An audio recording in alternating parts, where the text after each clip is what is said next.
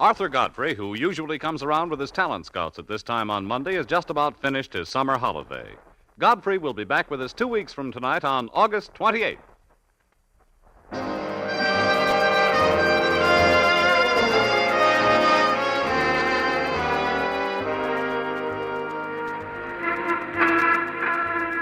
Broadway's My Beat, from Times Square to Columbus Circle, the gaudiest, the most violent, the lonesomest mile in the world.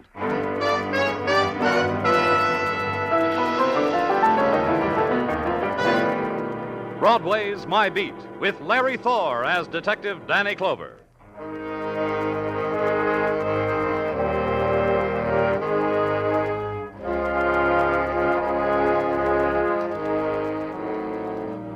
Broadway. It's the shrieking edge of a numb universe that lies in the shadows and licks its wounds. And it's wasteland, a tinseled wasteland that wears the motley, wears the scarlet of neon, the harsh gold of a trumpet scream, the kaleidoscope of color a tear makes when it's held up to the light. There's the color of the desolate wind that sighs through Broadway, nameless and cold. The wind that drifts, touches everything, seeps in through windows and under doors, and lends its quality to whatever room in which it dies. Like the room where I was standing. Mrs. Branch's rooming house, cretonne drapes, dusty, beaded lamp, dusty, wash basin, rust-stained, the bed pulled down from the wall, the crumpled sheets, and the dead woman. And Mrs. Branch not believing a bit of it. Oh, I know it. What, Mrs. Branch? Someone's going to come along and pinch me, and I'm going to wake up, and this whole thing will be a dream. Won't it, Mr. Clover? No. Who is this girl? I'm going to tell you because it doesn't matter, because it's a dream. Her name's Mary Demming. How long has she lived here? 4 years. 5. One morning she rang my doorbell. She had a black suitcase in her hand. I liked her. She liked me. She stayed. Always paid her rent. Now... Oh, I don't believe it. Now she's dead, Mrs. Branch. She's been stabbed to death. You've got to convince yourself of that and help. Who were her friends? Oh, she was very popular. Whenever the doorbell rang or the phone, it was for Mary. Often wondered why she didn't marry with so many friends. Tell me how you found her. Well, I brought Mary her coffee this morning. She didn't smile when she saw me. Something was wrong, I told myself. I shook her, and then I saw the knife.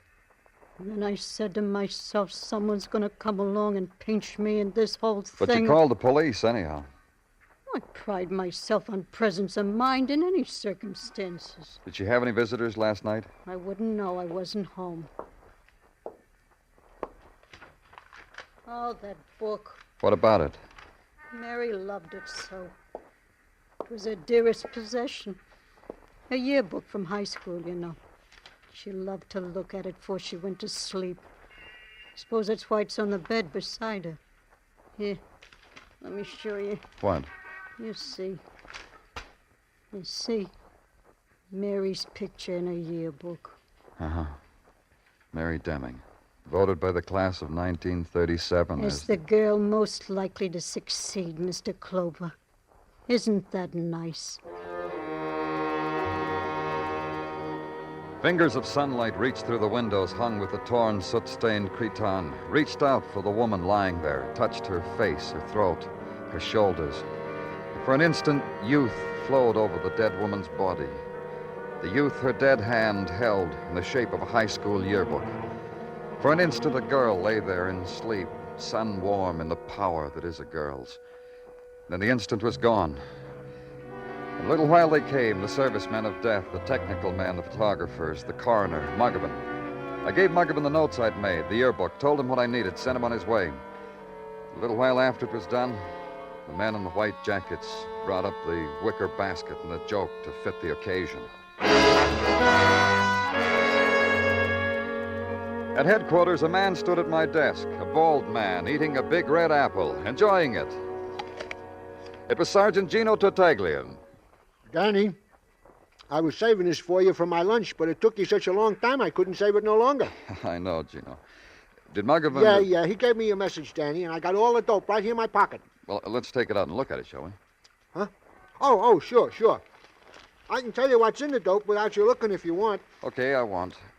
The girl, lately deceased, Mary Demming. She had a police record. Oh. Not that serious the way you said, oh, Danny. A record that is not unordinary among certain type people. Reckless driving, driving while under the influence, bashing a cop in the eye because he stopped her while she was doing 90 on a Sunday afternoon, disturbances of the peace on occasion, shoplifting, little ordinary things like that. Anything else? Not from me, Danny. You, Muggavan? Yeah, Danny. I checked and cross-checked the high school yearbook like you told me. Mary Demming against everybody else in the book. Something? Maybe. Anyway, I came up with the names of 4 students that the Demming girls seemed to be most intimate with during her high school years. Who are they? I made up a list, Danny, here. I traced their addresses, their occupations. 3 of them, anyhow. 4th is going to take more time. Thanks, Muggavan. Wasn't too easy, Danny. Cross-checking all that stuff. The sororities, Sans Souci French Language Club, the Lettermen, the a cappella choir, the proms, the National Thespians. All that high school stuff wasn't easy. Tell Gino about it, Muggavan. He'll save you a big red apple. So it began, a woman dead in a boarding house, and her last identification with life, a high school yearbook. A woman, anonymous except for that. Somewhere, if Muggavan's checking was correct, 4 people had intruded upon her life, tempered it, perhaps shaped her dying.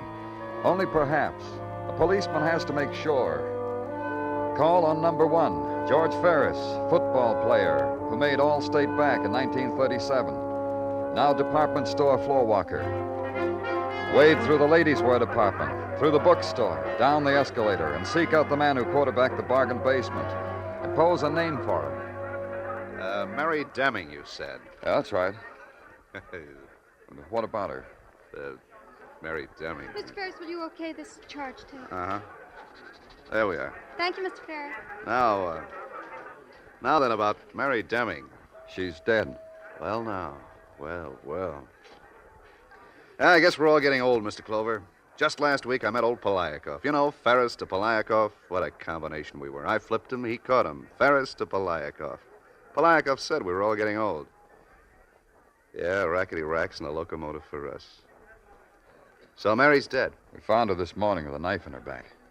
You know, she had to end that way. Why? Human nature.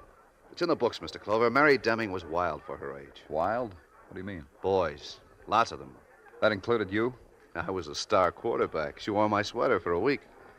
Then one Monday afternoon, I saw her in the drugstore with a left tackle. Mary Demming was a wild kid. I liked her. For the week I knew her. Have you seen her since high school? Yeah, about a year ago when I was in ladies' lingerie. A woman with a shopping bag was stealing one of our $4.98 items. Mary Demming. Did you have her arrested? Well, yes, I did. After all, I work for this store. Sure. That's the last time I saw her. Mary Demming. Well.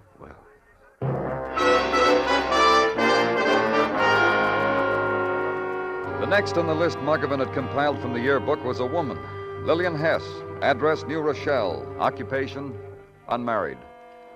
Her picture came to mind. A girl with a plain face with gentle eyes, a sweet smile, her dark hair cut in a page boy.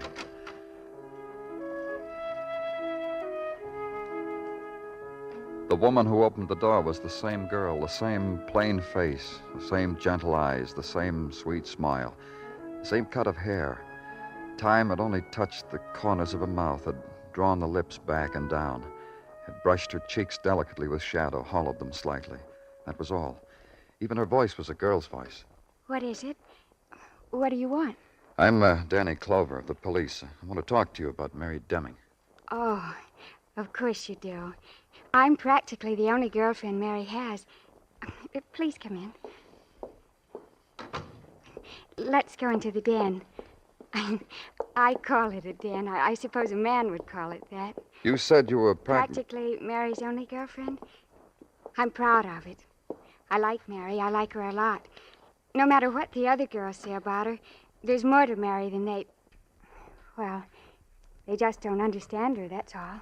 Miss Hess, Mary Demming is, what I want to say is that she's... You want to tell me that Mary is dead. I know that, Mr. Clover. I saw the afternoon paper. Here we are. This is my den. I was just playing some music and reading. I love that song, don't you, Mr. Clover? I play it over and over. please sit down next to me on the couch. Thank you. Mary Demming was murdered. They were jealous of her. That's why they killed her. Who? Oh, almost all the girls. Some of the boys, too. All jealous of Mary, for their own reasons. You know, Mr. Clover, Mary once came to my room and cried because she knew how they felt about her. She never showed it, but it hurt her. That's why she went on those reckless, dangerous drives at night. She told me so. Still, she was voted most likely to succeed. They voted her that out of meanness. They didn't mean it the way it sounds. They didn't say out loud what she was going to succeed at. When was the last time you saw her, Miss Hess? Mary? It was in the afternoon, just before... She congratulated me. She kissed me and said she wanted all the happiness in the world for me. In the afternoon before what did she do that, Miss Hess? Before the graduation dance. In June? It's always in June, Mr. Clover. You see, Paul and I were going to announce our engagement formally at the dance, but Paul died. That evening, he died. Oh? Yes. I went to his house just before dinner to ask him... Well, to ask him did he really love me. He ran down the stairs to answer me and fell and died, just like that, without any reason. I'm sorry. I'm very sorry. It's all here in my diary, Mr. Clover. The last time I saw Paul, the last time I saw Mary.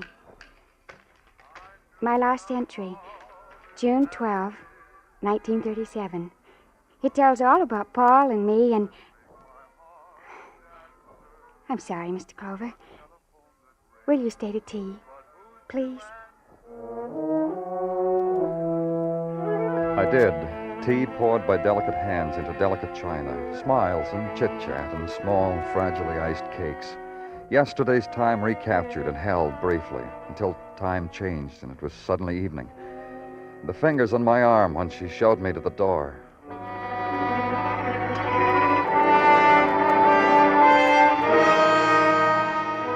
Number 3 on the list, Ona Webster, cheerleader, class of 37, the yearbook had said. Now, Ona March, married 5 years before to a Keith March. Address, 8020 Andrews Avenue in the Bronx. You got here. You finally got here. What? You are the police, aren't you? I called. I'm looking for Mrs. Ona March. She's in there, in the bedroom. I told you she would be. Come on. Look, I just came home, went out for a walk. There have been prowlers. Maybe I shouldn't Wait a minute. I don't know what you're talking about. Who are you? Ona's husband. I told the policeman on the phone about my wife. What's the matter with her? She's in there, on the bed. She's been stabbed to death.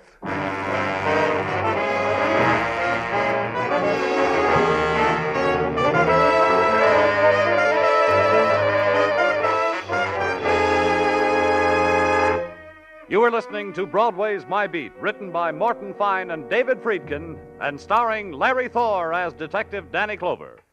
An old friend of yours comes back tomorrow night, Luigi Basco. And once more you can live that wonderful Life with Luigi. So join us on CBS this Tuesday night for Life with Luigi on most of the same CBS stations.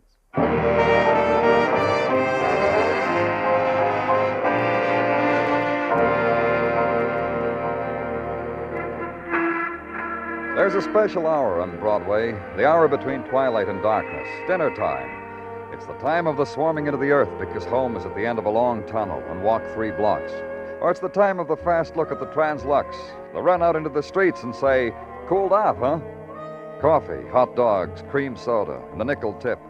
And Broadway tries to gulp its dinner the way it's seen ordinary people gulp their dinner. Wipes up the gravy with a second piece of bread and compares boyfriends, girlfriends, and recurring dreams. But my dinner time wasn't like that, because it didn't happen, because it was being preempted by something else, by a woman with a dime store knife pushed deep into her, by a man with a fright of death goading him, taunting him into screaming at me. Do something. Don't just stand there.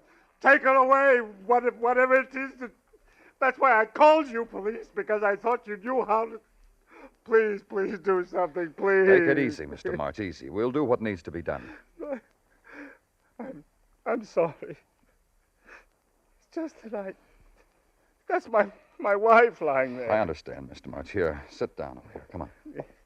Thank you. Would you like some water? Anything? No, thank you. Do they always look like that? Huh?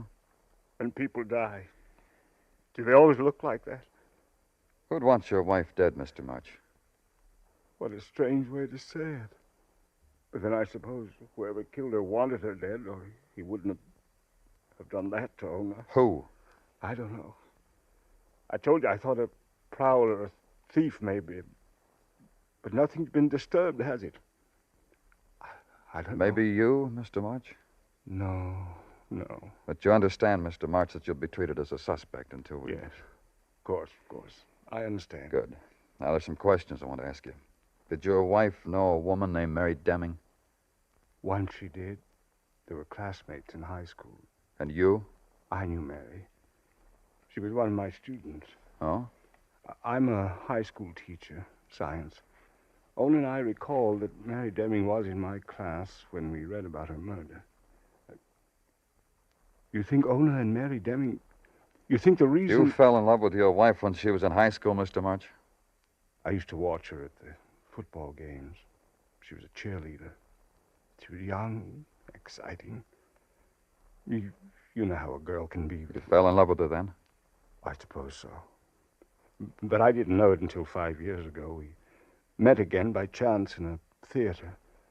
After a while, we got married. Your wife and Mary Demming, were they friendly? Did they go around together, have the same boyfriends, things like that? I honestly don't know.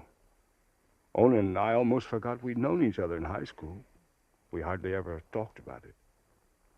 Mr. March, how well did you know Mary Demming? What?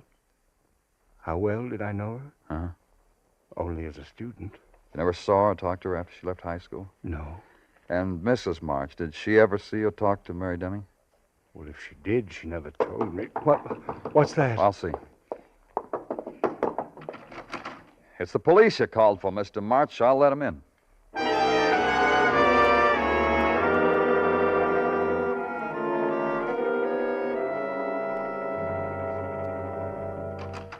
Hi, Danny. Oh, Gino. Come in.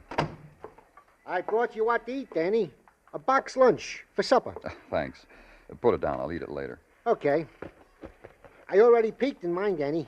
I got an apple. How about you? Probably an apple. Box lunches never change. Oh, I don't know. Once I found $1 bill in mine. Gino, Once I found an Easterling sterling silver spoon with which to eat my potato salad. Gino, I guess I'm born lucky. Gino, please, I'm tired. I've had a tough day. 2 people have been killed, and I'm no closer now to the answer than I was when I'm you... sorry. Do you have anything to tell me, Gino, about Mary Demming or Ona March? No, Danny. I'm sorry. Danny, Yeah? What is it, Muggavan? found what we were looking for. And what was that? 4th name on the list, the one I couldn't trace down, Milliken Polk. Hey, that Milliken Polk. I was looking through that yearbook. That guy was the genius of the class. Got through high school in 2 years. The type I admire most highly. Where is he, Muggavan? In the penitentiary, Sing Sing, a 3-time loser, for selling oil wells to visiting movie stars and poor Texans. Don't stare at me, Danny. So his education turned him into a con man. So kill me. How come you had such a hard time finding him? Polk had 8 aliases. I tracked down one, he'd suddenly dissolve into another man. Thank you, gentlemen. Hey, Danny, it's too late to drive up to Sing Sing tonight. And you haven't eaten your supper. Don't worry about it. Muggavan, Oh, yeah, Danny. call Sing Sing. Tell him I'll be up in the morning, and tell him to throw a guard around the cell for Milliken Polk so he won't dissolve into another man.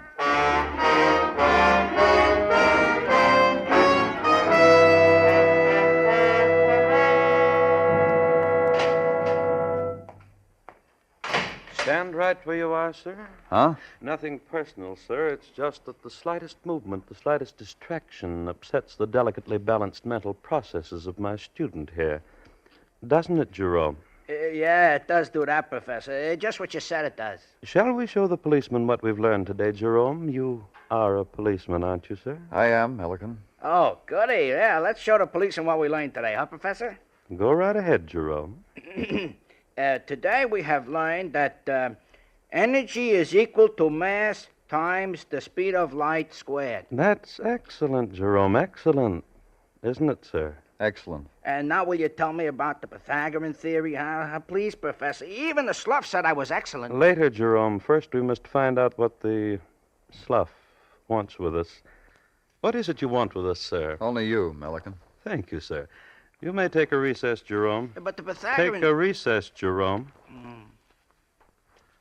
And now, sir, we are in effect alone. What can I do for you? You went to high school with Mary My Demming. congratulations, sir. However did you track me down to this, my private lair?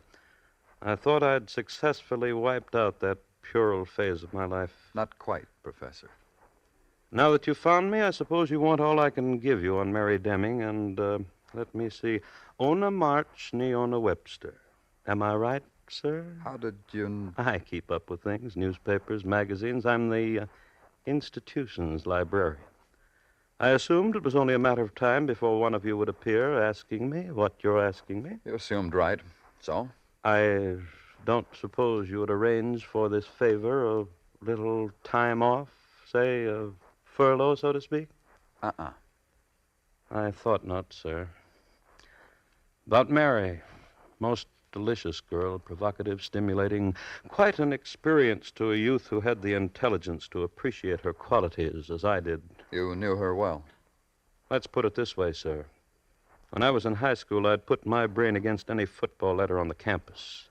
Mary was quite interested in me till I tired of her, threw her to the athletes. What about Ona Webster? A bore, always turning cartwheels, screaming through a megaphone. Ah, Mary, Mary. You really liked Mary, huh, Professor? There were so many things about Mary, too, like the way she could wriggle out of trouble. All these years, in trouble, out of trouble, like putting on and taking off a nightgown. Always somebody to take care of Mary. You have any theories, Milliken, as to who might want the girls dead? I haven't wasted my brains on it, sir. For the past 5 years, I've been occupied with Jerome here. Now, Professor, now you're going to tell me about the Pythagorean theory? Now, Jerome. I'm sorry, sir. I'm calling my class to order. Goodbye, sir. And the things Milliken Polk had told me had their own place with the fragments I'd gathered up about 2 women. Ona March, cheerleader. Mary Demming, most likely to succeed.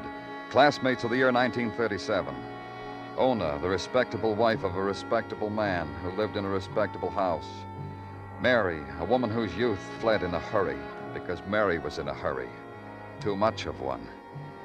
Back at headquarters, I went over her police record again. Reckless driving, 1937, license revoked. Drunk driving, 1939, fined $100. 1 night spent in jail, then released, fine paid. Drunk and disorderly, 1941, fined $50 in 30 days. Sentence suspended, fine paid. Went like that. Fine paid, fine paid. Then a felony a year ago, shoplifting. But a lenient judge changed it to read petty theft. Fine $500 in probation, fine paid. The fine was always paid. Go back again and start all over. In 1939, the money for the fine was furnished by Joe Sage, bail bondsman. And in 1940 by Joe Sage, all of them, every one of them. Maybe Joe Sage had a fragment to hand me, too. Yo, what is it? Oh, hello, Danny. I didn't recognize you. The light in here. Maybe it's because you haven't been in here so long. I need some help, Joe. For you, the house. Thanks. About a client of yours. Except about clients. Oh, Danny, you know in this bail bonding profession, we ain't required to give information about clients. Like a doctor, like a lawyer, Danny. Look, you're talking to me, Joe. You know as well as I we can subpoena your books. Sure you could. With a good reason. Try murder. Which of my clients do you wish to ask me about, Danny? Mary Demming. Like the back of my hand. I know her that well. Good. You tell me all about it. Sure. Here is a dame who used to get herself into trouble peck after peck. Drunk driving, disturbing, heisting underwear. Little things, but you could count on her. And her fines got paid every time. I'm just trying to find out how Mary could afford to pay you back. You know I went her fines, huh? Uh-huh. Because I had a standing order. About 10 years ago, a man came to me and he said, this girl, Mary Demming, ever gets into trouble, help her. This man said he would personally guarantee I would be paid back. What man? A professor. High school teacher. He wrote after the word business on my client's card. Named Keith March? Named Keith March. Why do you ask me questions when you know the answers?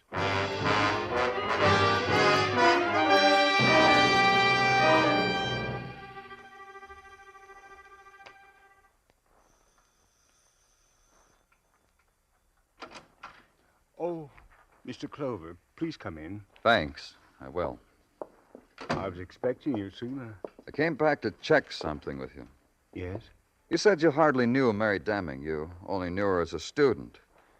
Would you like to add to that, Mr. March? No. Why should I? You were in love with her, weren't you? You're being ridiculous. It wasn't Ona you watched in school. It was Mary, because you were in love with her. What are you talking about? She was a child. Your wife's age. How old are you now, Mr. March? 39. 13 years ago, you were 26, just starting out as a teacher. A man 26 can fall in love with a 17-year-old girl. There's nothing unusual in that. But I still don't Every see... time Mary got in trouble with the police, you got her off. Got her fines paid. We've records that you helped Mary. Why should you do that? Mary's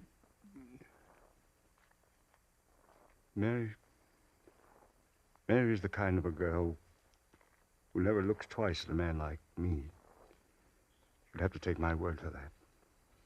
I helped her. Why? Because the times I helped, paid money to help her, she would thank me, let me do other things for her. There's this, Mr. Clover. What? I did love Mary. Then why do you accuse me of killing her? You didn't, did you? No. I told you I loved her. Sometimes I hated myself for it, but I loved her. But you know who killed her, don't you? So do you. Your wife?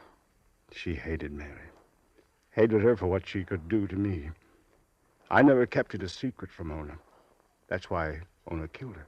That's why you killed Ona. From my point of view, that was the only thing to do. Ona had killed the thing I loved. After Mary was dead, nothing had any value. Not even taking another life. You understand that, don't you? Let's go. It's not going to be that easy. Keep away from that desk. I'm going to kill you, Mr. Clover.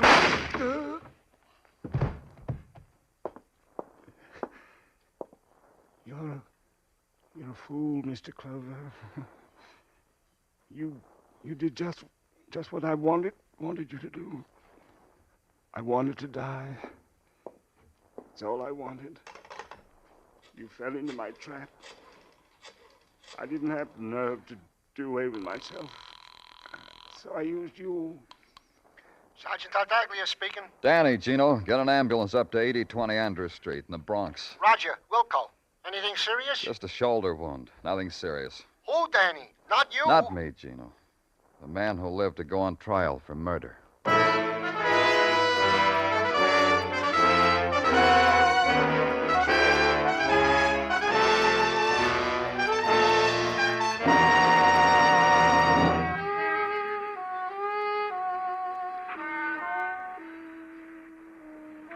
It's the gathering place of all the sleepless nights, this Broadway, and all the unwept tears.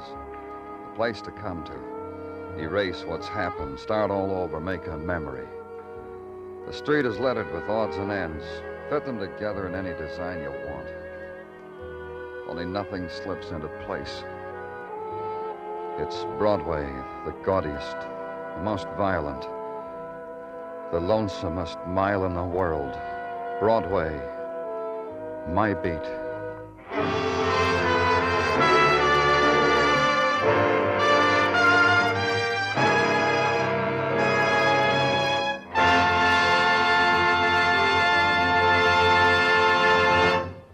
Broadway's My Beat stars Larry Thor as Detective Danny Clover with Charles Calvert as Tartaglia.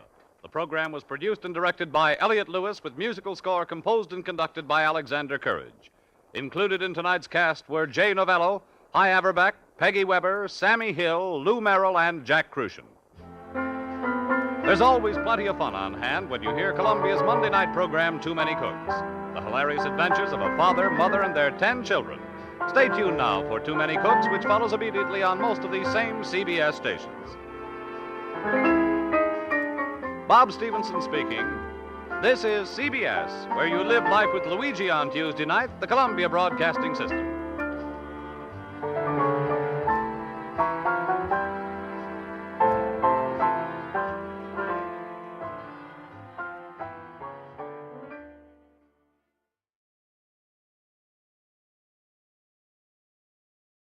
We delay the start of our scheduled program to bring you a bulletin from CBS News. Washington. The State Department has issued a statement in response to the proposal by Jacob Malik, the Soviet delegate to the United Nations, for a ceasefire in Korea. The State Department said that if Malik's proposal is more than propaganda, adequate means for discussion and end to the conflict are available. The State Department said we are ready to play our part. This bulletin has come to you from CBS News. We now resume our regular program.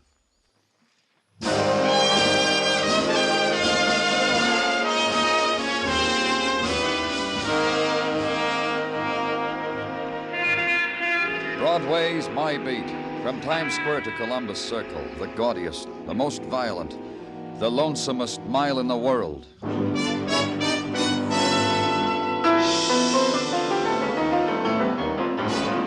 Broadway Is My Beat, with Larry Thor as Detective Danny Clover.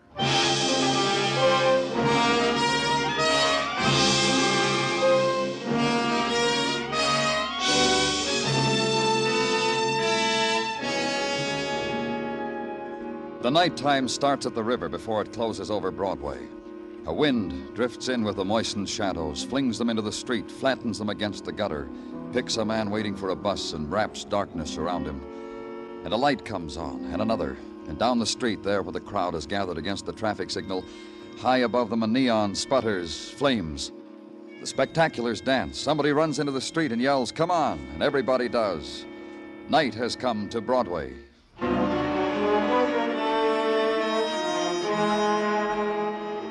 And where I was, there was a wind. The built-in wind, a thing composed of poor ventilation, tears, shed and unshed, and bottled chemicals. It was the basic ingredient of the city morgue, though not to be found on blueprints or bills of specifications. It was something new to the man walking beside me. This place? This place? Just take it easy, Mr. Larson. I'll tell you something. I guess it'll sound funny. I've read about places like this, and I've closed my mind to what I read. I guess I never wanted to visualize anything. Right here, Mr. Larson. What was your daughter wearing? Mrs. Larson wrote it down for me. You see, I wasn't home when Ruth went to the movies, so Mrs. Larson... Ruth was wearing a skirt and blouse, pink bobby socks and saddle shoes. I guess you want to know this, too. She was 5'1". She was 14 in May. She had brown hair and brown eyes. And I want you to know, Mr. Clover, I guess all fathers feel the same way. My Ruth was... Well, our friend said she was a remarkable child. We're going to send it to... under that sheet. This girl was found in a vacant lot between your home and the theater your wife mentioned when she called. How... I mean... Look, you know what Beaten, fractured skull. I have to look, don't I? Yes. If it's your daughter. Ruth's a nice girl. She started to go to parties with boys, and she always gets home by 11 o'clock. She's going to be a dancer. When people come to the house, she dances for them. Mr. Larson. You see, as I told you before,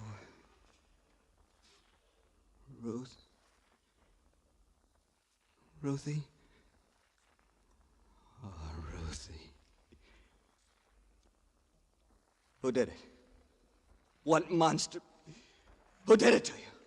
Who? Who?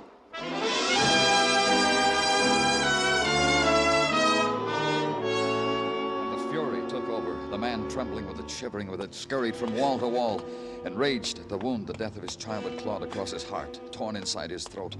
The helpless, futile rage of the animal whose small range of understanding has been kicked, beaten, thrown against the barbed wall of violence.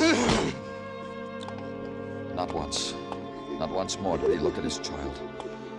Now try only to wipe out the memory, try to strangle the long-ago laughter and sobs that the child had let echo through him. And finally, the collapse, the heap on the concrete floor.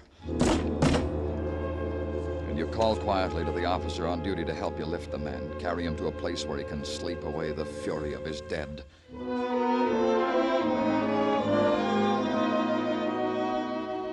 Then back to your office and close the door on it. Stand at the window, watching the squalls of the nighttime wash against it, beat against it, and then stare at the walls. Then hear the door open for it, to let it all in again. Danny? Danny? What do you want? Well, Dr. Sinsky's report. He was busy on another. He asked me to bring it to you, so... Leave it on my desk. All right. You're not going to look at it, Danny? Why? I know what's in it. Well, I thought I did, too, till I glanced it over on the way to your office. You better take a look at it. You're so eager, I don't want to spoil it for you. Tell me about it, Muggavan. Danny. You tell me, Muggavan. We've had other kids who... And this one's no different. That all, Muggavan? That's what I've been trying to tell you. This one is different. Just what you saw when you first found her. That's what's in the report. Beaten, skull fractured with the butt of a gun. Nothing else. Then give me a motive. Give me another motive why a 14-year-old child should...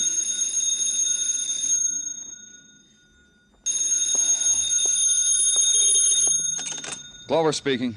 Sergeant Tartaglia at this end. Homicide, Danny. Woman in backyard of house at 1845 West 11. People named Murray. Upstairs wants you on it. Shall I tell him you're agreeable, Danny? Tell him I'm... Bring me a motive, Muggavan. Upstairs wants me to run an errand.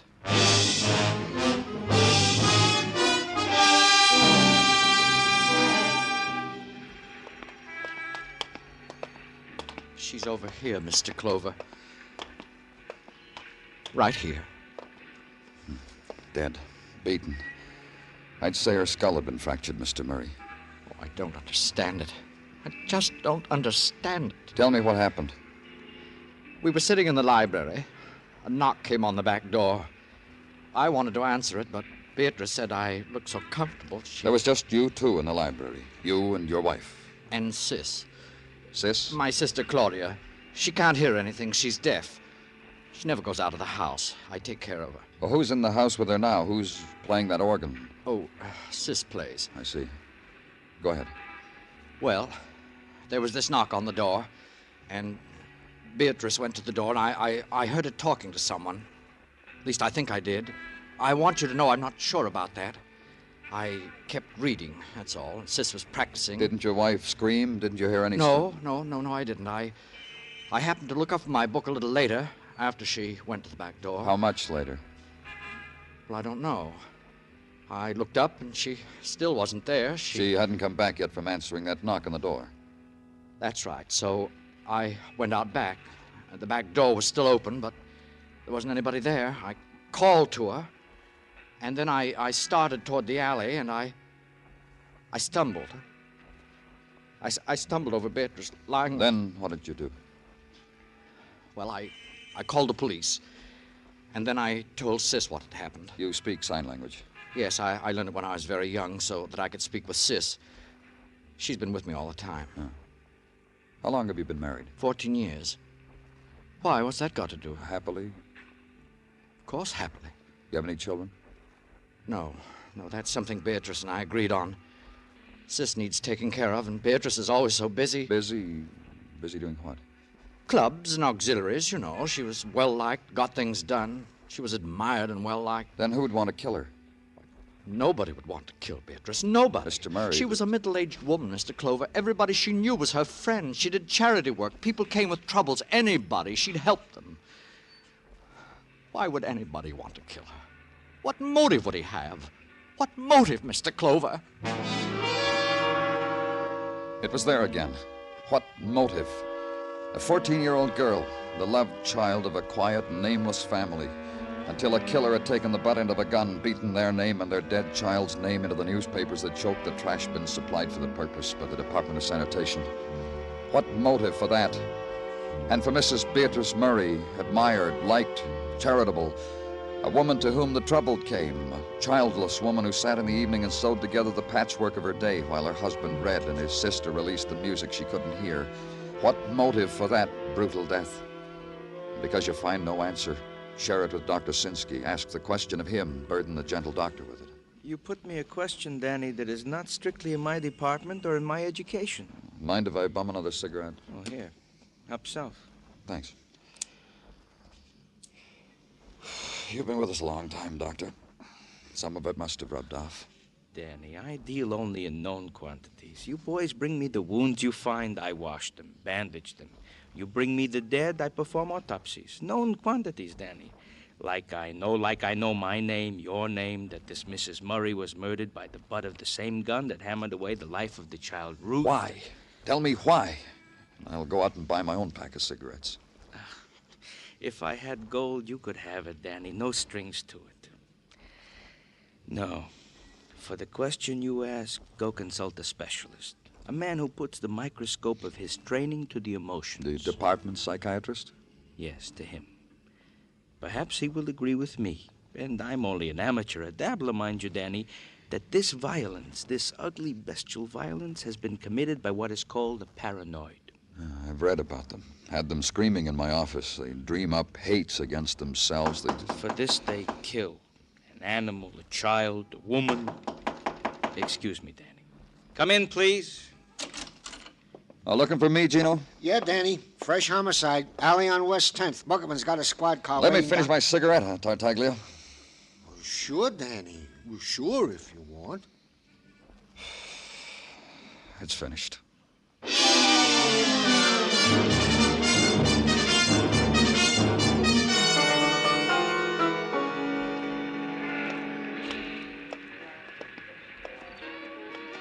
A woman, Danny.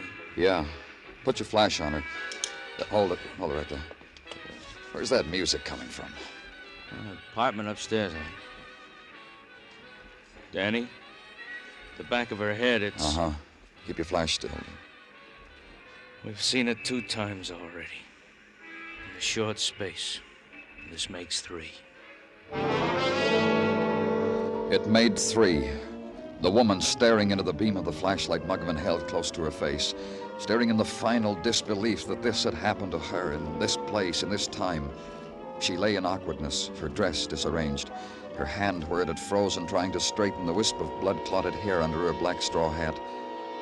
The alley wind found the white lace at her throat, riffled it, and the murdered woman made 3.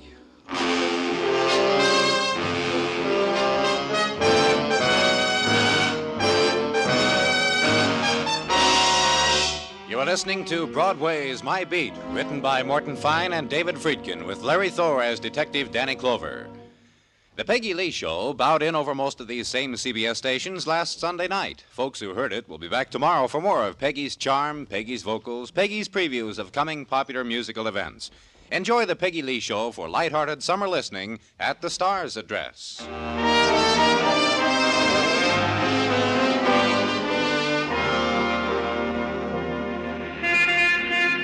The night music of summer spills into Broadway from the scarred throats of the loudspeakers hanging over the record shops. And this summer's kids, in the off-the-shoulder cottons and the transparent California sports shirts, squeeze each other into the doorways and lap it up. And then someone shrills a new diversion in a new shop window on a new corner, and Broadway's youth rebops on down to it. It's an old ceremony on Broadway, this dancing in the streets, and the sweating barker with a fistful of passes to happy upstairs lands. Just the price of the amusement tax, kid. That's old, too. The girl in the swimsuit lying on the billboard beach, never aging, but old. And the touch of summer's night on your eyelids, that's familiar, too. It's all happened to you before.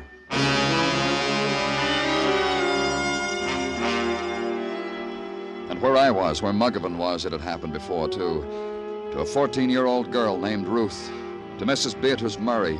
And now to the woman lying dead in an alley, not feeling the touch of the man who had first timidly and then with effort twisted the purse out of her hand. She was holding on to it so tight, Danny. Open it. So tight. Yeah. Killed the same way as the other 2, wouldn't you say, Danny? Uh-huh. Maybe our fair city's being honored with a mad killer, huh? Maybe. Sick man with a grudge against women, even if they're a kid. Looks like it. How long does it take to go through the purse, Muggavan? Just sorting the unnecessary stuff, Danny. Tissues, compact, change, purse, bobby pins. There's a sales slip for... Let me see. Hold a flash a minute, Danny. Yeah. For Chinaware. A tortoiseshell comb with silver edging. That's all? No identification? Well, I haven't tried this inside flap yet, Danny. Yeah, here it is. New Social Security card made out to, hold it again? Alma Russell, 4212 6th Avenue. That's around 8th Street, Danny. Well, maybe she was on her way home, took this alley. It cuts through to 6th. Killer knew she took it sometimes, waited for her here, slugged her, made sure she was dead. Got a confession, Danny. It puzzles me. You alone in the world? 3 of them dead. That girl, that woman with her husband, and the sister who plays the organ. No, this one. I could understand it if... If what? There wasn't a mark on him, Danny, other than the beating from the gun, but not a mark. And this girl's young. About 25, I'd say. Pretty, neat, clean. I bet she was attractive. Sweet. What are you building, Mugman? Well, we've had them before, Danny. The guys who wait in alleys, go to moving picture houses, talk to little girls, and the vacant lot. This kind we've had before. And in a way I could understand it. But the killer who... You said he was sick. Dr. Sinsky called him a paranoid. Whatever they call him, it scares me sick. I got a niece lives 3 blocks from me with my brother. She's... Funny. You're trying to talk about her like the girl's father did when... Go call them, Mort Muggavan. Danny, the thought that it could happen... Go call them. I'll wait for you.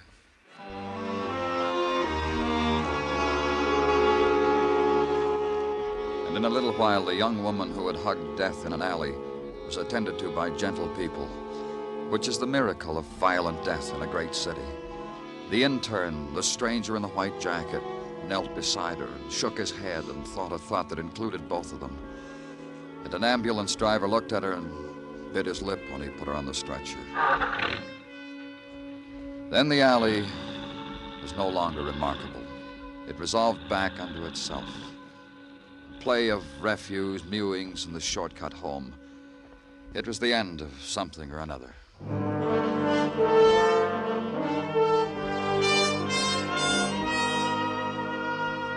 For me, it was the end of the day. Home now in bed. Adjust the mind not to dream. This can be done by a policeman assigned to homicide. Sleep the night through and wake and have the coffee and read the paper and get to work. Go now to the address on 10th Street because a girl named Alma Russell once lived there. Ring the bell. Adjust your mind again to the fact that you're going to talk about the murder of a young woman at 8:30 in the morning. You from the police? Yes, I am. Well, come in. In here.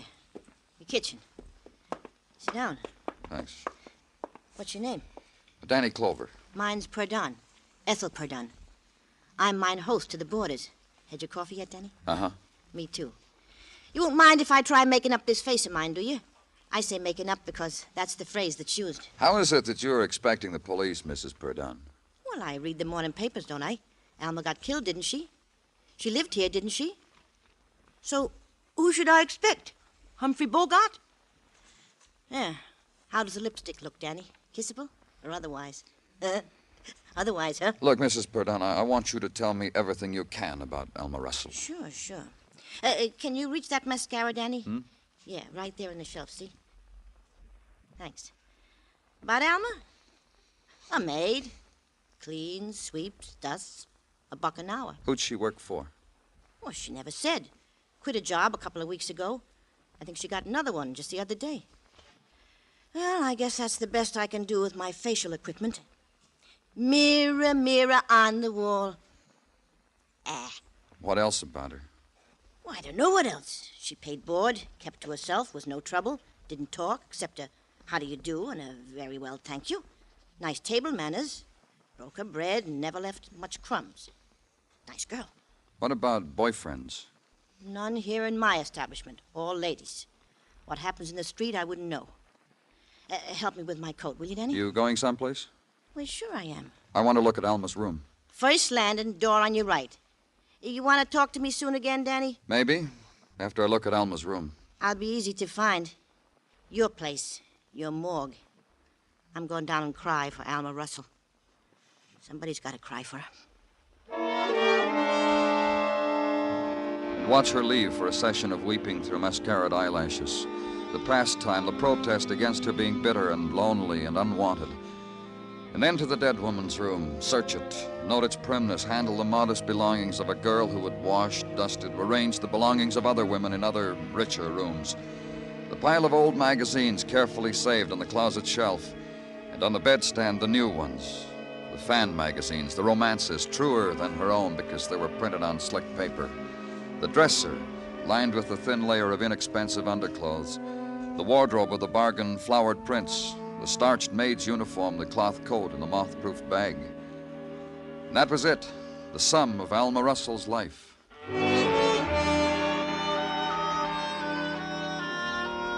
And then back to headquarters and the concern of Sergeant Gino Tartaglia for your tiredness, for your paleness. Danny, not that it is mine to meddle, but, well, you should exhibit yourself to the sunshine more. Loll on Far Rockaway on your day off. Gino. Bring cheeks of tan to your cheeks. Bare your pale feet to the vitamin-filled rays My of... pale feet bother you? Nothing whatsoever about your personality bothers me, Danny. It's only that I know, Gino. You'd feel better if I got sunburned. Well, it is the fashion of the season. There's a rumor murder is the fashion. Yeah, this also. 3, the members of the opposite sex. Could be so simple. If only somewhere I could find where their lives had been touched by one man, by one killer. Danny, don't whip yourself. I put the boys working on it like you asked. They can't find it either. All they come up with is a reading on a sales slip. Huh? The sales slip you found in the purse of the deceased Alma Russell. It seems the girl bought a teapot from a place called Ivar's, paid $200 for it. And this makes a mishmash, upsets your colleagues in the department. $200 for a teapot bought by a girl who makes $1 an hour. Doesn't it upset you?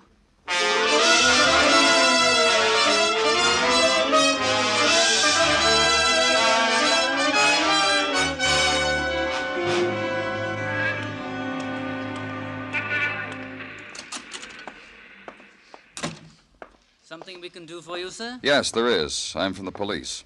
Good. Are we interested in some Chinaware today? Yes, we are. I want you to take a look at this. This sales slip. What is it? It's for a teapot, one that costs $200. I don't understand why we're lifting our eyebrows, sir. Of course it did. A Stratfordshire teapot on the current market is worth at least that. This sales slip was found on a young lady that's been murdered. I see. The young lady happened to have purchased this teapot here. I see. Her name was Alma Russell. I see. How does $1 an hour maid buy a $200 piece of china? By paying $200 for it. Miss Russell paid exactly that much. Then you remember Miss Russell. Oh, indeed, yes. We sold it to her ourselves about 3 weeks ago. I remember the transaction well. She'd called the day before to price the teapot. The next day she came in with the money about midday on a Thursday. Unless it was her day off, she was in uniform. Didn't it seem strange that a housemaid... Yes, it did. I might as well tell you. Tell me what? The sales slip says $200. She didn't pay that for it. She paid $190 for it, tax included. We paid the difference out of our own pocket. In the trade, we are known as a sucker for hard luck stories about teapots, and Miss Russell had one. You want to tell me about it now or later? Miss Russell was dusting the china at the home of her employer, broke a Stratfordshire teapot, hid the debris, bought another one before the accident was discovered as a replacement. Just one more thing. Did she say who this employer was? She did not. However, there are some regular clients of ours who eat off the stuff. Like who? The Llewellyns, for example, the Crandalls, second and third, the Murrays, the Westfalls. Which Murrays? On West 11th, the Paul Murrays. Are we being helpful? We'll never know how much.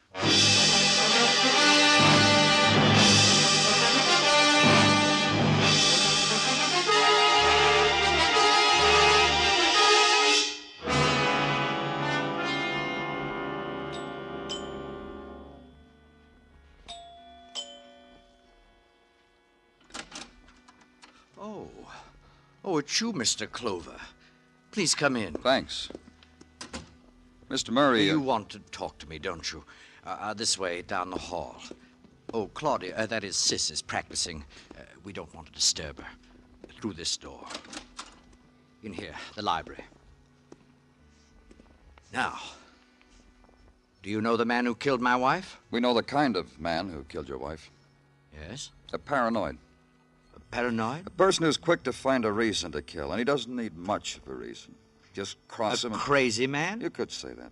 Well, they tell me a lot of crazies are clever, but why come to tell me about it? You should be out looking for the man. I just thought I'd stop by and let you know how we were progressing. I'm busy. Oh? My hobby. Model trains. I was assembling this engine. It's a diesel. Oh.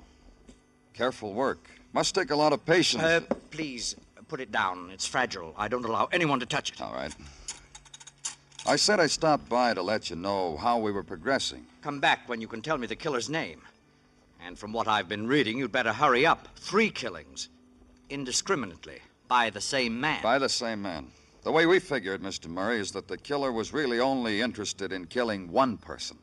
He killed the other 2 to make it look like what you said, indiscriminate killings. I don't understand. To make it look like murder without a motive, without plan. But there was motive.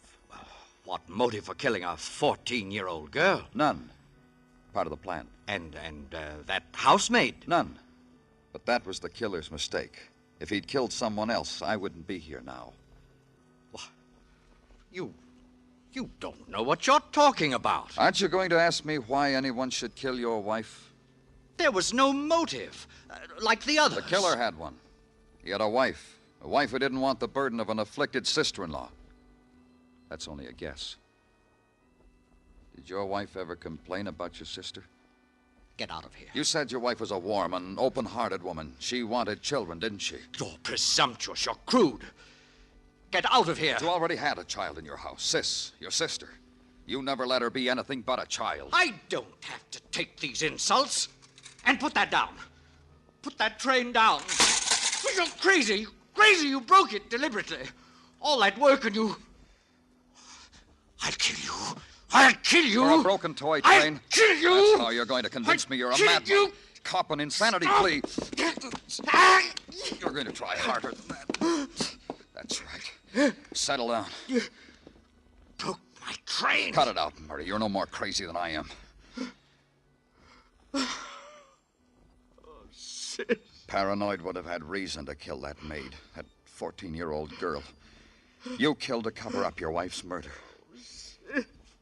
She'll find out what happened. We'll let her know. Sis. Oh, sis. What have I done?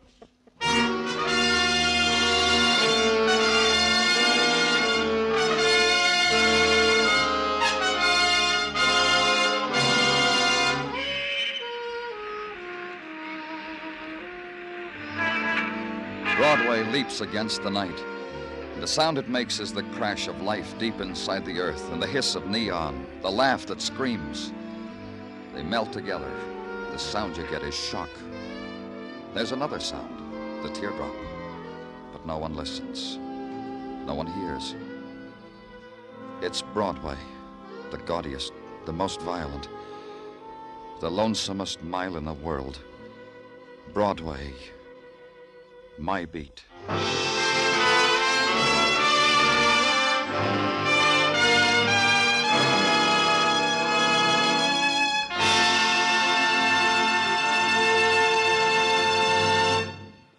Broadway Is My Beat stars Larry Thor as Detective Danny Clover with Charles Calvert as Tartaglia and Jack Crucian as Muggavan. The program was produced and directed by Elliott Lewis with musical score composed and conducted by Alexander Courage. In tonight's story, Joseph Kearns was heard as Paul Murray. Featured in the cast were Charles Davis, Martha Wentworth, and Harry Bartell. 2 styles of music, both tops in popularity, are heard every Sunday over most of these same CBS stations. Guy Lombardo's Sweetest Music This Side of Heaven is one. The other's the singing style of Mario Lanza, new vocal sensation of the airwaves. Enjoy Guy Lombardo and his Royal Canadians and the Mario Lanza Show tomorrow night. Stay tuned now for Sing It Again, which follows immediately over most of these same CBS stations. Bill Anders speaking. This is CBS, where you meet adventure with Charlie Wilde on Sundays on the Columbia Broadcasting System.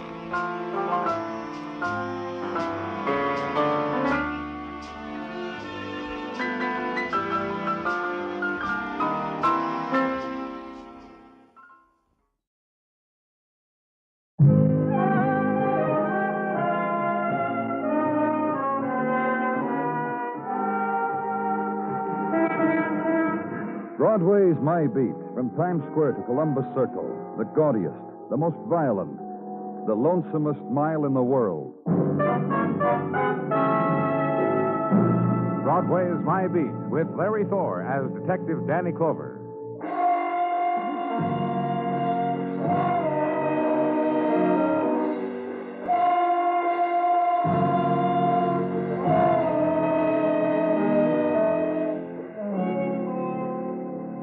When it's sunny August and you walk the morning on Broadway, walk slow. Give yourself time to gather up things you want to save for memories. And stop now and then and look around. Beneath your feet, the concrete strikes glints of any color you want. And the passers-by are nicely proportioned with sun-tanned shoulders and dachshunds and breeze-tossed hairdos. And skyward, the copper sky and the blue. But mostly, the secret things that only you can see, set to the carousel music your mind makes. This is the day Broadway belongs to you.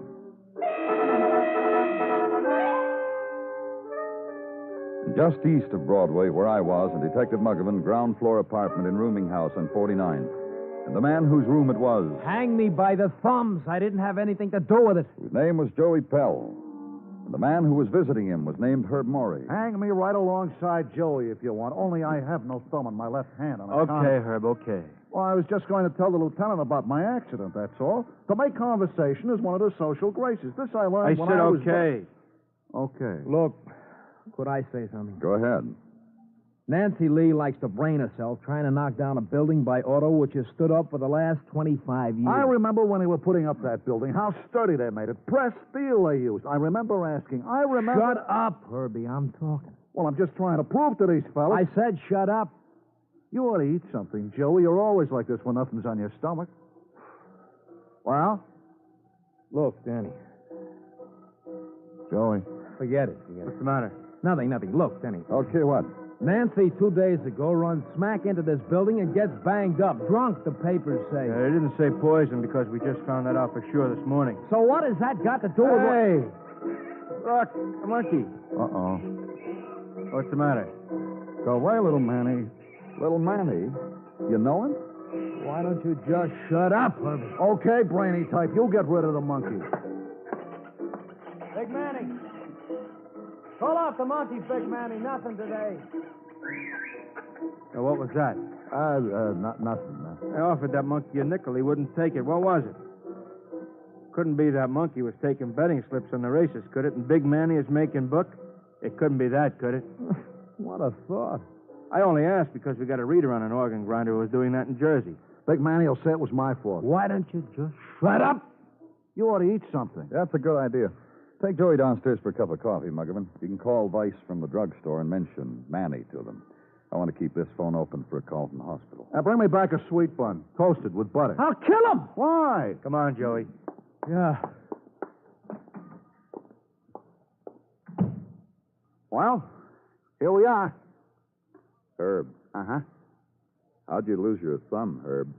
You know Naden's Delicatessen on 3rd? You worked at Naden's before you started to pitch for the Diamond Dance Palace? Yeah, that's right. You have anything to do with Nancy Lee's accident? Well, you ought to be ashamed asking a question like that, long as we've known each other. How long you known Joey? 5 years or so, I guess. Why? I was just asking. Yeah, I'd say it was 5 years. He was selling bears out front where I was pitching. Bears? Yeah, he's still doing it. What kind of bears, Herb? Kind you see every day on the street. Oh, yeah, you know, mechanical little bears you wind up and they move from side to side like this and walk around. Oh, yeah. That's a very nice item. Herb. Yeah? Listen, Herb. Nancy Lee had an insurance policy that's going to pay off a lot of money. Is that a fact? It would have been only for $75,000, except that she had an accident, and there was a double indemnity clause in the policy. And $150,000. Right. Herb. You'd better ask Joey. Herb, how come you and Joey are beneficiaries of this policy? We're liked, I guess. How come both of you... Wait a minute. Danny Clover speaking. Dr. Sinsky, Danny. How is she, Doctor? I just called to give you the latest, Danny, which is not good. Nancy Lee Hunter's still a very sick woman. I called to tell you we put her in oxygen. You'll keep me posted, won't you? Sure. Thanks. Okay, Herbie. How come last week both of you were spreading it around town how you're coming into a lot of money?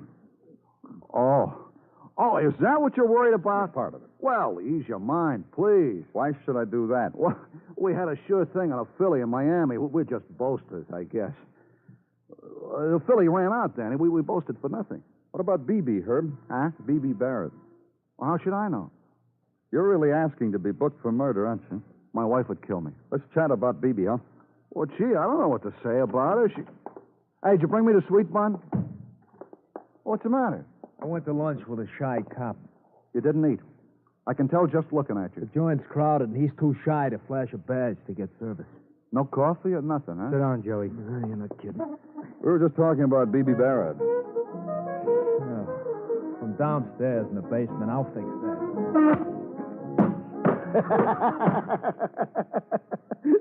What's the matter? You look funny jumping up and down, that's all. I'm glad I entertain you, Herb. Well, you're not the type, that's all. What about Beebe, Joey? Me, Herb, and Beebe. The 3 beneficiaries to Nancy Lee's insurance policy. Why not? Listen, you cops have called me a lot of things, so now you call me beneficiary, huh? That's what you want to know, huh? That's right. You know the kind of girl Nancy Lee was, don't you? Tell us. Wild. Brother. Crazy wild, with the booze, with the fast cars. Anything that was rapid, Nancy Lee's crazy wild. Brother. Go on. Keep him quiet, will you? Hey, keep quiet, Herb. He's got the floor, so it isn't polite. Yeah. Well, So Nancy Lee and me and Beebe and Joe. That was 3 years ago, before I was married. That was 3 years ago, before I was married. We 4 had a large bottle one night. All of us, got feeling floaty. Nancy Lee come up with an idea. Take out a policy on it, pay the premiums. He guarantees to be dead in 3 years. That's the way it was. That's the way it was. From a girl like Nancy Lee, it was the kind of idea you'd expect. Listen, listen, the kind of girl she was, everybody was surprised to see her alive from one day to the next. How much did each of you put up? Me, Herbie, Beebe, 15 grand each. Nancy Lee was going to die, so it didn't cost her a nickel. It's just the kind of girl she was, that's all. You know, What? they say it takes all kinds. Now, here was a creature who did everything hard. When she played hard. When she loved hard. Yeah, real nutsy, huh, that Nancy Lee? so each of you put $15,000 in the kitty. Is that the way it went, Joey? That's right. 15 grand per annum to pay the premiums, to buy her a car, apartment, clothes, various things. You know, this and that. Uh-huh. You know how ladies are. Go give them a budget. Go ahead. The 3 of us form a syndicate and put up the 15 G's each and said, that's it, Nancy Lee. That's it, baby doll. You're not kidding. You know, the first time I saw Herbie was talking to the photos in front of the dance place he pitches, so go ahead, blame him. He sits there and talks to himself. What'd I do? What is this? Come here, baby. That's what I like to hear. Oh, baby. Whisper something to me.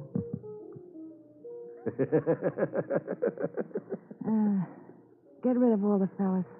Tell all the fellas to come back several hours later with sandwiches and whatnot, huh? The 2 you don't know are cops.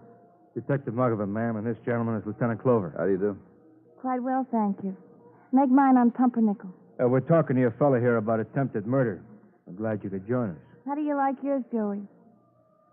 Cop's kidding, isn't he, Joey? Men said they found poison in Nancy Lee. Men said that's why she banged the side of that building. Kidding? Why don't you listen to him? He's telling you, ain't he?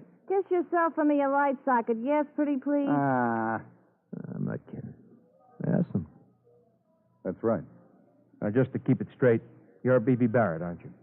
Just to keep it straight, it's Miss Beebe Barrett. Later to become Mrs. Joey Terrell. Little man, what now? Are you dying? One of these days, I'm going to brain him. Look, I got a real good sense of humor, and I laugh easy. What do you want from me, plasma? Nancy Lee dies, you come into a lot of money, right, Miss Barrett? Joey? They know about it. Joey says you know about it, so why ask me? $50,000 each. You did it in your mind. I had to sit down with pencil and paper. Yeah. That's right, cop. $50,000. You fellas... Yeah, Muggavan. Uh-huh. Uh-huh. Oh, what do you call it? Uh-huh. Oh, thanks, Doc. Yeah, sure. That was Dr. Sinsky. Nancy Lee Hunter just died. Now, our Dr. Sinsky gave me a medical term why Nancy Lee Hunter died. When I couldn't understand it, he explained to me it was the name of a poison. Oh, gee, that's too bad. Yeah, Dr. Sinsky believes that Nancy Lee Hunter took or was given the poison, which made her crash the car. Oh. Watch this.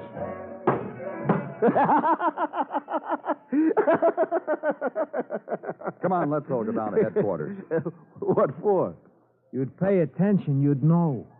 Nancy Lee just died. The police, these fellas here, think she was poisoned. They want us to go down to headquarters to talk to us about murder. Oh.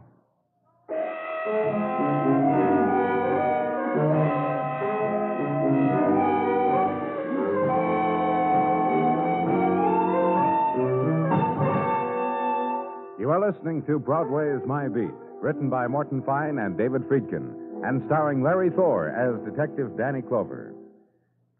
Do you know the facts of death? The simple truth is that unsafe driving is an open invitation to the Grim Reaper. It's amazing how many otherwise sensible and even brilliant people permit themselves to lose their perspectives to the point where a moment's speed, an instant's poor driving judgment, can result in disaster. Driver, if it's a gamble, don't take it.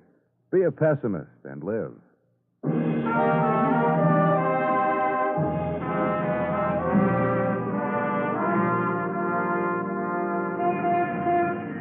Sunburst of a new August morning, and Broadway takes a moment from the swarm to lean against subway exit, to gird itself against another day by a quick rundown of mileposts of the long night past. There was the afterwork bottle of beer at the corner bar, and the hazed reflection of a woman's mouth in the soap mirror. And remembered over supper, Junior remarking on the funny look on Pa's face. And mattress on the roof, then, your corner of sleep. And from windows of the street, the floating siren songs of the disc jockeys, and the dream fragments, where you're someone else, somewhere else. Somewhere else, fathoms low, Everest high, deserts wide. The dawn chill, then, the awakening, the waiting time clock, sunburst of a new August morning, and try once more. Maybe it'll happen today. And at police headquarters, the normal phenomenon of all the mornings. In August, it is good to be alive, Danny. Sergeant Gino Tartaglia. And in order for you to more freely savor this feeling, on your desk I deposit a container of hot coffee. And a hot Zimmerman bun likewise. Well, thank you, Gino. May I ask a question, Gino? It's allowed. Well, I've thought about it a lot, and, well, Out with it, Danny. sometimes I get in here, like this morning, maybe a half hour late, sometimes a couple hours. You always have a hot bun for me. How do you keep it hot? Bish Pash, my secret. Oh. Any more questions, Danny? No?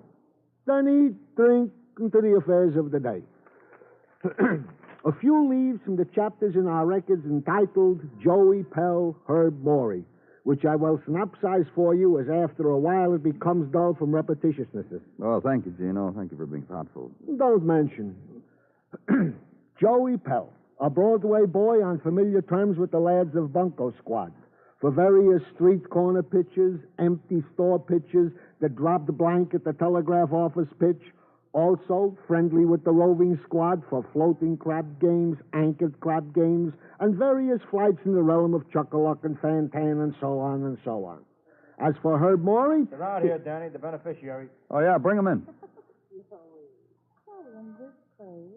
All right, break it up, lovers. The lieutenant says he wants you inside. Come on.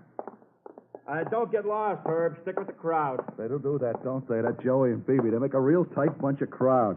Let's put it this way, Herb. Well, let's just put it, Joey. In Beebe here, I got a hive of honey. And in your wife, Herb... What about my wife, Joey? In your wife, Herb, you got a barrel of marinated olives. I love you, Joey. The things you think to speak. Oh, well, you two break it up. Tableau's over. Jokes are over. Joey and Herb, mug him and get them out of here. Danny. What? Delicate with Beebe, huh? Gentle with Beebe, huh? Because I have the very highest type thoughts about Beebe and deep respect and all inclusive... All right, outside, lover. You too, Herb. Wait. Joey, hold me a minute, Joey, like you do. I don't want to forget ever how you do that, Joey. Even for a minute. No, Joey, you go with the man like the man says. It's a flipped world, baby. Put you in it, I like it. That Joey fella, he loves me. If you get the chance, you look on that stone wall, that building on 39th. You look. You'll see scratched into the stone 2 hearts entwined and initials J and BB. Sit down, Miss Barrett. Oh? I will move the chair in for you, Miss Barrett. Miss Barrett? Sweet. Thank you. Miss Barrett, if you That's should... all, Gino. You can go. Lieutenant? Miss Barrett? You're sweet.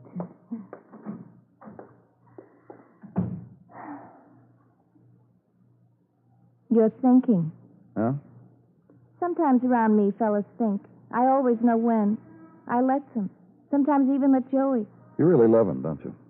I can cry how much, or yell, beat my chest. You know what you're thinking? What? You're thinking, did I make Nancy Lee die? Did you? I will be very wealthy because Nancy Lee crashed her automobile. You and Joey. 2/3 of 150,000. Best part, me and Joey. I read there's a mountain in Rio someplace they call Sugarloaf. Me and Joey will sweeten it. You're making it easy. What? I said you're making it easy. Easy to explain. Motive in simple language to a jury. You kidding? Get me a jury, 12 men and true. After me, they'll mark you low boy on the grease pole. You kill her, drink with her, poison her, get her in her car. Nancy Lee was very talented with that stuff herself. Very capable of a routine like that without any assist from me. From anybody. From Joey, maybe. No, not Joey. Don't you say Joey to me. Don't you dare. Yes, I will. Sit down, Miss Barrett. Tell me about Nancy Lee. Miss Barrett. About Nancy Lee. It's got me in it. Tell me. From 5 years ago. 5.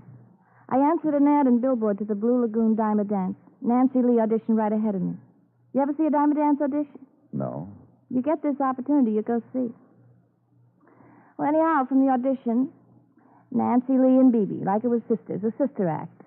Of interest to any type dancing fellow you can mention. Me, quiet, smooth rhythm. Nancy Lee, crazy, flipperoo, gone, drums and percussion type. Between us, we could handle all fellas that had their dimes in hand. Then one evening, I met Joey. Joey. Just about Nancy Lee, huh? Nancy Lee didn't meet any Joey. She didn't want to. She told me. She wanted types. You know, we bought her a car, me and Joey and Herb. It was part of the deal when she came up with that insurance proposition. A car also. For how she promised us to die in 3 years. Yes, I know. What's that got to do with Well, this has got to do. From over the windshield of that car, she hung charms. What? Charms, like I wear my charm bracelet. But Nancy Lee's were bigger. Symbols, she called them. She used words like that. Symbols is the men she was going with at the time. There was 3 monkeys, for instance, representing one fella. Then there was a large radish molded from silver, for instance. And for a while there was even a baby shoe. A symbol, Nancy Lee said, of a toddler romancing her at the time. Crazy gone, Nancy Lee. Symbols for fellas. And you were with her all the time, you and Joey and Herb. No, for maybe a month we were with her. You had an investment, $15,000 apiece, and you didn't. Well, I'm saying it to you. For a month we didn't see her. We looked at each other and we said, why? So I took it in my own hands. I went to see Nancy, ask her why. When was that? You think I'm ashamed to tell you? Earlier of the same night when Nancy Lee beat her head against the building. What happened? She was bubbly is what happened. She said, why see our types when she now had a fella? One fella who put an end to all the others. A fella she thought she'd never have. Then she laughed in that way she laughs. And she threw me out. The man was coming, she said. So out you go, Beebe. You know what? What? Nancy Lee promised us to die in 3 years. Last night I looked up the date. She made it by 4 days early. Nancy Lee. A girl who never knew what time it was. Oh, you want me to walk out in the hall, Danny, while No, you it's call? all right. Stay where you are. Mugman speaking. Bring Herb Maury in, Mugman. Oh, look, Danny, right now I'm in the middle. Good. Then I can count on you. Thanks a lot, Mugman. Look, I have to sit here while that creep Herb Maury's in the same room with me. Just relax, Miss Barrett. I want... Danny, Oh, pardon me. What do you want, Gino? There is a Mrs. Herb Maury out here to see you, Danny. Shall I bid her Mrs. Herb Maury? at least 6'4" in her stocking feet? Sure in. This way to see Danny Clover. Herb, what have you done with my Herb? This stuff has got to be cut out, you understand? You don't push Herbie around. Not when I'm around. Just relax. Miss Relax, how can I? I brought him, Danny. Get in there, Herb. Oh, gosh, honey, baby, if they told me you were coming, I'd have baked the fish. You've gone and got yourself into a mess, Herb. Oh, look, honey, it ain't no mess. It's been a ball. It's been Tell me about the ball you had when I get you home. First, he's going to tell us something, Mrs. Maury.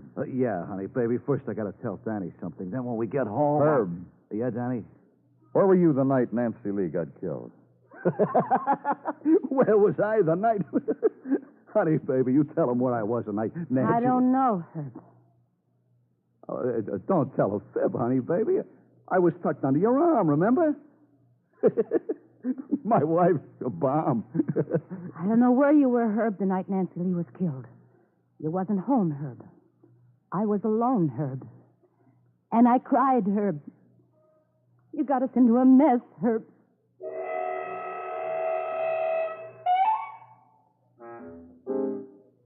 Get them out of there. Get Muggavan to clear the office of Beebe, of Herb Maury, of Mrs. Maury. A big woman. The tears somehow strange from her, and Herb's comforting of her strange also. Now, don't do that, honey, baby. You're in no mess. Just me. And the door closed on them, and sit now in a new silence. Let the day drift, change color, change pace. And the thoughts, too, which concern a woman dead who had made promise to her friends and benefactors that her death was in 3 years, and who missed it by 4 days because there was drunkenness and poison and crash of steel into a building, which took precedence over time schedules and schedules for dying. And now the swifter draining of day. And remember something you hadn't eaten. And walk downstairs to the commissary, and the ham on white, and the coffee, and the cupcake with pink coconut, and twilight commissary talk. And when you come back to the office, Detective Muggavan has been waiting. Hi, Danny. You got anything this afternoon, Muggavan? Yeah, a couple things. Well, what? Oh, for one thing, I made a routine check through the files on Nancy Lee Hunter. Go on. Beneficiaries weren't kidding. Nancy Lee would have made dying before long. Oh? According to records, about a year ago, she was brought into police emergency hospital pretty badly beaten. Real hurt. Said it was a man, but she wouldn't say who. Wouldn't prefer charges. Another time, they clocked her at 97 miles an hour on East River Parkway. She told the officer he was crazy to stop her. Another time, Central Park Zoo.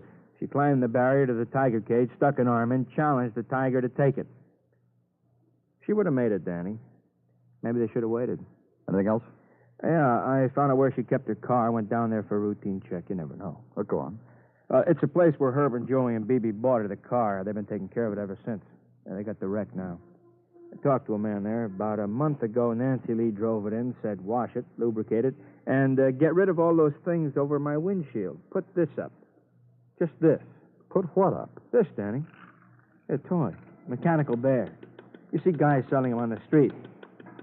Cute, huh? Yeah. Get them, huh, Muggavan?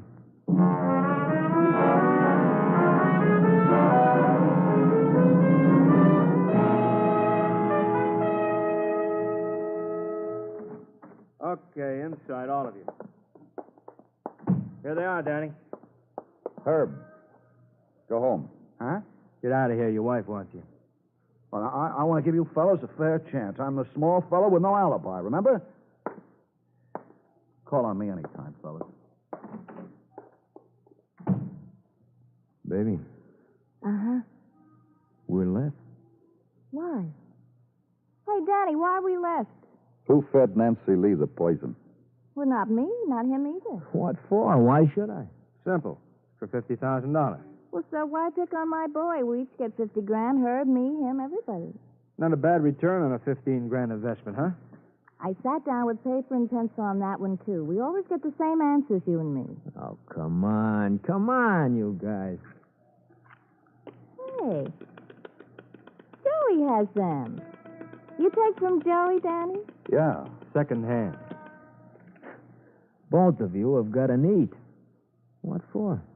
This toy was taken out of Nancy Lee's car. You kidding? He's not kidding, baby. Joey, Yeah? right now I had a gun, I'd make holes all over you. Joey, Look, they got nothing on me, baby. what'd you just kill me for, Joey? You're going to listen to me. Baby, Don't. look. Don't touch me again. I just crawled when you touched me. You think I loved her? That whole month there. You're going to listen that to me? whole month, Nancy Lee's not seeing any of us except you. Listen to me, will And you? when I see her, she tells me about a new fella. She can hardly believe it. A fella she wants all the time and finally gets. And she hangs up a bear in her car. The symbol of my joy. Say goodbye to her, Joey. Oh, just let me explain to her. Why? Why do you want to do that? Because I want you to think kindly of me. Because I want you to know I did it for you. Thank you very much for killing a lady for me. That's just what I needed. How long were we going to wait, Beebe? That crazy dame was going to live forever. It was nice waiting. I was enjoying it. What'd you have to push it We for? had dough invested, 15 GBs each. It had to be protected. You didn't kill her. She'd have died some other way. Oh, Joey. Oh, honey, darling. You touched me. My skin just crawled again, Joey. Danny, can I go? All right.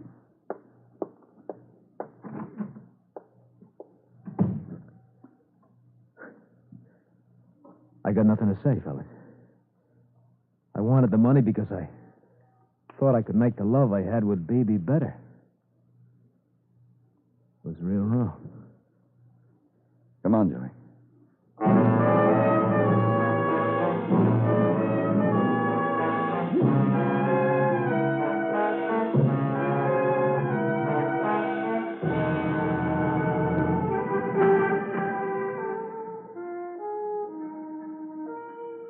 Broadway's sleeping now. The furious avenues of the night are still. Only the sleepwalkers are there. The seekers, the sodden, the huggers close of nothing at all. It's Broadway, the gaudiest, the most violent, the lonesomest mile in the world. Broadway, my beat.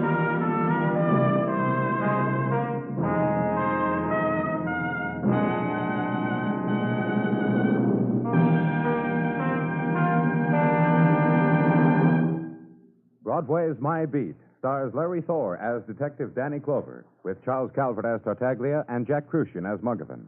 The program is produced and directed by Elliott Lewis, with musical score composed and conducted by Alexander Courage. In tonight's story, Mary Jean Quast was heard as Beebe, Tony Barrett as Joey, Gigi Pearson as Mrs. Morey, and Hy Everback as Herb. Bill Anders speaking. Later tonight, CBS Radio's Gangbusters brings you an authentic story of diamond smuggling and operations that started on the Belgian Diamond Mart, paused briefly in Canada, and reached a surprising and lethal windup in New York City. Remember, tonight and every Saturday night, the program that brings you exciting mysteries of real life brings you your latest Gangbusters adventures on most of these same stations. And remember, for thrilling dramas of escape, listen Sunday nights to the CBS Radio Network.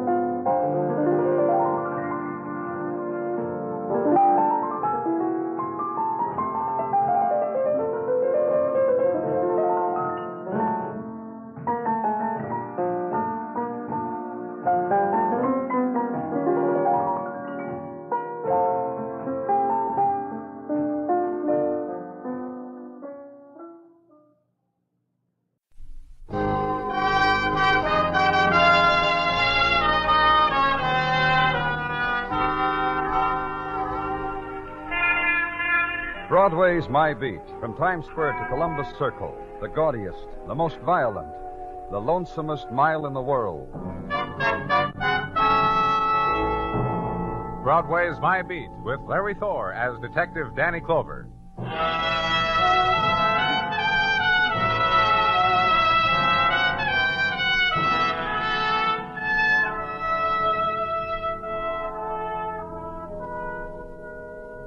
In summer's deep night, Broadway has gone home.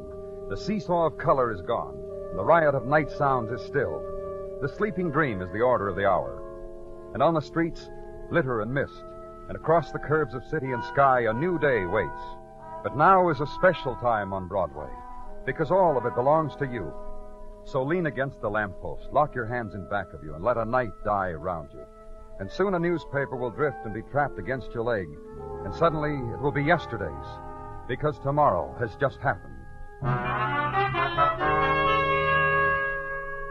Where I was, police headquarters, night watch, the darkness holds still a small time longer. And there was this. The telephone, and through it, the woman's sobs.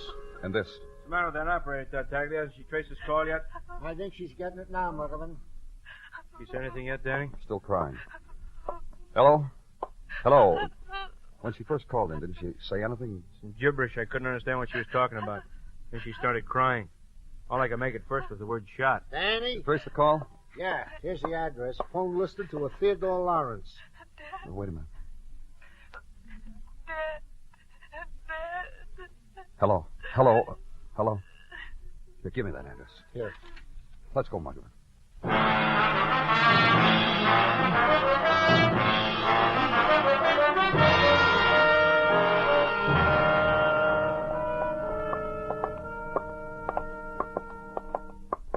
Try the bell, huh, Muggerman? Huh? The bell, there. Oh, sure.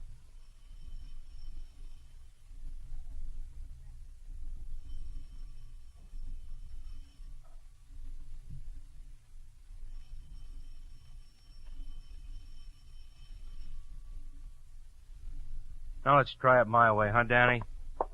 All right, open up. Open up. Now try the... Yeah, Danny. It opens with hardly no trouble at all. Very fancy place. Tasty, classy. Come on. Hey, these paintings, Danny. Piled with paint. Chicken scratches scratched into them. Modern, huh? Must have a meaning, huh, Danny? A message? Don't worry about it. Yeah, I'll try not to. Danny? Uh-huh? Phone here on the desk. You ever see a desk like this? Copper wire and marble. Phone's back on the hook. Lady who called it in... I'll take a look in the other room, Muggerman.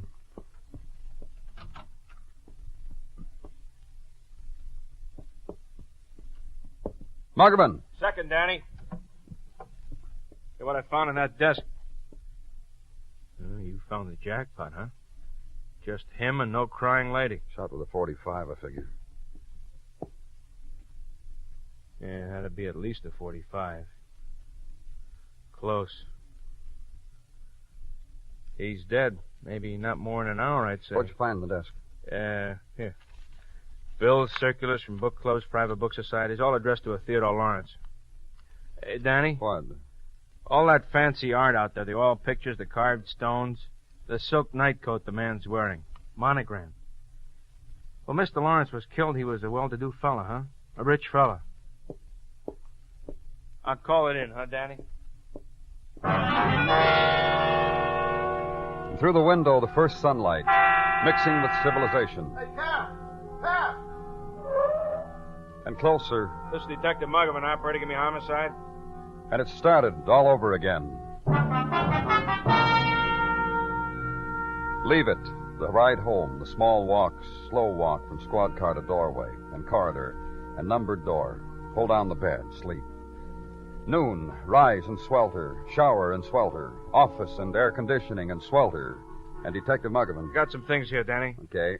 Dead man positively identified as Theodore Lawrence. Fingerprints.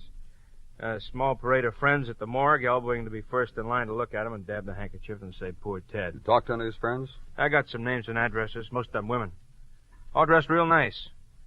From $100 up for basic garment, I figure. I mean talk to them, information. I tried to. Lips quivered. Just said that Ted was a good fella. That he was rich. That he was too young, too sensitive to die. And why'd it have to happen to him? Okay, what else have you got? Well, we know who was crying over the telephone. Oh? A woman named Grace Austin. Prince? Yeah. Police record, what? No, I worked in the war industry during the last war. Prints on file. Here's what we have on her as of 7 years ago. Yeah. Grace Austin, married, no children, height 5 feet 4 inches, weight 126, age 22. Make her 29 now. You only say that because you rapidly figured 22 and 7. Yeah, 29. I'll speak to the commissioner in your behalf. Well, don't just sit there. Do it. Muggerman, Oh. The heat, Danny. Did you check and see whether Grace Austin still lived at this address? Not yet. I'm just on my way from getting this info, so I'll do it now. Oh, never mind. I'll do it myself.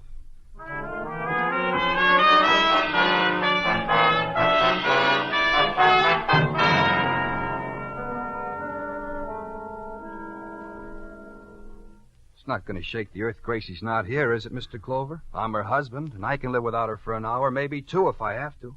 So if a husband can do, why should... Where is she, Mr. Austin? You notice what a nice morning outside? You happen to notice in the papers they're celebrating the nice morning with July clearance sales? Now, if you were a woman, if you were Gracie... That's where your wife is, huh, Mr. Austin, shopping? Once in a while, she likes to buy things for herself. Comes home, takes old off, puts on new, models for me. Once in a while, it starts all over again with us. Brand new. Because Gracie buys things that turn her into a brand new doll. Mr. Austin. No, you. You, Mr. Clover, the police. You talk now. What do you want with Grace? You know a Theodore Lawrence, Mr. Austin? What do you want with my wife, Grace? Look, just answer. Yeah. Seems to me I know a Lawrence. There's a man named Lawrence around sometimes. Where? Athletic club over on Park. I work out there a couple of times a week. The weights, handball. Sometimes the jerseys play the no jerseys. There's a guy, Lawrence. Teddy, they call him. Teddy's always on the team that don't wear jerseys. That's how much I know of Teddy Lawrence. Athletic club on Park Avenue? I got a record in the hammer throw from college. Also guard on the football team. Some of those Park Avenue boys were in school with me. They admired. They remembered. Gave me a guest card to their velvet club. Don't cost me a cent. That's how come me in Park Avenue. Now, what do you want with my wife, Grace? Theodore Lawrence was murdered last night. Doesn't change the question. It stands for the policeman. A woman called into headquarters last night. All she did was cry. Then she said, Dad, Dad, Dad. Gracie? We traced the call. It checked out with a Theodore Lawrence. We went there, found Lawrence, shot, murdered. Gracie? This morning, the police lab reported fingerprints belonging to a Grace Austin were found on the phone and all over Lawrence's apartment. Were you with your wife last night, Mr. Austin?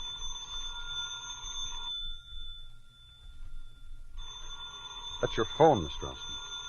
Yeah, my phone. Hello? Yeah, that's right. This is Johnny Austin.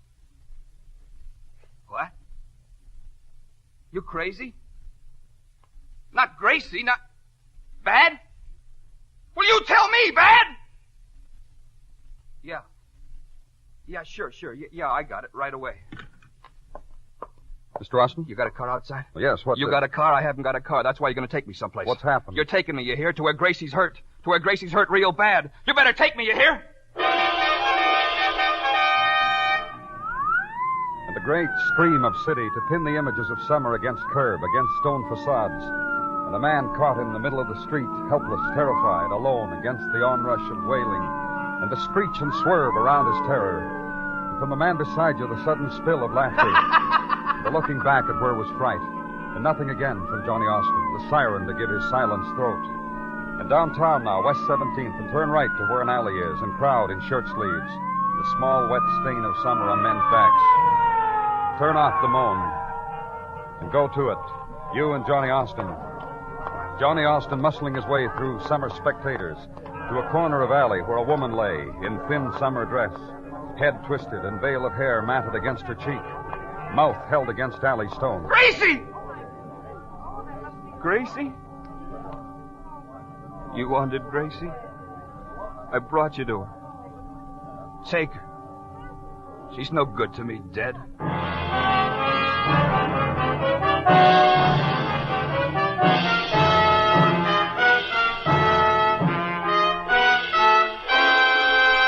You are listening to Broadway's My Beat, written by Morton Fine and David Friedkin, and starring Larry Thor as Detective Danny Clover.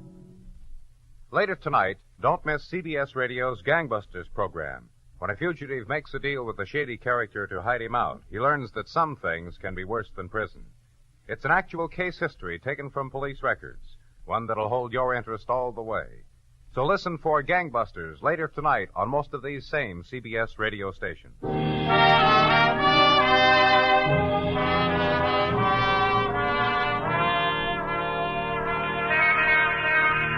Golden sun trip hammers its gold and its arc into Broadway and causes reaction, chemical and organic.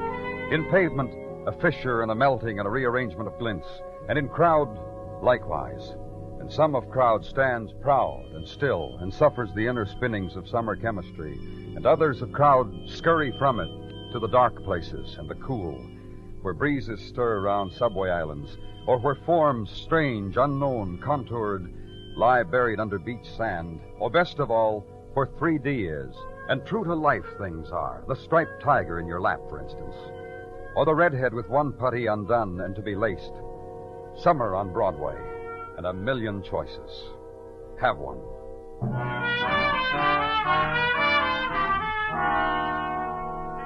And at headquarters, the droning that in another species comes from the rubbing together of wings.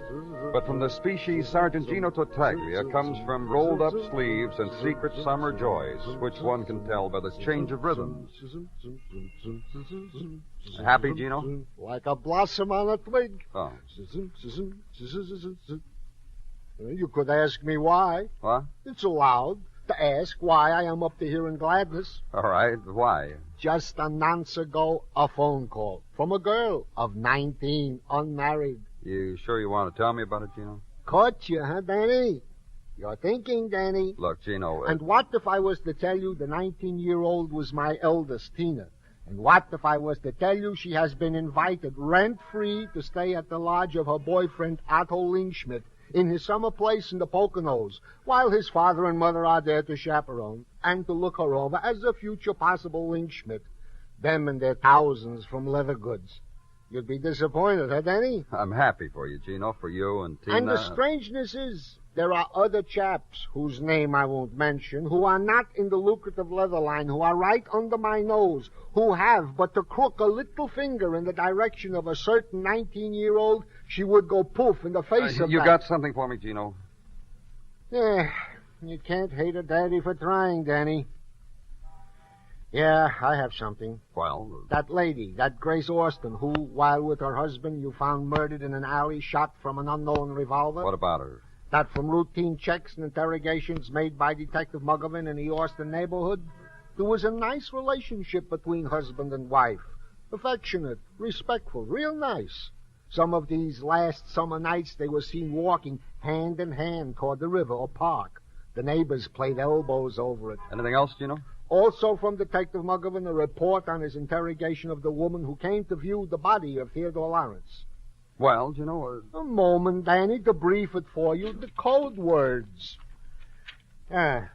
Lawrence, sensitive, emotional, wealthy, a gentle youth, tender, solicitous. Again, wealthy. Here's another sensitive and another wealthy. That's the gist, Danny. You want... Come on, Danny. Something you got to see. Also here. The custom is, Detective Muggerman, that when the lieutenant's doors Yeah, close... sure, Gino. Next time I'll think of it. Interrogation room, Danny. You coming or not? For what? Now, trust me for what, huh, Danny? Just come. Thanks a lot, Danny. You too, Gino.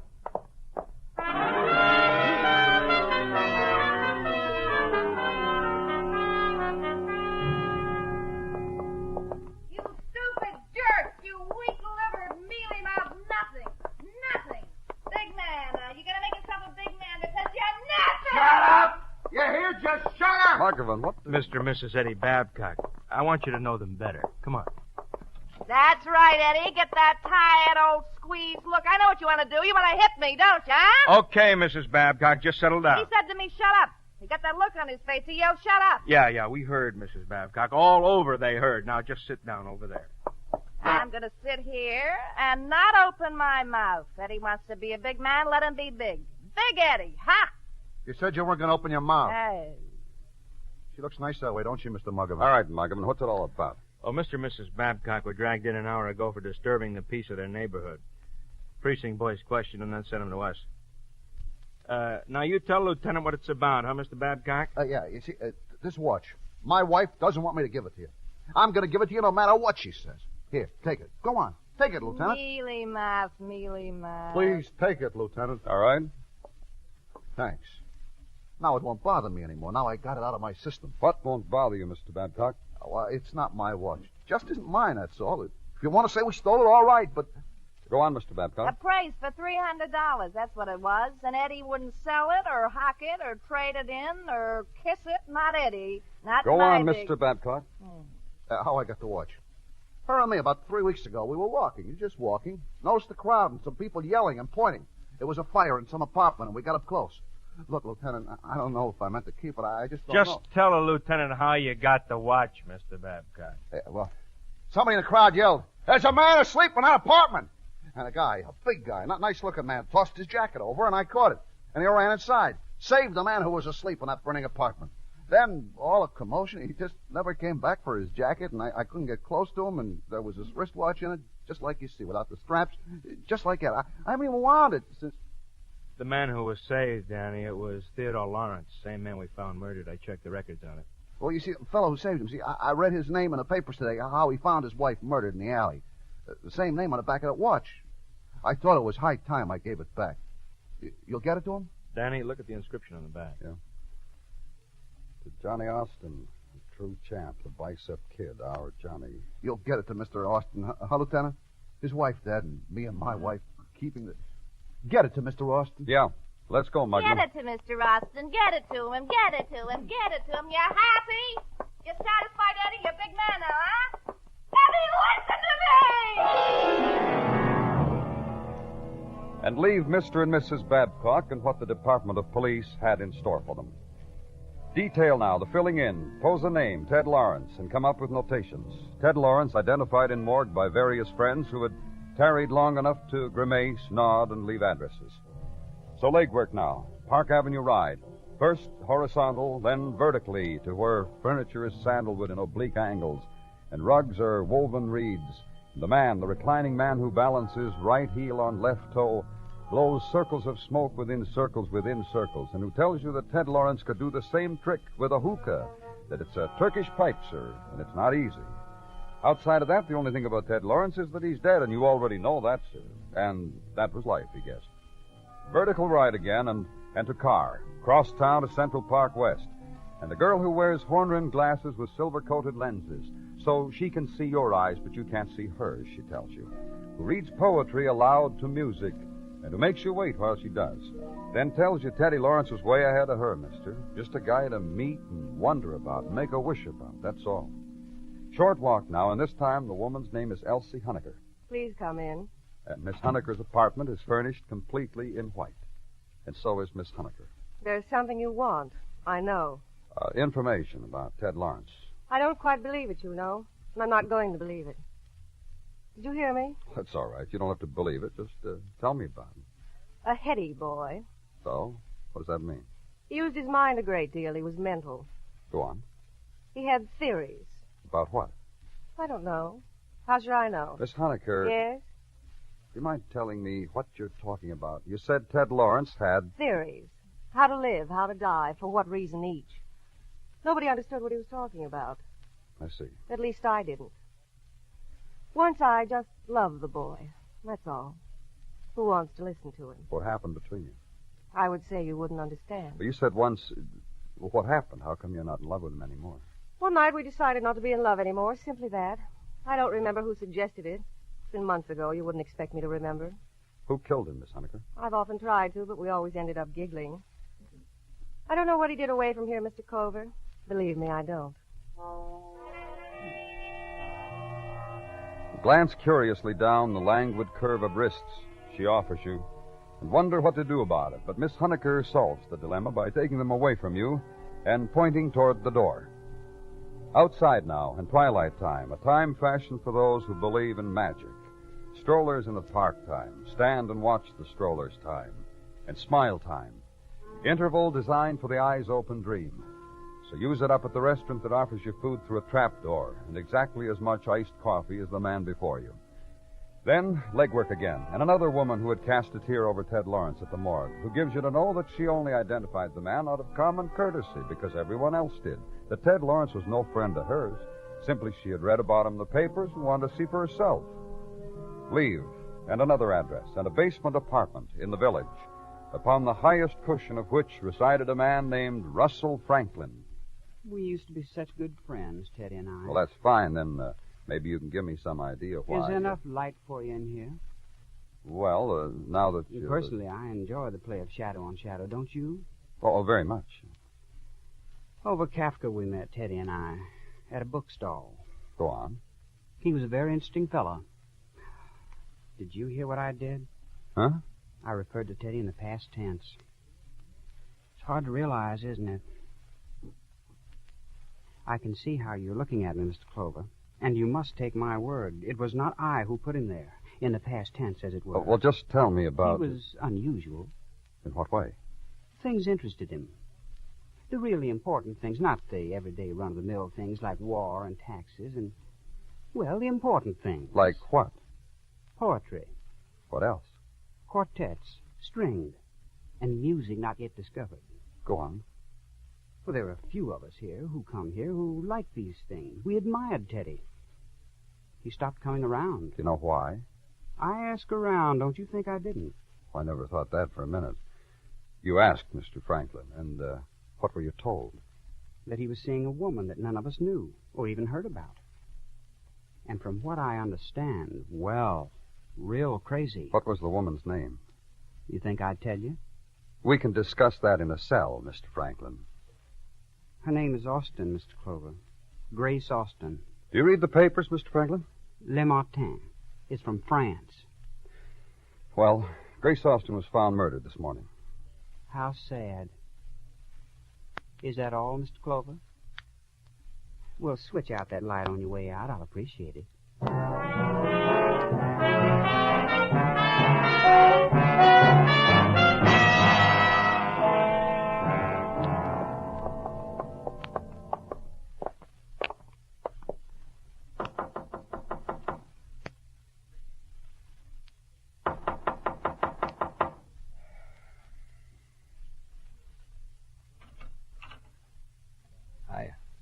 Hello, Mr. Austin. This is Detective Muggerman. Hi. Hi. Mind if we come in? What for? Thanks a lot. Look, I'm in no mood to clown. That's good. We want you to tell us again how come you knew Ted Lawrence. Well, he played handball without a jersey. Remember? You told Lieutenant Clover that. Yeah, that's right. And that's how you met him, huh? He walked up to you one day at the club and said, let's have a game. Yeah, that's right. I remember now. I served first. Only time I ever won service. Give me the watch, Muggerman. Yeah. Here. Yours, Johnny? Read him what it says on the back, Danny. Oh.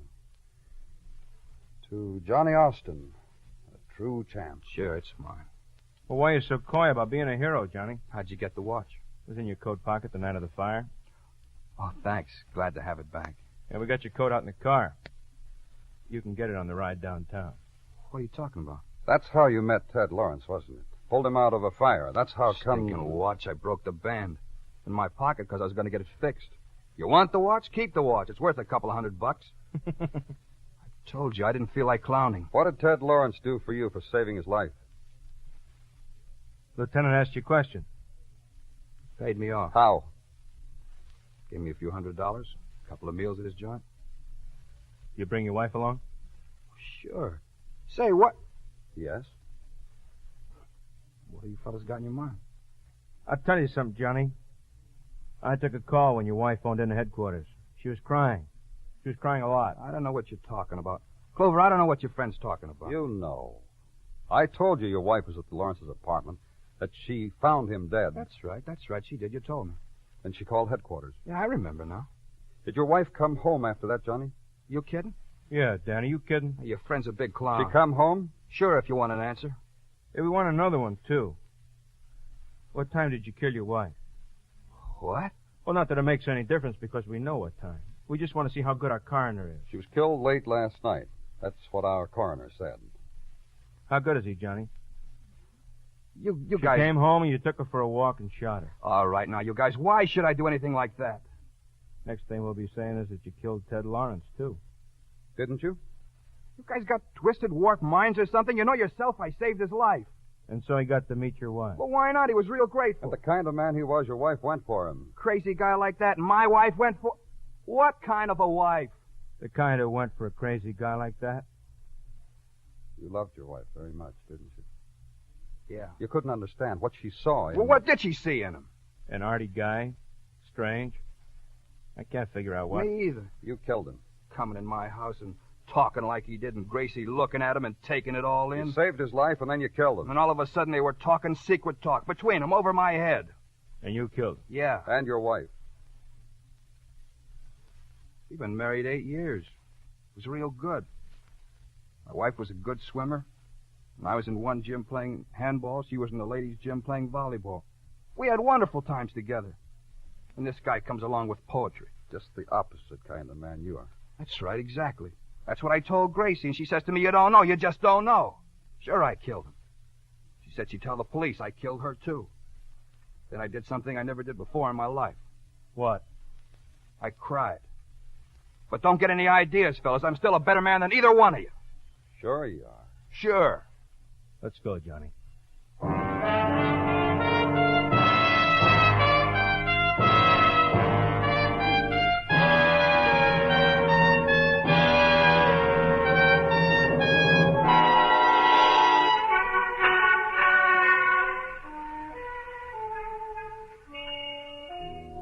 It's quiet now on Broadway. It's the 4 o'clock in the morning hour, the hour without color. But in a while, dawn will dip down, and there will be fury again, and roar again, and crowd. The restless wandering, the puppet dance, the running after nothing at all. It's Broadway, the gaudiest, the most violent, the lonesomest mile in the world. Broadway, my beat.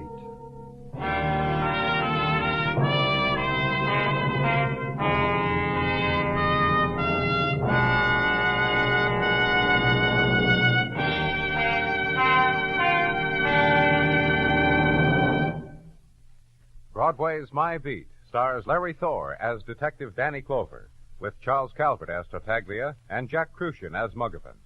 The program is produced and directed by Elliott Lewis, with musical score composed and conducted by Alexander Courage. In tonight's story, Herb Ellis was heard as Johnny. Featured in the cast were Mary Jane Croft, Charlotte Lawrence, Hy Averback, and Sam Edwards. Bill Anders speaking. Tomorrow night you have an appointment for lightning action with Dick Powell as Richard Diamond, private detective. Hear this danger-loving sleuth as he wades into the Chapel Hill case, a killing in a quiet community that takes place while police are in convention there. Remember, on most of these same CBS radio stations tomorrow night, Richard Diamond, private detective. Stay tuned now for the Gene Autry Show, which follows immediately over most of these same stations.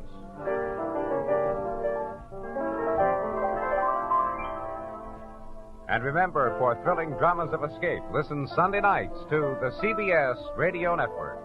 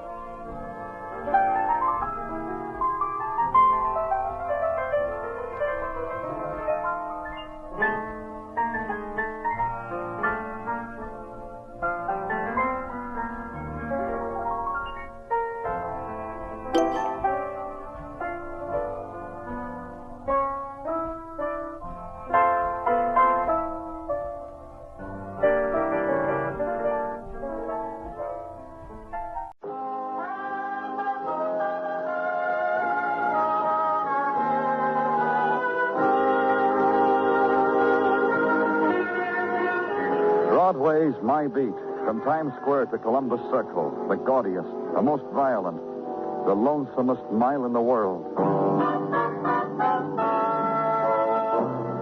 Broadway's My Beat, with Larry Thor as Detective Danny Clover.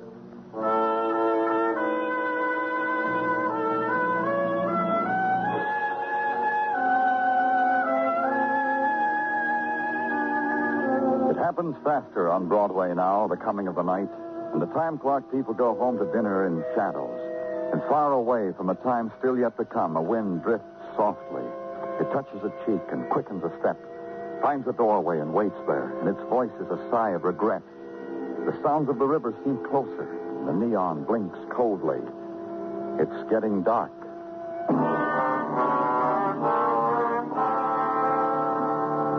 And at police headquarters, those who had drifted in at 6 o'clock, those downstairs who were making complaints, those upstairs complained again, and the two in my office just because they'd been sent there.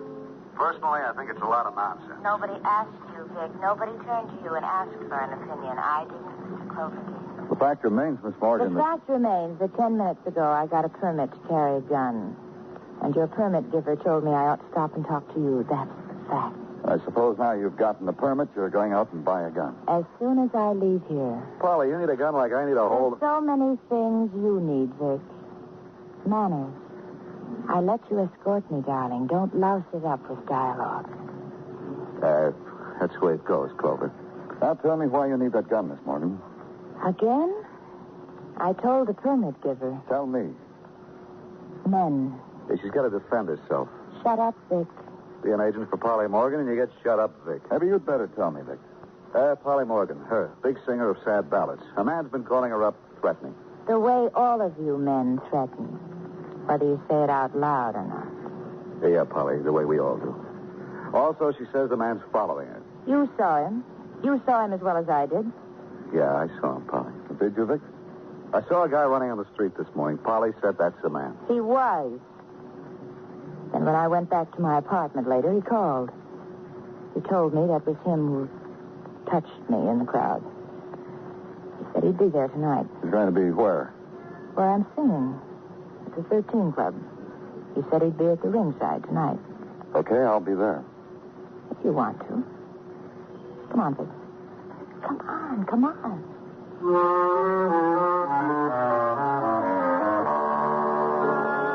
And the room suddenly empty of her, and of the man whose gesture of farewell was a shrug, half begun, not finished.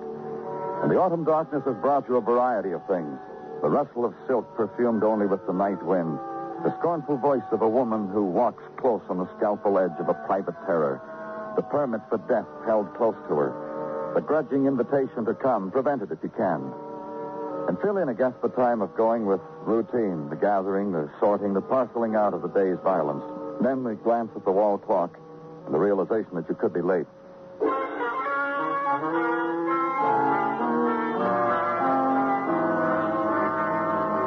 And at the canopied entrance of the 13 Club, find Vic gnawing on the remains of a fingernail. Pause long enough to tell you. Polly's on, Danny.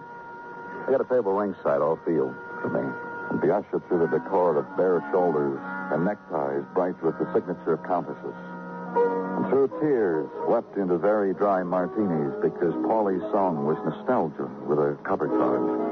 And listen as Paulie sang, her body leaning against the wall of remembered pain.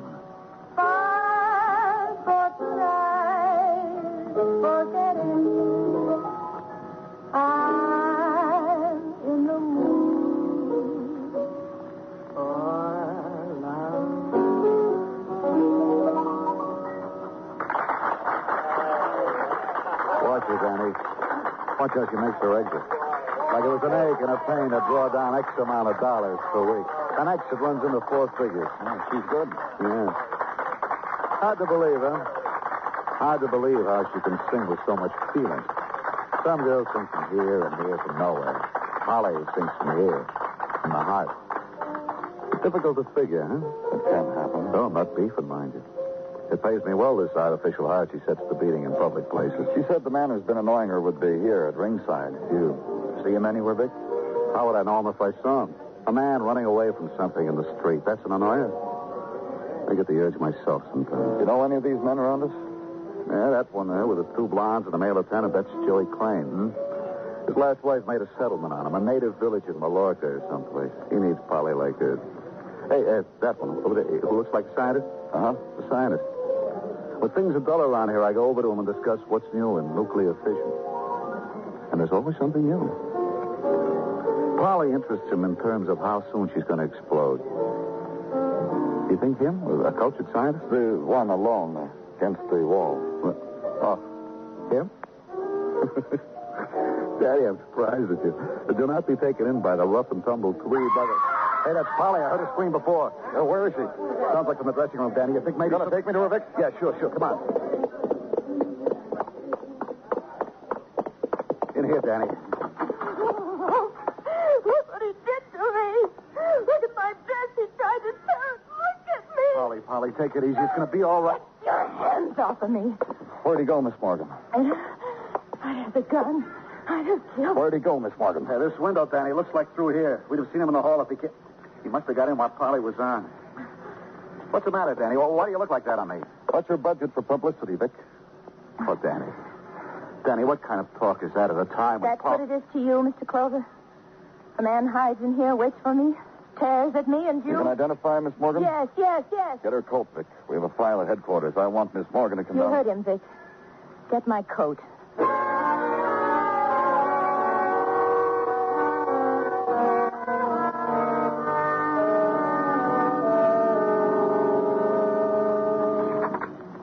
No.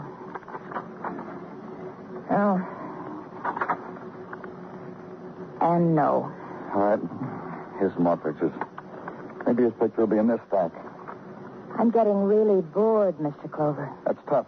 You finally saw the man up close, didn't you? This is the way we operate. Bring you down to headquarters, let you look through pictures. Hope that you'll identify someone in the gallery. The man is... All right. Only why don't you go sit on the other side of the table? Go ahead, over there. Look, Miss Morgan, I've got a thing to tell you. You're going to do it very badly. I've heard it from poets. You're a name on a police file. It means a job I've got to do. Outside of that, you don't mean a thing in the world. It really eats you, doesn't it? Look at the pictures. It really does. All right, I'll look at the pictures. Oh, hi, Margaret. Danny? Hello, Miss Morgan. You better stand over there, Margaret, on the other side of the table. What? Forget it. What have you got? Oh, this. From the description Miss Morgan gave the artist in technical. Here's a sketch. Show it to her. Would you mind taking a look at this, Miss Morgan? Hmm? This is him, all right. You're sure? Almost exactly. Nose a little straighter, eyes a little further apart. Thanks, Miss Morgan. I'll take you back to your apartment. Police procedure 2, Mr. Clover?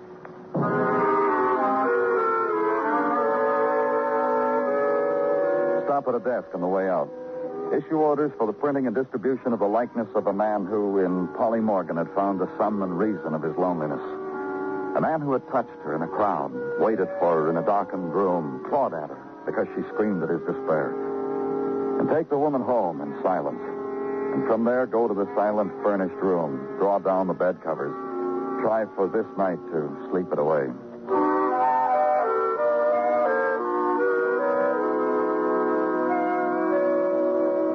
In the morning at headquarters, be told there was someone waiting for you in your office.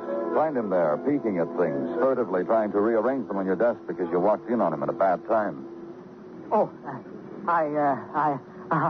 they said you'd be a while coming. It seems no one expected you so soon. Find what you're looking for? I wasn't looking for anything.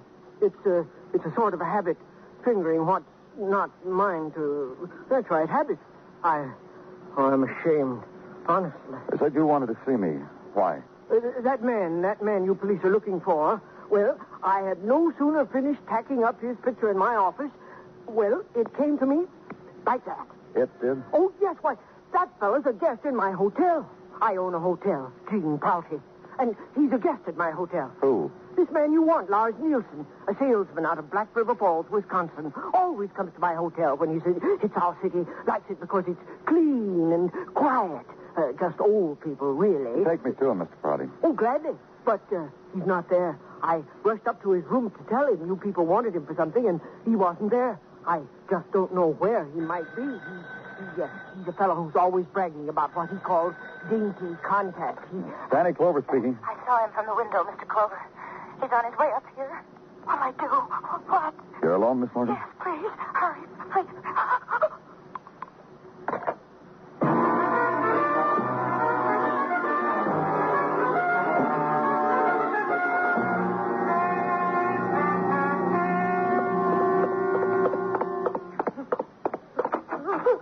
Miss Morgan. Take it out of my hand. I can't put it down. Take your gun out of my hand. Yeah. I can't unclench my fingers. Ease up. Take your gun away, please. Okay, I got it.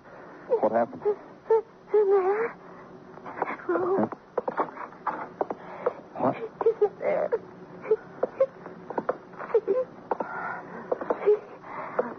That's him.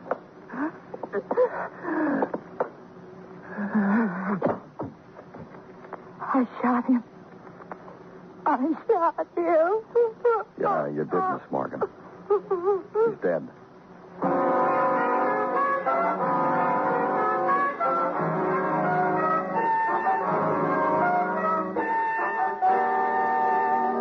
You're listening to Broadway Is My Beat, written by Morton Fine and David Friedkin, and starring Larry Thor as Detective Danny Clover.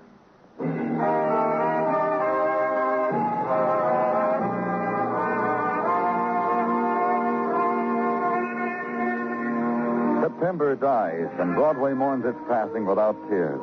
Its days were ripped from the calendars, tossed into choked wastebaskets, carted away to public dumps. So what's to weep? For the gone days, the used-up days, the scribbled-on days? About face, kid. October waits for you with a promise in each and every nightfall. Blank, empty, panting to be filled in. Don't turn your back. Walk into it. Lead with your heart. There's neon to keep you warm. There's spectaculars to light your way. You'll hardly hear the sobbing because the winds are high on winter's eve. Walk into it, kid. It's time for another dream. But where I was, September lingered to give something to remember it by. The man lying in death. His blood etching out a new pattern on the monotone of the rug. And watching the delicacy of its flowing design, the woman who had waited on his dying. The woman who had killed him. You're sure? You're sure he's dead? Yes. I didn't want it that way. I only wanted What, Miss Morgan? to frighten him. In spite of what I told you before, all I wanted was to scare him away. So he wouldn't touch me like that. Look at me like that. That's why you got the permit for the gun, only to frighten him away? I want him out of my sight. I want him taken out of here. Do you understand? We'll take care of it. There have been other cases like yours, Miss Morgan. Cases where the woman didn't find it necessary to kill. I'm not like those women. I'm different. You've looked at me long. You've heard me sing. You know I'm different. Yes, you were killed. You think I could have stopped him with sweet talk? Hummed a torch song with my lips against his cheek? Is that what they did? Those other women you told me about? That's how they stopped Could have locked your door. It was locked. But he got in. After he was in, I opened it and asked him, please go. I remember I said, please. How did he get in? He stood beating on my door and beating and beating and beating. I screamed, and then finally he went away. But he came back. Through the kitchen window. I heard the crash of glass. He must have come up by the fire escape. Broken the window. Show me. Through here. You see? You see? Uh-huh. And from here he crowded you into the other room where you killed him. I asked him into that room. I said it would be nicer there. We could talk. Gave me time to get the gun. When he saw it, he laughed. He was laughing when... You want me to go somewhere with you? Whatever has to be done now. Yeah. Sure you will, Miss Morgan.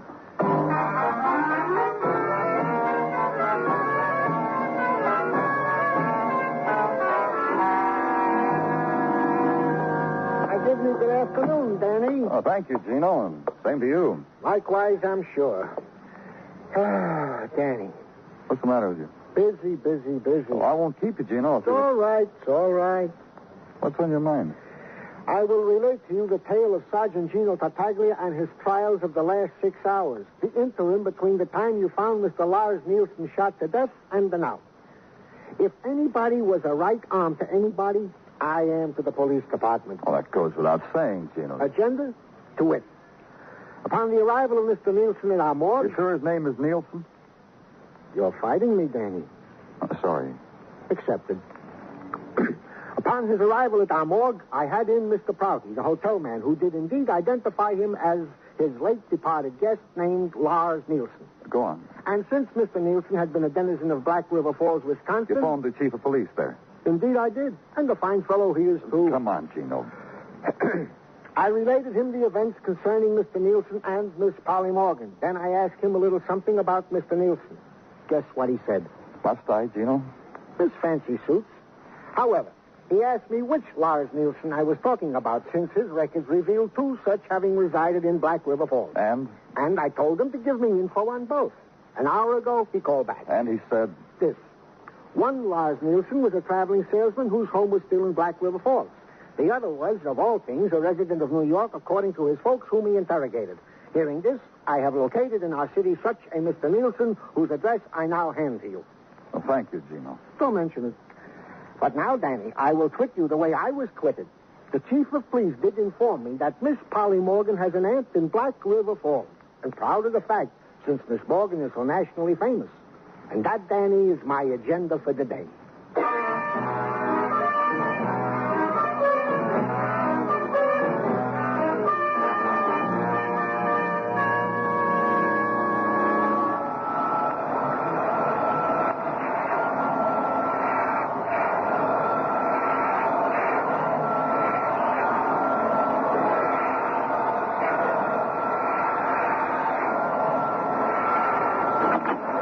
Can it be some other time, mister? I got a tough schedule staring me in the face. Police, Mr. Nielsen. May I come in? One of my kids beat up on one of them bullies who... Look, mister, whatever my kids do, I stand behind them 100%. A man was killed today. A man named Lars Nielsen. Lars Nielsen? That's my name. And look how I'm living. Come on in. Just give me a minute to vacuum the cat lint off this carpet.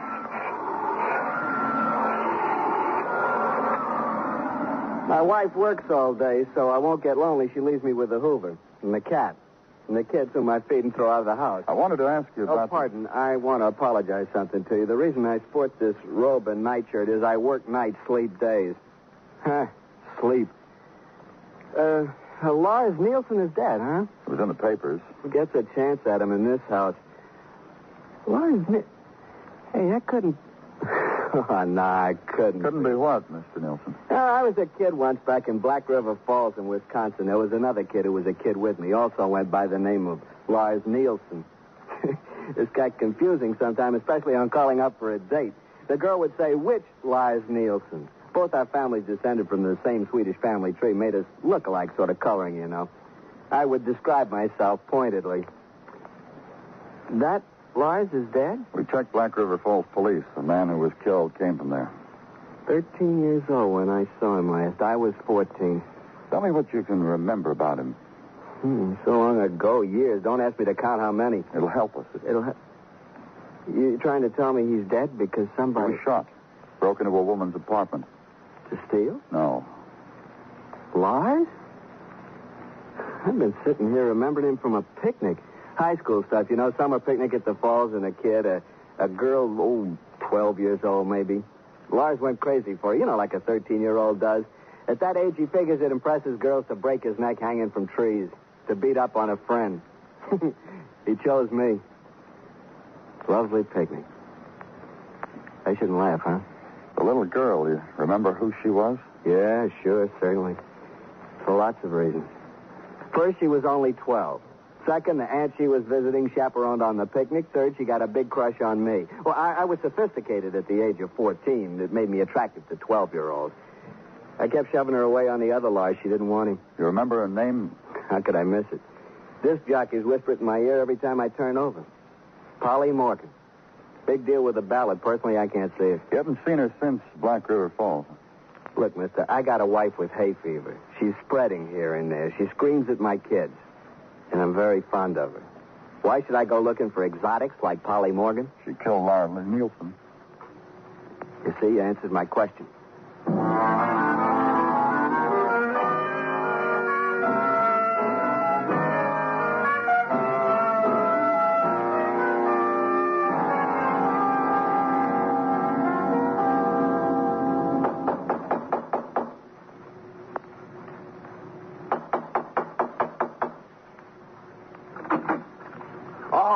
Good evening, Danny. Come on in. Thanks, Vic.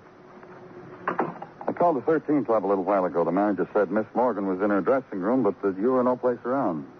Polly fired me this afternoon. As soon as your department let her go on her own cognizance. What are they going to do? Call it justifiable homicide? We'll see. Vic, I wanted to talk to you before I talk to her. Sure. Why don't you sit down? Something to drink? No, thanks. Vic, what kind of woman is Polly Morgan? The greatest ballad singer in the country, for my money. Besides that, Vic, as a person. You saw her perform, you know. What about men? Well, that's what I mean. You saw. She was right, Danny. I did try to get close to her. Can't blame me, can you? I got teeth marks in this knuckle from thinking about it. They don't come like that. They're only on book checks. Yeah, but what makes her like she is? And why do you think she hates men? Well, I kid myself into thinking she's afraid to let herself go. Has she always been like that? It's a funny thing. What is? She's changed. Oh? How? A week, 10 days ago it happened. What did?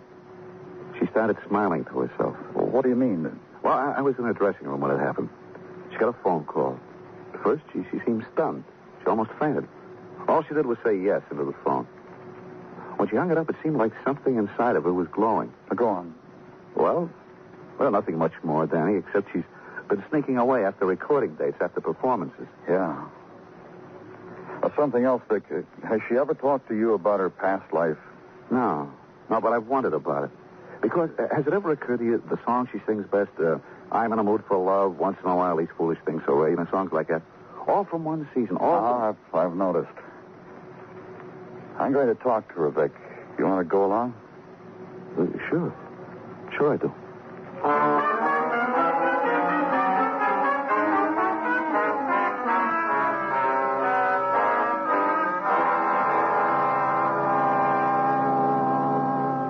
guess the manager didn't hear about my getting fired, Danny. Passed me right into her dressing room. Hey, listen. Listen to that doll sing.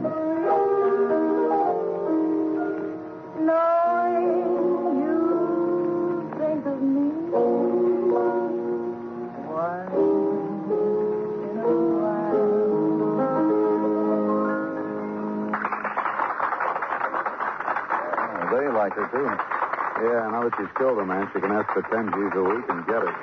Maybe. Look, I've been asking you, Danny, but you haven't been answering.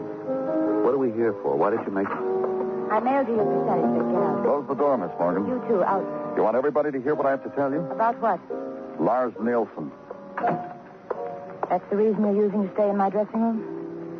What do you want me to do? Did you talk him into this, Vic? Polly, baby, asked me to come with him. I don't have any idea. I asked you, what do you want me to do? Answer questions. I answered questions all afternoon.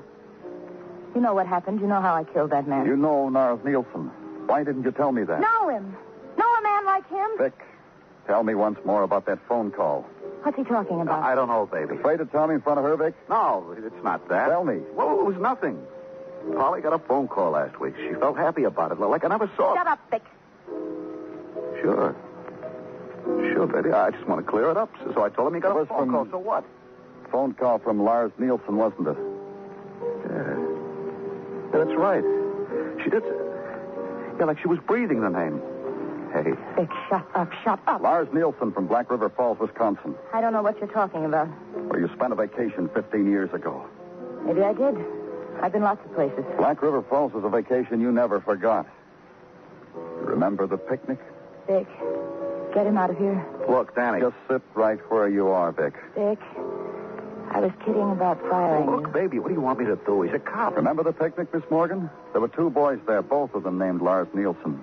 Nothing strange about that in that lake country especially, where most families come from the same stock. Thank you very much for the information. You threw... Not quite. You fell in love with one of those boys.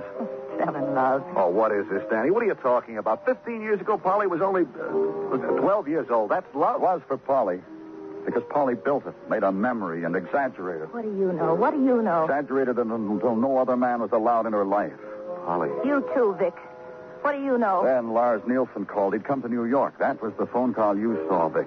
You saw what it did to her. Look, Danny, you can't make anything out of a kid falling in love with another kid. You can't... Tell him, Vic. Tell him how wrong he is. So Polly started to sneak away to meet Lars Nielsen and tried desperately to make up for 15 lost years. Vic. And then she found out it was the wrong Lars Nielsen. The wrong? The same name, the same coloring. All your songs, Polly, all the songs that have made you famous, all from the same time, 15 years ago. A summer memory. That's why you killed him, huh, Polly? Because he was fooling you. When you got the permit for the gun, you knew just what you were going to do. The whole thing. A man following you, threatening you. Phony. He made love to me. He told me he was someone else. And I believed him. All those years waiting. 15 years remembering, waiting. And then I found out it wasn't him at all.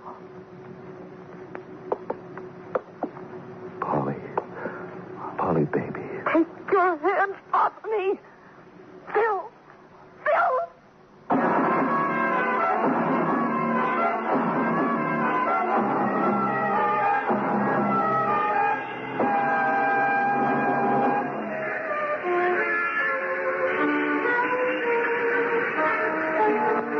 In the chill of autumn night, Broadway echoes with sounds heard only in darkness. Fleeting whispers. A woman's laughter floating down to your end of the bar. Footsteps that fade when you turn a corner.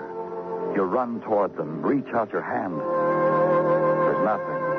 Only a closing door at the end of the long corridor. It's Broadway, the gaudiest, the most violent, the lonesomest mile in the world. Broadway, my beat.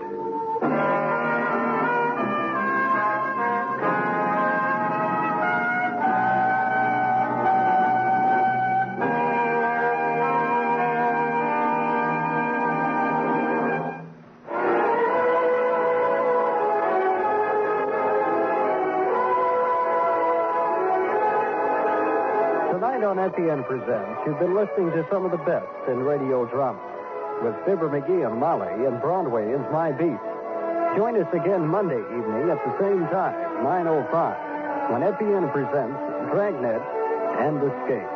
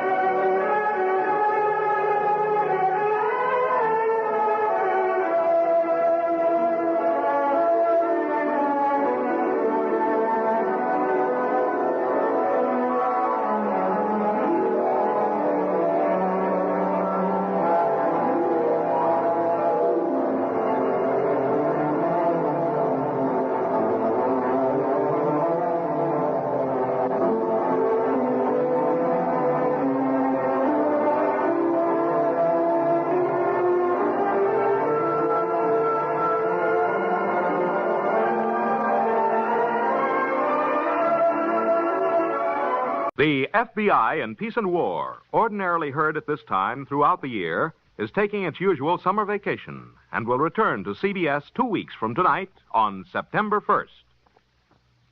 Broadway's My Beat, from Times Square to Columbus Circle. The gaudiest, the most violent, the lonesomest mile in the world.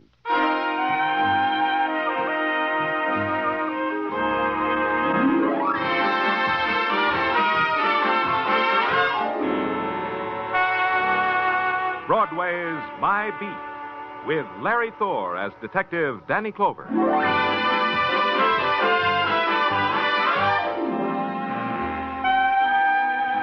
Broadway, where you can take a bus ride into the summer evening and make believe it's a dreamboat.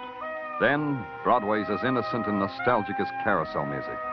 But if you walk, you can get hit in the face by a guy fishing for nickels under a grating. Then you can't make believe anymore. But either way, it's Broadway. My Beat.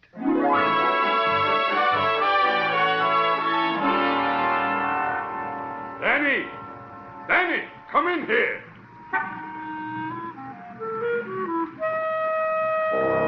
The big voice that boomed through the afternoon heat belonged to Silks Bergen. Him, the heat couldn't bother. There wasn't enough of it.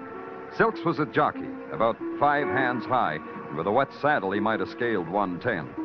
He waved to me from the doorway of a haberdashery store. In here, Danny, in the store. Yeah, Silks, sure. I've been waiting. I said I've been waiting for you to pass by, Danny. What's the matter with your voice, Silks? You're down to a whisper. Laryngitis. Had it for a week. Hey, Danny, I wanted you should meet a friend of mine. Joe Murdoch. Say some hello to Danny Clover, Joe. Hello, Mr. Clover. Joe? Joe's 6'6" and speaks like a tenor. You should know about things like that, Danny. Is it possible? Joe, go buy me a shirt over there. I got to talk to Danny. Sure, Silks. The lavender and the polka dot. The dots, Joe, the dots. Can you hear me good, Danny? My voice has got so far to go from down here from me to up there to you. I'll listen close.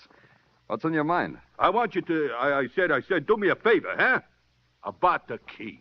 Why didn't I think of it myself, about the key? What key, Silks? Well, I'm riding a race down to Maryland tomorrow, you see. I don't know how long I'll be gone. Now, you understand? Oh, that key. What key, Silks? The key for the locker at the LaGuardia plane terminal. Oh, now I know. That key for that locker. Huh? I got a parcel check there. I ain't got time to run down for it now. It begins to dawn, Silk. Yeah, sure. So if I ain't back tomorrow night, how about having one of your boys who's on duty down there pick it up, huh? Yeah. And you hold it for me. Yeah. That'll save me rental, and it'll make us even for them riding lessons I give you in Central Park. Okay, Silks. Give me the key. Thanks, Danny. Here. And now, don't lose it. Don't worry about it. I'll put it right here on my ring. By the way, what's in the parcel? Just some of my riding silks, Danny. What else does a jockey own?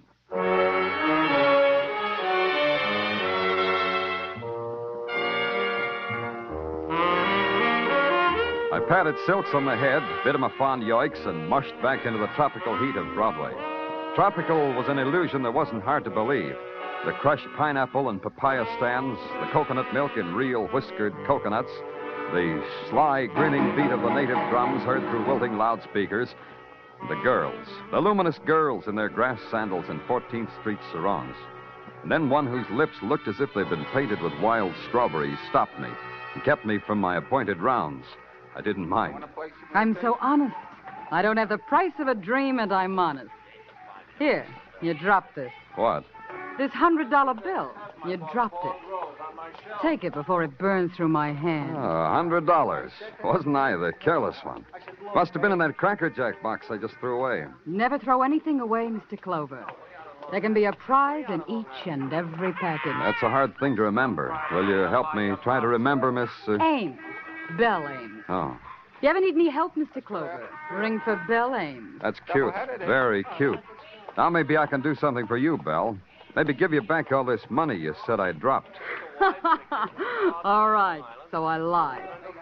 All you have to do is believe you dropped that money and listen. See how easy it is?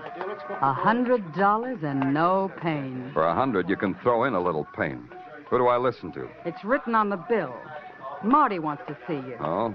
Marty says it's easier to talk to people who have money. He likes people with money. He says they listen better that way. I'm a fool for psychology, Belle. Let's go listen to Marty. Not me, Mr. Clover. You. It's you he wants to listen. Hey, come back here. Belle, come back here.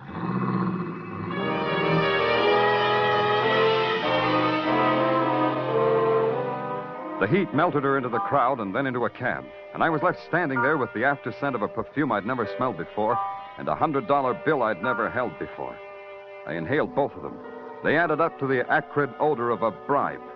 I had to find out why. 42nd Street, the address on the bill said. I decided to walk. Somewhere between Broadway and the number I was looking for, the honky-tonk started. And at the corner where women's high heels clack more slowly and the handouts become more frequent, I took a right turn into limbo. 2 blocks down was what I was looking for. The Last Paddock Hotel, room 16. Come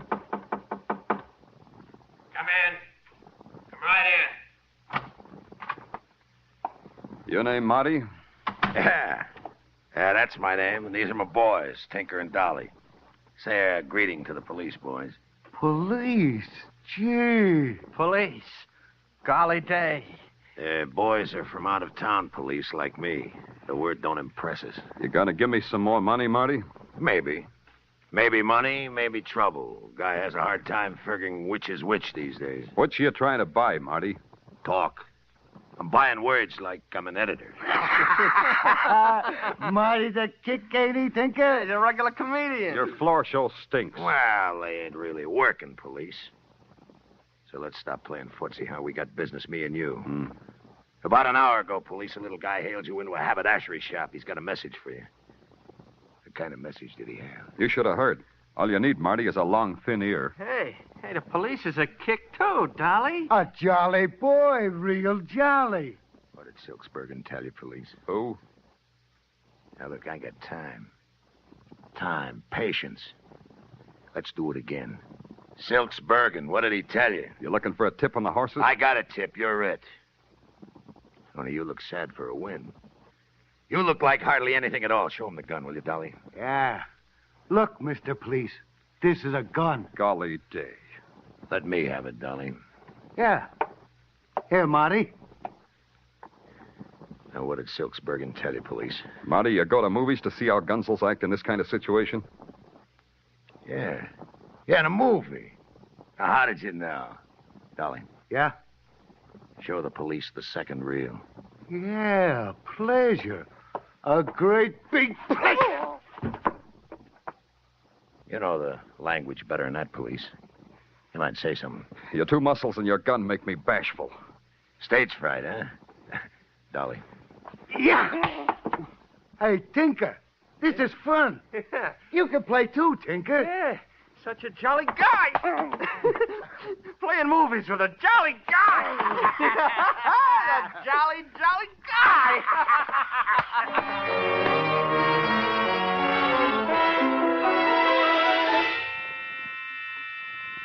Somewhere a light going on and off made a big noise and a bigger hurt just in back of my eyeballs. It screamed at me from across the street and through a window hung with grease-stained drapes. And I knew I was still in Marty's hotel room. I knew that hours had been torn out of my life and thrown away. Then the light screamed again, and this time there were words. Big 1,000-watt words that said Pearl Club, Delicious Dancing Girls. First one, then the other. And in between there was the creaking sound of a rocking chair. Then the rocking chair made words, too. Don't hurry. It's rather pleasant here, sitting rocking in the dark with that brazen sign throwing its naked, intermittent light. This gun gives me the right to introduce myself. I'm Gil Sherry. Oh, should I know you? Perhaps. I believe I'm in the class book of one of our more venerated colleges. That's my identity. A thesis on Gil Sherry would make lurid reading for the boys with the old school tie, don't you think? I wouldn't know. Read me a chapter. Oh, delighted. Chapter 1 begins. Early in life, I learned to love money. It was a symbol of the sordid life into which I'd fallen. Now, sitting in a bleak, villainous hotel room, my comrades, a detective and a corpse. The corpse and the detective. Is that all me? Not quite. You're the detective, true, and the corpse is the true corpse lying in the corner. Huh? And I believe he's a friend of yours, Mr. Clover. Silks. Silks. A rather fancifully named, don't you think? Silksbergen. Proud, colorful name. But pride and color seem to have drained out of him. Maybe he's ashamed of wearing bullet holes where his polka dots ought to be. He was a neat little guy. So? And he'll be pleased with death. Death is so precise. Closes your mouth, too. That wasn't smart of Marty. Marty realizes that. That's why I'm to keep watch over you until you open yours and tell us what Silks had to tell you, huh? Oh, by the way, here are your meager belongings. Yeah. Your wallet, a key ring, your badge, and a $100 bill. Marty's orders. That's good of him. They're all there? Yeah. You said $100 like there were words that hurt you. As I suggested, money is beautiful, Mr. Clover. Money buys money. Money is an ecstasy of an exquisite pain. Oh. Gil, I dropped the bill. Huh? If you pick it up for me, I'll let you hold it for as long as you want. Go on. Touch it, Gil. Feel it. Oh, I'll get it. Yeah, Gil. And get this! I'm not going to send my boys to college. Their noses break too easy. Took 15 minutes for the riot squad to clean up room 16. I booked Gil Sherry as an accomplice to murder, and the morgue booked Silksbergen. The thing I had to do now was break a promise to a dead man. I couldn't wait until tomorrow to use Silk's key, the key that Marty didn't even notice. A half hour later, I was in the big waiting room at LaGuardia Field. American Airlines DC-6 leaving at Gate 5 for Chicago and Los Angeles. Loading at Gate 4. Hiya, Lieutenant Clover. What brings you down here? You an officer? Had any trouble? Locker thieves? No, only trouble was a 3-year-old kid in a $400 cowboy suit screaming because he lost his nurse and chauffeur at the same time. Where's locker 147? 140? Right over here, sir. Let's go. Now, let's try this key. Suitcase, Lieutenant. Yeah, pretty heavy. Something you're looking for? Hold on a second. As soon as I get this open. Holy... all that dough. 10s and 50s and 100s. Yeah. What could be bought with that? It's been bought, officer. A lot of blood. Bought and paid for.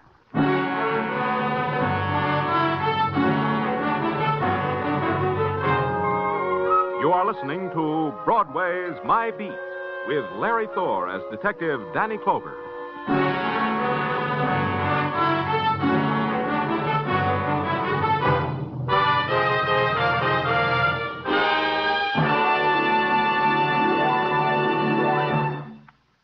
Practically all of Casey, crime photographer's adventures are summed up in the title of tonight's show, Big Danger.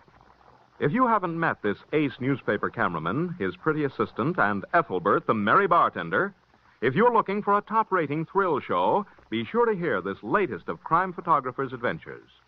Along with Escape, which tonight will present Urban S. Cobb's Snake Doctor, crime photographer is heard on most of these same CBS stations. Now back to Broadway's My Beat.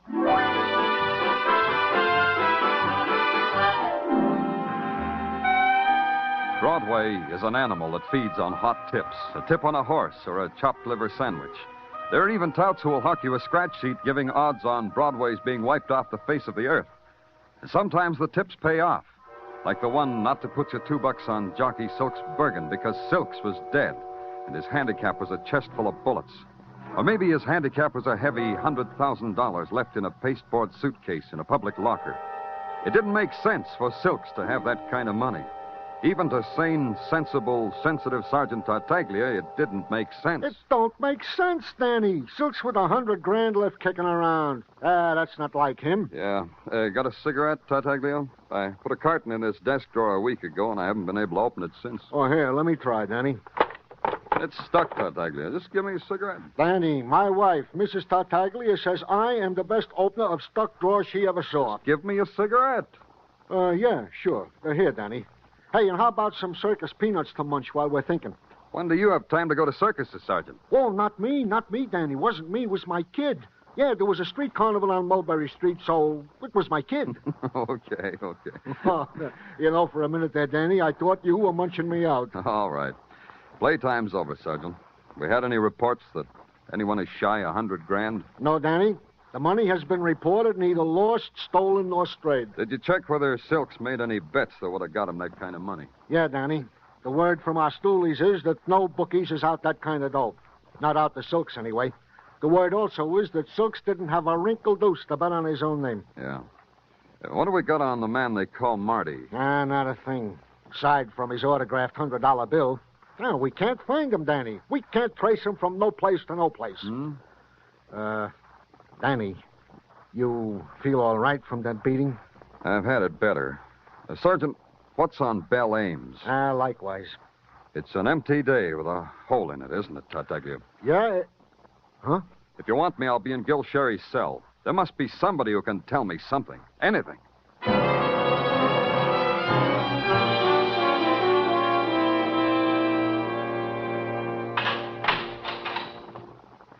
There's no need to humiliate me further, Mr. Clover. Being forced to talk to you is humiliation enough. Murder doesn't bother you, huh? As long as it's not mine. Dying can come to a man a lot of ways, Sherry. You could die as an accessory to Silk's murder. And there are so many things to prove, though, before I die, aren't there, Detective Clover? If you told us some secrets, you could maybe keep on living. That's as good as money sometimes. True. That's why I keep my mouth shut. I'll breathe longer that way. You mean Marty will kill you if you talk to us? I'm not brilliant like you, Sherry, but it seems to me you'll lose either way. Man has few choices, but the destiny of Gil Sherry will spin itself out as Gil Cherry chooses. That's what my class book said about me. Yeah. Real prophets, your classmates. Real prophets. Here's the envelope with Sherry's belongings you asked for, Danny. Thanks. I return your meager possessions, Sherry. Your cigarettes, an empty wallet, a fraternity pin, and... This is interesting. Roll of tickets to Pelagus Shooting Gallery.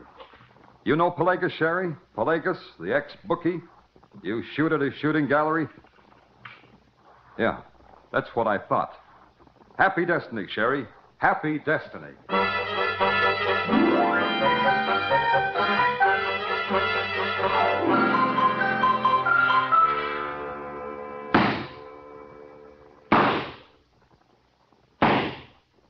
Oh, Pelagus. Keeping in trim? Pardon me, Danny. You're in my way. Oh, sorry. Nice shot. You angry at somebody? What's on your mind? Guy named Marty? Yeah.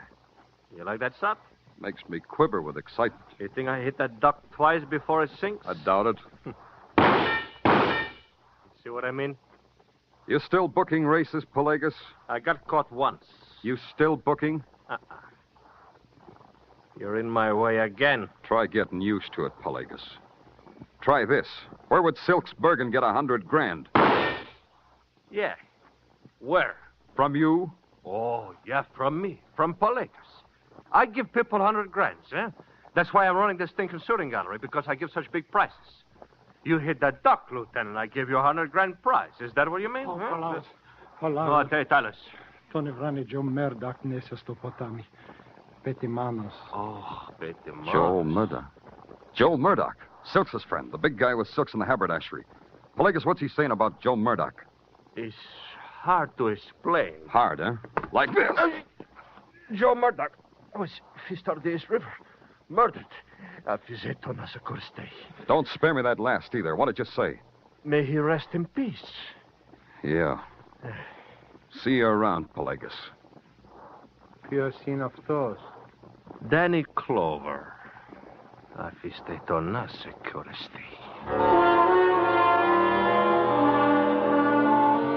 It was a thought I had to think. That pal Joey Murdoch was dead for the same reason that Silks was. I checked headquarters, found out that Murdoch's last known address was the Last Paddock Hotel. He shared a room there with Silks. The environment made its own possibilities. The lobby of the Last Paddock had a new embellishment. Above the clerk's desk was an embroidered wreath. To Silks, it said, "You finally beat the bookies." The clerk didn't sound funereal at all. Sorry, mister, you gotta come recommended. The Last Paddock don't rent rooms to just any fink that asks. I didn't mention room. The sign under your chin says information. I'll take that. You don't look like you carry that much dough. I got it sewn under my lapel. Here, take a look. A cop? A shaman? A real friendly policeman, mister. Come on, the information. Now, look, I'm a new boy here. You ring that bell, I give you the register. You sign it, you got a room. That's how it works. That's all I know. Yeah. Say, that's a pretty big safe over there. Why such a big safe for such a small flea bag? New, too. Yeah, new. How come? How come such a big new safe? Look, like I said, I'm a new boy. Look, friendly, we got laws about new boys who get close to new murders. Put your out to lunch sign on the counter. We're going uptown. No, wait a minute. Wait a minute. About that new safe. See, we had an old one. What happened to it? Well, yesterday the boys opened the old safe, and all it gave back was an empty stare. The boys did. What boys? The boys, the guys that live here, the bookies. Oh, they kept their money in a safe, huh? Well, sure, it's much safer than a bank. No peeping T-men that way, eh? That way the bookies don't pay income tax. That way, if their money gets stolen, they can't run to the police. Yeah. And that's all I know. You can take me uptown, and that's still all I know. Yeah.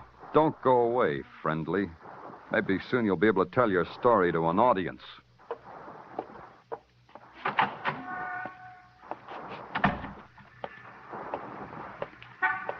Get in the car, Clover. Well, Marty. Good seeing you, Marty. I've been looking all over for you. Get in the car, Clover. Dolly's looking at you with a gun pointed to where your badge might be. Now just get in the car.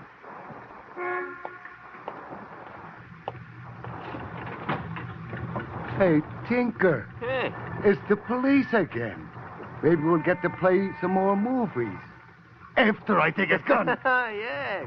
Golly day.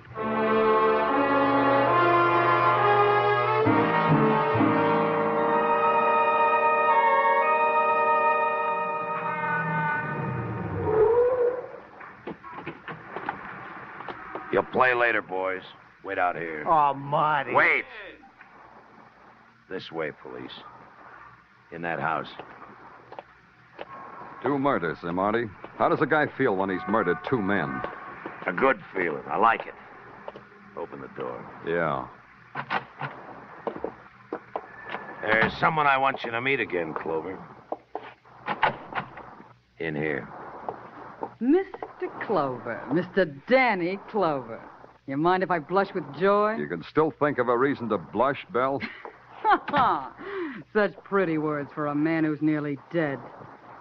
You got one chance, Clover. The dough, the $100,000. Where is it? First, I'm going to tell you something about Marty, Belle. He had that money and he didn't know it. What? What's he saying, Marty? You tell us, Clover. Belle, when Marty had me worked over, he should have taken a look at my key ring. One of the keys was for a locker. Locker, money. Marty, how could you be so stupid? Answer the policeman, Marty. So I made a mistake, Belle. Don't worry. We got the police. We'll get the dough. $100,000, Marty, like that, right under your nose. Oh, Belle, you picked yourself a dull playmate. You can't afford a playmate who makes mistakes, Belle. Marty, you fool. You stupid fool.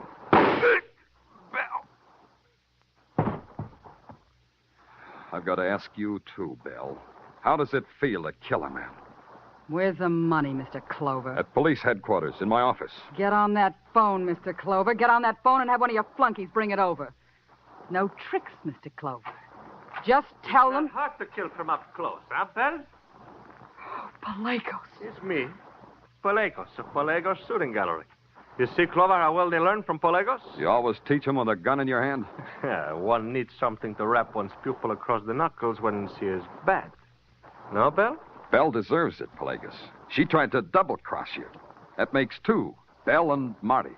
Didn't know you were so much alike, Belle. You and Marty. Don't listen to the policeman, Pelagos. No, it's just you and me. Nobody else. It's you and me and $100,000. Oh, sounds good. To me, that sounds good. How would it sound to you, Clover? Speaking strictly from a personal point of view, I wouldn't believe it. From a personal point of view, that is. Uh-huh, but Pelagos' point his view different. Then it's all right, Pelagos. It's all right, isn't it? Oh, it couldn't be better. Just show me you mean it. Throw away your gun. Huh? On the floor, Belle. Throw away. Oh, sure. Anything you say. You're a good girl, Belle. Nice, good girl. Oh, Pelagos. Yes. Belle was a nice girl. She had nice, good ideas, Clover.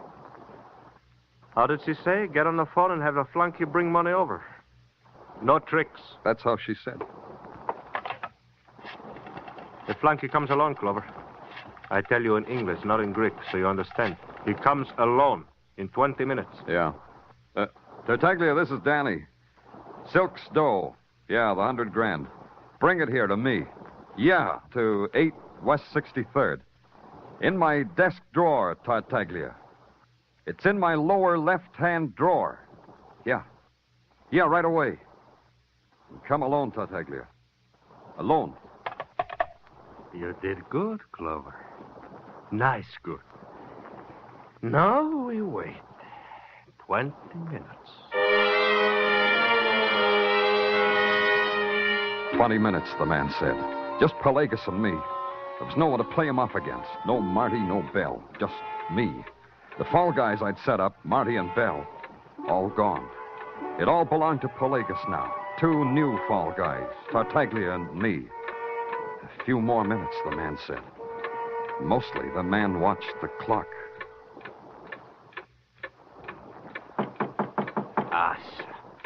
You're lucky, Clover. In 2 minutes, you could have died. Open the door.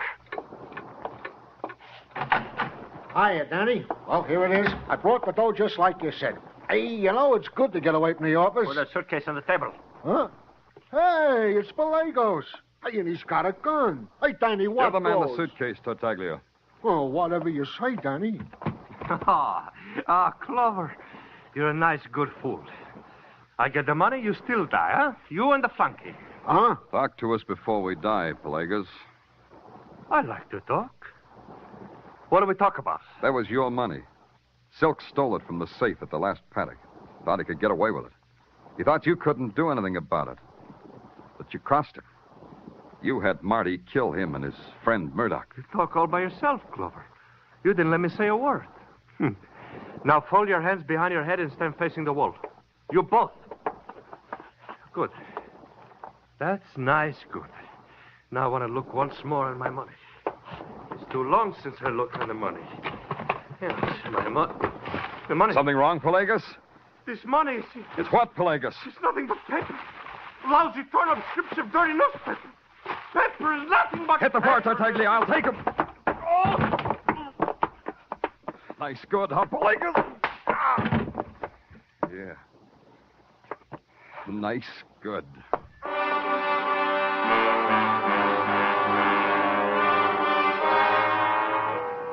First, I kissed Tartaglia on the top of his bald head, because today that's where his brain was. My lower left-hand desk drawer had been stuck for a week, and he'd gotten the cue. Dolly and Tinker, they were sitting outside, just like Marty told them, right in the middle of a police net, just like Tartaglia had arranged. So I kissed him again. So he invited me to a spaghetti dinner. Midnight's a happy time on Broadway. It's crowd and it's laughter, and it's a trumpet that screams. It's a place strung into the night like some phosphorescent alley, and they're heaped there, the bright-eyed kid, the voice that whispers from the doorway, the poet, the dregs. It's Broadway, the gaudiest, the most violent, the lonesomest mile in the world. Broadway, my beat.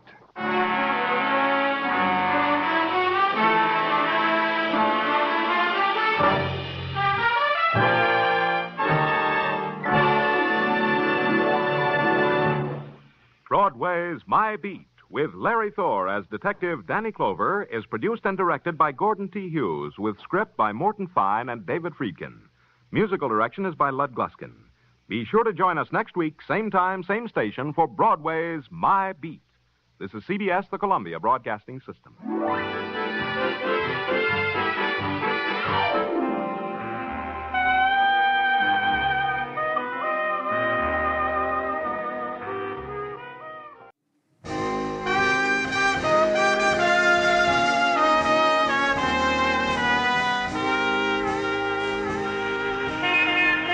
Broadway's My Beat, from Times Square to Columbus Circle, the gaudiest, the most violent, the lonesomest mile in the world.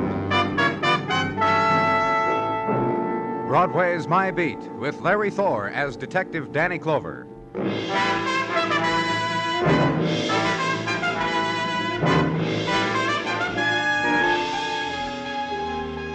It comes to every street, and it comes to Broadway, the single instant when summer nighttime hits the skids, when tomorrow starts coming in. It's the instant when the shadows start to stretch, and the first neon is turned off, and a puff of breeze up from the river blows the warmth away. Somebody pays a check, and the party breaks up. Somebody yawns, somebody goes home. It's the time of the delicatessen store where the toast is drunk with cream soda and go home with the newspapers. And it's come to Broadway. Another day's dying. And where I was, the night returns to the river, causes phenomena such as 1,000 curves of moon reflected in dark water and drifting to the sea, such as brief, wild sob of a ship suddenly landlocked, such as death sprawled beside it. A couple of kids walking past here stumbled. Danny saw the woman dead, called it in. Any identification, Mugwin? A purse, a wallet. Haven't had a chance to look. Here. I guess you got a yacht. It gives you the privilege. Huh? That yacht out there. Look at him. You can make him out. What am I bitter about? Somebody buy me a small yacht, I'd dance, blow the whistle, and... Yeah, just like that, For now, just hold the flash over this way, huh, Mugwin? Yeah.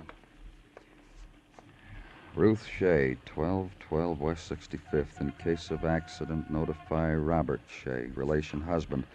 Height, 5 feet 4 inches, weight, 160. Bet this woman weighs more than that now, Danny. Closer to 250, I'll bet. No money in the wallet. Robbery, huh? Probably. Nothing else in this purse except a couple of candy bars. I'd say she was walking or was driven down here and... That's a real happy sound. Yeah. You know something? What? I never knew what I wanted out of life. Now I know. This is a night to remember, Danny. And to headquarters now to file the report, to detail the violence, to wait, because there are entries to be made in blank spaces provided for the purpose. Information not yet available. Information now being worked on in official and prescribed tempo, which may take an hour or two, maybe more, which will then be tendered to the interested party. Wait. And on the fringe of dawn, the tiptoe entrance of that filler-in of blank spaces, Sergeant Gino Tartaglia. Good morning, Danny. Well, you don't have to whisper, Gino. It's... Forgive me. Unaccustomed as I am to night duty, it follows that I would perhaps not be up in the etiquette for the occasion. So kill me. It's just that you don't need to whisper, Gino. You're not... If, for various reasons, I need to approach Mrs. T at 4 of a morning, I whisper. Gino. If one of my Tartaglia yells out at 4 in the morning, water, I need glass of water, I whisper back, get it yourself, honey. Gino, just give it to me, the information you have. Goes without saying. Report still warm from the hands of the medical examiner, Dr. Sinsky, concerning the deceased Ruth Shea as follows. Weight of victim, 242 pounds and odd ounces. 242 pounds in a woman? This is just go on, Gino. Approximate age of Ruth Shea deceased, age 27. Condition of Ruth Shea at time of decease, body full of many bullet wounds. The gun that killed was emptied into her, which leads Dr. Sinsky to the conclusion that... That what? That Ruth Shea was murdered in passion, in fury, to quote the good doctor, and for no motives of robbery or etc. Also, Danny, not on the report... What? That the husband of Ruth Shea, having been notified, is right now waiting outside the morgue. Why didn't you tell me, Gino, instead... He'll wait, Danny, he'll wait. What else is a husband in his condition to do? Besides, he's been there all... The walk now. Route channeled through plaster walls, bulletin boards stressing courtesy and alertness, and doorways to squad rooms, detention rooms, and other doorways. Route to the morgue. The final long corridor with the painted red arrows and discreet printing and the permanent beads of sweat on the wall. And the last turn, the man waiting in front of the brown doors. Are you Mr. Clover? The impeccable man. The man in shades of gray. The natty man who had brought a carved Malacca cane to the enormous cold room. Who held a Homburg between you and him like a shield. They told me to wait here for you. I'm Mr. Shea, Robert Shea. Then you know it's pretty certain your wife might be here in the morgue, Mr. Shea. I knew she was missing. Has been for some hours. Let's go in.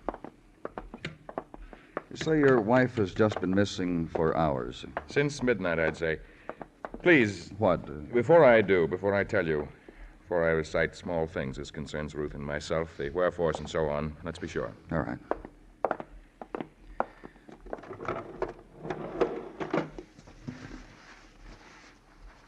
Well? Why is she dead, Mr. Clover? She's been shot. Someone emptied. I mean, why is she dead? This is your wife. Why is she dead? Let's get out of here, Mr. Shea. Please tell me why. All of a sudden now, Ruth is dead and shot and in this place. I want to know. Maybe robbery, maybe... All right. I'll accept that. Sit down, Mr. Shea. Can I get you something? What did you have in mind that you can get me, Mr. Clover? Water, cigarette, that's all. And the concerned look you're offering up right now?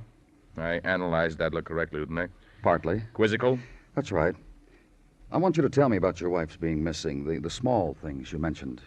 At midnight, about then we retired. I kissed my wife goodnight. She went to her bedroom. I to mine. Go on. I couldn't sleep. I thought to listen to some music. My bed radio there's a little screw on the tuner. It's out of order. I thought to go into Ruth's room quietly and take her radio. I see now how I knew. This ever happened before, Mr. Shea? 2 or 3 times. Oh? But each time I found Ruth on the back porch. You won't believe it. Tell me. reading poetry by flashlight. Listen, Mr. Clover. Yes? First of all, you must concern yourself with me. I know that, whether I killed my wife. I didn't. I worshipped her. You'll find that out. All right. You can see how wonderful she was. Poetry by flashlight. I worshipped her. You'll find out that I did. You'll see. Now I'd like to be alone.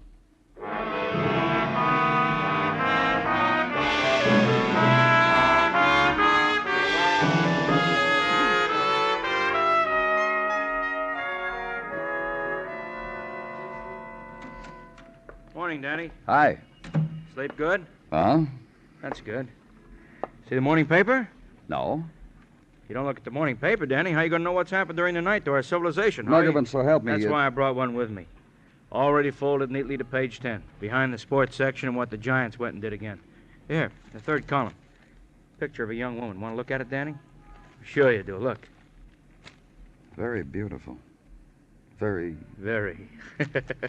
No, don't read it, Danny. Let me lay it out personally. That beautiful woman in harem costume, that ravishing thing, that doll. Oh, that's got heartbreak in it, the way her mouth curves. That's Ruth Shea. The same Ruth Shea we found shot up near the river. I don't... Sure you don't believe it. Neither do I. But that's her, all right. Picture taken 2 years ago at a society fair with tents on Long Island. The beautiful, elegant Ruth Shea, they say about her. Just that long ago. I she checked was- with the newspaper. One of their boys grabbed the picture 2 years ago. August 1951. I talked to him personally. All right, Muggavan, she was beautiful, so what is it? What does it prove? How would I know?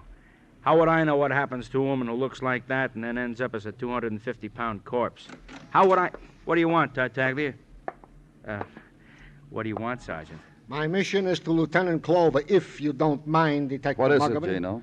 Just came a phone call to this department from a Miss Dinah Martin. Well? A Miss Dinah Martin who politely informed me she was an intimate friend of the late Ruth Shea. That she saw Ruth no less than day before yesterday, and also, if we will kindly send someone to her place, she will be happy to chat about who killed her dear friend Ruth. Her address, Tartaglia, you get it? Also, Danny, the address of Miss Dinah Martin, which I present to you for your personal consideration. Thanks, Gino. You did good. Thank you, Danny. And before you mention the squad car, Detective Muggavan, it has been ordered and is awaiting your pleasure. That is all.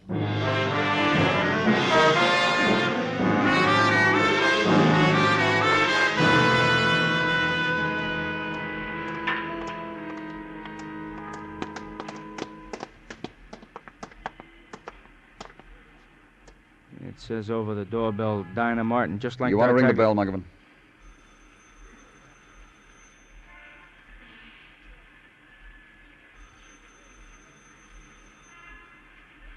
Maybe Dinah changed her mind. Try the door, huh? Wouldn't live without it. We go in, Danny? Sure we do.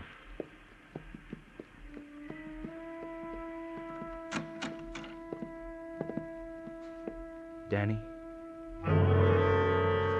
And the thing that stopped him.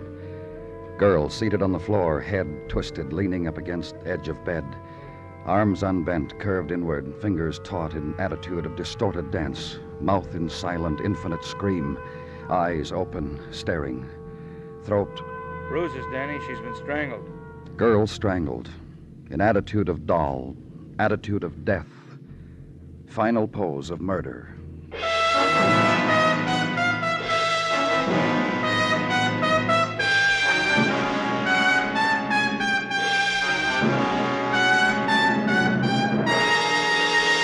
You are listening to Broadway Is My Beat, written by Morton Fine and David Friedkin, and starring Larry Thor as Detective Danny Clover. Next Tuesday is Coronation Day in Great Britain. CBS Radio has been planning for months to bring you all-out coverage of the actual ceremonies, the parades, and the processions. You'll hear hours and hours of color, background, and pageantry, reported by Edward R. Murrow, Robert Trout, Howard K. Smith, Paul Niven, Alexander Kendrick, and many other noted CBS Radio newsmen. CBS Radio goes on the air at 5:30 a.m. Eastern Daylight Time next Tuesday to begin coverage of the coronation. Coverage that will make this great event a vivid reality for listeners from coast to coast.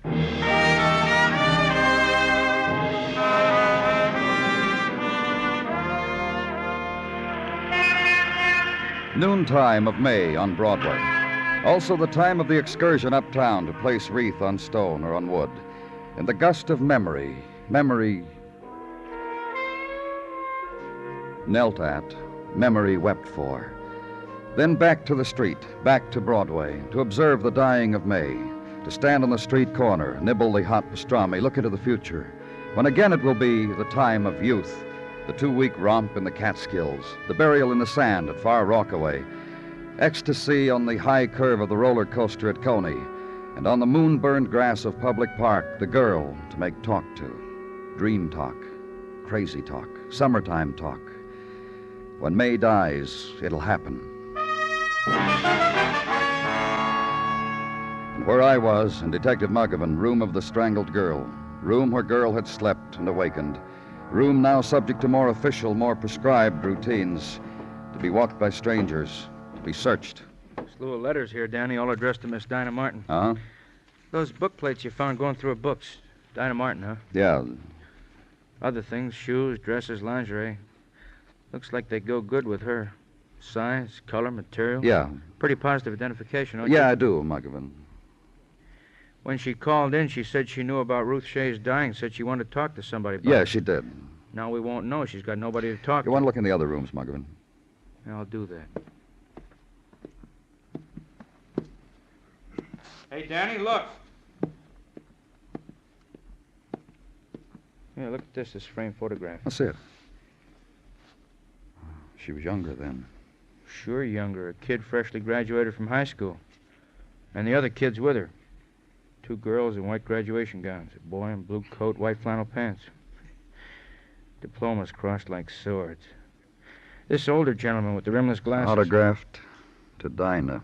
This one next to her, Ruth Shea. A beauty even when she was a kid, huh, Danny? Look how This her... one, Mary Greer.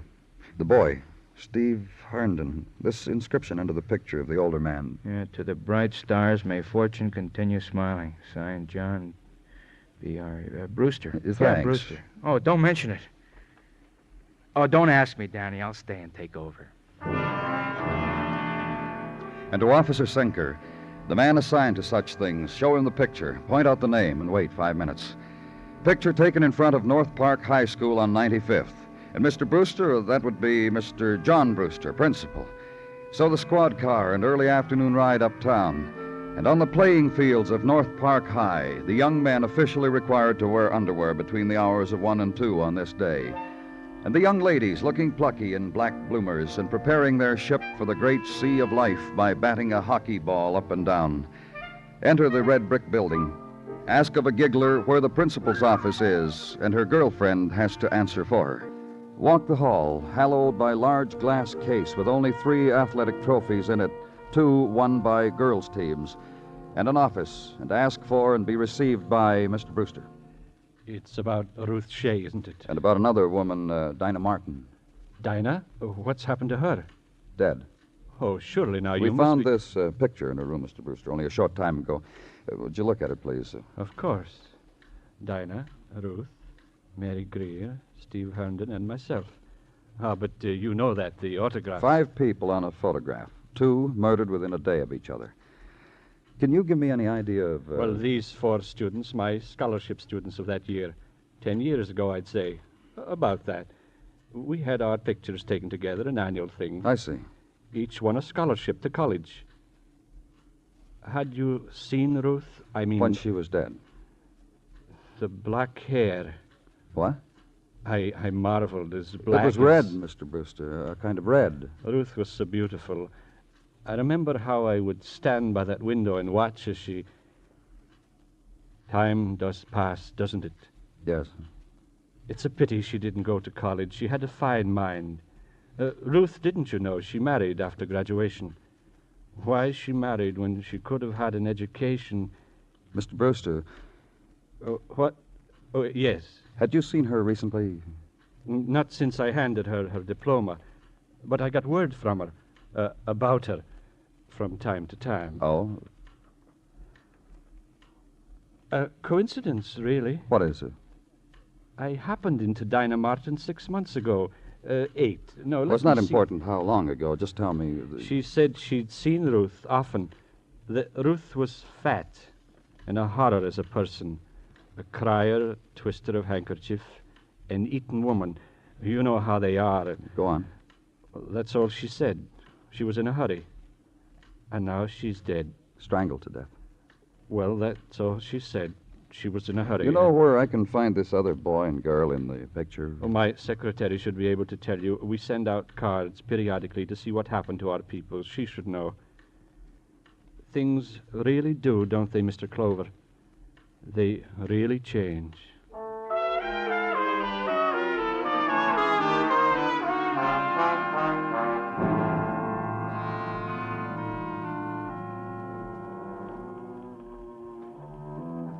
You won't mind if I let the record play through whatever we have to talk about, will you, Mr. Clover? Well, not if you... I don't mind it. Why should you? Look, Miss Greer... If not that record, then the radio. Because it helps me when I need to think. When I have to study, when... You're still a student, Miss Greer? Postgraduate work at Columbia. I'm on my doctorate in Oriental philosophies. Before that, it was medieval tapestries and their profundities. Before that... Miss Greer... I won a scholarship in high school, you know. Me and Ruth and Dinah and Steve. Mr. Brewster told me. Miss Greer, I want And to... I took the gentle Mr. Brewster's gentle words to heart. And I never stopped studying.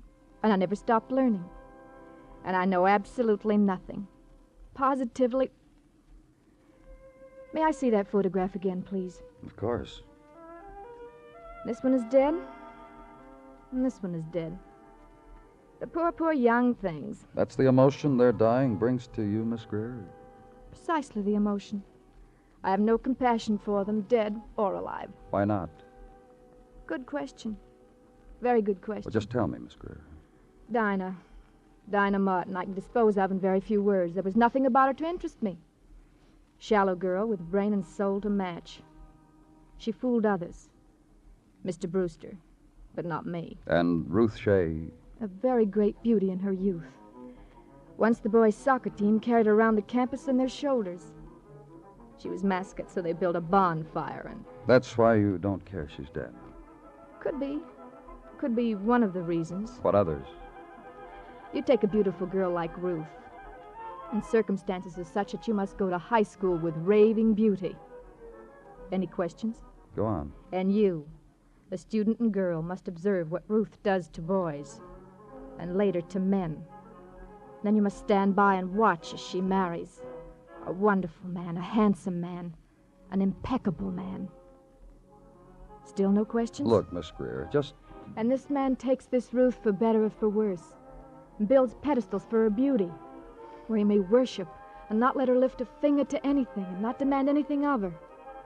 And years later you see this girl, this beauty, this owner of everything in the world, and... And what? And she's still beautiful, but dissatisfied, and edgy, and making this slow but sure change into a complete horror. When a man has loved her like that, has married her, has... You still wonder, Mr. Clover, why no compassion for Ruth Shea, alive or dead? No. I didn't take you for a fool. Goodbye, Mr. Clover.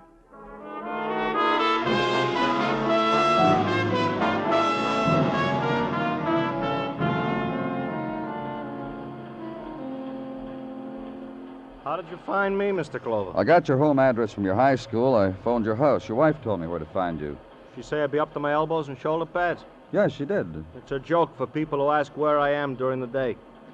The things those people are making, shoulder pads for ladies' garments. Here, this is a shoulder pad. Oh? Very interesting. Interesting. The heat done something Look, to you? Mr. Herndon. Okay. You said it's about Dinah and Ruthie when you come in. That's right. Dinah went out of town to college, if I remember correctly. Me, I stayed here. Had you seen her recently? No. Nope. How about Ruth? In high school, I practically fainted for just one touch of a loose-leaf book. Nuts about her. Yeah, I understand she used to be a very beautiful girl. You remember Dolores Costello in the movies? Only with coal black hair. Wistful, but with the macho mystery. The black hair did it for me. Black hair. Last time I saw it was platinum. How long ago was this? Well, I saw her at a party a couple of years ago. How did she look? Started to get a little heavy, I thought. Figured it was from the booze. Oh? Yeah, she was real loaded. Hey, listen. Uh-huh. You already talked to my wife on the phone, haven't you? There's no need to talk to her again, is there? I doubt it. Why? My wife always wondered where I disappeared to for an hour. That party 2 years ago. I danced Ruth out on the balcony. Ruth was loaded. You remember I told you that? That's right, you did. And she hated him, but she wouldn't let me kiss her. Hated her husband, you mean? Yeah, that's right. She was talking divorce 2 years ago. Did you know that? She said he wouldn't give her one. What else did she say? Oh, she said she'd get even with him, you know. Why did she hate him, Mr. Hernan? Did she tell you that? Yeah, kinda. Said she wanted to get off that pedestal.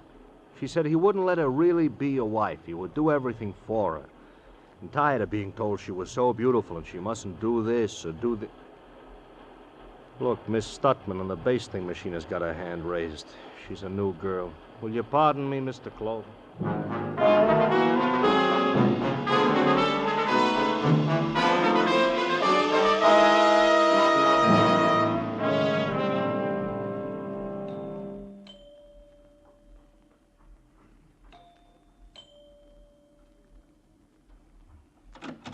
Yes? Hello, Mr. Shea. You remember me, don't you? Yes. No, this is Detective Muggerman. Pleased to meet you. Well, let's go inside. I was just going... Thank you very much. We will. You know why we came to see you, Mr. Shea? Additional information. Whatever it is, I'll be glad To answer your question. Question? The one you asked me in the morgue. Oh. Well... Well, what? You mean as to why it happened to Ruth? Why she was killed? I know the answer. Well, let's see if it jives with ours. Mr. Clover himself suggested it. Robbery. Ruth was foolish enough, sentimental enough to take a walk late at night by the river. She left herself open for that sort of thing. It's not an extraordinary happening in the Mr. city Shea. that a woman lonely on a lonely stretch of pavement. Ruth was well dressed, as you know.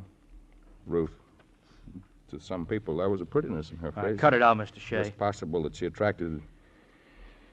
Anyhow, you know as well as I do, she had no money with her. A woman of her class to have no money.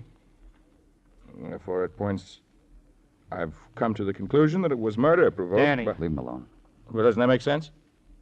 I've asked myself over and over. Over and over. What about the 7 bullets? What? Whoever shot your wife emptied his gun into her. Her murderer was provoked. Down at headquarters, we've got it tabbed as a crime of passion. What do you mean? Love, hate, emotion, you know. A bright man like you. A man shoots a woman, she drops. He stands over, he keeps shooting. You know, passion. Is that the right word? Danny. Yeah. You can have your opinion, of course, but certainly I... Certainly you what? Are you hinting that my wife had a clandestine meeting? That there was another man? Mr. Shea. Well, is that what you're hinting? We found out your wife was a very great beauty. A long time ago. There was still a prettiness in her face.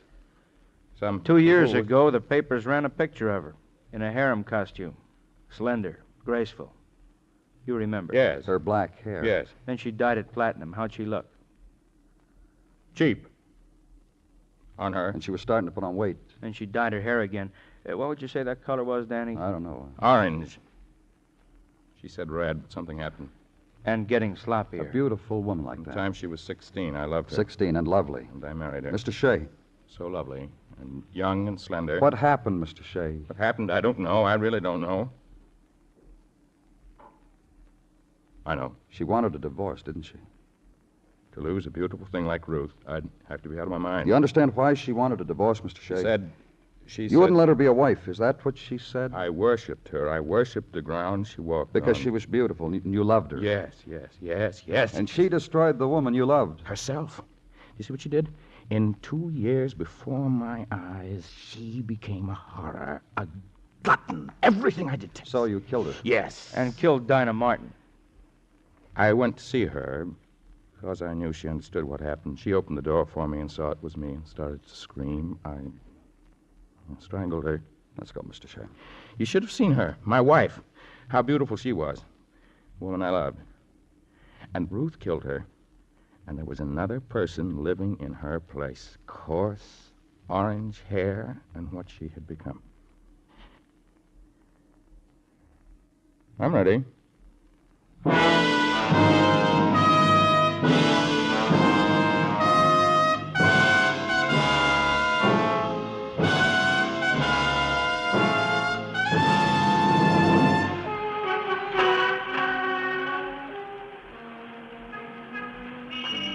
It's the street of the hunter, this Broadway, of the smile that's dropped at the tip of the hat, and lights flung from windows, out of doorways, and you walk a pavement spangled with 1,000 colors. But between the light, that's where the darkness is. It's Broadway, the gaudiest, the most violent, the lonesomest mile in the world. Broadway, my beat.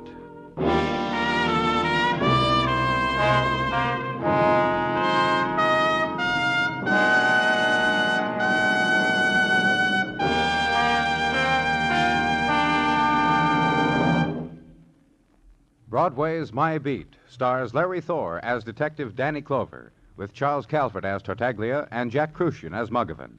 The program is produced and directed by Elliott Lewis, with musical score composed and conducted by Alexander Courage.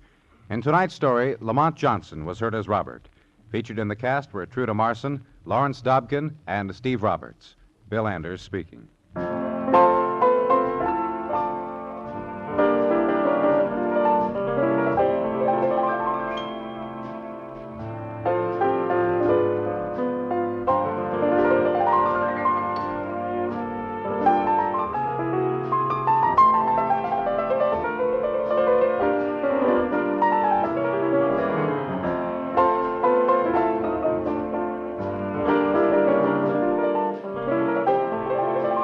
Remember, the stars still shine in the Lux Summer Theater Monday nights on the CBS Radio Network.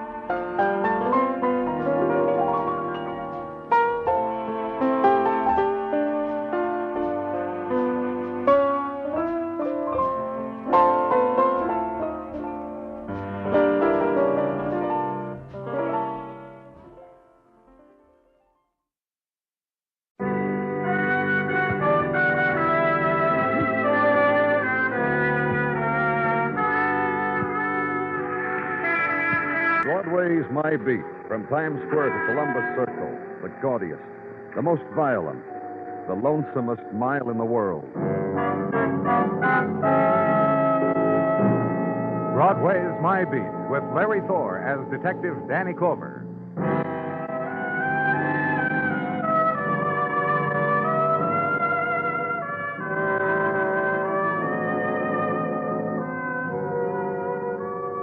Late afternoon of March, and Broadway moves in tired languor.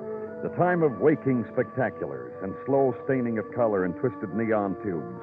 And this, ebb of sunlight performing on the shoulders of a woman who drifts from one season into another. The time of the late afternoon break and interval before the comptometers summon you back to their paternal wizardry. 10 minutes allotted to lean your head against winter stone, lift your face to the slow coming of spring, and flick the cigarette after the passers-by. A piece of the day, and it was all yours. And at headquarters, the time for the recording of violences in quadruplicate. And clear the desk of odds and ends, the statements on grief, the stenographic reports on anguish, and sip the cold coffee in the wax container. Busy, Danny? Just clearing a few things off my desk. Yeah, maybe you better make room. Huh? Because I brought you something. I give up. What, Muggavan? I got it downstairs, interrogation room. If you're tired of the lull, I'm filling it for you. All right, let's go.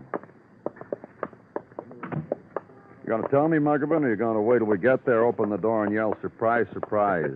I've been questioning a man on the matter of a car theft. Car theft? Don't go big on me, Danny. It's got murder in it. What? The thief doesn't know we know it yet. You coming, Danny?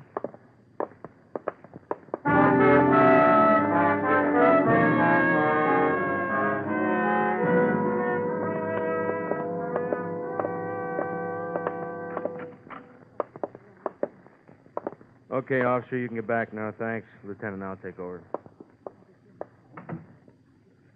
Well, this is our boy, Danny. What's your name? You kidding? Lieutenant only kids on a full stomach, mister. Right now it's 10 minutes before dinner time, so The tell amount them... of times I give my name already. Try once more, huh? Georgie Haven. Where do you live, Georgie? I haven't established residence as yet. I'm an out-of-towner. I guess, You guess what? I guess I got carried away with the splendor of it all, of your great metropolis. Yeah, of, so you hopped into a long black car and drove away. The car was sitting at the curb, key in the ignition. For the 15 minutes, I watched it. And being it was there, and being I've always wanted as a child to drive across the Brooklyn Bridge, Oh, now, fellas, I knew I couldn't get away with it, dressed like a bum at the wheel of a multi-cylinder cad. Where you come from, Georgie? North Dakota. So now let me ask you a question, huh? All right. Big shop you boys have got here, right? Coming in here after I was picked up, I noticed everything's got a department. First, they took me to a place titled Traffic Violations. Now, all of a sudden, I'm in a place called Homicide. Question, how come? Answer.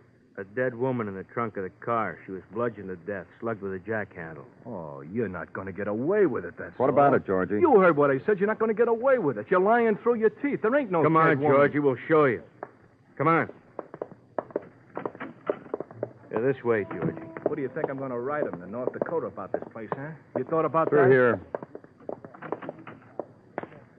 How long were you driving the car before the officer caught you, Georgie? All morning. I thought you said that... Oh, it's a fib. I saw the car around dawn, drove around to get the feel of the traffic in the car before I... Uh-oh. Police photographers, Georgie, and technicians. Also... Yeah, I see. Oh, look, I didn't kill her. Listen. Uh-huh. I don't know what else to tell you. I didn't kill her. I Get didn't. him out of here, Muggavan. Book him. Right. Come on, Georgie. You planted it. You don't think you can get away with it just because I've blown here from out of town. You can't Yeah? get away with it. Officer Gaines, Lieutenant, a few things here we can tell you about now. Mm-hmm. No identification on the woman. Expensively dressed. Handbag with the usual stuff. Lipstick, powder, you know. No driver's license. This, though. The letter we found in it. Thanks. Yeah. Joan. See me tonight or never again. I don't know how, but I'm sure of it. I have the strength to do it. I'll kill myself. Harry. Mailed the day before yesterday from the postmark. Yeah. You got anything else, officer? I opened the glove compartment. Registration card in it. Made out to an Ann Martin on Park. Here. That's it, Lieutenant.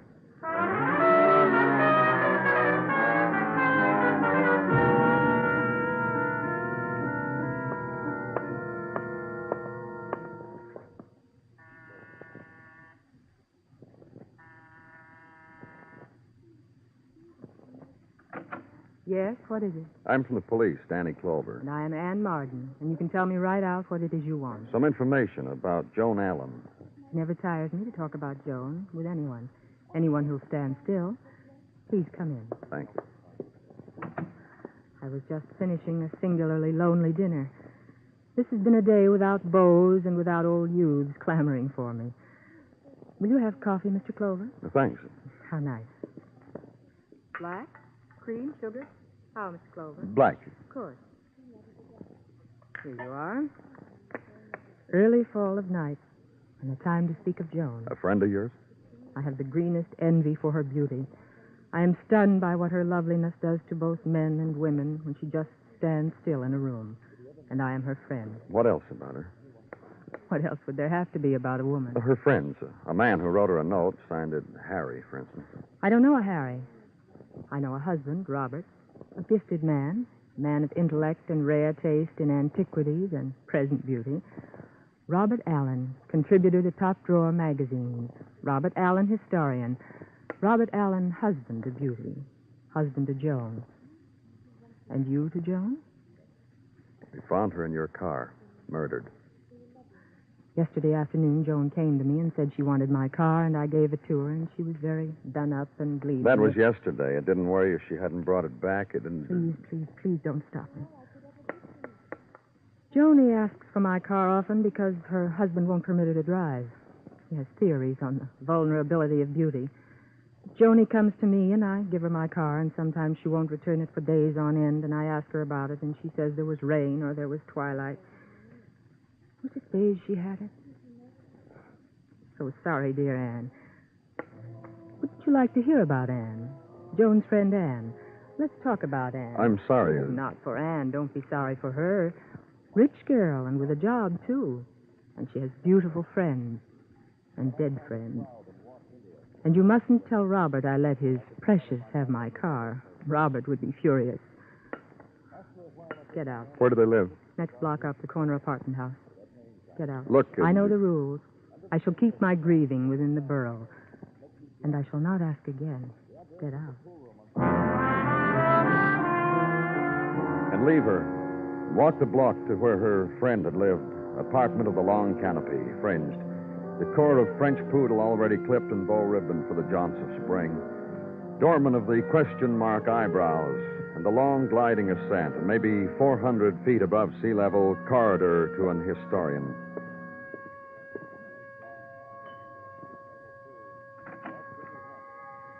You wished something? And the release of music to spill into corridor, and over the man's shoulder, a room lighted with images. A Roman head in aged marble and sightless eyes on ebony pedestal. A Greek torso, winged and in flight. A Chinese goddess in porcelain, and across the serenity of her outstretched hands a bough in blossom. And focal point of all the classic beauty, a wall lined with portraits of a woman, impressions, suggestions, reflections of a woman. What can I do for you? Mr. Allen, Robert Allen? Yes, that's right. My name is Clover, police. Well, please come in. Thank you. I was enjoying some music and a drink, Mr. Clover. Would you care for some wine? Mr. Clover? Oh, sorry. Don't apologize. These portraits are my own indulgence and pride. They're of my wife. Beautiful. That's not precisely the word. This one now, we were in Spain on our honeymoon and saw the mantilla. Personally, I believe the touch a trifle coy. What do you think? Well, No? Exotic? Perhaps. Joan has a chameleon-like quality. Where she is, what the circumstance is, Joan mirrors it somehow.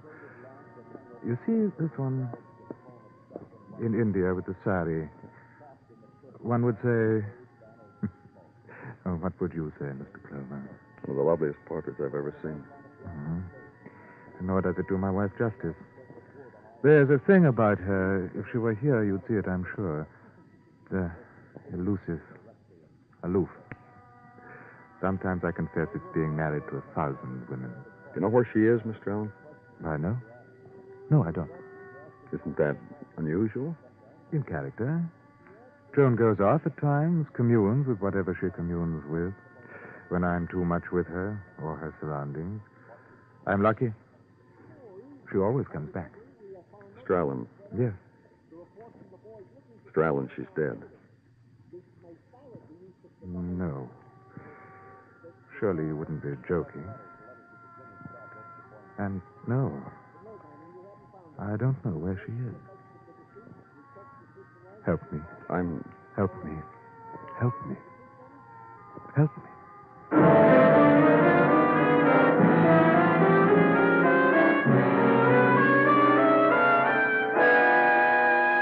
You are listening to Broadway's My Beat, written by Morton Fine and David Friedkin, and starring Larry Thor as Detective Danny Clover. Tomorrow evening on CBS Radio, Lionel Barrymore's Hall of Fame Theater turns the spotlight on another little-known hero of American history, with a dramatization of the important events in that person's life.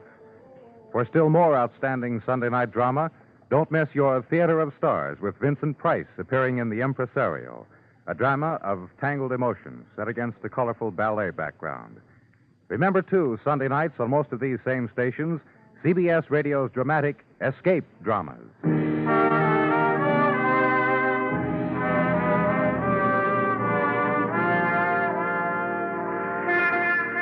On the morning of a new March day, Broadway moves quickly.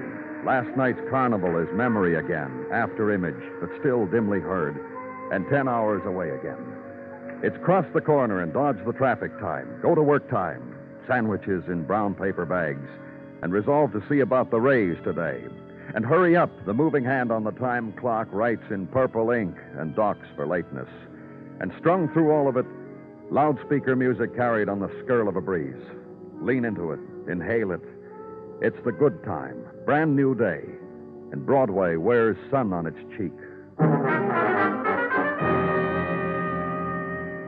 And at my office at headquarters, sunlight had its special quality.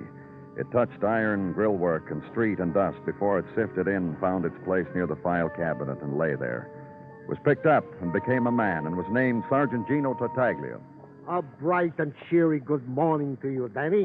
Same to you, Gino. Nice of you to think of me. Don't mention it. Aren't we friends, Danny? Oh, Gino, I was telling this to Mrs. Tartaglia last night. How friendly. Please, Gino. And she patted me on top of the head. A gesture she only does in a sentimental mood. Now to work, if you please. Thank you very much. Certainly. Rundown on the deceased Mrs. Joan Allen reveals only snatches of info, such as she had no business driving a car since no driver license had been issued to her. All right. What else? That some 7 years ago, when her maiden name was Westfall, Joan Westfall, she had a slight altercation with a man named Tom Marino. They took a shot at him. Oh? Tom Marino, whose present address I give you, it seems jilted her. Stood her up almost at the altar. She took a shot at him. Mr. Marino good-naturedly called it an accident and did not bring charges. However, Danny Clover speaking. This is Harry Barton. Harry Barton? Yes, what is it? This morning's paper carried an item about a note found on the person of Mrs. Allen, who was murdered. Uh-huh. The note was signed Harry. I'm Harry. I thought I'd call. I've been wondering how to find you. Where can I see you? I work at Nathan's Swedish Kitchen on Madison Avenue, a grocery store. Thanks. I'll be right there, Mr. Barton.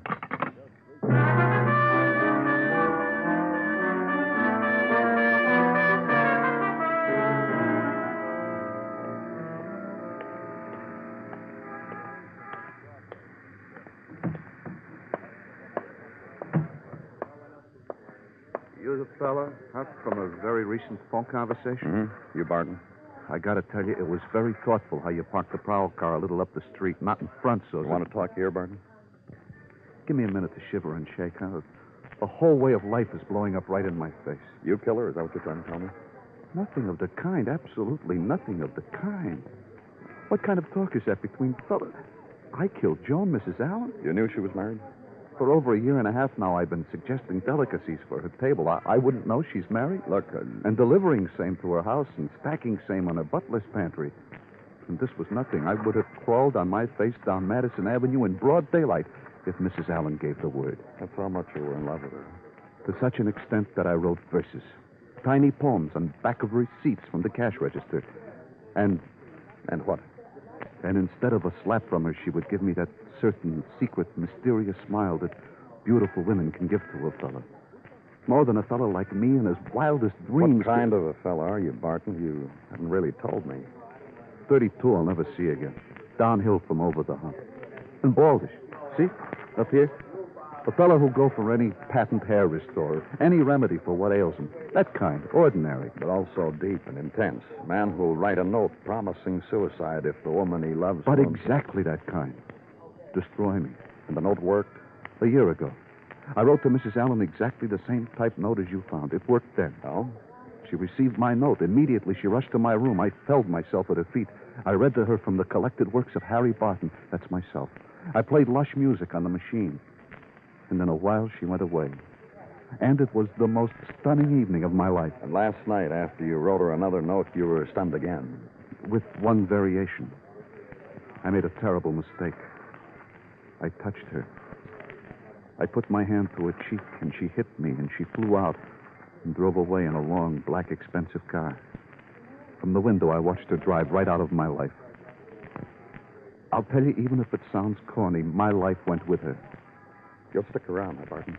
From 9 to 6. The rest of my life in Nathan's Swedish Kitchen. So leave the place of the delicacies. And outside, consult now the piece of paper. Name Tom Marino, once fiancé to Joan Allen.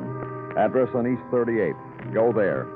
Park the car under a tree whose branches are still slicked by winter. And the house of old aristocracy, partitioned now into 3-room flats and rented to those whose income affords a genteel and respectable location. One flight up, and softly lit corridor. And Mr. Marino's tailored and smiling. From the police, you say? And polite. Please come in. And cooperative. Joan Allen. Of course, be glad to tell you all I can about him. He does. How many years ago was it? Let me see. His name was John Westfall then. About 7 years ago. I understand you were engaged to her. Once I counted myself fortunate. She was very lovely, you know. A young man in love, and when it's returned, always fortunate. But to have that sort of relationship with a beauty like Joan, look in the mirror and love yourself for this miraculous thing you've accomplished. Yet you jilted her. Do you have any idea what kind of life it would have been, being married to a woman like Joan? You said so yourself. She was lovely. She didn't react, Mr. Clover. Oh? I suddenly realized it. The things I liked, important things, cherished things that you save for secret for someone you're going to love for the rest of your life. I tell Joan about them, she'd smile wisely. That's all. No reaction, just a smile. You know why? Tell me. She didn't understand. I don't quite. Didn't understand, that's all. She's dead now. We'll be kind to her. She was beautiful, truly a beauty.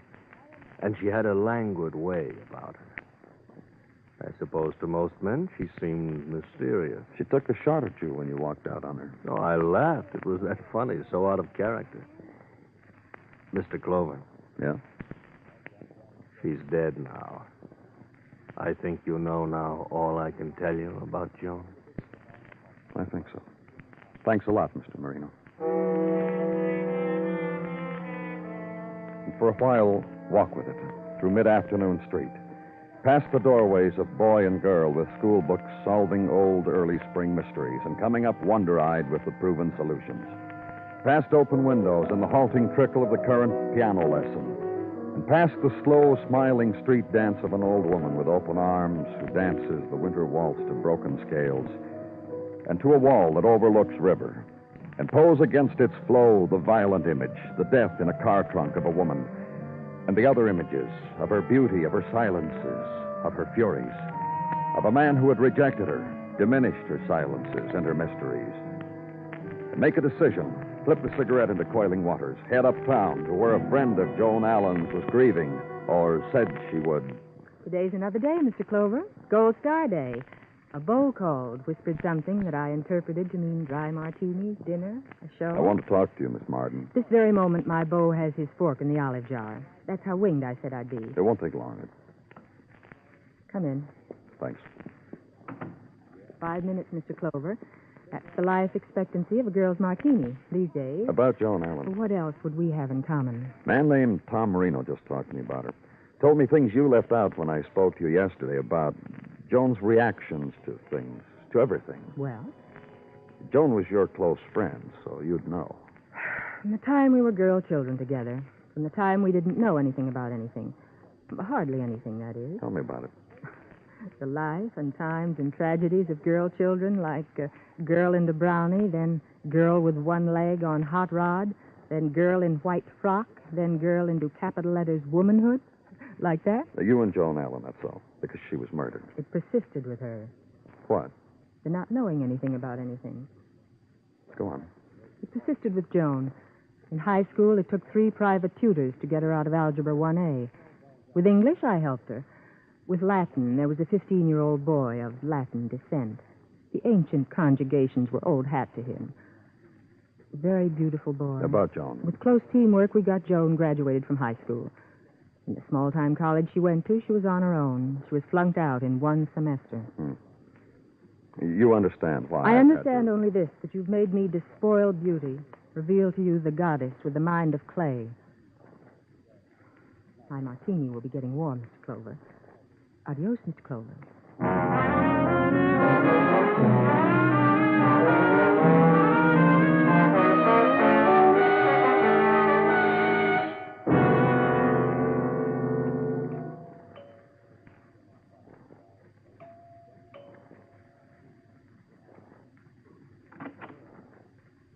Oh. Hello. Good evening, Mr. Allen. This is Detective Muggerson. How do you do? Mr. Allen? Won't you come in? Thank you. You, sir, you'll find that chair comfortable. And Mr. Clover, that one. And I'll sit right here. What do you think of her, sir? Me? Yes, I saw you staring at her portrait. The reaction of strangers who come into my home. Yeah, I stared. You had a very beautiful wife. It's a pity you didn't know her. Yeah, it is. It always is. I hardly expected such a civilized reaction. What are you talking about, Mr. Allen? Well, here we are, three men chatting in a most urbane manner about a beautiful vessel most foully destroyed. You mean your wife hit over the head with a jackhammer? Exactly that. Now, let's see. What is going to be your approach? Let's try it this way. We found out a great deal about your wife. Oh, really? Please tell me. Hey, Danny, you told me Mr. Allen was all broken up when he found out about his wife. Another lesson in civilization I give you, sir. Permit yourself animal anguish, but only momentarily, so that life can go on. I'll remember that. This is the point we have reached. You gentlemen have found out a good deal about my wife. Tell me, name names, places, things of a person's existence. My wife. Tom Marino. Oh, yes. I heard about him. But much later, a year or so ago, he introduced himself to me after a lecture I had given, an analysis of something. I believe it was of the Near Eastern situation. He introduced himself to me. How did you two boys get along? We went to a place and got drunk for almost identical reasons. Mr. Marino insisted on picking up the tab. Now let's try Ann Marden. People like Ann Marden come to hear my lectures and take copious notes. Nothing special. But a good friend of your wife's. Ann Marden is kind. But come, really, you're baiting me. You say something. All right. But it's difficult for me to say. Well, I can't help you there. I would figure out a way to phrase it.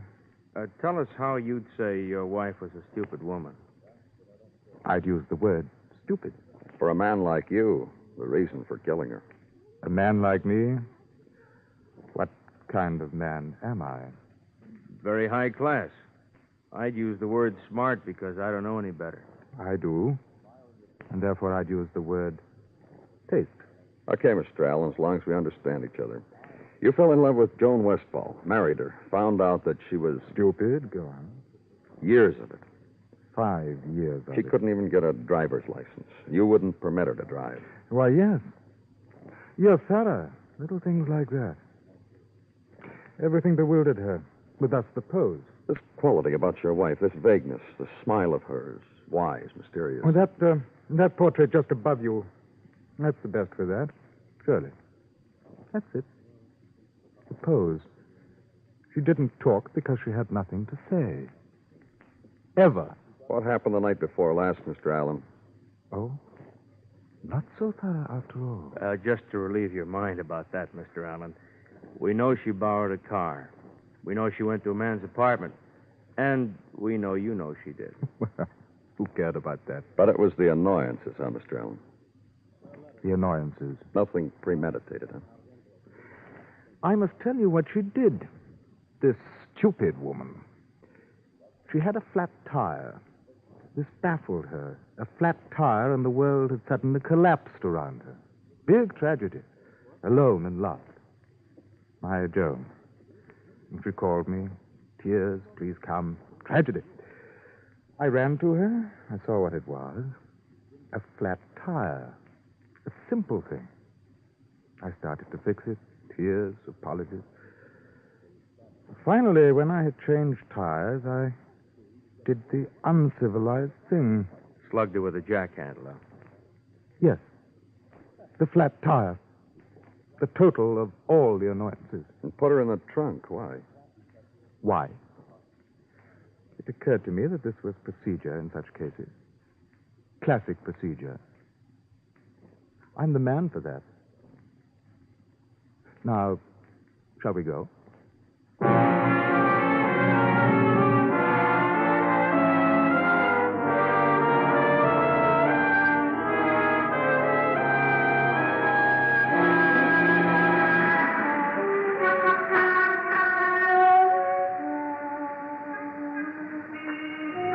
A haze covers Broadway now, and for a time the street is dimly seen, dimly heard. And for this instant, Broadway is stunned. But suddenly the spectaculars explode, the lights plume upward, and the hawkers gather. It's night, and it started all over again. It's Broadway, the gaudiest, the most violent, the lonesomest mile in the world. Broadway, my beat.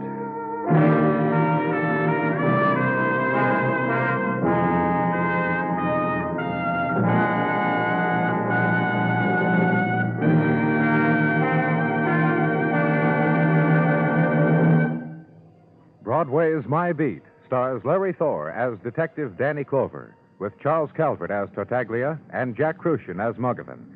The program is produced and directed by Elliott Lewis, with musical score composed and conducted by Alexander Courage. In tonight's story, Ben Wright was heard as Robert.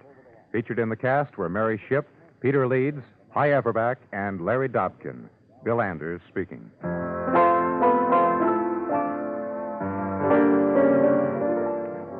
Nothing small time about Charlie McCarthy. Tomorrow night, with vocalist star Howard Keel visiting the show, Charlie turns songwriter, composing a Broadway musical. Enjoy Edgar, Charlie, their guest Howard Keel, and the rest of the Bergen and McCarthy gang tomorrow night on most of these same CBS radio stations.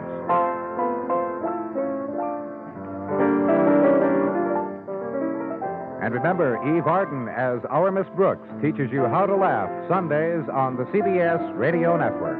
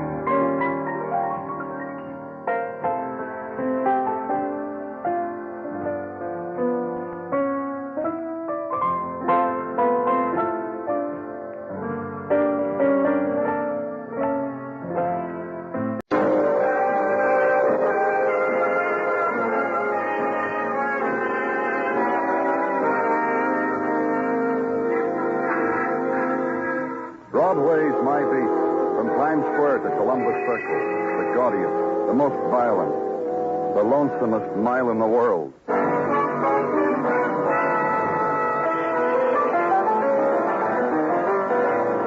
Broadway's My Beat, starring Larry Thor as Detective Danny Clover.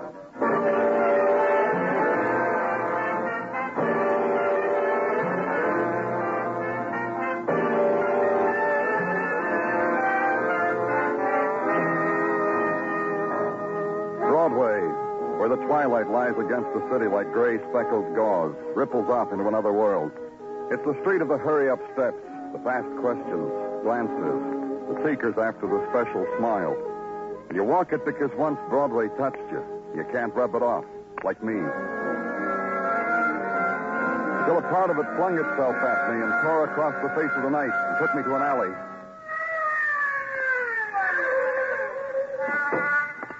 Wait for you, Danny. Yeah, where, Muggavan?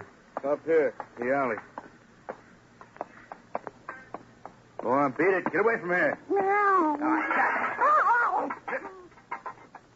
Yeah. There he is, Danny. Shot. Kid. I'd say about 19. You'd say about right. Huh? Yeah. Kid counted his life in his inside coat pocket. Wallet, stuff. Huh? A fighter. Yeah, clippings. Must have been pretty good. Yeah, Giorno. Didn't mean anything to you? Uh-uh. I don't think so. Giorno. It's like I've heard it. Well, maybe because I follow the fights closer. Yeah, let's see that, man, will you, Danny? You see? 36 fights, 34 wins. Good record. Mostly club fights in small towns, but a good record. Small town boy come to fight in the big city, huh? Yeah, so it looks. To find a local address? Yeah, 63rd Street YMCA. Here. I guess the kid overmatched himself, huh, Danny?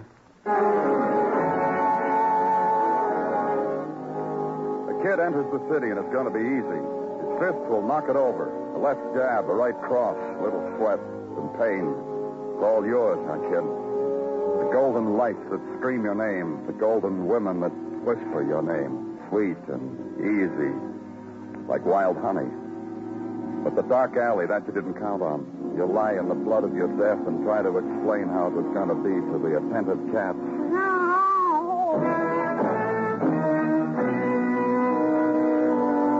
At the YMCA, a courteous fellow poked a courteous finger into a pigeonhole and came up with a note that said if anyone wanted anything of Jack Giorno to contact him at Saul Boone's gym on West 49th. Then the courteous fellow explained the advantage of a Y membership to a fellow of my type. I thanked him, told him I consider it. But first I wanted to talk it over with the fellows at Saul Boone's. He understood. Saul's gym was like 1,000 others. Training quarters for other kids like Giorno. A side street arena for the ambitious, the bums, the has-beens, the punch drunks. And over it all, like a muscular mother hen gone to fat Saul Boone. The left! Give him a left there, kid. That's it. That's it, boy. That's a nice boy. Pretty boy. Oh, hi, Danny. I'll talk to you, Saul. I did something? Break it off up there, Saul. I want to talk to you. Oh, well, I'm on it. A minute, Danny. All right, crowd him, kid. Come on, crowd him. Crowd him. Smother him. Breathe in his face. Let's go to paint now, kid. Ah, not a hook. The hook, boy. Down child. You're down child, baby. Now pick up your worthy opponent and explain it to him what you did to him. Only not here, someplace else. Nice policeman wants to talk to me. Hello, Danny. How are you? It goes? It goes, Saul. A kid named Jack Giorno. Giorno? Oh, very promising chickling, Danny. Proper handling, Giorno should win fame and fortune and many girl chicklings. Was he here today? Sure, he was here. He's been here every day since he blew into town. Where else would a kid go for motherly advice? Fisticuffly speaking, but the mother saw bloom. When did he leave here? Oh, around 7. I was teaching him a few things. In the middle, he gets a phone call. Says he's got to go. What, a chickling like Giorno's got to go? You don't like... What's the matter, Danny? Giorno did something? No. Well, then what's the mishmash? With police, with questions? Down to him. Kid was shot, Saul. To death. What? Oh, a chickling like that to die. That breaks the heart, pushes the pieces under the garbage can. You know anything else about him, Saul, besides... Into the private life of my boys, I never pried, Danny. All I know is how to tell him to behave nicely in a squared circle. He must have made friends. Oh, sure he made friends. That Hawaiian shirt over there. See, hey, Billy! Billy Dorset, come over here a minute. You must have seen Billy fight, Danny, when he was good. Now he's worn out, rapidly deteriorating into a bum. Oh, Billy. Hi, kid. How's the chap? What do you want, Saul? This is Danny Clover, champ. Detective. It's him who wants. Oh? You think I can get you what you want, Mr. Clover? Oh, talk nice, Billy. Our friend here's looking into the murder of Jack Giorno, so talk nice. Giorno? Murdered? Oh, he's a good kid. Yeah, murdered. An alley, about an hour ago. An hour ago, huh? Just about the time I was given a heavy bag of workout, right, Solly? Sure, Billy, sure. Like I said, Mr. Clover, he was a good kid. Me, I talked to his manager. About fighters, you talk to their managers. Who would that be? Oh, the same as mine. George Fuller. His place is down the street, the Miller Apartments. He'd be glad to help you. George is helpful. Ask him. I'll do that, Billy.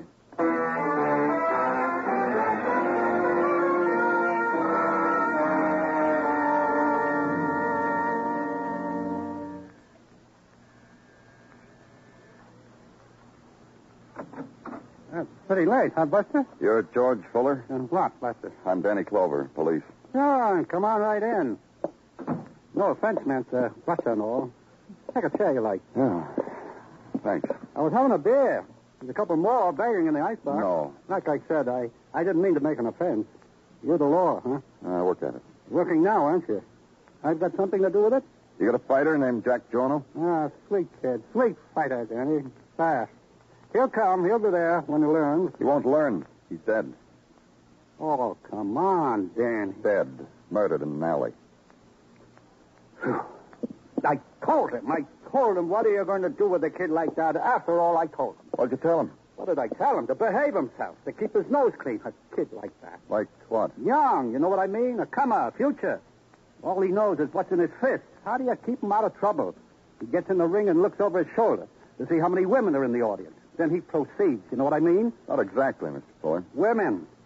Jack Giorno got along, huh? Got along. What are you going to do with a kid like that? What women? With ears, Buster. He could pick and choose. Did he? Yeah. Yeah, he did. With red hair. Jenny Dorset. Jenny Dorset. I met a man named Billy Dorset tonight. You met Jenny's husband. What's left of him. He used to be good. Now there's only what's left of him. Know what I mean? Where do I find Jenny? I'll write it down for you, Denny. I told him to keep his nose clean. What do you do with a kid like that?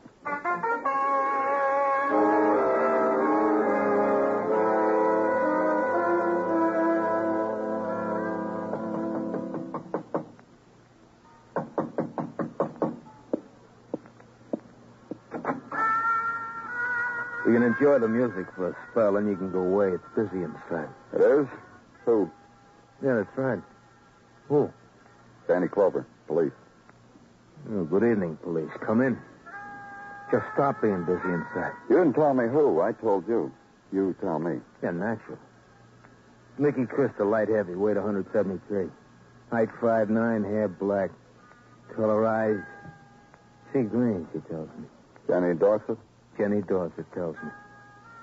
Come on in, approve it.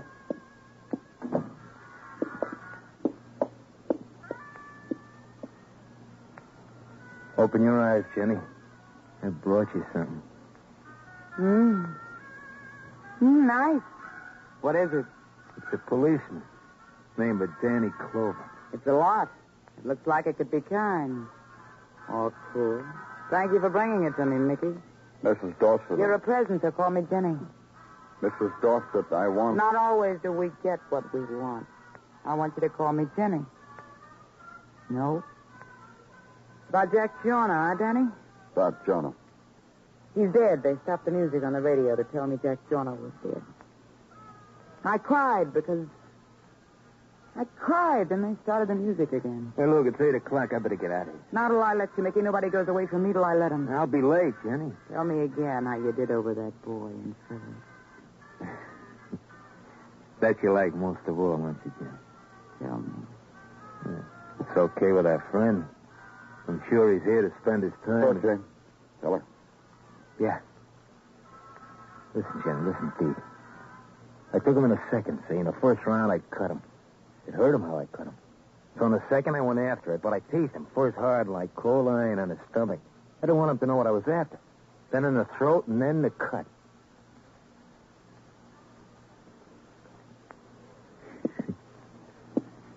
It's okay with you, police? Where do I get you? South Blown. He's my mother, like all the other boys. Bye, Jen. Jen. We were talking about Jonah? Is that what we were talking about? Who wanted him dead, Mrs. Dorset? Not me, you see how I am, so you know it wasn't me. Your husband, then? Billy? Not Billy. Billy doesn't care about Jonah, about Mickey? Maybe he cares. Who cares what Billy cares? Maybe Billy. Not you, huh? Once I did a lot. Because Billy was a tiger then.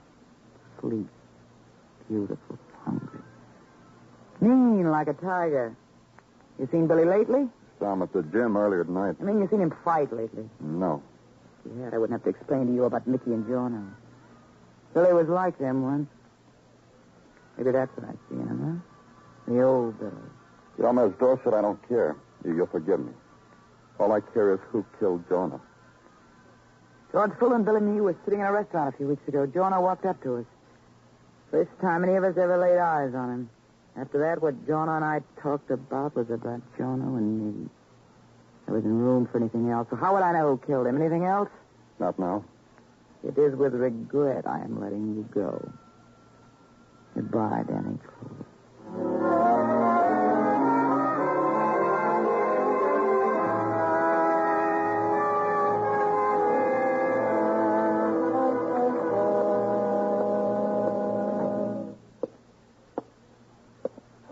Danny.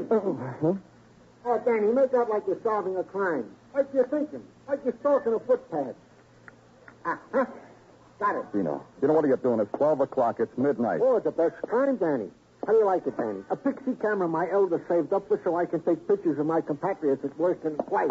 So far, I got Muggerman with a magnifying glass. Do me a favor, Gino. Chino, get up off the floor. I was only taking an angle shot. Okay. What favor? Put the camera away. Talk to me, huh? Certainly. Thank you. Certainly. What did you find out about Jack Jono? Oh, he was a good little fighter, Danny. We sent a wire to Ohio from whence he came. Hmm? They wired back. He was a good little fighter. Leastwise, that's what I gathered from the record. Did a police record come with it? Indeed, and to wit, a minor fracas involving one woman and husband who went with. $50 fine, which I consider quite normal for such goings on. What else? The telephone. May I? Certainly. Danny Clover speaking. George Fuller, Danny. Oh, boy. Oh. What's the trouble? What is it? Get down to my place, Danny. Get here. Bring somebody. Hurry. Well, what happened? What happened? What? Mr. Fuller. You better get down here. Where? My place. You better get down here, Buster.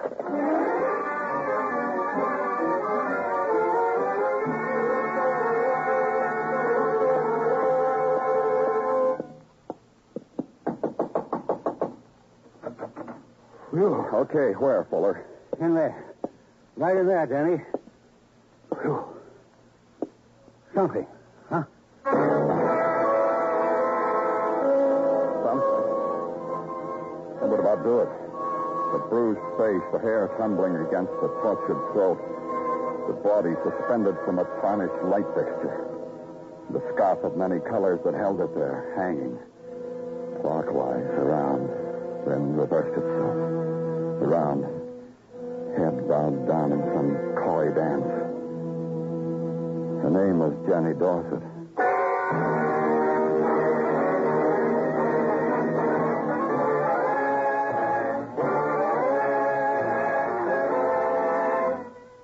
You are listening to Broadway's My Beat, written by Morton Fine and David Friedkin, and starring Larry Thor as Detective Danny Clover.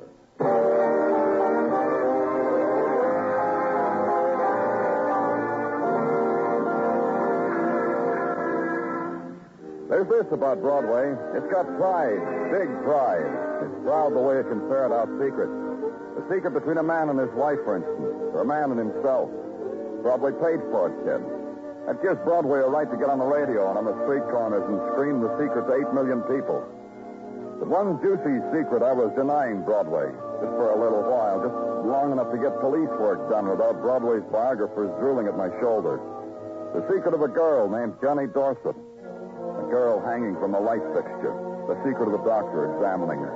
The secret of the men photographing her, bemused by the movement of her suspended body, wondering at what speed, at what lens opening best to catch the swing of death. They wave the doctor away and he comes over to you. Danny, a cigarette? I left mine back. Yeah, sure. Here, Dr. Sinsky. Thank you. That makes the carton I owe you. Remind me. How long, Doctor? Like that? An hour. She's been dead an hour. Think she must have begged for death longer than that. Huh? You must have seen her, Danny, the way she was beaten. Her face, her throat, the body, too. Oh, the piece of cloth clenched in her hand. Hawaiian print from her husband's shirt. I've seen it before. She must have pleaded with him to kill her. To stop hitting her and to kill her. Oh, Danny. You and me, what are we doing in this? Yeah. And it's kind of disgusting, isn't it, Buster? Huh? Who are you? No offense, Buster. I just mean it's disgusting the way Billy beat Jenny up and then hanged her. That's all. George Fuller. Dr. Sinsky, there's his place. He found Jenny like this, he told me. Called me up on the telephone to tell me he found her. Yeah, that's me. George Fuller, fight manager, promoter, all-round good guy. Don't go away, Doc. Everybody says George Fuller's a good guy. Oh, the Doc don't care. One thing, George. How come Jenny was here in your place? You think I killed her? You think I could do a thing like that to Jenny? That's not what I asked. You couldn't be wronger, Buster. The Doc said it was an hour ago, didn't he? An hour ago, an hour before that, and an hour before that. I was at Sal Boone's gym. A lot of people saw me all the time, especially Sal. Ask him, Buster. Ackerman? Yeah, Danny. Call Saul Boone's gym. Ask him if Fuller was there tonight, an hour ago, 2 or 3, just like he told me. Okay, Danny. Now the question I asked you before, George. How come Jenny was here? I don't really know. I'm lying, Buster. I do know. Well, tell me, George. Patience. It's hard to tell. I don't like to tell it about Jenny. Especially now she's like that. What about Jenny? A fighter, Mickey Crystal, you know him? A fighter, Mickey Crystal, came to me. Asked me the use of my apartment. I gave him the use. That's why Jenny was here. Yeah, and Mickey had a date, and this was the only way they could meet. Danny, fellow was at the gym, just like he said. Thanks, Margaret. You thank Mickey, George. I think what you think, Buster. I think Billy Dorset, her husband. Because that piece of Hawaiian shirt you found in Jenny's hand, that's Billy's shirt. You know it, Buster. I think he found out about Jenny and Mickey Crystal, and he... Yeah. Margaret, I'm going after... Don't go after Billy to his home, Danny. He ain't there. No? No, I called to tell him about Jenny here. He wasn't home. Try the Bel Air, Fleabag on West 47th. That's where Billy holds up when he's had a strain. Try there, Buster.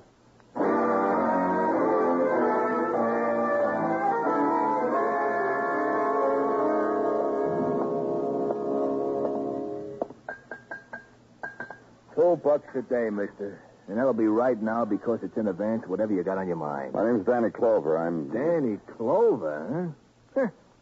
Well, that's a twist. Police. Uh-uh. Makes it different, huh?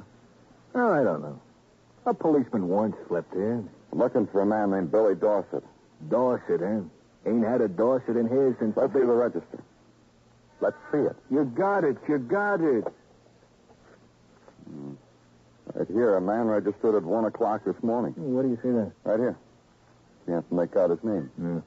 Couldn't be Dorset. Dorset starts with a D. This name don't start with nothing in the alphabet.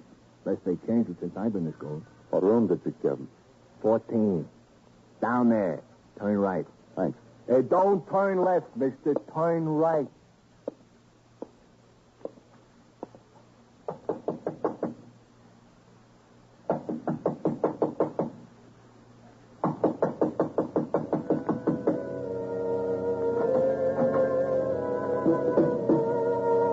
I'll never know who opened that door.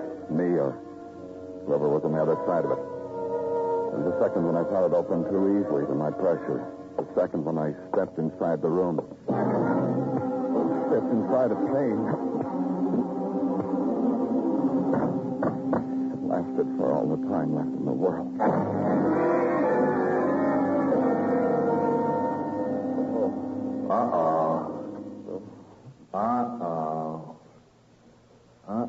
Worked over, huh? Help me up. Yeah, sure. Take it easy now. Did you see? No, you wouldn't. How long have I been here? 2 hours ago, you look better. You need your bed, mister. That's what you need. Bed. The man was right. Bed was something I could use, but right now would take the time I needed. I went back to headquarters and sent out an all-points bulletin on Billy Dorset. I waited. I dozed. I waited some more. Dozed. The dawn from my office window woke me up. I pulled down the blinds. Dozed.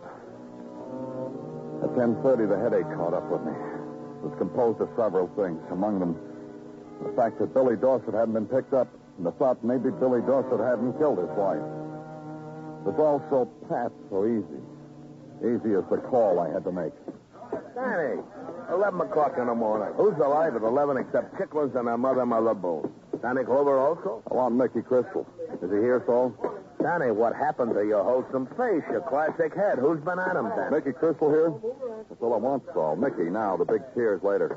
Oh, he's in the dressing room, Danny. Number 3. The boy's rubbing him down. Mickey had a hard night. 3? That way? Uh-huh. It ain't sporting what they did to your face, Danny.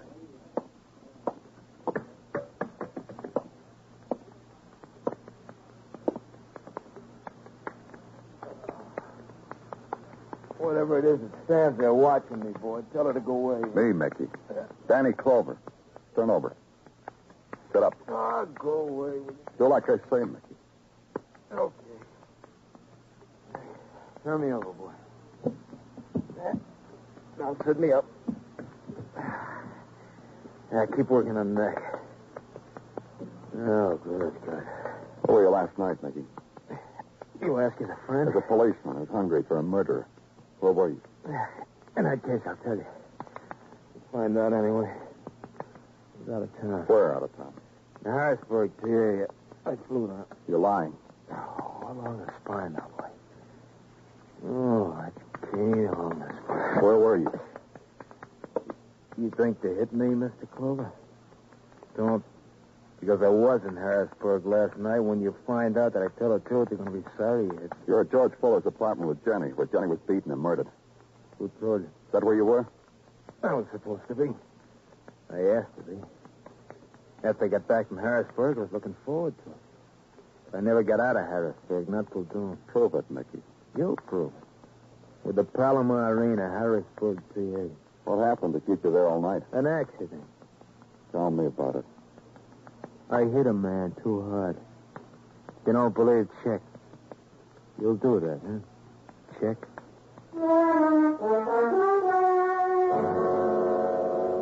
So I did. I checked. I went back to the office and sent a wire to Harrisburg.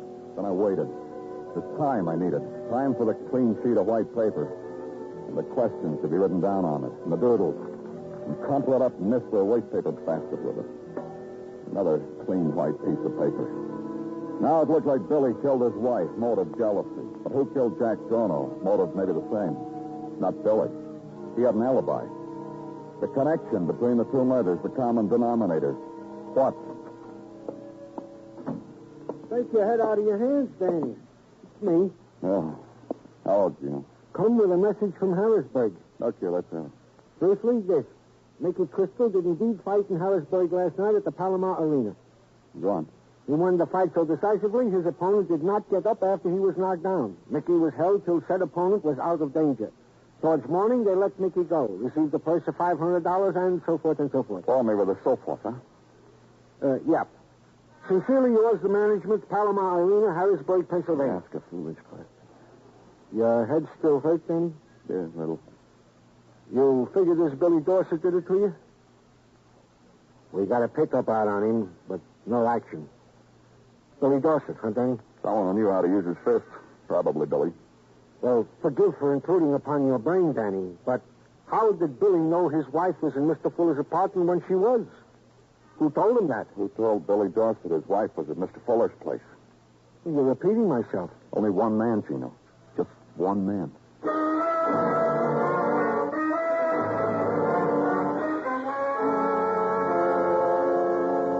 That beer's all gone out of the icebox now, Danny.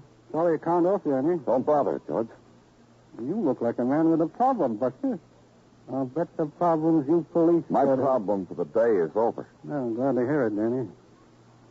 So, which mine were? I'm only a bigger one, sir. I slipped? Did I do that? There wasn't anything you could help. Well, I'm glad to hear it.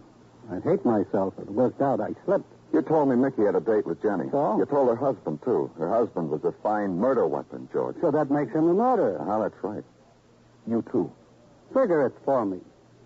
Will you?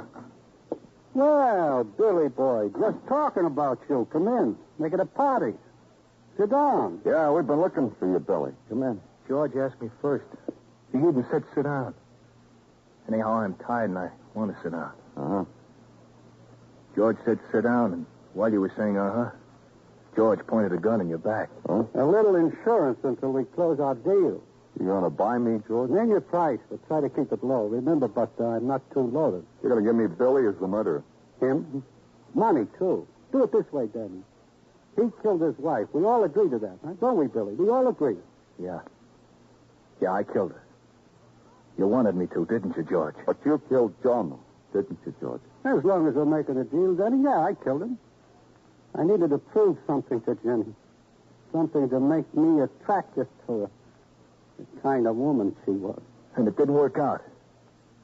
Did she laugh at you, George, like she's been laughing at me? Oh, but... Laughed at you, huh? That's why you called Billy here and said she was meeting a man at your apartment, so he'd kill her. You know what, Billy?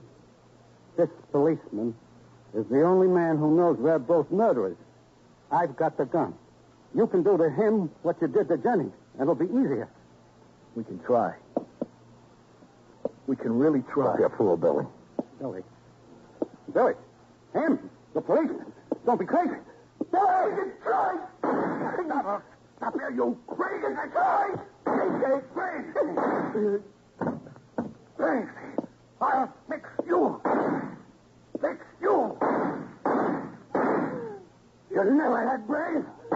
You never had any. Drop the gun. Drop it. There. He was crazy, William. Crazy. All because of Jenny. A woman like that. He loved a woman like that.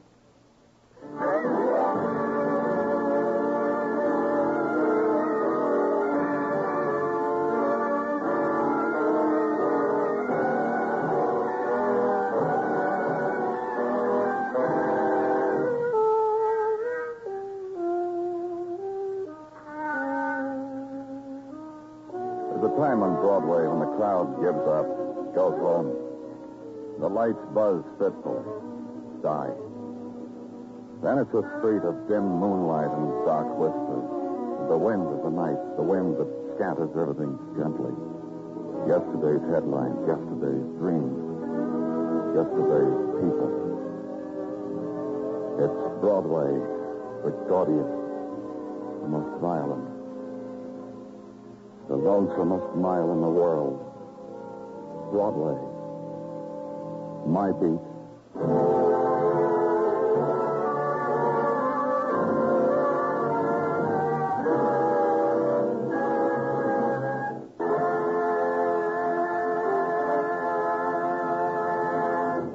Broadway's My Beat stars Larry Thor as Detective Danny Clover with Charles Calvert as Tartaglia. The program was produced and directed by Elliott Lewis with musical score composed and conducted by Alexander Courage.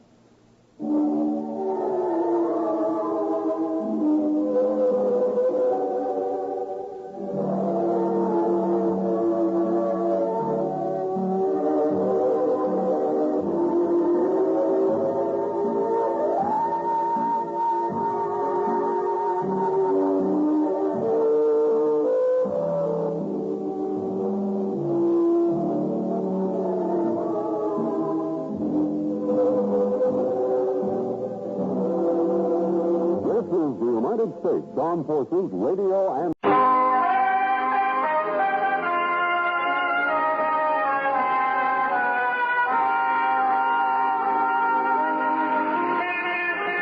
Broadway's My Beat, from Times Square to Columbus Circle, the gaudiest, the most violent, the lonesomest mile in the world.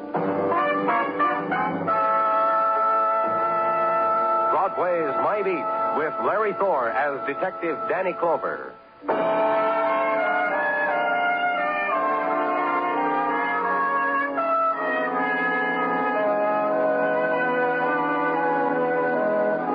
November morning sifts down over Broadway, and for a time the swarm stands bewildered, stares at its empty hands. The solitude begins to shape itself once more, out of November's winds, out of the silent, colorless neon, out of mists flaring upward from manholes. And finally, the solitude is clear and present, whispering again its desolate invitation. And the derelicts of morning run from it, beat open a door, plead for refuge, find it in a time clock. It's another day, kid. All yours. And at headquarters, do the things of the morning. Brush the night dust off the unfinished report. Wad up the paper cup with the dregs of cold coffee. Toss it in the wastebasket. Tear a page off a calendar. A shooting, Danny. Phoned in. Man says he's shot, wants to talk. Here's the address. Take it from the sergeant. Go to the address. Find the man standing propped against the wall of the apartment. One hand in a fist pressed hard against his chest, pushing back the fragment of life that was still inside him, and watch it seep through his fingers. You took your time. Let me help you off. Don't touch me. Don't touch. Just stay there. Stay. Listen. Who shot you? Stanley Lawson. A little nothing. Worked for me. I put the bread in his mouth. Stan. He killed me. That little nothing. He killed me. The ambulance will be here in a minute. Let me... Keep your hands off. I'm dying. And all you got to do is listen. Alex Raymond. That's me. That's who I was. You get that little nothing. You hear? You get it. And you burn.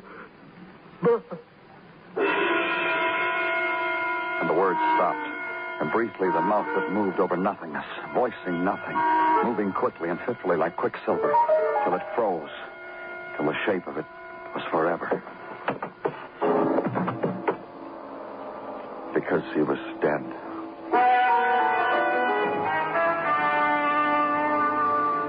And after that, Alex Raymond, objectively. The measuring of his death by instruments and men with cigars. The photographing of it, the recording of it under a heading, files, active. And take a piece of the image away with you, a name of killer. Name Stanley Lawson, employee of Alex Raymond. Consult other records, make a phone call, and come up with an address. Go to it.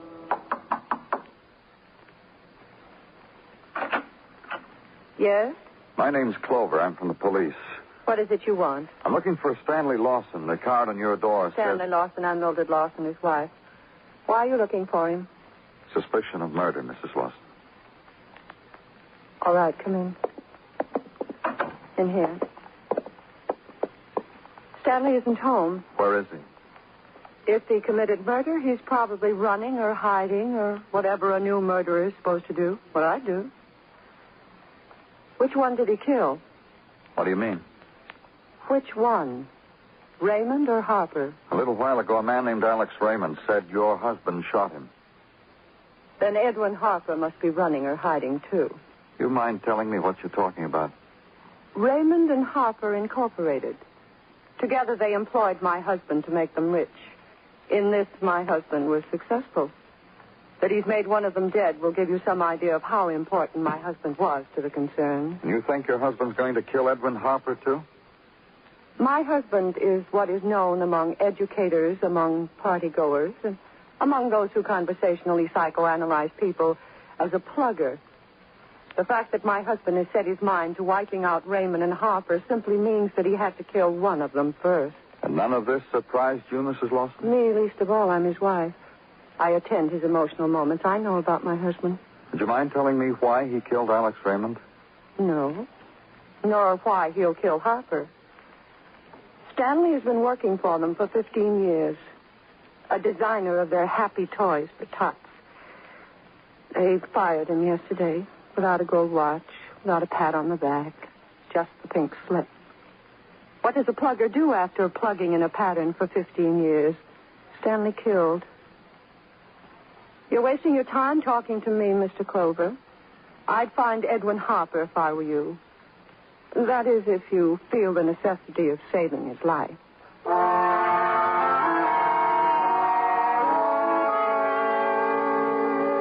And consider for a moment her easy acceptance of the violence that had intruded on her life. The final flourish that put an end to the meaningless pattern that had been hers, her husband's. Shown in the way she wraps the tinted portrait of him in the newspaper, gives it to you. Wants it back when you're through with it. And you give her the promise. Leave her with it.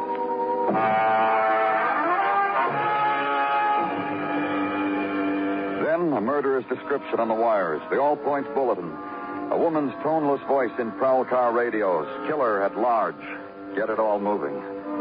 Then go to the man Mrs. Lawson told you about, the other man her husband wants dead. Edwin Harper, find him in his office at the factory. Watch him nervously caress a toy as he tries to understand it. Look, you. Alex and me, we built a big thing here. With Christmas coming on, it's going to be bigger than... Alex Raymond is dead, Mr. Harper. I don't know any other way to tell you. Don't kid me, mister. This toy I got here in my hands, our biggest novelty. Alex and me, we're going to flood all the kids in the country. Why, without Alex... Stanley Lawson shot him. Killed him in cold blood. Why? Why would a little punk like Stanley do a thing like that? Nobody does things like that. Lawson did. Because you fired him. His wife told me he'd been with you for 15 years. There are jobs, all kinds of jobs for a punk like Stanley. Defense, janitoring, all kinds of jobs. We get rid of people all the time. We don't expect to get killed for it. Why did you get rid of Lawson? He was washed up, through, finished, dead. That's why. Mrs. Lawson Who said... gives a thing for what she said? What'd she tell you, huh? That her Stanley was the brains of our outfit? That he sweat blood and tears for Alex and me? That he was devoted, loyal, 100%? That's what she told you? Something like that. So maybe it's true. Maybe that's how it was. We picked his brain, and then all of a sudden he don't come up with anything anymore. Look, mister, a designer who can't design anymore, who needs him? I gotta live, too. You got waste, you throw it away. Yeah. You got any ideas where Lawson might go to hide, any particular place? You mean that punk, that murder, is on the loose? You haven't got him? No, I thought maybe you could help him. Help? It's me you gotta help. Don't it penetrate you? Next he'd want me. We'll take care of it, Mr. Harper. Look, I got no intention of dying. None at all. Not from Stanley, not from anything. It's your responsibility. You understand that? You got it clear? I'm not going to die.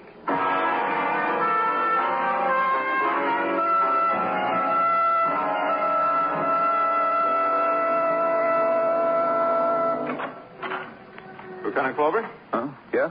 I'm Detective Kenny. Oh, sure. Come on in. Yeah, I've got the notation right here on my desk. You've been assigned to me, haven't you, while Detective Muggavan is on vacation? That's right, sir. I've got some information for you, Lieutenant, about Stanley Lawson. Rather negative information, if I may say so. Sure, you may say so. Just tell me about it, huh? Yes, sir. All these from communications. Stanley Lawson was seen going into a theater on 42nd Street. And at the same time, this other report spotted him on the Staten Island Ferry. And there's another one here from the West Side Golf Club. There's a man there on the 10th hole who's been teeing off for an hour. All of them were checked, weren't they? These and a half a dozen more, sir. Still haven't gotten Stanley Lawson. Well, thank you, Kenny. Yes, sir. Oh, pardon me. Danny Clover speaking. This is Edwin Harvey. He called me. He just called me. Lawson? He wants me to meet him, to bring money to him. He says he'll kill me if I don't. You're not going to let him kill me? Where are you supposed to meet him? A tenement. Corner of 16th and 9th Avenue at 9 o'clock. If you think I'm going there, you're crazy. I'm staying right here. You've got to protect me. Don't worry about a thing. We'll take care of it. Goodbye, Mr. Harper. Kenny? Yes, sir? Report to me after you've had your dinner. We've got something to take care of.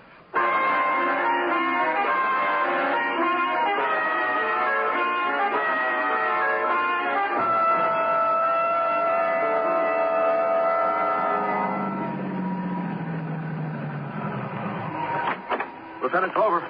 I'm glad you're here, Lieutenant. It's just about time. 9 o'clock. Get everything set up, Kenny? Yes, sir. Lights, PA. We've got a cordon around the whole block. As far as the stakeout's concerned, we're all ready. Good. It's the tenement across the street. Uh-huh. The tenement's unoccupied, sir. Condemned. But a few minutes ago, we saw some movement up on the second floor. Anyhow, one of the officers said he saw something move out. Yeah, I'll take it from here. Hand me the PA. Yes, sir. The spotlights, Kenny. Yes, sir. Okay, man. All ready, sir? Yeah. Lawson, this is the police. We know you're in there, Lawson. We want you to come out with your hands up. 1 minute to make up your mind. But we're coming in after... Kenny, you, officer, get an ambulance. You and you, cover me. I'm going in after him.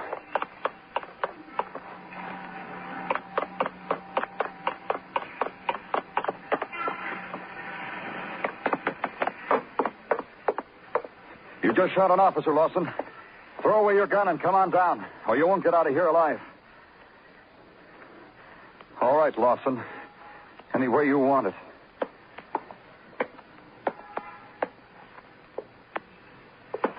You're not going to get me! Stop, Lawson! Stop!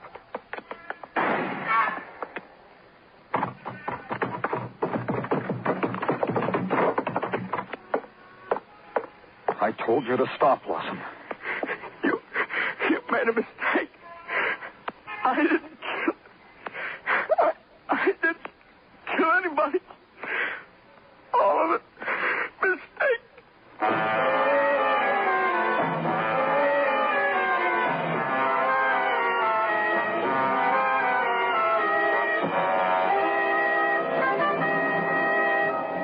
You are listening to Broadway Is My Beat, written by Morton Fine and David Friedkin, and starring Larry Thor as Detective Danny Clover.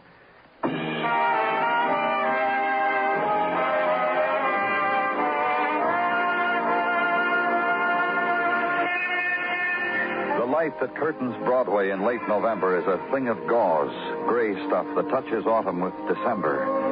It's the time when the shadows come in with the sun, the time of the 3-coffee breakfast, of the sweater and the vest under the coat.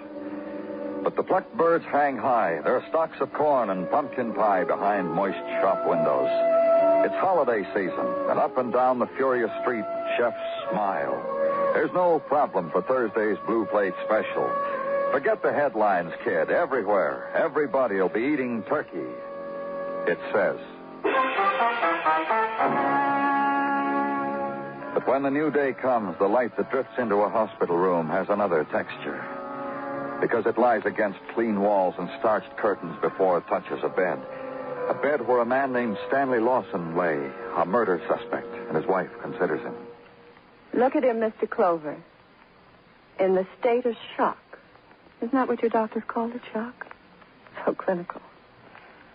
Meaning his mind has rejected him finally. Do you expect me to feel sorry for him, Mrs. Lawson? Only for yourself. Because you were forced to do what you did, shoot him. Talk with yourself. Convince yourself you did the only thing possible. My husband can't talk. Who's the happier man? I can't answer anything about your husband, Mrs. Lawson. The only thing I know about him for sure is that he shot a police officer. That he did that tempers all my thinking about him. How is the officer? Bad. Very bad. I'm sorry. I know you are.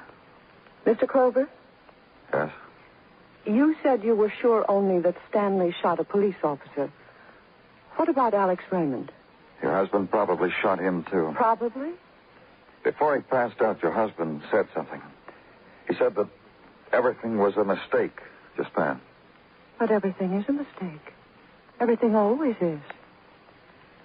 Look at him. A man. A life. Look what's become of it.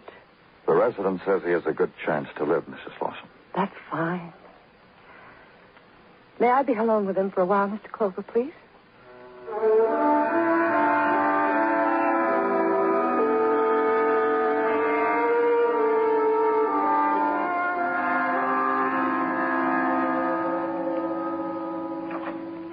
Don't look for me anymore out the window, Danny.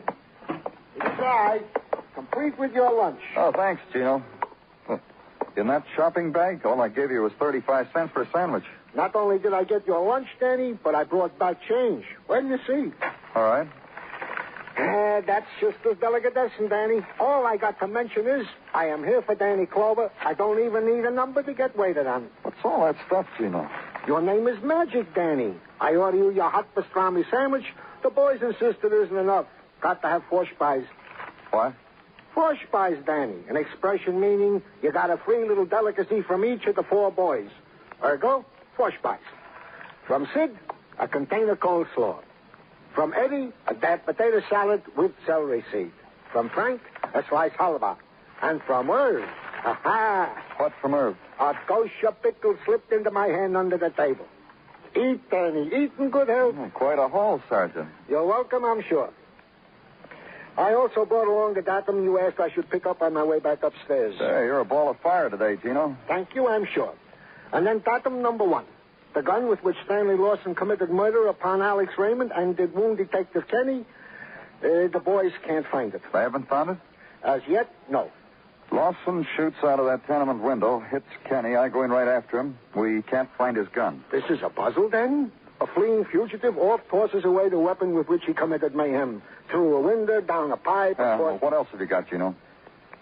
Datum number 2, concerning the deceased Alex Raymond, which you requested. It seems that Mr. Raymond, as it must to all men, had a girlfriend. Where? A Miss Grace Gilvin, Daddy. Regent Towers, West 23rd. However, why you need such... I may answer it for you, Danny? Go ahead. Danny Clover's office, Sergeant Todd. What? No. Yeah, I'll tell him. Tell me what, Gino? Give me a minute, Danny. Kenny. Detective Kenny. He's dead. And watch Gino turn, walk quickly out of the room, go searching for some empty place where the quick sorrow can't be seen in the herd.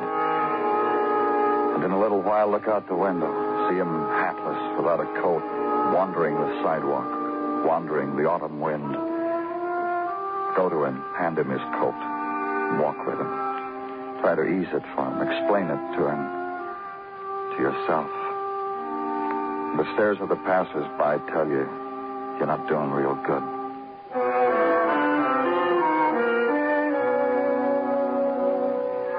Then the brief time of being alone with it, the time it takes to get to 23rd Street, to the Regent Towers, to a girl named Grace Gilvin, and for her instant in your life, let go of it.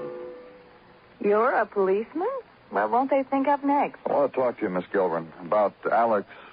Alex Raymond? He's dead, you know. Dead and gone. You want to talk about it here in the hall? Or... Oh, glad you thought of it first. Come on in. Come in. That chintzy divan over there, you'll look good on that. Alex Raymond, just about him. I read how you punched a bullet hole in his killer. What more can a man ask for? There's some things I need to know. About me? About me with Alex? He ever talk to you about his factory, about the people who work for him? You mean the boy who put it to Alex. You mean Stanley Lawson, don't you now? That's right. Killer. Murderer. Pale little man like him. The things that go on inside these pale little men surprises a girl. What did Raymond tell you about him? Just enough to bring up the yawns. How Lawson was quite a designer. Then why did they fire him? Beats me, too. Especially after that XK-20. The XK-20? What's that? It's a secret weapon of the Raymond and Harper Company. A toy rocket ship. Zooms, spits flame, beats Hoppy. You'll see him with the millions on the Christmas counters. Lawson designed it, and they fired him for that?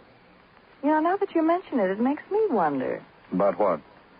Well, it was going to be a surprise to Lawson. He brought in the first model of the XK-20 last June. Made it on his own time. Alex and Edwin Harper looked at it and said it was just nothing. But you know what? Just tell me, huh? They showed it to a buyer anyhow. The buyer ordered 1,000 gross on the spot. So did a half dozen other buyers. They didn't tell Lawson about it? In fact, just to make it more of a surprise for Lawson, they had the toy manufactured by a subcontractor out of town. I'll tell you something else. Alex whispered he might make $1 million out of that XK-20. $1 million, XK-20s, murders. Confuses a girl like me.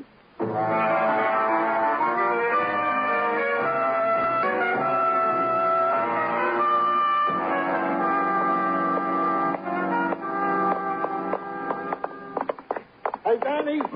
Danny, wait for me. What's on your mind, Gino? Here, Exhibit A. All wrapped up, ready to go. Oh, they found the gun, huh? Where? Wedged between some debris and an old tire in the backyard of the tenement. Well, Lawson undoubtedly flung it. How come it wasn't found sooner? Why ask me? I wasn't there. I don't know. Do something for me, Gino. What? Go upstairs and get the fingerprints of everybody connected with this case. Then take the prints and the gun down to Gordon in technical. Tell Gordon I'll be there in a half hour. Okay, Danny.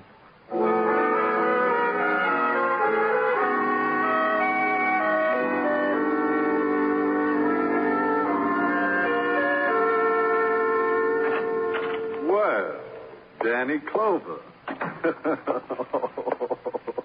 I make you that happy, Gordon? Look, Gordon, a little while ago, Sergeant Tartaglia came down here with his grubby fists aglow with things for Gordon, for me to take care of for you, because I'm the only one who can. A gun and a few sets of fingerprints. You know my advice to you. So help me, Gordon. Very sickly threats from such a big man. My advice to you, Lieutenant, is to keep your mouth open in amazement and let your jaw hang there. I've got a goodie for you. Okay, what is it? The prints on the gun. You know whose those are, Lieutenant? Lawson's? A dead man. Alex Raymond's. The man who fell dead in your arms yesterday afternoon. You kidding? If I was kidding, you'd be laughing, but your jaw's hanging the way I said it would. Raymond, a man who died yesterday afternoon, also left his prints on a gun that killed an officer who died last night. Very tricky, isn't it?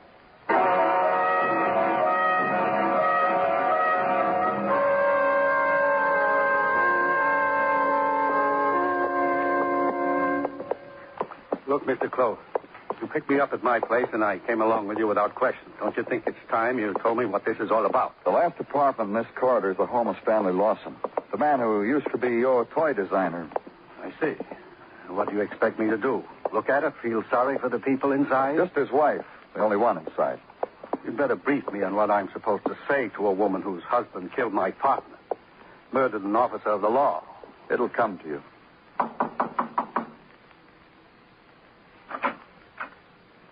Good evening, Mr. Clover. Miss Lawson, this is Mr. Harper. Please come in. My husband talks about you often, Mr. Harper.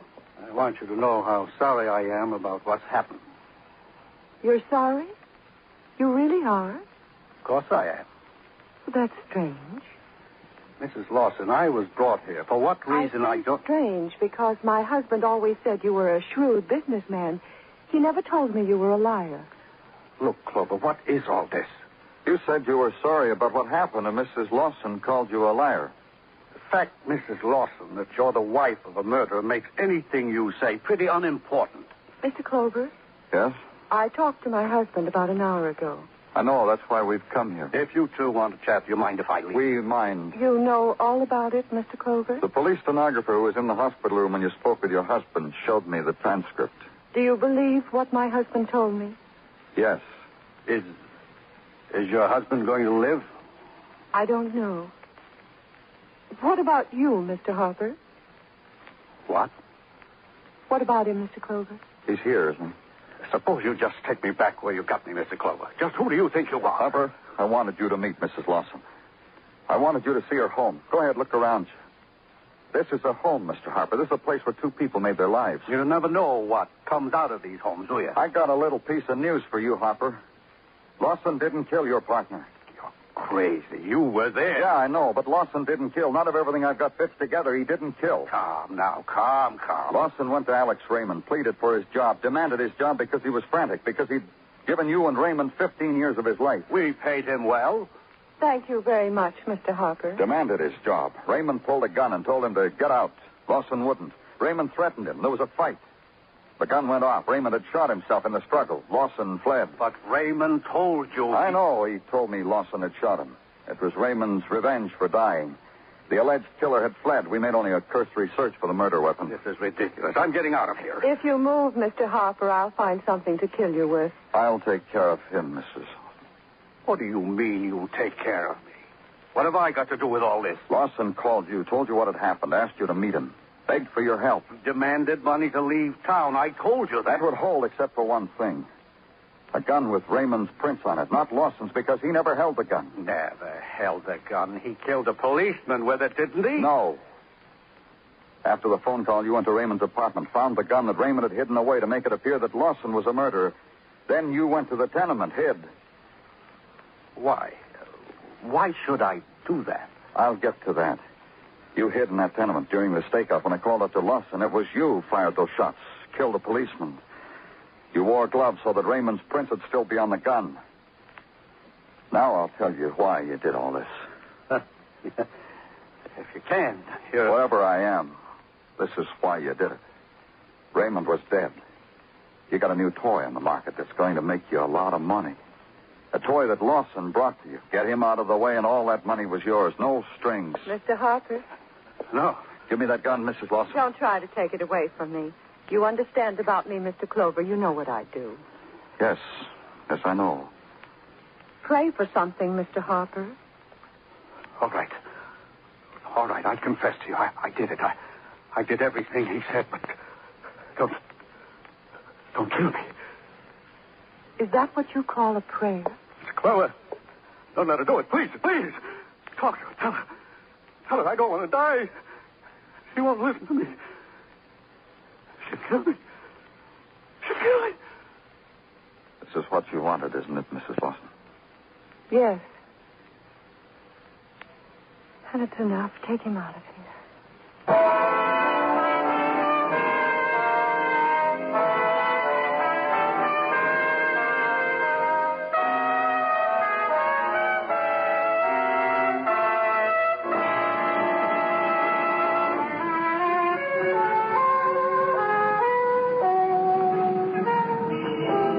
Broadway's sleeping now.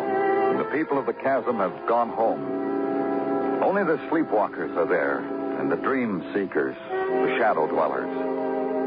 It's limbo time, when the sodden dance, the derelicts, the huggers close of nothing. It's Broadway, the gaudiest, the most violent, the lonesomest mile in the world. Broadway, my beat.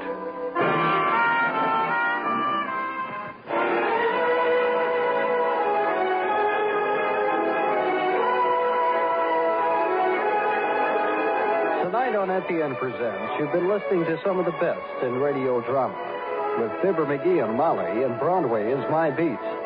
Join us again Monday evening at the same time, 9:05, when FEN presents Dragnet and Escape.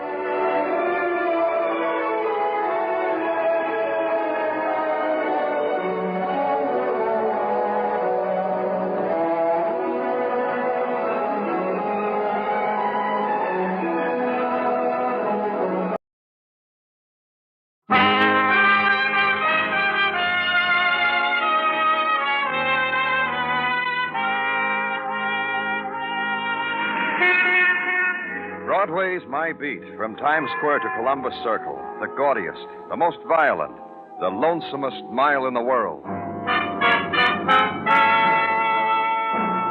Broadway's My Beat, with Larry Thor as Detective Danny Clover.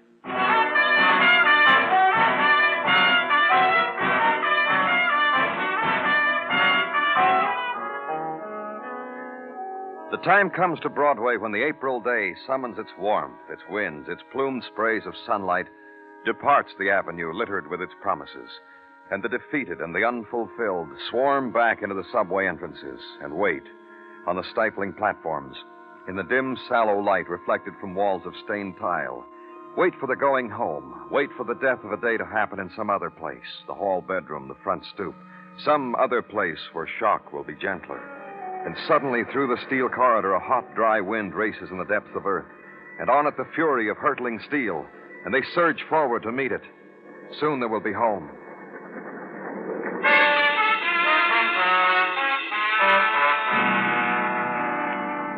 And in your office at headquarters, the April twilight drifts in. Somehow its touch startles the man you've been talking to. Hey, it's evening already. What do you know? How long have I been spilling my heart out to you, Mr. Clover? An hour, maybe more. Time flies. A guy tries to clean up his conscience, ease the soul, and it takes longer than he thinks. I ain't keeping you from anything, Mr. Clover. No, you've got all the time you need, Mr. Greenhouse. Go on. Oh, not much more to tell her, except what I told. I see a murder take place. I report it. Common decency, I figure. What you call a murder took place over a week ago. How come it took you so long to give in to the call of decency? You got a point there, Mr. Clover. Tell me. See if I can explain it to you. Try hard. With all my might. I was a bookie once, like I told you. You told me. Look, let me recap it, huh? So maybe it'll make sense to you. It takes me a week plus to confess I saw a man push another man off a roof. You were a bookie. Take it from there. Yeah, a bookie. Until you boys came up with a thing to throttle initiative, dull the pioneer impulse of it. So I pit my brain against society. Try to come up with a respectable dodge. To earn my nut waffles and juice. But my mind has been in such a tight rut with 12 years of making book, all I can come up with is burglary. And that's when you saw it happen, while you were robbing an apartment in the East 30s. You got a whim that says I robbed? I didn't. I tell you, this murder made such an impact on my conscience, I didn't rob, and I never will. According to our books, what you saw was a suicide. The suicide of a man named John Elgin. How books can be mistaken. Ask me, I know. You could identify the man if we found him, the man you say pushed Elgin off the roof, the man you say is a murderer? Identify him? I would draw my eyes into slits, pretend I was in the emotional turmoil of over a week ago, witnessing the event from a fire escape across the airway, and I would try to identify him. You find him, and I sure would try. But I make no promises. Yeah. I ask your pardon, Mr. Greenhouse. Well, it's okay. But for what? I didn't let you finish telling me why it took you this long to come to us with what you saw. Forget it, kid. It was like this. I had some washing to do. My conscience, my past, the foolish notion I could be a successful burglar, which I am obviously not equipped. Too emotional. This washing took me such a time. I now give it to you to hang out to dry. All right, you can go for now. Forever I can go, Mr. Clover. I can forget I saw murder with my own eyes. Well, thanks for everything. You've been a drain. And watch him as he moves to the door. Stops. I'm glad I came here. What a load off the old chest. And leaves. The complete man. The happy citizen. Then turn your swivel chair around to the window and briefly watch the city leap into the night and hear the sounds of it as quick and new and fleeting as spring wind on the strings of a harp. Walk away from it, because the quality of this night is laced through with death talk, and so for a policeman, this night is work time. So the intercom, the order, the requisition, and the squad car is waiting downstairs. The drive to the East 30s, and the address trapped in the cone of the car's spotlight.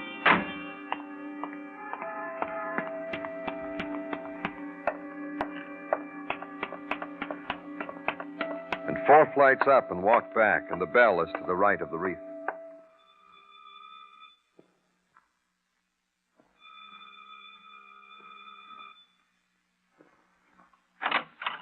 Yes? Good evening. My name's Danny Clover. I'm from the police. Another one? I thought whatever business I had with you people about my husband was over, done with. There's a few more questions, Miss Alden. May I come in? Yes. In here, please. Now, what are your questions? Are you convinced your husband killed himself? Yes. I see. Well? Has it occurred to you that someone might have pushed your husband off the roof? No. Suppose I told you someone had seen your husband murdered. Well? Well, that's what I'm telling you. Someone saw it happen. Who? Did your husband make a habit of spending much time up on the roof? Who saw my husband murdered? Well, that doesn't matter right now. What matters is that it's going to start all over again, Mrs. Elgin. A whole new investigation. I see. All right. My husband and I didn't get along. There was some talk of divorce. Never materialized. My husband was a moody man. He used to take walks. He used to walk down the hall, up the steps, onto the roof, and stare, and smoke, and pace. One night he jumped. Now. Now what? Now take each one of the statements I just made and investigate them. Who saw my husband murdered? I told you... Yes, you did. Very well, lie to me. If this is a method, do it. No one saw my husband murdered. Of course not. My husband's dead. My husband killed himself. I hope he rests in peace. Now get out of here.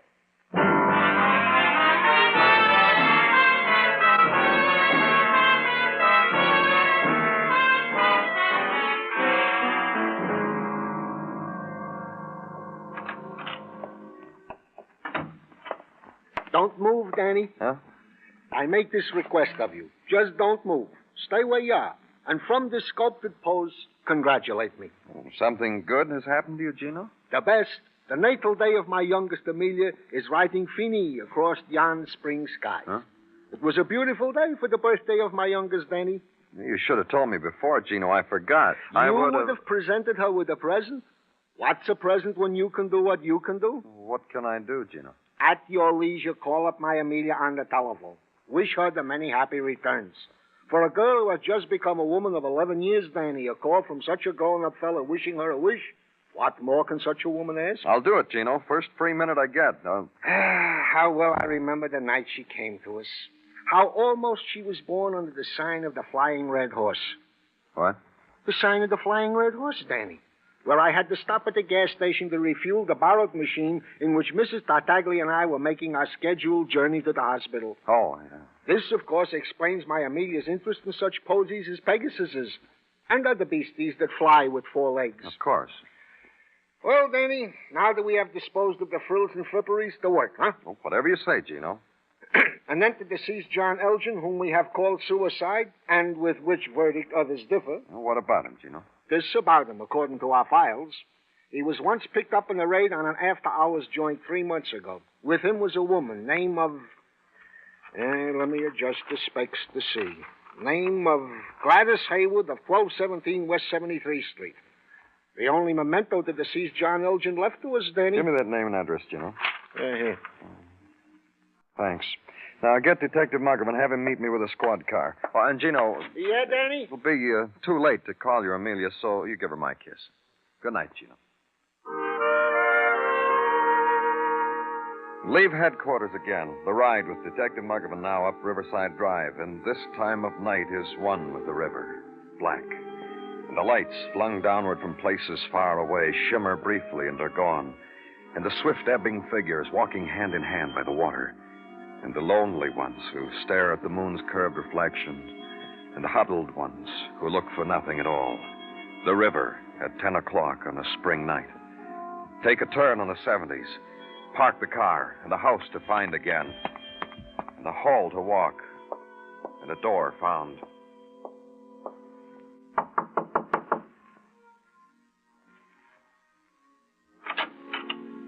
Hello. Gladys Hayward? I'm Gladys. My name's Danny Clover. Police? That's right. You mind if I come in? Oh, I don't. Come in. You going to stay long enough to sit? Sit. You don't like it, I'll turn it off. That's all right. We can talk. No.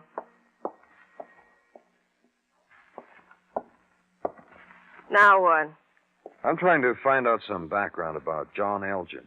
Your name came up. on account of that raid. That's right. Was that the only night you were with Mr. Elgin? I had about a year with him, mister. You want to try to believe something? I'll tell you something. I almost married him. He had a wife.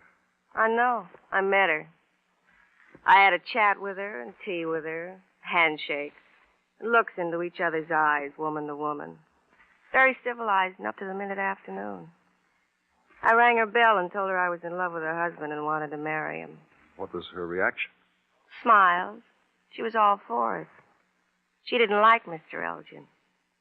She told me that when bent from the waist to pour the tea and looked up at me and smiled.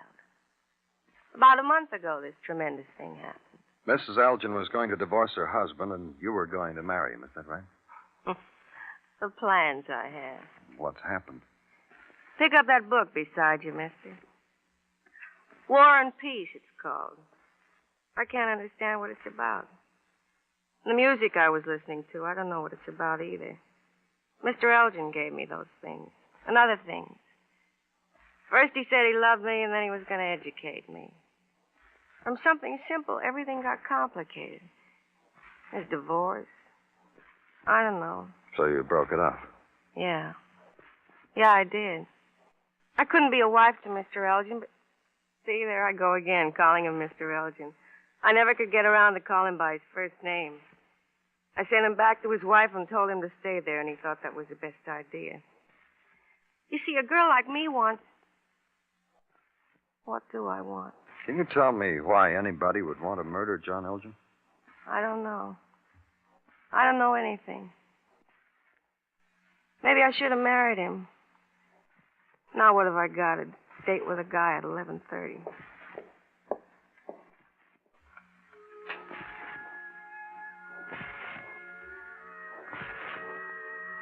I guess you better go now, if that's all you want. Good night, Miss Avery.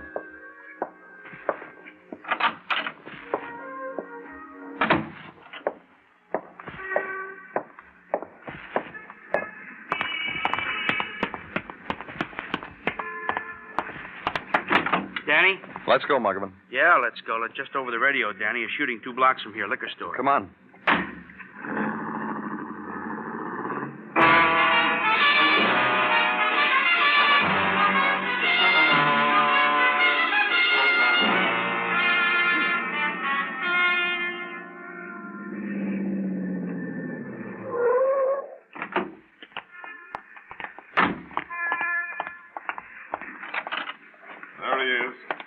Back on the floor. And what's your name, mister? Ray Ford. This is my liquor store. All right. Tell me what happened, Mr. Ford. Well, a couple of minutes ago, that guy on the floor there walked in and asked for a bottle of booze. So I gave it to him. And he broke the bottle on the counter, shoved it at me, and said, give him money. Hey, I better get to a hospital or something. My hand's bleeding like a stuck pig. How'd your hand get cut like that? A little tussle we had. I grabbed the bottle from him. He kept coming. So I took my gun from under the counter and let him have it. You know who the man is you shot? How do I know? I know.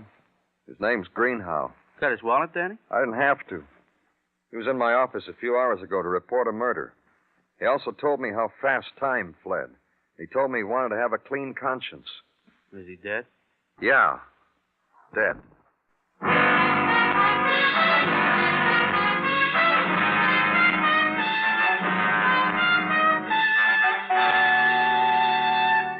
You are listening to Broadway Is My Beat, written by Morton Fine and David Friedkin, and starring Larry Thor as Detective Danny Clover. Now a few words from Burt Lancaster, star of the motion picture The Crimson Pirate.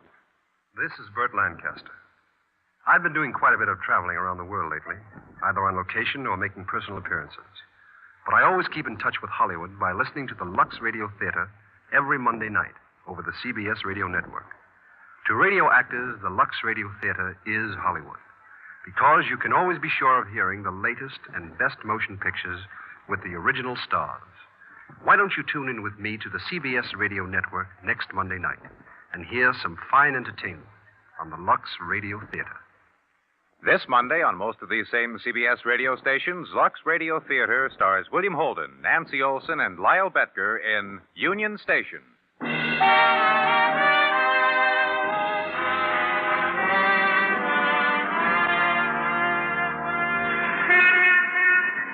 When April comes to New York, Broadway slows down its pace to let spring come in.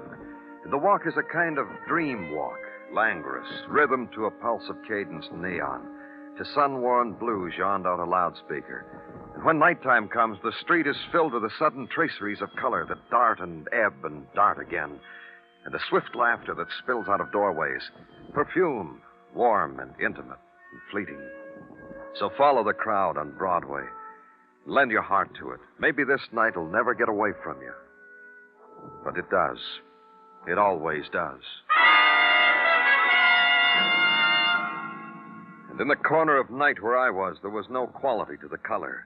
Where white walls touched one another, the pyramids of shadow in between, the emergency hospital, and Dr. Sinsky and a man whose hand had been cut. Think it'll leave a scar, Doc? Over a period of time, it'll go away. Perhaps a slight itching now and then. You are a lucky man, Mr. Ford. No ligaments were injured. Now, hold still for just another minute. Where do you live, Mr. Ford? 1212 West End Avenue. Watch that bandage, Doc. Feels a little tight. Watch it. Watch it. My prerogative as a physician, Mr. Ford, to calculate of a bandage whether or not it gives you some pain. Please don't jerk your hand away again. You have a license for this gun you killed Greenhow with? Are you kidding? No, I'm not kidding. Now bend your arm at the elbow, Mr. Ford. Sure, I got a license for it. My store was held up 5 times, Clover. After number 5, I got me a license. I got tired of donating to the Hoodlum Society of NYC. Let's slip this around you. Huh? Please, Mr. Ford, a little cooperation. This is just a slip. Yeah. Thank you. Did you ever hear of a man named John Elgin, Mr. Ford? Elgin? That's right, John Elgin. Can't say as I have. Finished now, Doc? Yeah, all right. In a few days, go to your family physician and let him look at that hand. He'll dress it and take out the stitches when it's healing. You get off the table now. Yeah. Look at this, will you? Arms dolled up like I was in an accident or something. A killing, Mr. Ford. Well, what would you do if your store was knocked over 5 times? Kiss the heister and hand him your register? Yeah, I killed him. What'd you give me a license for a gun for if you didn't think I might have to use it? Sure, okay, Mr. Ford. You can go now. I'll get in touch with you when I need you. That's right, that way out, Mr. Ford. And the spring night is in full possession now. Its odors drift the corridors, seep into the room, blend with the acrid scent of pain present, pain past. The night wind of spring ripples a discarded ribbon of gauze stained with scarlet, floats it, traps it against your ankle. So leave this edge of night. Walk a street that leads into the blind alley of sleep. Walk, think, remember. The man who came to you told you he'd seen a murder committed, and in a few hours the man was dead. And another man, Ray Ford, liquor dealer, who was weary of robberies, so got a license to kill.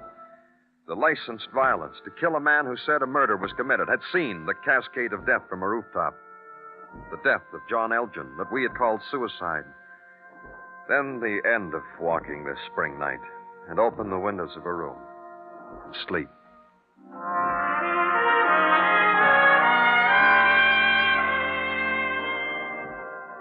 The next morning at headquarters, pick it up again. Consider again why a bookie named Larry Greenhow had brought you, a week late, the eyewitness account of John Elgin's death. Consider again the manner of the bookie's dying. If you've got a minute, I got something for you, Danny. The interruption. And motion Detective Muggavan in. Watch him kick a chair to the man he had brought with him. Sit down now. Make yourself at home. Oh, thank you. Thank you, Detective Muggavan. I am tired. It's nice to meet up with a considerate man. What do you got, Muggavan? Why'd you... The polite fellow there, Danny, I want him to make your acquaintance. That's Al Tedrow, Lieutenant Clover, Al. Indeed, a pleasure and a privilege, Lieutenant. Why did Detective Muggavan bring you to me, Mr. Tedrow? I honestly don't know. I've been minding my own affairs, leading the good life. Al here was leading the good life in the show up this morning, Danny. The boys picked him up around 3 last night. How many times have you been picked up like that, Al? Oh, I don't like to brag, but I should say I've been rousted in round numbers, Lieutenant. No complaints. Baker's dozen. The boys are usually proper with me. Al's a beggar, Danny. Real pro, educated, polite. Sells his private brand of heartbreak, dimes, and small change. What's that got to do with me, Muggavan? When the boys picked Al up last night, he had the best part of $2,000 on him. Tell the lieutenant where you got it, Al. Oh, with pleasure. Let's see. Yesterday?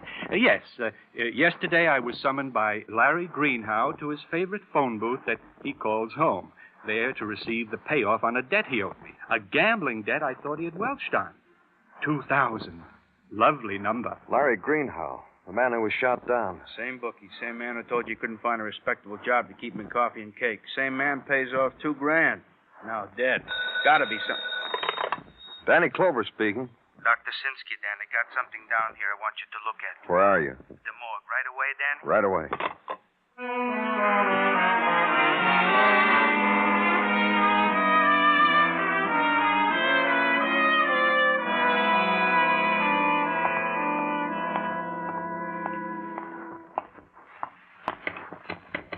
Here I am, Danny, over here.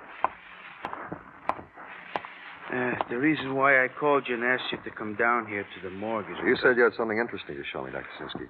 I said interesting, Danny, because to you, a policeman, that is a proper word. As far as I'm concerned, to me, it is merely a function of... Come on, Doctor. What did you ask me to come down here for? I'll show you. Larry Greenhow, Danny. Did you do an autopsy on him already? Merely a superficial examination. Right here. Look. A welt on the front of his thigh. What about it? Post-mortem lividity, Danny. What? A very simple thing. A person who, after he is dead, lies in one position for an hour or two develops such a welt, as you call it. Seepage of blood to the lowest part of the body. Physics, Danny. You mean Greenhow was lying on his face after he was killed? Yeah, probably with one leg drawn up under him. I took the liberty, Danny, to call down for the photographs taken at the liquor store where Greenhow was found dead. Here. Now, did I use the right word? Lying on his back. Yeah, you did, Doctor. It's interesting, all right. Thank you. Where's the nearest phone down here, Doctor? Through that door. Thanks, Dr. Sinsky. Thanks a lot.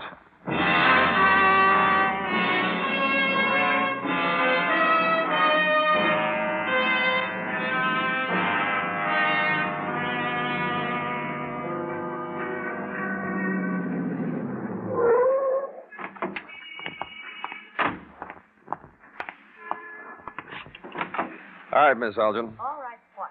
This is why I called you. This is why I picked you up. This is where we're going. You can sit right there in the car, Mrs. Elgin, and I'll get back in and we'll drive downtown and I'll book you for murder. Thanks. What are we going here for? Mrs. Elgin. I asked you a question. What are we going here for? You'll see. Come on. I want you to do something for me. What? Go in that vestibule and knock on the door. I'll wait here on the stoop. No. All right, let's go back downtown. What do you want of me? I told you. I didn't kill anybody? All right, you didn't kill anybody. Go in there and knock on the door.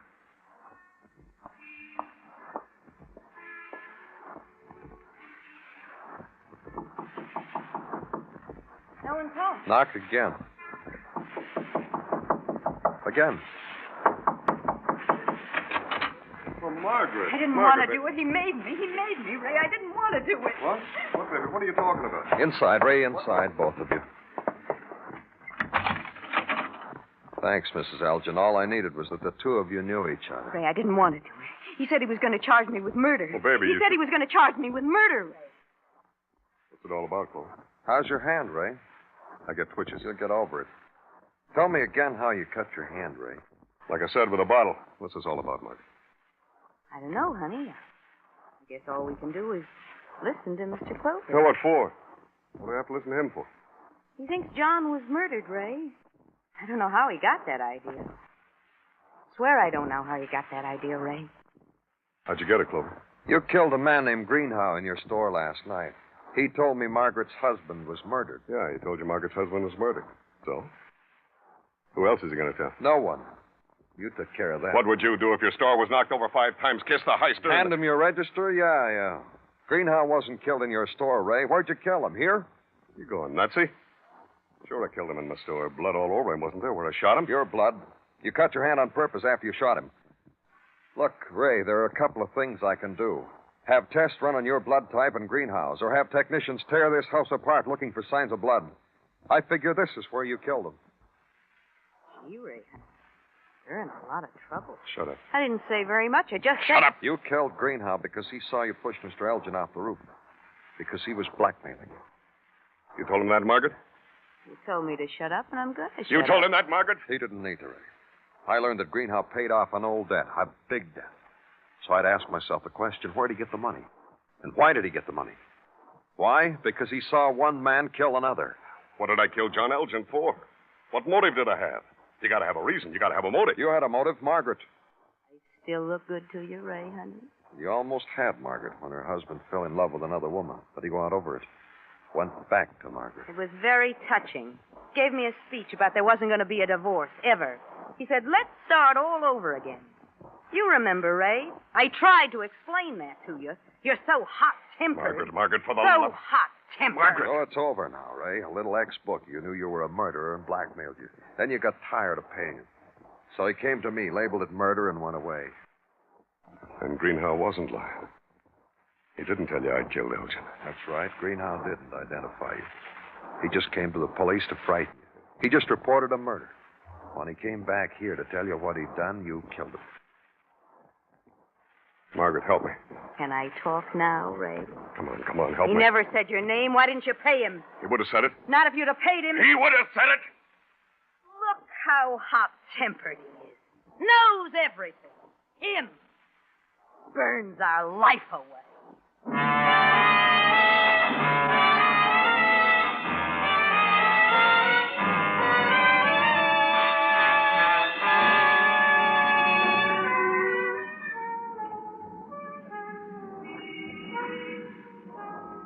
There's a special moon over Broadway tonight. It dips low and mixes with the laughter, the clack of heels, and the light flung downward from the spectaculars. And people look at it, point at it, wink at it, and run into whatever shadow they've planned for the night. It's Broadway, the gaudiest, the most violent, the lonesomest mile in the world. Broadway, my beat.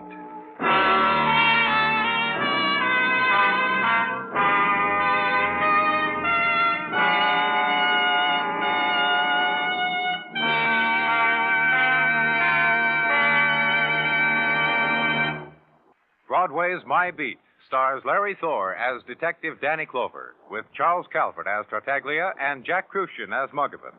The program was produced and directed by Elliott Lewis, with musical score composed and conducted by Alexander Courage. In tonight's story, Louise Lewis was heard as Margaret Elgin and Bill Boucher as Ray Ford. Featured in the cast were Charlotte Lawrence, Billy Hallop, and Steve Roberts.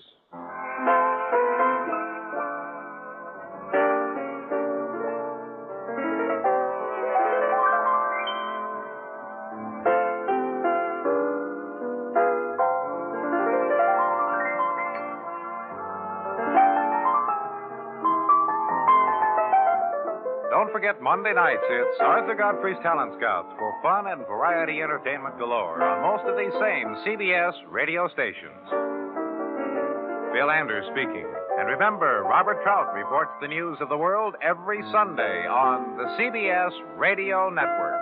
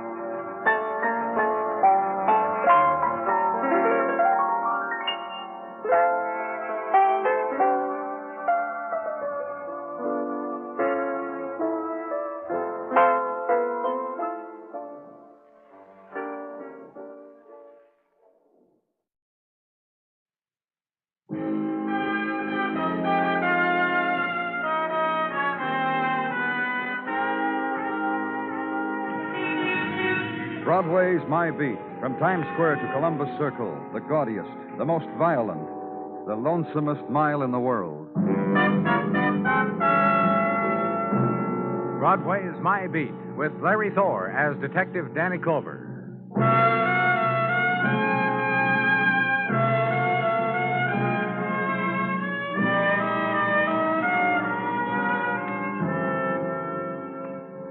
When the summer melts into August, Broadway suddenly stops in the middle of a step, considers. What happened to the springtime dreams to be fulfilled in July at the very latest? What of the snapshot of the girl in your wallet, the one you met at Coney last month, who wore sea spray in her hair, whose cheek was warm with sun and your cheek, the one who liked the old songs best? She's back to work again, handing ship clocks to an auctioneer on 42nd Street and looking brassy and winking at the crowd. And she didn't even recognize you. So walk alone the August night, and it hits you. Another summer's rushing away.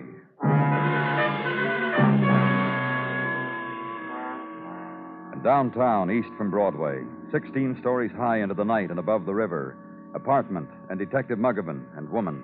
I'm all right, I tell you. Sure you are, Mrs. Webb. We've been trying to I'm tell as you. right as I'll ever be. And I'll tell you exactly how it happened. You've already told us, Mrs. Webb, 3 times. Listen, you. Go in and see how he is, Muggavan. Drunk. Your husband get this loaded off, Mrs. Webb? After what just happened, you talk to me like that. Go look at him, Muggavan. Thank you, Mr. Clover. Mr. Muggavan, Yeah. if you ran a cold bath for my husband and saw that he got in it, that would be nice. That's a good idea, Muggavan. Very good. Very, very good. Thank you very much, Mrs. Webb. Now, may I tell you, Mr. Clover? Of course. I was sleeping. My husband wasn't home. I thank my stars he came home when he did. Oh, just tell me what happened. I was sleeping and dreaming. And in my dream, I couldn't breathe. Not all at once, but gradually in my dream, I couldn't breathe. And you know how it is. I told myself this was a dream and I could wake up any time I wanted to. Hey, and I... just take it easy, mister. We'll get along fine. Now, what are you doing? I'd better go and... Finish the story, Mrs. Webb. I knew I could waken any time I wanted and breathe. And then the part came in this dream when I told myself to do it, to wake up. And when I did, I couldn't breathe after all. Someone was holding a pillow over my face And that's when your husband walked into your room, and scared off my attacker. who ran out of the window and down that fire escape and... Hey, now, be a good guy. I don't need all this. In you go. Danny? You wait here, Mrs. Webb. I know you won't hurt him. Oh, don't worry.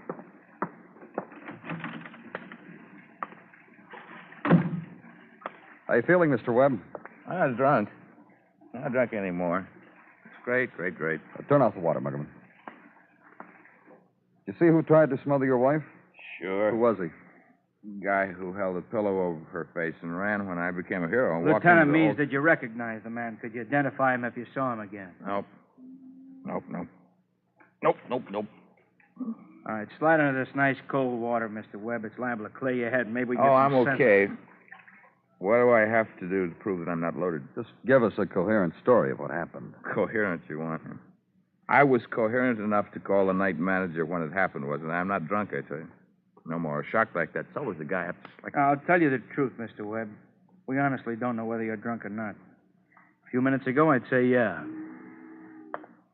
Did you try to smother your wife with a pillow, Mr. Webb? Want me to pull you in here and we can talk about it? Just say yeah, you tried to kill your wife, and I'd be happy to join you. We'll chat. Listen. Uh-huh. You're going to find out anyhow. There's no secret to it. Well, there's another woman. Is that how you say it? And you came home and decided to kill your wife. Listen, I came home and became a hero. A guy, a burglar, I guess. I came home and scared him. See, he ran down the fire escape. It's... Mr. Clover, Your husband's all right, Mrs. Webb. is the window closed in there? Night air, and he catches cold so easily. I didn't notice. If it's open... Close it. All right. And don't pay any attention to him. Oh? About Helen. Is that the woman he's going with? Oh, Joe's a child. He doesn't know what he wants. He'll get over it. Just don't think what happened tonight had anything to do with Helen and Joe or anything like that. I'll see that the window is closed, Mrs. Webb. What'd my wife say? That she knew about Helen. See? How about I get dressed now, fellas? I want to talk to Helen. Oh, that would be Helen French, and I'll tell you where to find her. How about I get dressed now? Thank you very much. And administering now to a sobering drunk. I'll make you some coffee, honey. Black coffee. And later, the gentle concern for the welfare of a hero. And you must lie down, Joe. I'll help. And an arm for the hero. And lips pressed tentatively to a hero's brow. Get the coffee, young girl. and her hand trails across his cheek, stops for a furtive touch to his mouth, and she leaves the room. While she's gone, the nod to Muggavan, which has in it, handle it, report it, check with me later, and leave where the almost death was. Hit the August street and the swelter of it, and on the way to the squad car, the current of soft talk and whisperings of the night dwellers of the stoop, broken and sent eddying into night drift by your passage. The squad car, and wave the sleepless kids away from it. And the ride uptown, then, through stilling streets, through loomings of dark piles of concrete and stone, black against dark of night sky. And east, then, in an apartment house where a girl lives, and who shrugs thin shoulders at police and at the lateness of night. It doesn't bother me. I was awake anyhow. Then you won't mind if Why should I? It's hot. I couldn't sleep anyhow. They're playing things on the radio, and... You want to come in? It's all right with me if you want to come in. Thanks, sir. It's cooler over there by the window, if you care for that sort of thing. I'll move a chair over. Oh, this is all right, thanks. Suit yourself. Miss French, Nice they got music to go with it when you can't sleep. Isn't it nice? Real nice. don't you want to know why I'm here, Miss French? You'll tell me. You can suit yourself when. It's about a man named Joe Webb. About a man named Joe Webb. And his wife. And about the wife of a man named Joe Webb. Mr. and Mrs. Webb. That's what it's about, huh? Gee, imagine. Because someone tried to kill Mrs. Webb tonight.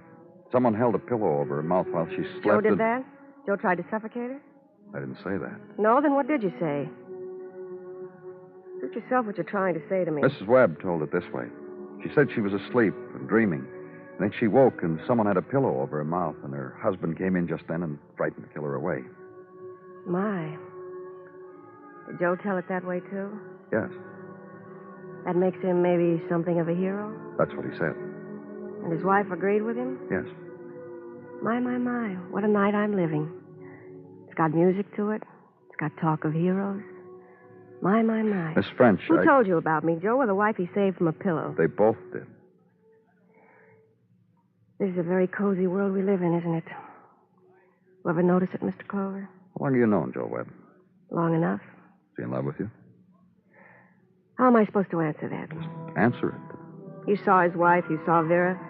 Get a good look at her? Yeah? You figure it. You suit yourself as Joe in love with me. And you? Me? Uh-huh. I want to show you something.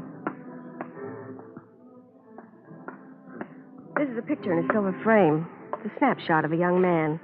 Young man on the beach at Far Rockaway. He's wearing a sweatshirt. But underneath it, his shoulders are big and real strong. He lifts things, weights. Early this summer on the beach, he lifted me like I was a puff of wind. His name is Don Cullen. And he's the man you're in love with, not Joe. Donnie is the man, not Joe. From early summer. And Joe... Joe knows about it. I told him again tonight. I told him it's the last time I'm going to tell you, Joe, and it's the last time I'm going to tell you why, Joe. And I told him why. Tell me, too. Sure. I need a man. If I'm going to love somebody, it's going to be a man who's got big shoulders. Maybe when I'm not real nice to him like he wants, he'll toss me around a little, slap me maybe, then let me cry on his knee like a little girl. That's who I love. Don. Well, one more thing. When was Joe here? Early tonight. When it looked like rain for a while, I brushed him quick because Don was coming. Then Joe left, then Don came, then Don left. You noticed I couldn't sleep after... Yeah. Well, thanks, Miss French. I'll be... Wait a minute. You going to see Joe Webb again? Maybe. Tell Joe he forgot his raincoat. It's hanging in my closet. Tell him to suit himself about when he wants to come back for it. Oh, what do you know? Now I feel sleepy. No more night left to sleep in. Nighty-night, Mr. Clover. And outside now, and the dawn sounds, awakening of sleepless city, trembling and stir of earth to onrush and flow of subway, distant morning crow of tugs in the harbor, and the still soft gathering of the big scream, and move quickly through it to where room is and bed in the wall. Release it, turn it down, lie where sleep waits. and hit the dream just ahead of the million-throated roar.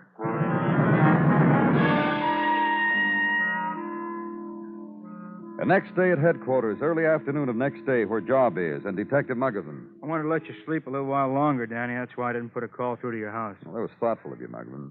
Oh, I have my moments. That girl you questioned last night, Danny, that Helen French. What about her? What kept you up so late? Made you sleep through the morning, huh? Questioning her like you had to? Yeah, that was why. What about her, Muggerson? She's not going to give you trouble like that anymore.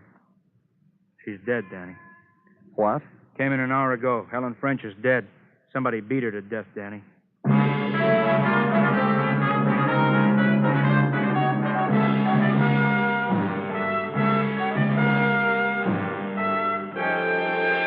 You are listening to Broadway's My Beat, written by Morton Fine and David Friedkin, and starring Larry Thor as Detective Danny Clover. Americans have always been noted for their know-how, and you young men in search of a career, you can put this practical talent to excellent use in one of our nation's many engineering schools. At the present time, we need engineers. We need them to maintain our scientific and engineering superiority. So look to your future, to America's future. Plan now to become an engineer.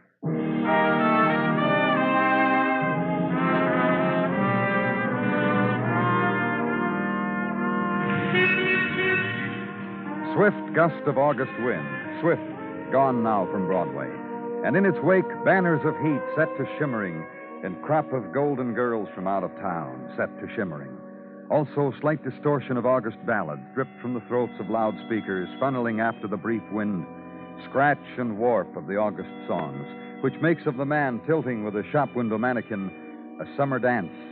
And note that her bare and waxen shoulders are melted slightly and soft from persistent sunnings, and the man must be careful not to press too hard, else the contour will change. Note, too, farther down the street, high adventure to be had in 3 dimensions and before the prices change. So why regret? Why the longing? It's a world to itself, a whole, complete, total world.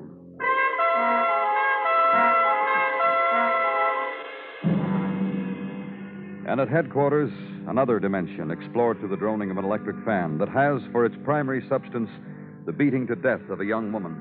We'll have Dr. Sinsky's report in a little while, Danny. Said on the phone he's working on it. But what, Muggerman? Well, I was going to say he can Latin and Greek it up all he wants to it. Still come out Helen French was beaten to death with a fist. That's what I was going to say. Him and the lab. Now you. Now I what? Well, now you've made it seem hardly worth the trouble. You want to go somewhere and sit a while, Muggerman, refresh yourself, then come back and tell me about it? Oh, I feel just grand. Fan you got here and all. I'll tell you now if you want. Do it, huh? Well, the call came in a homicide, like I told you, a little over an hour ago. I was on duty, so they gave it to me. Hmm? I went. I found this Helen French on the floor. She had bruises on her face, her throat, temples. She was dead. I questioned the tenants in her building. They said they heard her scream once and didn't think anything about it. A little while later, she screamed again and kept screaming, so somebody ran to a phone, yelled to the police somebody upstairs is getting killed. So that's how. Danny! Danny, long time no see. Danny. Welcome back, Gino. And to you also, Detective Muggerman. Hello. Yeah, I talked to you earlier. Remember, Gino, I asked you... We will come to that, Detective Muggerman. Well, what have you got to say for yourself, Danny?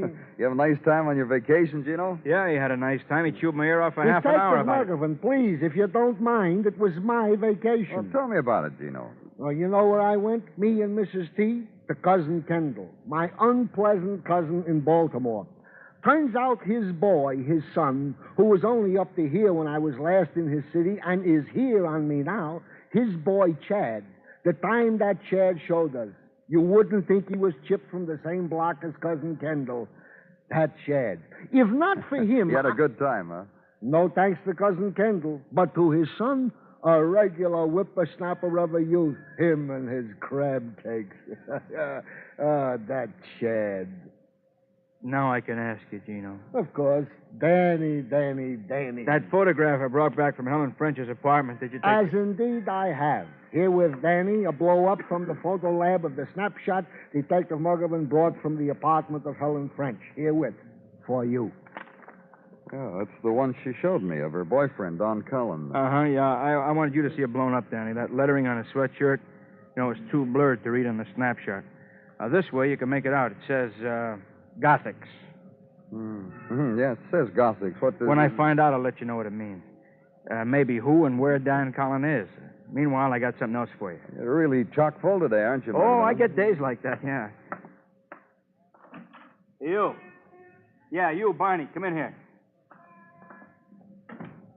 This is Barney Leffler, Danny, a cabbie. Barney, Lieutenant Clover. Hi, Danny. Pleased to meet you. Hi, Barney. Hey, fan feels good. All right, tell the lieutenant what you told me a little while ago, Barney. Tell him just like you told me. Yeah. I figured I ought to tell somebody, Danny. Just tell the lieutenant, huh, Barney? All right, yeah, sure. Happened this morning, like I told him. I was cruising up West 38th, just cruising, hunting down a fare. Go on. Yeah, well, in the middle of the block, there's a big Magilla. Crowds, squad cars, cops, sirens, the whole deal, So I haven't got a fare, so I stopped to pass the time of day with my fellow citizens. I leave the cab in the middle of the... I'll get it, Danny. Now, relax, Gino. I'll get it. You go ahead and tell the lieutenant, Barney.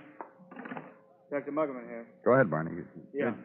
It's okay I talk while the detective's by the phone? Yeah, Barney, go on. Go ahead. Get crazy, Well, so I leave the cab in the middle of the street. I ask a fellow citizen what is up. Very, very good. He says a girl, Helen French, has just been murdered. I say, not Helen French. He says to me, you know her? You're sorry for her? I say to him, I delivered to her a raincoat last night. That's how much I know her. And I'm sorry for her. The man's raincoat, huh? Yeah, a call came in on the box. The cabbie should go pick up a package to deliver. I was chosen. I went. The package was a raincoat to be delivered to a Miss Helen French on 38. Where'd you pick it up, Barney? I got it here in my pocket, my driver's chart. Pick up from Mrs. Webb, apartment 16C, 1234 East 19th. When I hear this morning that this lady, Helen French, was killed, I figured to come to tell you cops, Danny, and let in on how I delivered to her a raincoat last night. And that's it. Well, fine, Barney. Thanks. That was a very pretty girl, that Helen French, Danny. And like I said to my fellow citizen, I am very sorry it happened to her. You can go, Barney. Oh, yeah, sure. Anytime. Bye-bye, Danny. Yeah, Barney did good. And I just did real good, too, Danny. You want to tell me, huh? Very, very much. Gothics, the lettering across Don Cullen's sweatshirt, stands for the name of softball team, Avenue A League. Don's a catcher. Also works for the Ames Construction Company as a welder. He's now welding a new building together on the corner of Madison and 50th. I think Detective Muggerman did very well today, don't you, Danny? Oh, yes, Gino. Very, very well. I bow to you, Detective Muggerman. Outside now on the streets again, sun on concrete, and triumphant furling of banners which attest of large beers and fully packed hot pastrami sandwiches, and season-end sales where you can buy what you don't need anymore, but for less. Uptown by squad car, and for a moment, smile happily at your luck that there are always things to do with all your money. And so make the next left turn a jaunty one, truly an Immelman of a left turn, and glide to stop where it says Construction Zone. Maneuver into a small parking space in two-wheel cuts. Walk over to the fence and pass the knotholes to sidewalk superintendents. Show a badge and pose a name. Be pointed to a man. Jeans, mask, and welding rod. Go to him.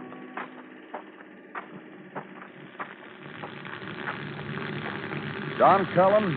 Better turn your back on this arc light, buddy. He'll be with you in a minute. Light can blind you, you know that? Yeah. Huh? I'm from the police, Don. Name's Danny Clover. You're looking for me, huh? But just anybody working around here? Just me? Well. Helen French is dead, Don. You better get away from here.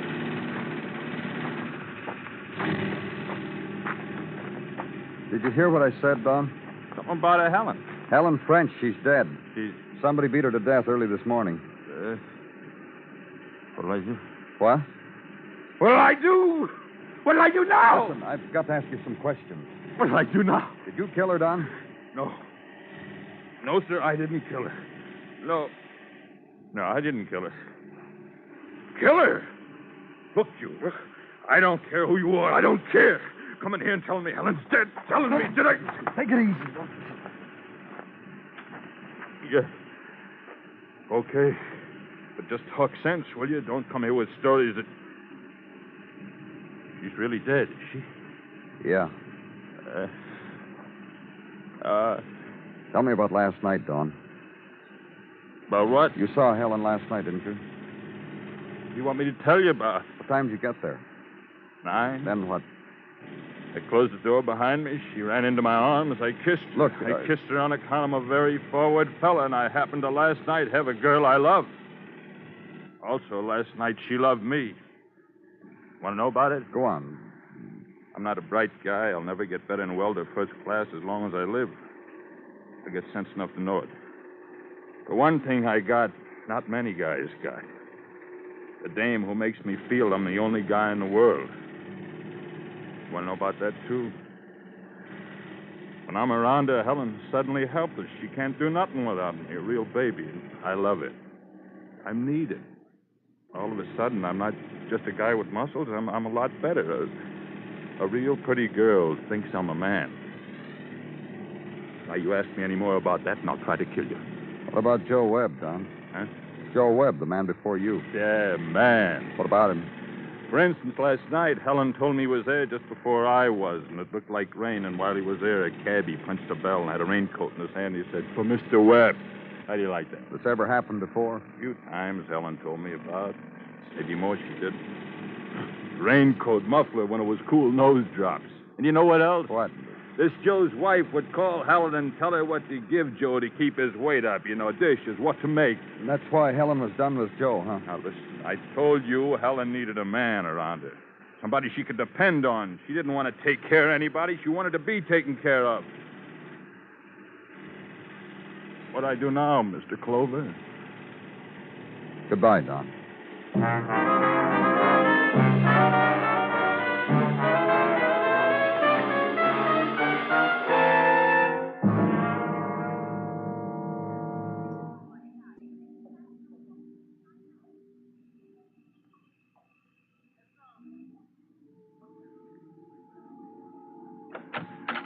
Hello?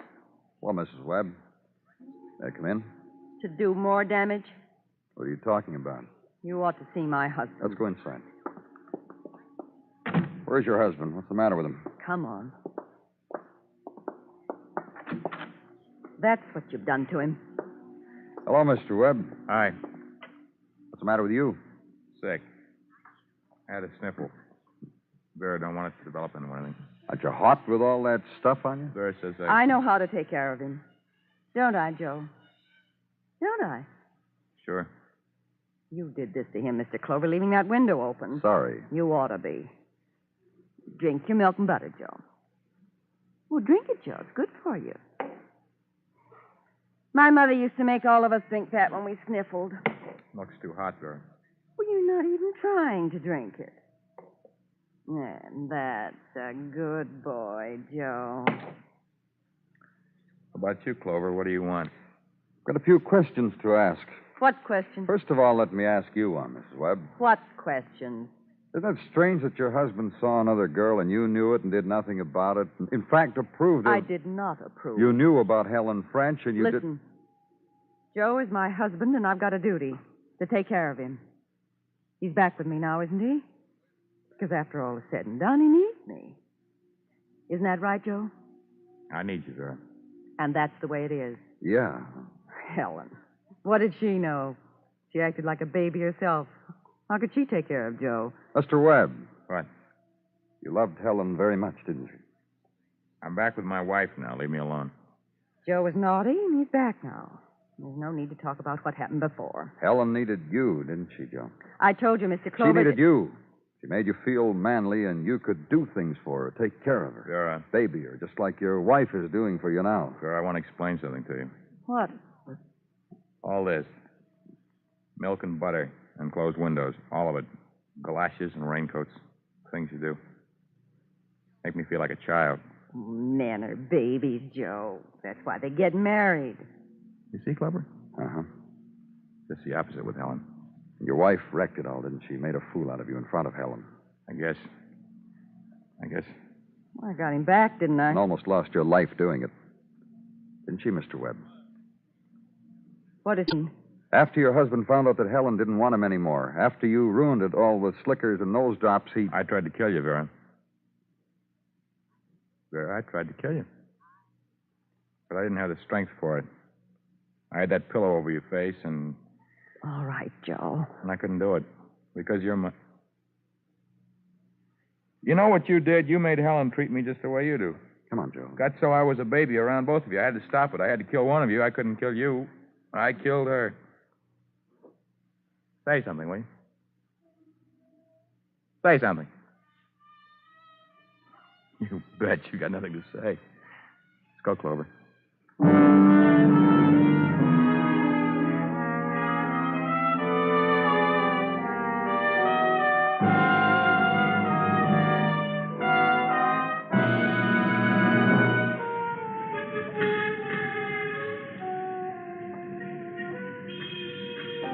It's the street of a million walkers, this Broadway. And they're funneled here. Around the 100 corners they turn into it, each with the promise, the little dream. Hold it up, bounce it against the concrete slabbing, tell somebody about it, and eat a hot dog and walk some more. It's Broadway, the gaudiest, the most violent, the lonesomest mile in the world. Broadway, my beat.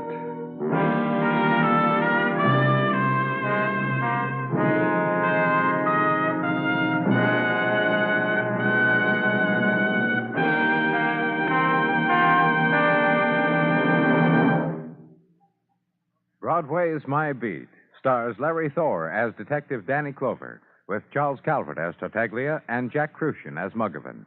The program is produced and directed by Elliott Lewis, with musical score composed and conducted by Alexander Courage. In tonight's story, Irene Tedrow was heard as Vera and Lamont Johnson as Joe. Featured in the cast were Charlotte Lawrence, Barney Phillips, and Herb Vigran. Bill Anders speaking.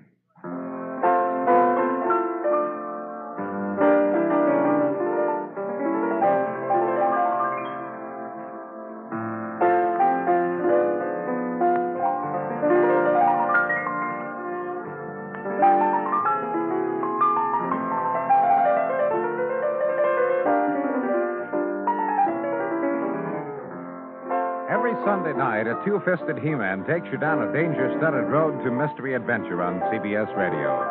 Meet Dick Powell as Richard Diamond, private detective, Sunday nights on most of these same stations. You'll thrill every minute as action-loving Diamond comes to grips with criminals and killers, cutting through subterfuge, putting his neck in a gangland noose in the interest of justice. Richard Diamond, Sunday nights on CBS Radio. Don't miss him.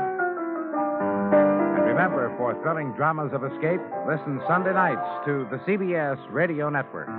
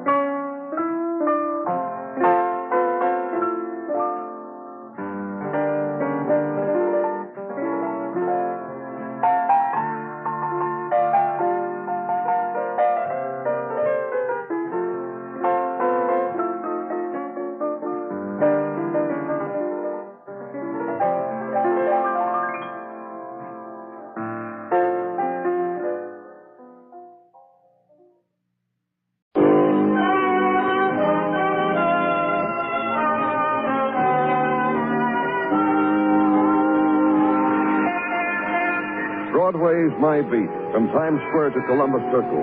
The gaudiest, the most violent, the lonesomest mile in the world. Broadway Is My Beat, with Larry Thor as Detective Danny Clover.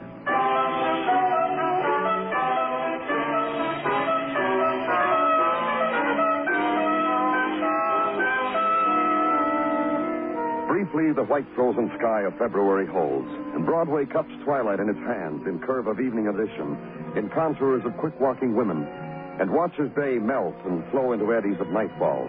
And what was gray is sudden scarlet.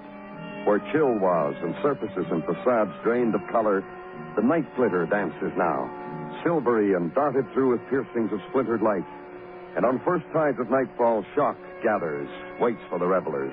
And they drift to it and run, whirl in the dance of wind. Night waits, and shock opens its arms.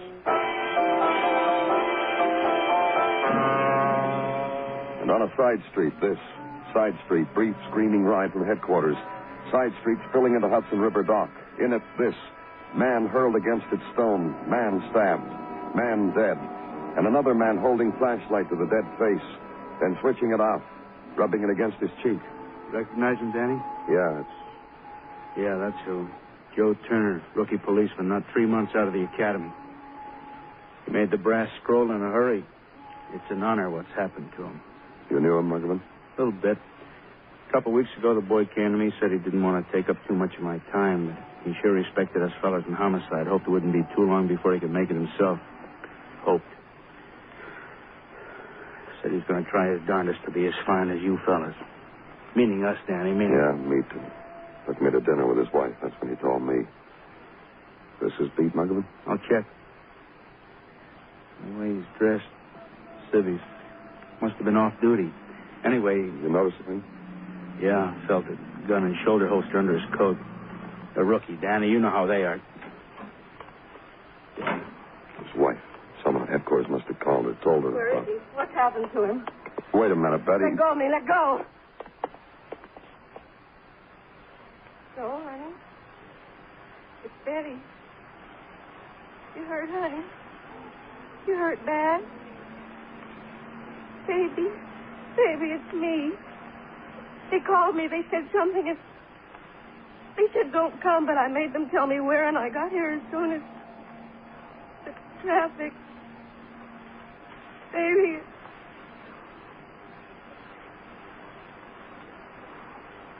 You don't care anymore, do you, honey? You don't have to care about anything anymore. Joe, what happens to me? Listen to me. What happens to me? Betty. You shut up. I'm asking him something. Come on, Betty. I'll take you home. Quiet ride. Beginning night and crowd shakes that scud swiftly away, regroup again, waver and dissolve again. And the woman beside you, movement of lip, to mouth the lost and bitter and silent words. The sudden gesture, leans away from you and quickly draws her ring against the car door window. Leans back, closes her eyes against the instant, to let the memories tangle themselves with knowledge that her husband is dead now, forever gone now. Utters it, huddles herself against it, is still.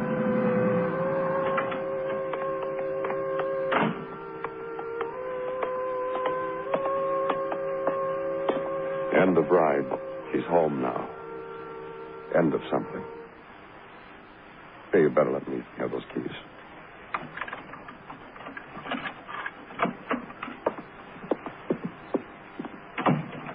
Where's the lights, Betty? I'll do it. You need the lamp, too? Betty. Radio? Betty.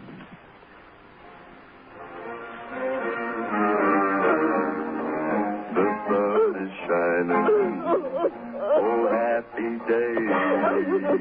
No more.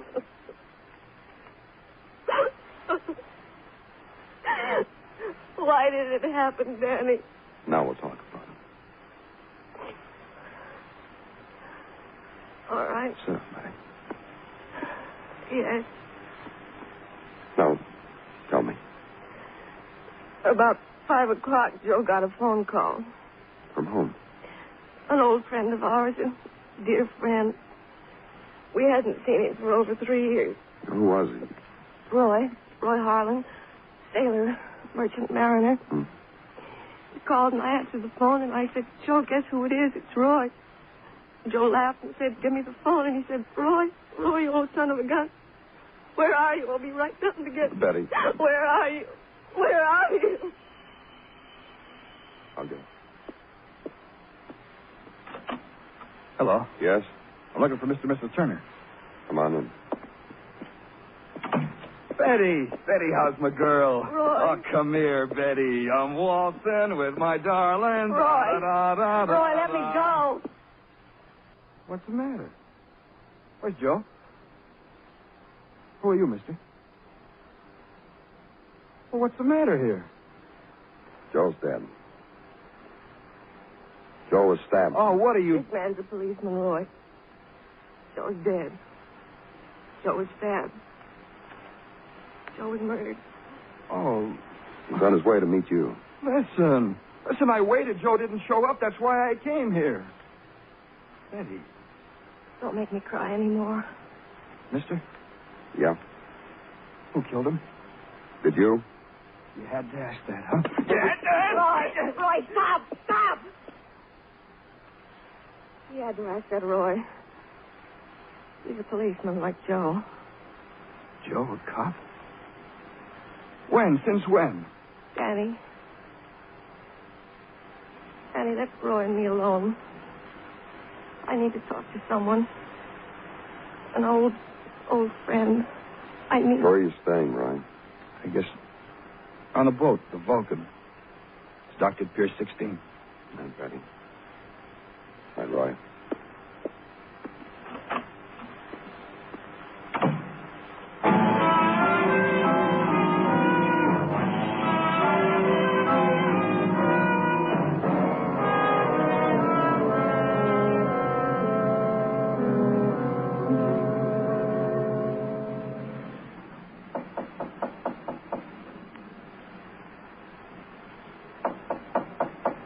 Come in. Come in.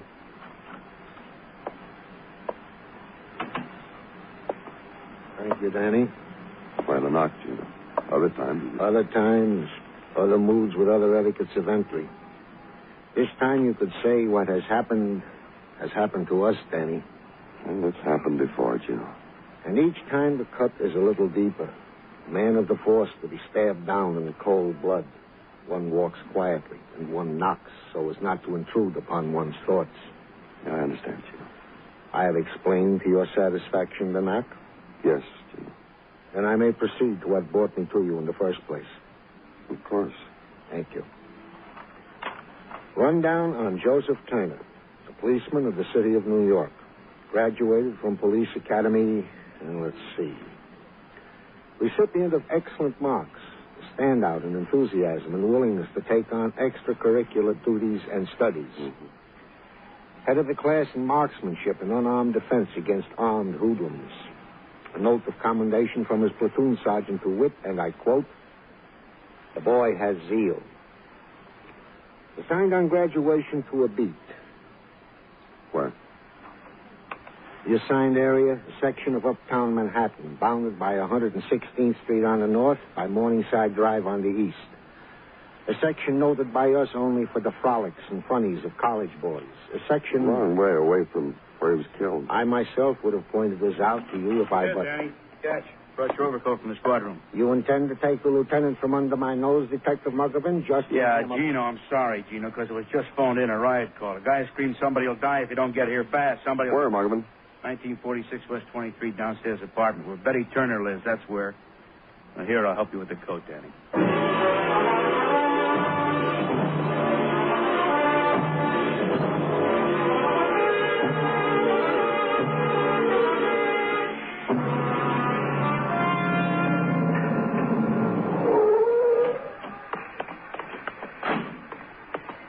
The blinds are drawn.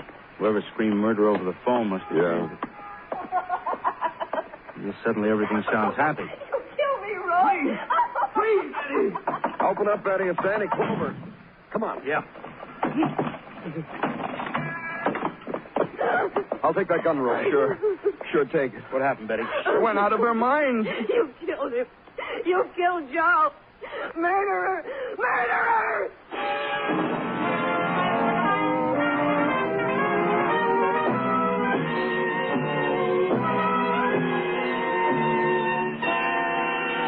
You are listening to Broadway Is My Beat, written by Morton Fine and David Friedkin, and starring Larry Thor as Detective Danny Clover.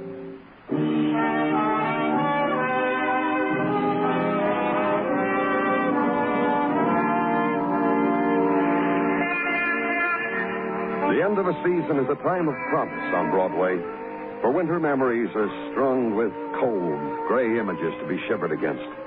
Winter's dying, and already a wind sweeps in from a kinder part of the world, designed to gather up chill and icy fragments and ready the streets for March. And here and there a miracle appears.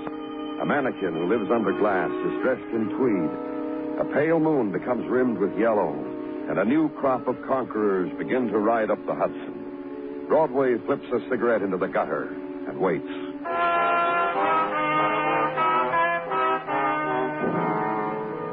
The night was hours old where I was, West 49th, the Detective Muggavan. And chill was this, new widow, new frightened man, and words. She just went right out of her mind, that's all. I should have killed you. I should have. See? You see what I mean? Okay, what happened? You left. We talked. About the old times. About Joe. About my husband Joe. And me. And him. The hellos, the beer beside the fireplace, the old times. The wonderful times, yes. How come you're talking like this now, and 2 minutes ago you're going to shoot my head off? How come she was going to shoot your head off and I took the gun out of your hand? When you knocked on the door, she turned and I grabbed the gun. It went off, but I grabbed it. She was about it, Betty. Oh, he's not lying. I was going to kill him. She had me backed up against the wall for the last half hour, begging me to say I killed Joe. How could I? You killed him, Roy. Betty. Betty. He was alive. You called. He went to you. He's dead. You killed him. Because you're here, he's dead. You killed him. Now you see what I mean? What reason would Roy have for killing your husband? I don't know. You in love with her, Roy? What are you talking about? Are you in love with me? Listen. All I've gotten so far, you, Betty and Joe, good friends, always together, always... I come in port, I go see my friend Joe, who I grew up with. He got a wife named Betty, so this means to me what? Look, Roy... No, wait a minute. Wait a minute. This means instead of bringing a present for just Joe, I bring a present for his wife, too. I have a home-cooked meal when I hit port and beer. And what I've been doing, what they've been doing, and hurry up, you kids, and have a baby so I can be Uncle Roy. What's this I'm in love with? Dad? He never touched me. Never tried. What about you? What? What Muggavan's trying to say, I know Betty, what he's trying to say. I know what happened. I know what happened. What? What Roy said. I've gone out of my mind. Forget it. Joe killed. Shot. Betty. I tried to kill a man. You admit it, huh? While I was pointing the gun at him, I was wondering how it would be when I pulled the trigger. The noise and the color and the... We better go downtown, Betty. And the thing to be done, because within her a new cell of anguish had formed and grown, then split itself into hysteria and violence, and split again into something else. Kill him. Let me kill him, Danny. And once more the quiet ride through Fleeting City. And at headquarters, book her for attempted murder. And suggest medical attention. And next morning, another thing to be done. Check on a friend of the family. Check on a man who had sidestepped death because a door was flung open. Check on Roy Harlan. And a place to do that, Hudson River, Pier 16. And a freighter, the SS Vulcan. And men dangling at her side, scraping off her hull. The salt and stain and blisterings of other ports are called. Yell to one of them for the captain, and they yell back, he's in his cabin. And board a freighter anchored to February. And in a cabin mahogany paneled against all climates and all seasons, a stocky man built low into the lines of his ship. You need something, mister? I'm from the police, Danny Clover. I knew that. Everything about you but your name. Want to tell me, too? The look in your eyes. All you landlocked boys. Get on a ship and your eyes fill up with green things. All right, cop. What do you need? One of your men... You want one? Take one. But for now, just information about him. Suggestion. I know a better place to get it. From the man. I want it from you. I haven't your weight, but we'll debate if you want. There's a murder goes for this one. It was a long haul to this port, mister, from Cape Horn. My men had a lot of time to lay on deck and think about things. Other men, women, land things. You want me to act open-mouthed surprised one of them killed somebody? Not in me to. All I want is some information on Roy Harlan. Roy? Have to be Roy. Uh-huh. Good man. Tough man. Always a berth for a man like Roy. Anytime on my ship, anytime he wants. Captain. You need to know about Roy, huh? He signed on with me 3 years ago, right here in New York. Saw him with the other ABs on the dock. I saw him, chose him right off in my mind, but I made him wait his turn. He's been with you all that time, 3 years? Little more than 3 years. January 1st, 1950 was the day. Almost lost Roy in Liverpool, though. Oh? Roy had been sailing with me for a year. All of a sudden, he wanted to sign off. He tell you why? I asked him why. Me, I asked him. He said he'd heard we were bound for New York out of Liverpool. He said, filth on New York. Walked out. Then my orders were changed. I combed Liverpool, found him, told him orders had been changed. We were going to hit the Mediterranean, Genoa, Cairo, ports. He came back with me. Before he signed on with you, you know where Worked a coast freighter out of New York to Miami, then back years before. Roy liked my ship better. He told me. And this is the first time in New York since 3 years. This time, Roy was crazy for it. Just had to be him, huh? Tell Roy... What? Nothing. Don't tell him a thing.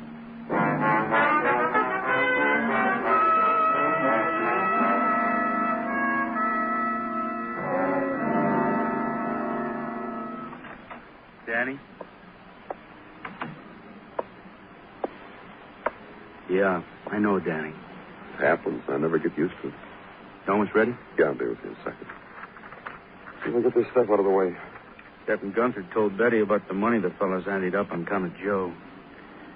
Betty stared at him, wanted to know whether she'd have to use it on a lawyer. Better step on it, Danny. Yeah, sure. Oh, every time I go to a wake... Here's your coat. Thanks. I've been down to records, Danny. That Roy Harlan. Well? Come on, I'll tell you while I was walking down the hall. Adler and Gino are out in the car waiting for us. What about Roy Harlan? Clean, no record. Check the neighborhood, too, same thing. Mm-hmm. He and Joe, best of friends, before Joe was married and after. Well? Well, what? There's still the question, Danny. Who killed a cop named Joe Turner?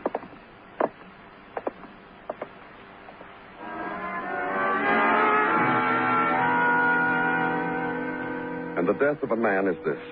A room in the place where he'd lived, arranged now for the occasion of his dying. Against wall, row of bright yellow wooden chairs rented for friends and neighbors, and winter light on the black-shawled women in them. And their men solicitous, gentle to their needs. Something is wanted from another room. A man rises, gets it, brings it back. An album of snapshots, and a woman flicks its pages, and others lean to her, look over her shoulder, and at a page the woman raises her hands to her face, covers the brief pang of memory. The man looks helplessly at her, touches for an instant the hand that hide her face, then looks around, as if in seeing his gesture, then detaches himself from it, comes over to you, leans against wall with you. It's hard. That's my wife over there. She and Mrs. Turner are good. Are you a friend of the Turners? I knew Joe from the force. It's real nice the way you boys turned out for him. Real friendly. My wife and I were talking about that just before she... I knew Joe real good. And when he was a kid, running the streets. Oh? From then. Watched him grow up. Watched him get married. From buying penny candies in my store to pipes and cigars. Knew him real well. Yeah. Shame what happened to him. Clover's my name. Danny Clover. Real pleasure to meet you, Mr. Clover. I'm Pollock. Stan Pollock. Step out for a cigarette. Sure. Sir, Mr. Pollock, have one of mine. Thanks.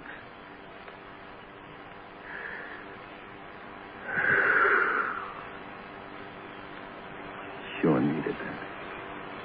You say you knew Joe, too, huh? You're not very well, just Prince. That's what he was, a prince. Him and his wife, both. You say you didn't get to know them too well, huh? No. You're lost. Joe was a fine boy. If there's one person in the world who didn't deserve what happened to him, it was Joe. Weight brings out things in a woman, don't it? You noticed my wife a minute ago? You notice how it hit her? It's me she was remembering, not Joe. Not really Joe. Oh? Yeah. Because a while back, it was me that was hurt real bad. I guess the missus was remembering how if it hadn't been for Joe, I might never have woke up out of my hurt. I might never... An accident? Accident? Assault and robbery. That's what it was. Assault and robbery. I was coming home from work late. Something clunked me real hard on my skull. Next thing I knew, I was in an alley and Joe Turner was over me. He telling me I'd been robbed and beaten. And he'd already called an ambulance. And him not even a cop then. And you know what? No. Next morning in the hospital, in the mail, I get back in an envelope all the money that was robbed from me. That's what Joe did for me. That's what the missus was remembering. Me. When did this happen, Mr. Pollard? Mrs. and I were talking about it a little while ago. See, 3 years ago. New Year's Eve. And now, Joe Turner dead.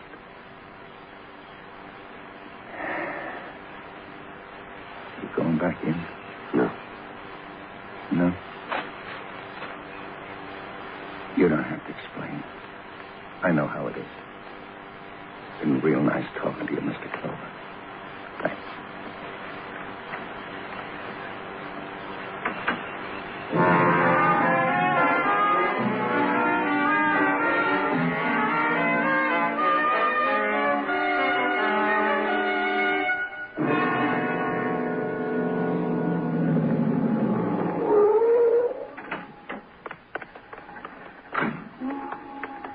Tub. But many's the time I'd like to be on one like her. The Vulcan. He was something in myths or something, wasn't he? The same fellow. Muggavan finally makes it up a gangplank, and he's going nowhere at all. Yeah, if you were going someplace, you'd scream because you get homesick. Looking for me, boys? Oh, hello, Captain. Who's your friend? Detective Martin. This is... Hi, Skipper. You guys. Is Roy Harlan aboard? Below. I'll get him for you. Hey, Roy. Get up here. Skipper. Trouble with you is you don't read. Yeah. Let me ask you, fella, something. Uh-huh. Roy going to ship out with me again? He coming up? I called him. He's coming. How about it? Roy shipping out with me? He ever tell you why he didn't want to go back to New York? You know why? I'm going to stick around and listen. I've been wondering about that myself. Tough boy like... Hi, Roy. I was just saying you're a tough boy. Why? Is this the time I have to be? I don't know. Here he is, boy. Captain, Skipper. I think we can handle this by ourselves. Go right ahead. You mind if I just lean over this railing and cock an ear? My boat. This piece of railing included. What do you boys want? Didn't see you at the wake, Roy. I was here on the boat by myself. Breathing I had to do got done. What'd you do, take a stance on the gunnels or whatever you call them and look out to sea and be brave about it all? What do you want with me, Clover? I asked you once whether you killed Joe. Remember what happened? It never got finished. I'm asking you again, Roy. Ask. You killed Joe? Well? Two of you. You kill him? Why should I? He was a cop. So? So you killed him? My friend, and he was a cop, and I killed him. Why? You didn't know he was a cop, not until he met you. No. No, I didn't. Joe Turner was an eager boy. He wanted to make good, Roy. That's why he's dead, huh? That's right. 3 years ago... Now, wait a minute. 3 years ago, I was at sea. Where were we 3 years ago? Just talk to the fellas, Roy. I'm a watcher. New Year's Eve, and a man named Stan Pollock got beaten and robbed. The next day, you went to sea. So what have I got to do? Pollock got his money back. The way it figures is because Joe made you send it back. You told Joe what you'd done. So long, Roy. That's about it, Roy. You beat up a man, robbed him, ran away. Afraid to hit New York again. But when Joe got to be a cop, he remembered what you'd done. When you called him the other night, he met you. Tried to arrest you because you're a cop now, an eager one. You walked with him, trying to convince yourself that Joe was just kidding. Then you got convinced. Then you stuck him with a knife. Listen. I was misled, Danny. This boy isn't tough at all. Listen. Come on, Roy. All right.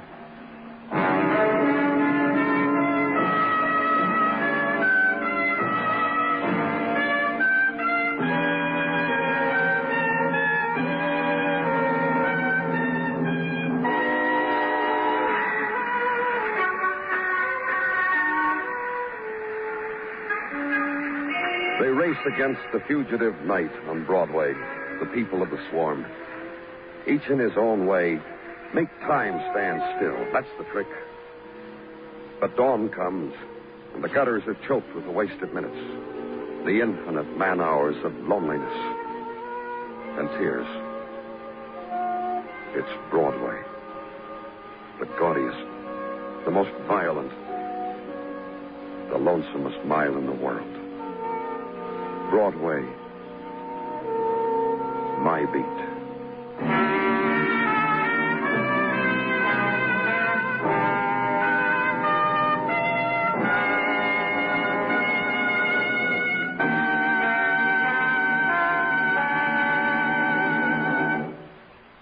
Broadway's My Beat stars Larry Thor as Detective Danny Clover, with Charles Calvert as Tartaglia and Jack Crucian as Muggavan.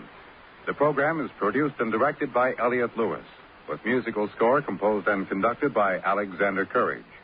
In tonight's story, Herb Ellis was heard as Roy, Lou Merrill as the captain, Charlotte Lawrence as Betty, and Joe Forte as Mr. Pollock. Bill Anders speaking.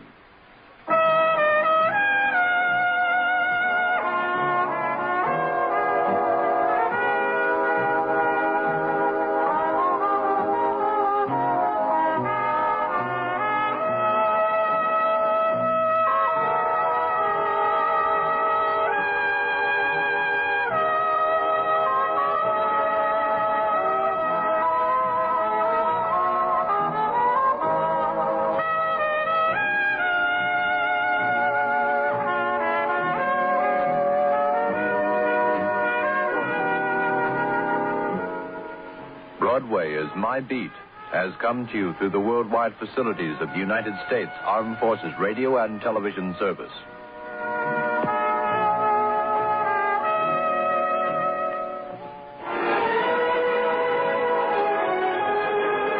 For the past 55 minutes, you've been listening to the best in radio drama with Theater 5 and Broadway Is My Beat.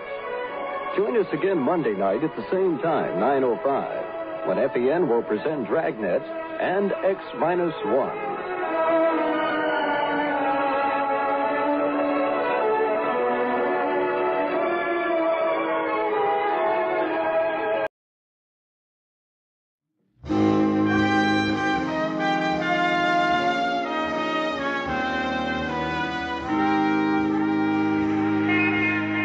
Broadway's My Beat, from Times Square to Columbus Circle, the gaudiest, the most violent, the lonesomest mile in the world. Broadway's My Beat, with Larry Thor as Detective Danny Clover.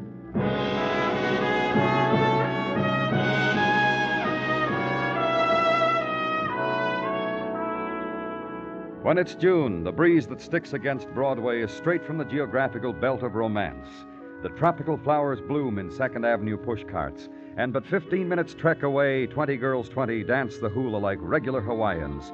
And for refreshment, coconut milk from contented coconuts. And T-shirts are festooned with vat-dyed surfboard riders. And the wiener goes down well with papaya juice. And authentic island music perfumes the air on an LP record. So take a trip to the top of the old Woolworth Pagoda. Look down at it. Inhale it. It all belongs to you. And The afternoon of it, where I was, Roxton Hotel and 4 flights up. Neat room in neat hotel, and neat man, groomed, in necktie and smoking jacket, in precise center of bed, stabbed to death. And Detective Muggavan. Cleaning lady found him, Danny. Called the manager who called it in. Who is he? Name's John Nelson. Registered that way. Been living here for the last 3, maybe 4 years. Manager's checking. The manager tell you anything else? I wouldn't know whether any visitors today, a big hotel and all. Also, that Mr. Nelson was a quiet sort of man, no trouble. Only thing even a little bit out of the ordinary is his asking for and receiving permission to hang all those pictures on the wall. Hey, take a look. No? What's this one? A tiglon. Cross between a tiger and a lion. Oh. How about the rest of those pictures? Elephants charging, crocodiles snapping. Speaking of crocodiles, Danny, you know there's a difference between alligators... Yeah, I've heard it brooded about, Muggavan. Stick around for technical, huh? What? Huh? Oh, yeah, okay, Danny. I'll stick around for technical.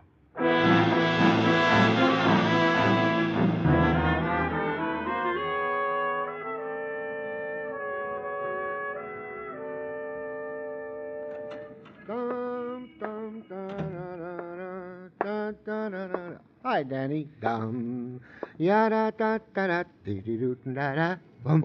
You happy, Gino? Crazy, man, crazy. What? A saying I picked up from around 1 o'clock last night. Oh, At which time Tina, my eldest, did return from a June prom in her white lace formal. At which time I was waiting up for her in the dark, and she danced tippy-toe through the living room, spun, and I asked, "You happy, Tina?" And she said, "Like crazy, Papa, crazy." Oh, I see. Tina must be very lovely now that... Now she's going on 19, comes home from a dance at 1 o'clock. Soon, Mrs. T will be putting crocheting needle to wedding veil, and Tina will slip away from us soon, Danny. And you who could so easily be number one boyfriend... Yeah. You got something for me, Gino? All right. You don't want to discuss it. Far be it Just if you got something, Gino. As indeed I have. Anytime. Concerning the deceased of earlier this afternoon, one John Nelson. Detective Muggavan, having made a routine check and interrogation of the employees of the hotel, has come up with an item. Do you need a glass of water, Gino? No, Danny. Thank you kindly. Item to wit, that John Nelson deceased had no visible means of support, that he could indulge himself in late rising in his hotel room, in taking sun and moon on the hotel roof at odd hours, in never fumbling for a tip for hotel service. Man of leisure means... Anything else? Report of medical examiner that on John Nelson was found the scar of an old bullet wound, right shoulder. And this from his belongings, which I lay on your desk to read at your leisure. A newspaper clipping concerning the daring and intrepid adventures of a husband and wife team, Lila and Victor Sutro. Big game hunters, with many an orc scalp to their belts. This was found in Nelson's things. By the technical boys in the folds of an adventure magazine, which one of them happened to pick up on the job for something to read. The name John Nelson could be an alias. Maybe the man we found was... Pardon me, Danny. All right. What is it, Gino? This same thought about Nelson occurred also to the thoughtful Detective Muggavan. And? And what? And what is? So he looked into it and came up with... Victor Sutro died in Tibet 7 years ago while on a hunting expedition with his wife. Did Muggavan find out where Lila Sutro... As indeed he did. Last year, at the conclusion of a farewell lecture tour, her third farewell, she keeled over in her apartment and was dead in the tearful presence of her widower, Lionel Foster. Where do I find Foster? I was coming to that all by myself, Danny. Lionel Foster, 1823 East 60. Danny? Oh, this afternoon you've been splendid, Gino. Thank you. I will relay this to Mrs. T. Thank you. Evening now, and ride the streets of it.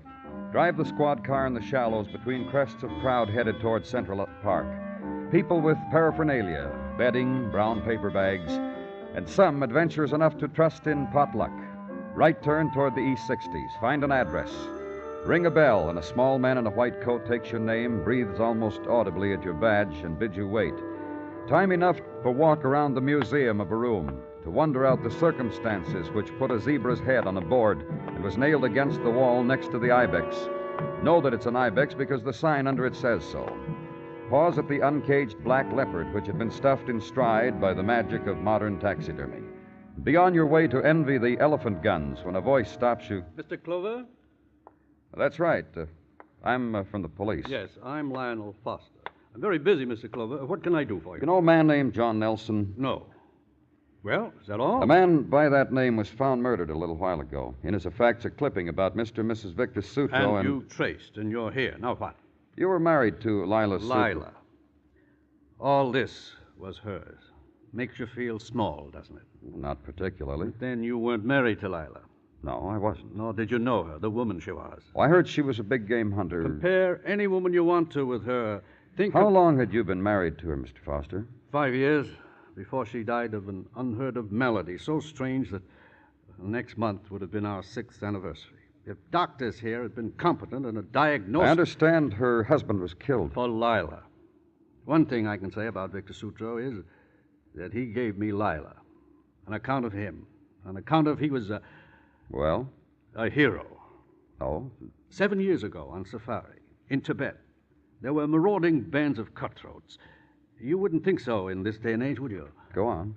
Well, somehow, Lila didn't like much to speak of it. Only Victor died and Lila lived. And she got back and Victor didn't. That's why I say what I did. How did you meet Lila, Mr. Foster? I did her writing for her, you know. No, I don't know. Secretary? The books. There were 4 of them, of her adventures around the globe. She told them to me, I wrote them. Also the spoken part of her travelogues, mine. If you have no more suggestions, Mr. Clover, may I make one? What? I've written a book about Lila. Anything you'd want to know about her as a huntswoman... I'm sure it's fascinating, Mr. Foster. If I ever need one, I'll send out for it. Goodbye.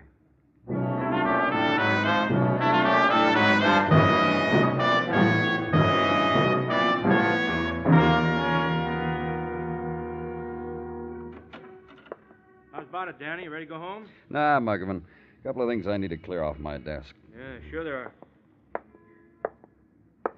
You mind if I sit down and clouch for a while? Sure, sit down. Thanks. Mrs. phoned a little while ago, said it was such a nice day she didn't get around to cooking. Said bring home some delicatessen. Hey, you want to come up? Thanks, no, Muggavan. I've some... Yeah, sure you have. Some other time. Huh? Mm-hmm. What's all that stuff you got? Well, these? Adventure magazines, a couple of books. All about that big game hunting man and wife combo. Lila and Victor Sutro. Thought no one would mind if I took them home to read in bed. You mind? Have fun. I intend to. Oh, this stuff fascinates me. Yeah, I've been skimming through it. Man and wife living like that. Man and wife. Depths of the Amazon jungle, sitting around a jungle fire, watching natives dance native dances just for you.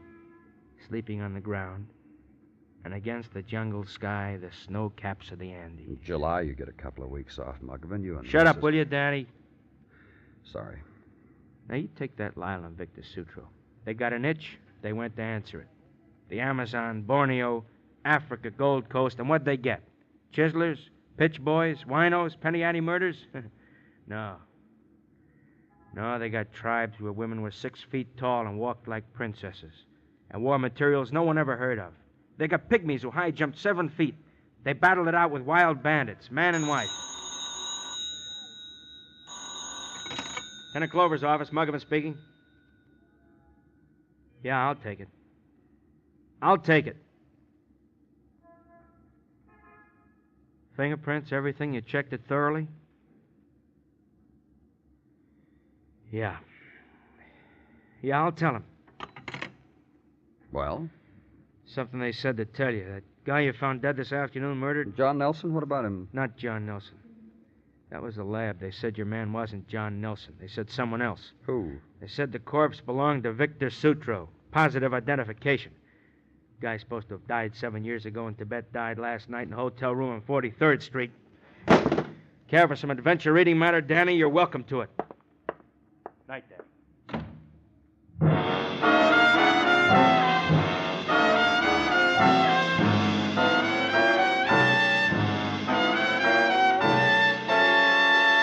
You are listening to Broadway Is My Beat, written by Morton Fine and David Friedkin, and starring Larry Thor as Detective Danny Clover.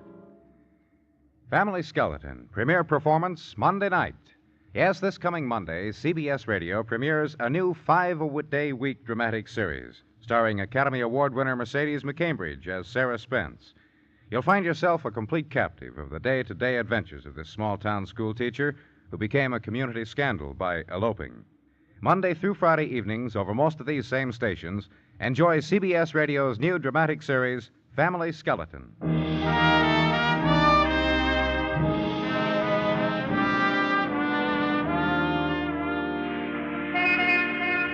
Sunlight of June drifts in from the sea, scans the city, touches the morning, warms it, and Broadway reacts, leans against the subway exit, with fists rubs the last dream of night out of its eyes, which was the reflection of a woman's summer laughter in a soaped bar mirror.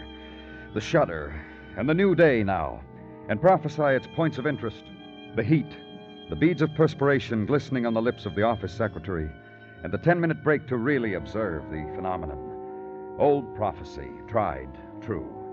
So flip the cigarette into the gutter, edge into the day of the comptometer.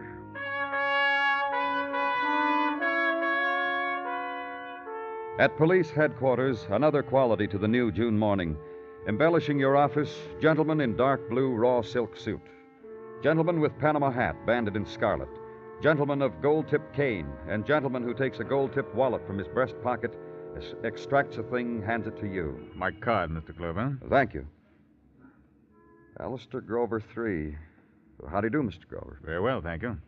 Exceedingly well. And you? You wanted to see me about... About an arrangement I have in mind concerning the dead Victor Sutro. Call it business proposal. Yes, let's call it that. All right. My name didn't register with you, impress you. Alistair Grover III. Not nothing to you. No, should it? No, by no means. A vanity that the publisher and editor of the travel magazine Horizon would be known in all walks of life. A pure vanity. You said it was about Victor Sutro. Yeah, his death. The manner of it. I should like to enhance Sutro's death, which involves you, my business proposal to you. Well, what are you talking about? Victor died in a sordid hotel room, stabbed with a common knife, right? Uh-huh. And you have not as yet released this particular information to the newspapers? No. Good. My proposal? That we concoct a legend that the knife that murdered Victor was an accursed knife, Tibetan or, let's say, Tatar origin, perhaps Kublai Khan's. Victor's death, an oriental curse and vengeance, the lingering death that was not his 7 years ago. You kidding, Mr. Grover? My magazine is of slick paper. It pays slick paper rates. There are movie rights, subsidiary rights, yours. I'll get a hack to write it for you, and I am not kidding. You could make a pile. A question, Mr. Grover. All you want. Did you know Lila and Victor Sutro? Know them personally, I mean? Oh, yes. Matter of fact, I financed the expedition to Tibet. Made a pile on Lionel Foster's articles about it. Lila, dear man, was a renowned huntress, world-renowned. And for this, she had a publicity agent. Who? Johnny Courtney, an office in the Whitaker building on Broadway. And I've discussed this angle with him, and Johnny is in absolute agreement and will promote... Yeah. Another question, Mr. Grover. You killed Victor Sutro? A man who laid for me a golden egg? A stunning thought. Any annuity within reason, Mr. Clover. Goodbye, Grover. I built a fortune on exotic lies, Mr. Clover. Sorry you haven't the feel for it. Awfully sorry. Thank you. Goodbye.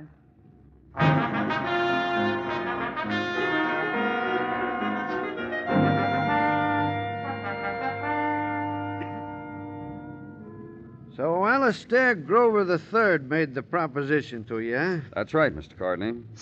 You going to take it, Mr. Clover? No. I told Alistair he was out of his stupid mind. I told him no honest cop would fall for a phony setup like that. Mongolian knives, curses. You're leveling. You didn't take his dough. Permit me to shake your hand, Mr. Clover. Look, Mr. Courtney... You want me to level about Lila and Victor Sutro, don't you? Yeah. Victor, I got sympathy for. He wanted to be a hero. But together, phonies. 1,000% phonies. I got rich off them, and I hated them. Why? I told you, phonies. Big game hunters, two big-time chiselers who hired professional hunters to do their job, hired experienced natives who made the kills, did the dirty work, while Victor and Lila Sutro posed astride fallen rhinoceroses. You're saying... Yeah, I'm saying. You seen their movies where the rhino charges right at Lila like he was panting to... You know where we got that rhino? From a bankrupt one-ring circus in Jersey, and the movies were taken against a process screen in a warehouse in Astoria. Hey, You never noticed it was always the same rhino no matter in what jungle? No. I tell you the same. And not even a male. An old cow female made up with sharp tusks and named Bessie. Phony, phony, phony. My words for Victor and Lila Sutro. Still, they did expose themselves to danger. What dangers? Tell me, what danger? Lila Sutro died of some rare mystery disease, a tropical disease no doctors. Mr. Courtney. How rare is mumps? Tell me, how rare? What? What Lila died of? Mumps. Go ask her, Doctor. Dr. Edward Dowd on Park Avenue. Go ask him what Lila died. Go ask him how out of fat lumps on her face Dr. Dowd and Lionel Foster, her widower, made a rare, mysterious, tropical, unknown, unheard of voodoo. Black magic.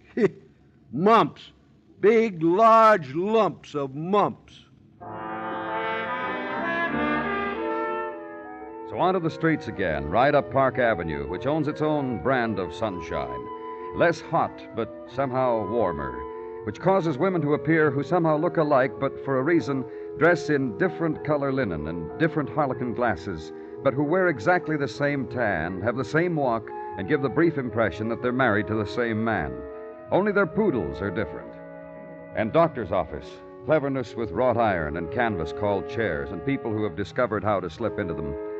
Paintings in colors never discovered before, of things never dreamt of for framed exhibition before. And receptionist in a lime-colored material designed to call one's attention to her necklace. You're staring at my necklace. It's made of Mayan artifacts. My husband brought it from Mexico. Who looks at your badge with interest, and at you with the new interest, and lets the doctor know you're here. Lieutenant Clover to see you, Doctor. Lieutenant? Police lieutenant. Tell him to wait. So do what the doctor suggests. Wait. And finally... The doctor will see you now.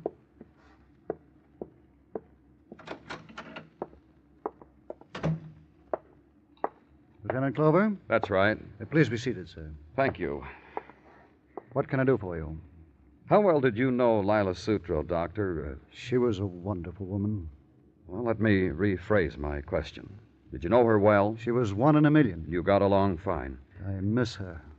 Right now, it's important that you be honest, Doctor. It's about the murder of... I know. I read the papers. You were an old friend of hers, weren't you? A mercurial woman. Sometimes I was her friend. Sometimes her very good friend. Sometimes a buddy. Sometimes she wouldn't even pretend I was alive. How about professionally? When she wasn't going off to all those places, a checkup once a month. Also shots before she would sail or fly or motor. Well, you know what kind of a woman she was. What she did, I mean. I understand she died of... A very rare disease, akin to encephalitis, but exhibiting not quite the same symptoms. I do not think medical science... I understand she contracted mumps. Complications set in, she died. How can you say it? I heard about it, so I'm saying it. I mean, how can you say Lila Sutro died from mumps? You see how ridiculous that sounds? A woman like that? A vital, dynamic... But that's what happened, isn't it? Yes. A reporter suggested that she died from something rare, something contracted on one of her journeys.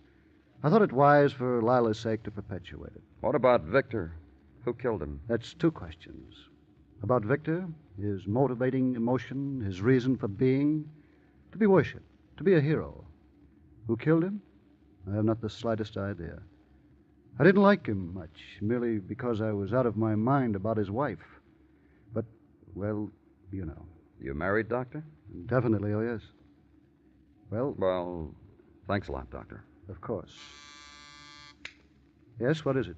I'm going out for coffee, Doctor. Very well. Well, Mr. Clover? Thanks again.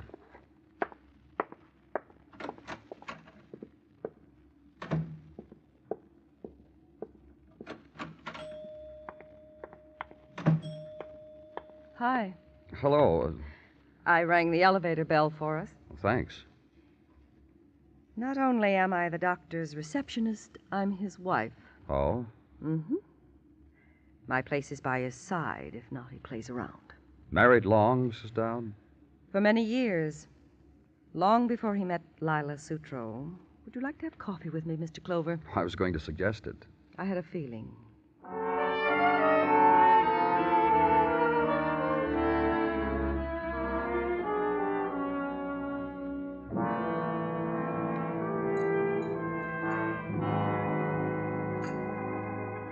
2 lumps, Mr. Clover? None, thanks, sir. Well, now, here we are. Cream? No, thanks. You're not going to like me. I wouldn't say... As a woman, I mean. Oh, I'm attractive enough, I know that, but completely frightened on account of it. It's possibilities, I mean. Aside from that... What are you trying to say, Mrs. Dowd? The unforgivable sin for an attractive woman. I'm malicious. I'm a talebearer. Even after the grave. You didn't like Lila Sutro, is that it? My husband and... He said so. Proudly? No, I wouldn't say that. Reverently, then. What about Lila, Mrs. Dowd? I hated her. Victor hated her, too. Did you know that? No, I didn't. Victor was frightened of her. Scared to death of her. But then Victor was a coward. Coward? You know about the man afraid of his own shadow? Victor was afraid of the man. He went on those trips because Lila made him. He was very nice, but he was a coward. And more than anything, Victor wanted to be a hero. Exactly. Because he was a frightened man. The fact that he won such a woman as Lila from Lionel Foster was a constant source of wonder to him. Lila knew Lionel before... Much before Victor. You might wonder how I knew so much about Victor. Well, I had to get back at my husband somehow, didn't I? More coffee?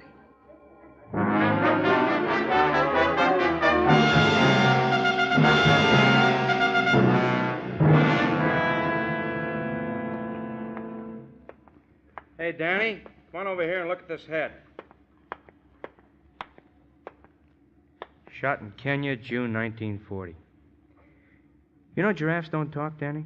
Don't talk? I mean, they can't make any sound. You'd think with all that throat they'd have even a small vocal cord. Not so. You're a mine of information, aren't you, Muggavan? Eats you, huh? You know, I could spend a lot of time in Mr. Foster's home museum. You're entirely welcome, any time. I consider it a tribute to Lila. Hello, Mr. Foster. This is Detective Muggavan. Hi, Mr. Foster. Mr. Foster was married to Lila Sutro after Victor Sutro was killed in Tibet. Must have been a privilege, Mr. Foster. Shall I tell you a story? Well, Yeah, sure. To let you know the kind of woman she was, this way. This, gentlemen, is a wild boar which Lila stuck while riding a horse in India. One thrust. There's a small spot on the boar which, if pierced... It's a pity she had to die. Such a brave and wonderful woman. Sticking boar and shooting giraffes. A lot of woman. But what'd she die from? Medical science had no name for it. They sent my kid home from school with the same thing your wife had. They called it mumps. I went to the doctor and took shots. Get out of here. Afraid we can't do that, Mr. Foster. We've got a lot more talking to do. How'd you find out? Lieutenant here saw our agent. He said so. He's a liar. Then I saw our doctor. Then you've made a trip here to ridicule Lila. Is that it? You want to destroy her? She was quite a woman, wasn't she? One little slip. She had to die of a stupid disease, and you want to destroy her. We didn't say that. A woman who went into the darknesses of the world. The way I heard it, she got pros to work for her. And that's what you'll tell everybody? No, she's dead. There's no need to destroy her. I loved her. I know. No, please. Just don't... How come Lila came back from Tibet and Victor didn't? I walk around this room at night and I remember Lila. Did it have anything to do with that bullet wound that Victor carried? The secrets I know about Listen, her. Mr. Foster, the secrets are yours. She shot him. They got drunk. Someplace in India. They never got close to Tibet, did they? After she shot him, a month later or so, she got permission. She flew over it. Okay, she shot her husband. She thought he was dead. She came back with that story of what a hero her husband was, that he'd been killed saving her life. Did you know that if you tell yourself something, no matter if it's a lie, a terrible lie, if you tell yourself something enough times, you'll come to believe it? When did Victor get back? After we were married, he appeared. She hadn't killed him. And he threatened to tell what a phony his wife was. He would have, no matter how much money we gave him, except for the story Lila had told the world about him, that he was a hero. And being a hero was what he wanted most, wasn't it? Pensioned hero who was really a coward. $500 a month, and he didn't have to be frightened anymore. When Lila died, When she died. He wanted more money, is that it? At first, not much. Then more and more. Then I didn't have enough for him. Then he threatened to tell. It didn't make any difference to him. So you killed him? Yes. And in killing him, I was closer to Lila. How she felt when she hunted and killed. You think she ever killed anything, Mr. Foster? I don't know. I really don't know. She never was a very good shot.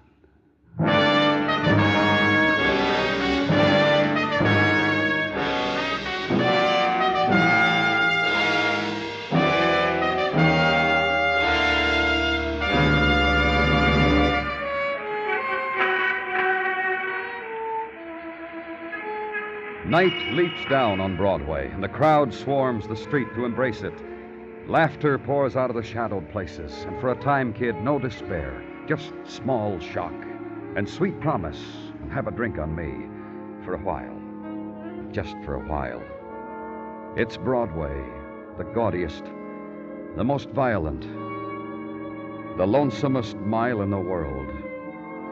Broadway, my beat.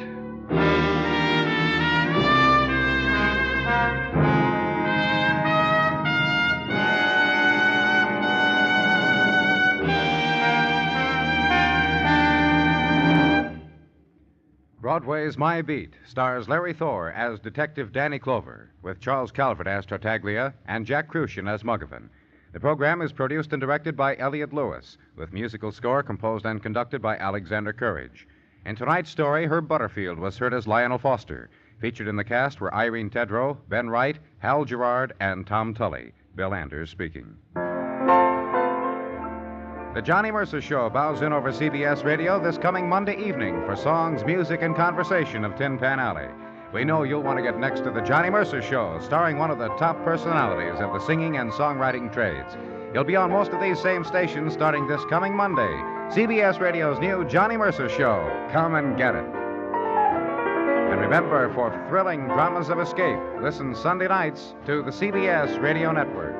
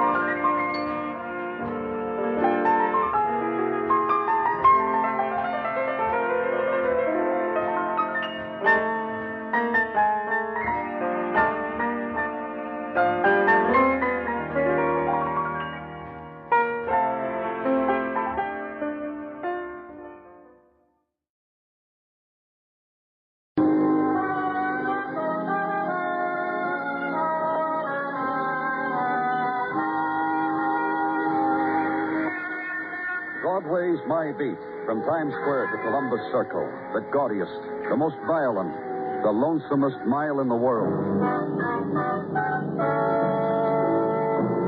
Broadway's My Beat, with Larry Thor as Detective Danny Clover.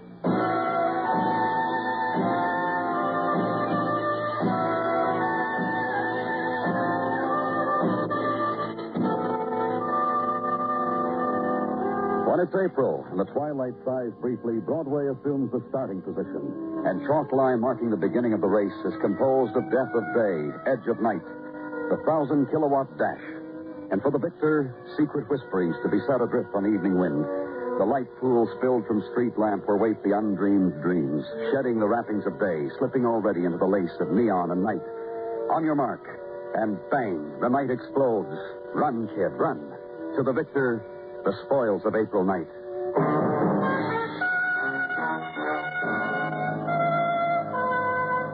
And at headquarters, night watch.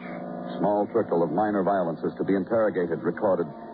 Conversation concerning other April nightfalls with colleagues. Outgoing tide of night. And somewhere in it, the phone call. About my buddy. He's been shot. He's dying. Last Friend Club on West 41st, corner 9th Avenue. Who is this? Joe Rios, buddy to a dying buddy. You gonna do something about our condition? And go there.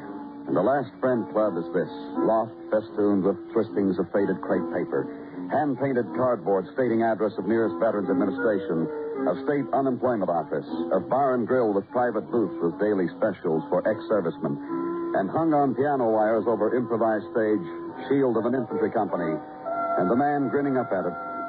In case one of the boys gets slipshod about a dues payment, he'll be back in the room, put a spotlight on the shield, remain very quiet. Boy remembers, boy pays. You said... Yeah, over there. Well, we got a partition for those who seek recreation. Ping-pong table and so forth.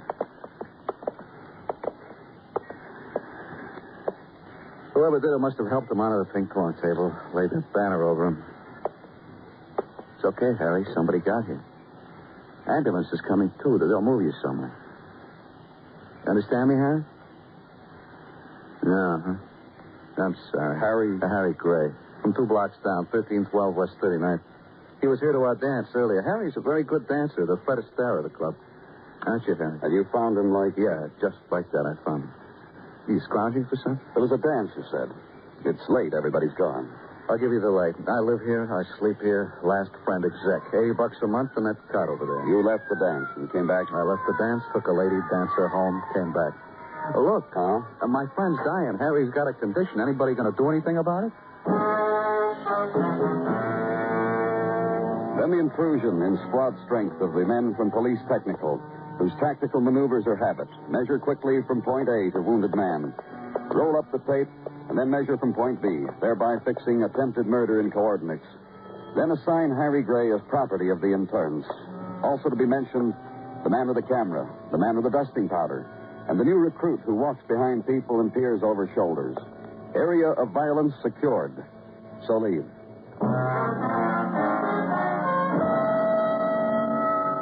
Two-block squad car ride through night's first ebbing. Edge of the world time, empty time of empty street and window blinds and stars.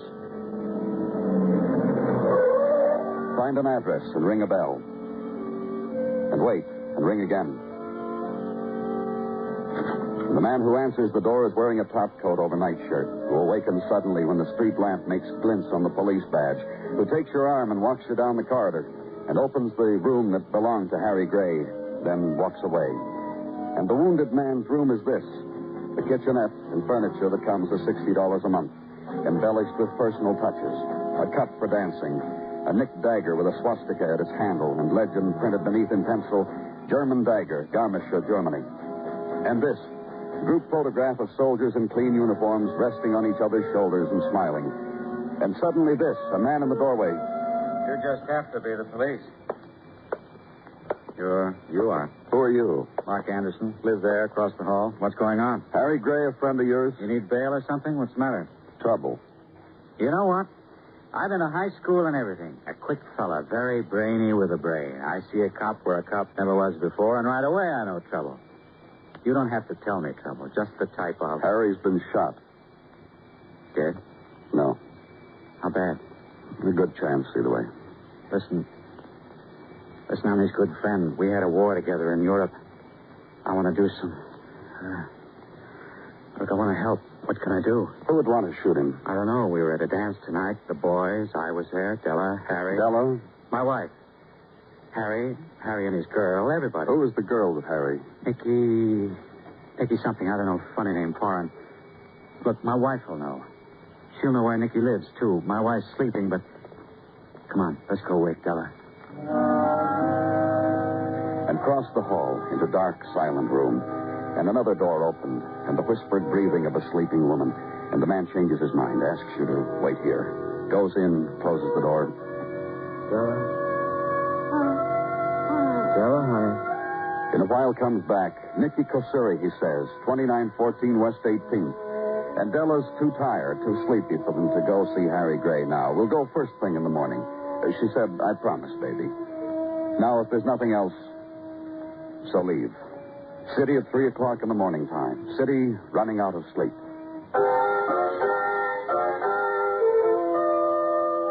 And later in the morning, West 18th Street. And a girl, Nicky Kosuri. Girl in scarlet. Girl in a hurry. Girl on her way to work. I will be late, Mr. Clover. You understood, Miss Kosuri, about Harry's dying. About someone wanting to kill him. Yes, I understood. Well, I like Harry. Very much I like him. you were at the dance with him last night, and... And it was no fun. I tell you this. A dance and with no happiness, with no laughter. You and Harry didn't have a good time, is that it? I wanted it. For Harry, for me. He wouldn't permit it to happen. He made it bitterness. Do you know why? Miss Kasuri? I think I know. I cannot be sure what is bitterness to men. But I think also it was not I who made it so for Harry. But you know what did. Perhaps. Tell me. I think first I must explain to you Harry. Yeah? A man somehow of reflections. A man not his own, but a reflection of other men and other men's emotions. I don't understand. The club. The Last Friend Club. And its dancings. That is Harry's true life. And Mark. Mark Anderson? Mark and Bella. Also Harry's life. To live in the mirror of other men's lives. They're very good friends, I understand. When I first met Harry, he was with Mark. They had come from war, and there was laughter, and Harry was very nice. And in the last years, always with Mark. Bella, Mark, Harry, Nicky. Bella, Mark, Harry, Nicky. Look at me. What? Look at me. I am of prettiness. Yes? Last night at the dance, I was even more. For Harry. And he danced only once with me. And then with others. Then to sit in long talk with Mark. And nothing from me. So I went home. To here, alone. And Harry didn't... He said to me goodbye over his shoulder. And there was for a moment the sum of all the hurt. And I went home. And there's no more hurt. No more anything. He's in emergency hospital. I'm already late for work. Tell Harry sorry. Nicky couldn't make it. Goodbye, Mr. Clover.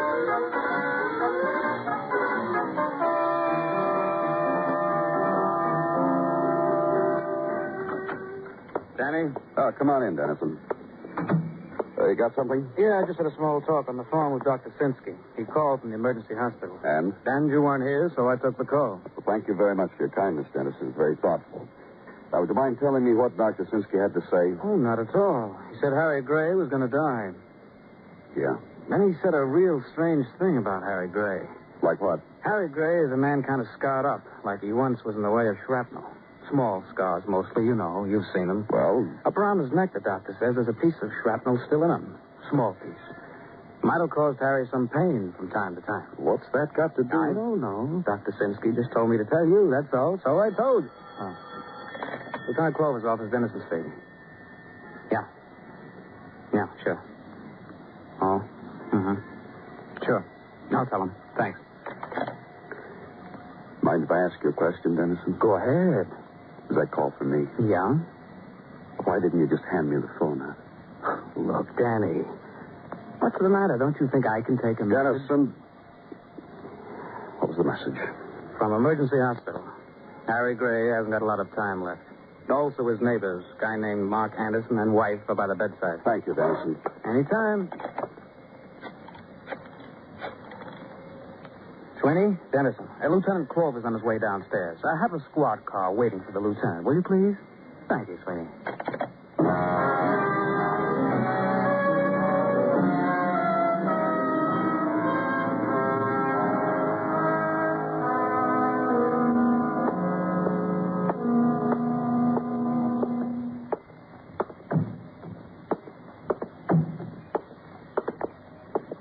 Hello, Mr. Clover.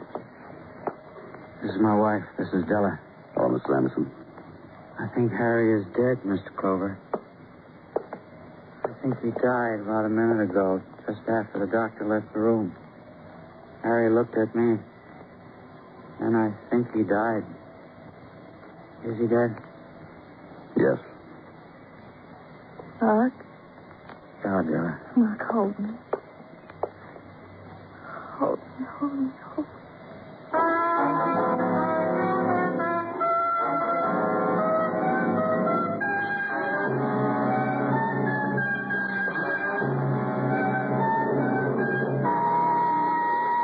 are listening to Broadway Is My Beat, written by Morton Fine and David Friedkin, and starring Larry Thor as Detective Danny Clover. Now, supposing you moved into this suburb. Oh, I'm sorry. I didn't mean to rush in this way unannounced, but I have a thought on my mind. Now, as I started to say before, suppose you moved into a suburb and you moved in at the same time others did. We'll say it's a tract, a big tract. But this neighborhood you've moved into with your wife and family is different. Every one of the families has a different background, different education, language, tastes in music, ideas of fairness and justice. Different in all respects, even down to their ideas of what type of trees should line the street. What would you do to make this a friendly community? Not necessarily a community where everyone would have to conform to one set of ideas, but a community that would work well together, and where the people wouldn't go around hitting each other over the head with shovels or throwing each other into cement mixers. Would you suggest that everyone get together to try to understand each other? Of course you would. And how long do you think it would take? Certainly many years. This is what the United Nations is trying to do in the community of nations. It is man's best hope for peace and justice.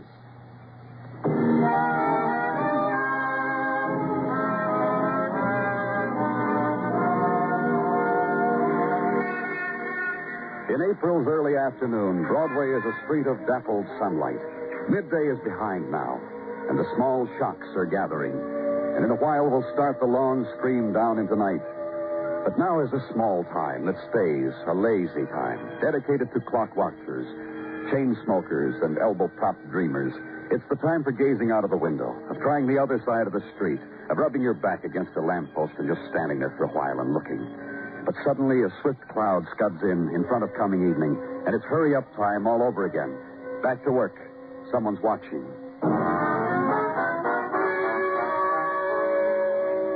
And for me, work was office. You swing the swivel back around to face the desk, and the man on the other side of it. Danny, it's me. It's Gino. Yeah, Gino, I know. Well, focus on me, Danny. Scares me when you got that faraway look in your eyes. Sergeant. The way you were staring out of the window onto the who knows what strange... Gino, you walked into my office. You had something on your mind. What was it? This last week, every day I come in here, the way you are staring. As if you wished you were in another clime or something. Happiness is here, Danny, I assure you. Gino, please. Yes? Do you have something for me? Bits and pieces. If you'll be so kind. Last night's deceased, Harry Gray, was formally, according to questionings of friends, a citizen of Oklahoma.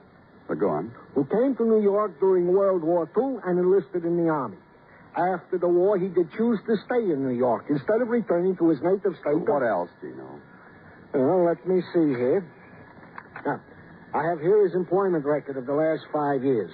Employed for 2 months as a used car salesman. Employed for 11 days as a canvasser. 3 months in a photographic supply house. A week as cab driver. He fired from all those jobs? Quit. From each and every one of them.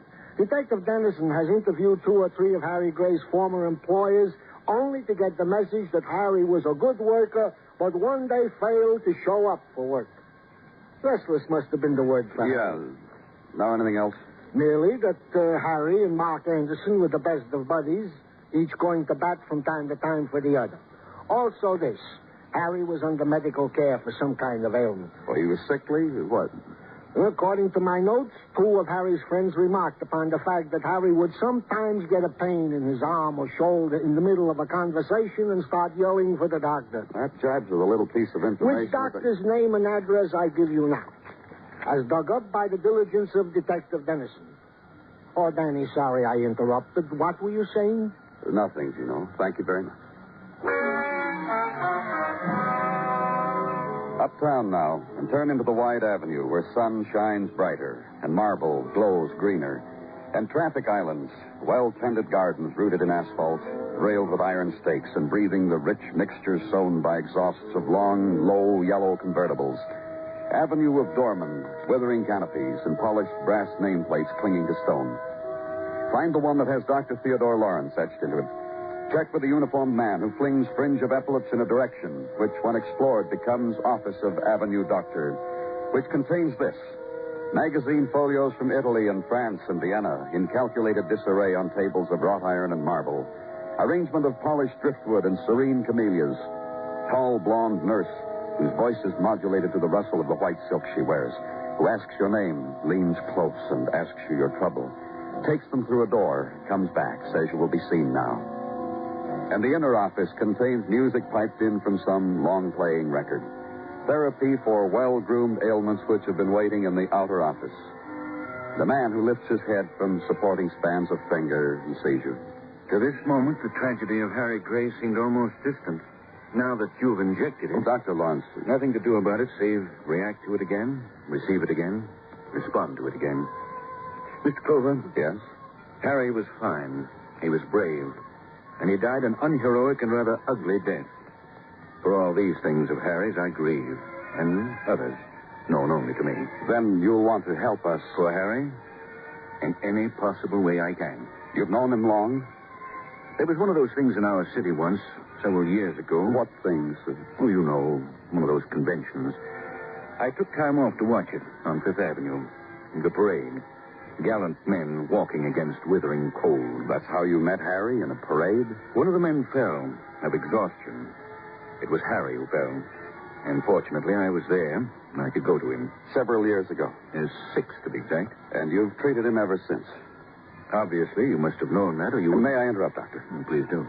The shrapnel in his neck, that's what you were treating him for. Which gave him some pain. At first, at rather strange intervals. But then... Then what? That little piece of shrapnel in his neck. An oversight by the army surgeons who dug a lot of shrapnel out of him. But this little piece stayed. It was nothing, really. Couldn't something have been done about it? Yes, they could have. But you didn't do it. I could fence with you, but I tell you right out. Harry wouldn't let me. Would not permit it.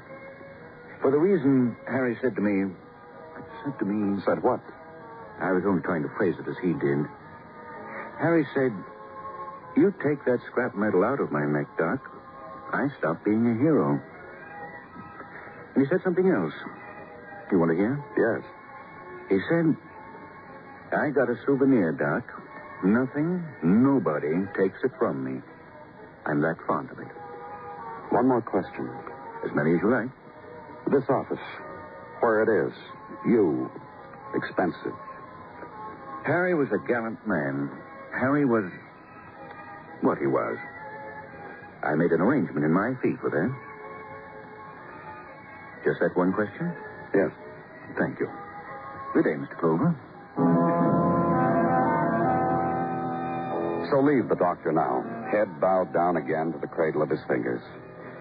Outside, and the night, find a restaurant that advertises a specialty of charcoal broiled steaks, but is all out of steaks tonight when you finally get a table. But the chicken is fine, you're assured, and it is, although slender. So pay the check, leave the tip, and outside again.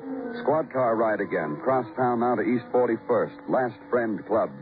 And that badge admits you any place, mister. Yes, sir. The fellas at the green felted card tables are just playing for chips. And everybody's just here to enjoy a quiet evening. You can see that for yourself. Then ask a question. Pose a man's name, Joe Rios. Man who a couple days ago phoned in a call that a man here was dying. Ask to see Joe Rios. Be taken to him. This way, mister. Joe's in back having a beer. Hey, Joe. Policeman Joe. Know him? Oh, hello, Clover. Wants to talk to you. Oh, talk to me, Clover. I've been wondering. You weren't around before. Have a seat. You want some beer? Johnny, get him some beer. Forget it. Forget it, Johnny. You sit down, too, Johnny. Now, what, Clover? More about Harry, Joe. Oh, yeah. Johnny? Uh-huh. Did you like Harry? Not much. What a way to talk. He's dead, Johnny. I didn't like him very much. Why not? What do you think about that, Joe? Why didn't I like him? Well, Harry wasn't likable. Maybe that's why, huh? Yeah. Mr. Clover, Harry wasn't One of you boys kill him? You kill him, Johnny? No. You, Joe? Nah. Who did? Who would want to kill him, Joe? Harry was a hero, Clover. No one wants to kill heroes. What do you mean? Hero, H-E-R-O. Saved a buddy's life. Makes heroes. Right, Johnny? The best way to be one. East side of the Rhine, Clover. All of us. We just crossed. Ambush. Grenade got tossed. Harry got in the way of it. Between the grenade and Mark. Saved Mark's life. Yeah, Mark appreciates it. Would you say so, Johnny? Yeah. Yeah, I'd say so. I'd say so, too. Faster than you, Johnny. Well, I was just thinking, that's all. Oh. Yeah. Thinking. How about that Atlantic City thing? Yeah, Atlantic City. Mike got married, Clover. Married Della. Took her down to Atlantic City for a honeymoon. 2 days later. What happened? Harry showed up. Stayed the rest of the week with him. Joe. Harry couldn't hold a job. How did he live? Where'd he get his money from? Well, we just told him, didn't we, Johnny? Well, sure we did. We just told you, Clover. Hi, Clover.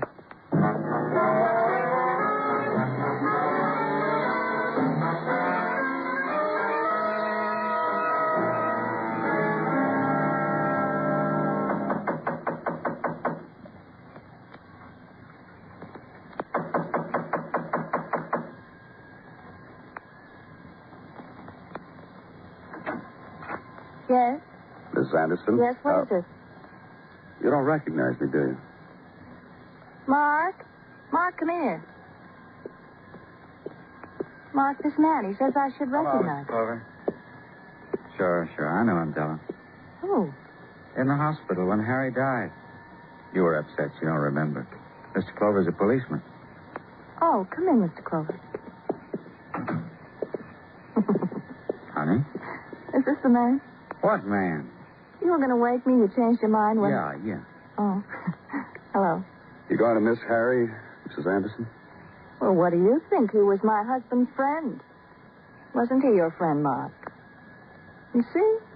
Of course I'm going to miss him. Can't be the same without him. Everything's changed. We hardly know what to do with ourselves. We sit, we wait for the door to be flung open and for Harry to walk in. It doesn't... Cut it out, Della. All right, Mark. I was just telling Mr. Clover how Della, much... I said cut it out. All right, Mark. I said all right. You saw her at the hospital, Mr. Clover. You saw how upset she gets. You just asked the wrong question, that's all. And all I got out of it was that your wife said you hardly made a move without Harry. Come on. Well, what? That's what she said, wasn't it? Listen, you... Harry saved your life, didn't he? That's right. Sure, he did. Harry was very brave. He brought Mark home to me, you always say. Don't you always say, Mark? Della. All right. And he never let you forget it, did he? Tell him, Mark. Mr. Clover, Yeah? Harry never let Mark forget it. Even carried around a piece of the pain with him, didn't he, Mark? If it wasn't for Harry, I'd be dead. That shrapnel. He saved it. Wouldn't let it be taken out. A reminder for you. You know what he'd do? If it wasn't for Harry, I'd be dead. Listen to me. You know what he'd do? That piece of metal under his skin? Whenever it'd hurt a little, Harry'd come over. Touch it, Della. Della, if it wasn't for Harry, I'd be dead. Who's dead now, Mark? I don't know what you're talking about. Just answer me. Who's dead? Harry's dead. Yes. Did you kill him, Mrs. Anderson? No. Mark. Mark, darling. What? You didn't have the courage. I did it. I killed him, Mr. Clover. He has the courage to say he did it, but he didn't do it. Tell me about it, Mrs. Anderson. Harry? Well, you know most of it. Mark owed him everything, paid him everything we had, room, food, clothes, everything he needed. Everything he needed, Mark, that we could give him. The other night, after the dance, I told him to wait, that I'd be back. He didn't want to. You know that, Mark? I don't know what. I had to plead with him. He met me. I shot him. Mark? Mark, I just gave you your life back. Don't thank me, baby? Let's go, Mr. Clover.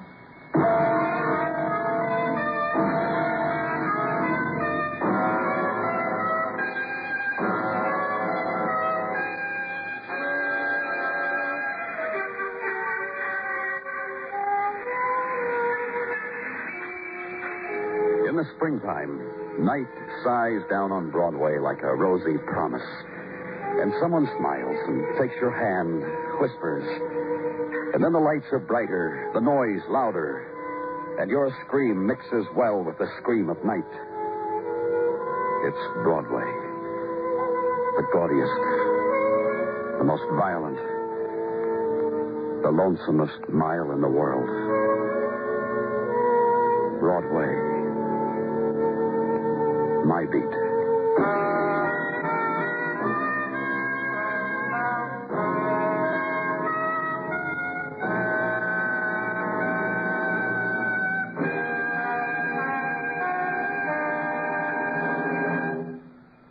Broadway Is My Beat stars Larry Thor as Detective Danny Clover, with Charles Calvert as Tartaglia and Jack Crucian as Muggavan. The program is produced and directed by Elliott Lewis, with musical score composed and conducted by Alexander Courage. In tonight's story, Mary Jane Croft was heard as Della and Whitfield Connor as Mark. Featured in the cast were James McCallion, Lillian Bayef, Hy Everback, and William Johnstone. Bill Anders speaking.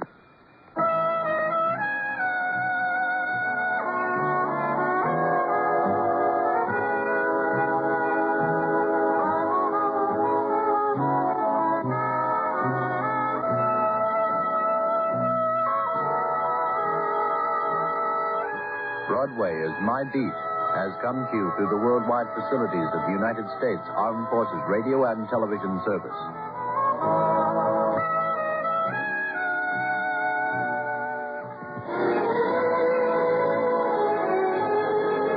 For the past 55 minutes, you've been listening to the best in radio drama with Theater 5 and Broadway Is My Beat. Join us again Monday night at the same time, 9:05. When FBN presents Dragnet and X-1.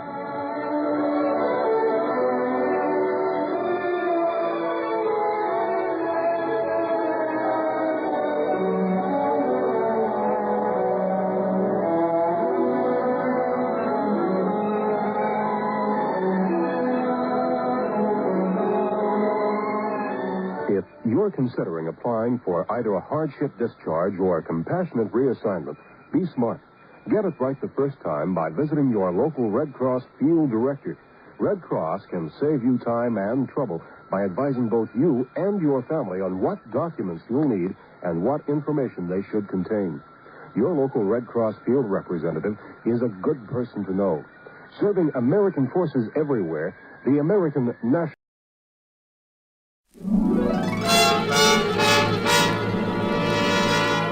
Broadway's My Beat, with Anthony Ross as Detective Danny Clover.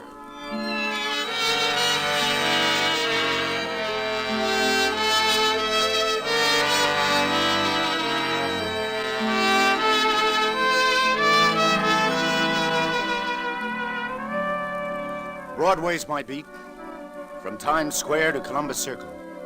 The gaudiest, the most violent, the lonesomest mile in the world. That's the street I'm walking. I was heading for the courthouse one day, thinking of a phone call I got from Judge Summers. Said he could use a cop with the wisdom of Solomon. I met the judge in his chambers, wondering why he had picked me. Why you, Lieutenant Clover? Huh? Because I have a problem for a cop who can think like a judge, Danny. For a cop's pay or a judge's, Your Honor? A young woman is in New York looking for her father, Danny. He disappeared 10 years ago. She's applied to Missing Persons Bureau, and she doesn't know it yet, but they've located him. They don't know what to do about it, so they've asked my advice, and I'm asking yours. Oh, I don't get it, Judge. If they found him, what's the problem? Human relations.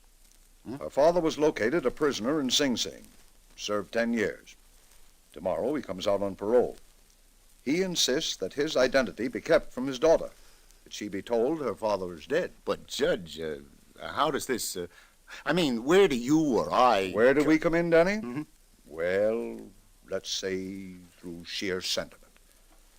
You see, I was the judge who sentenced him, and you were the arresting officer. Oh? Who's the prisoner, Judge? Nelson Jennings. Remember the case? Nelson Jennings? 10 years ago? Yes. A writer.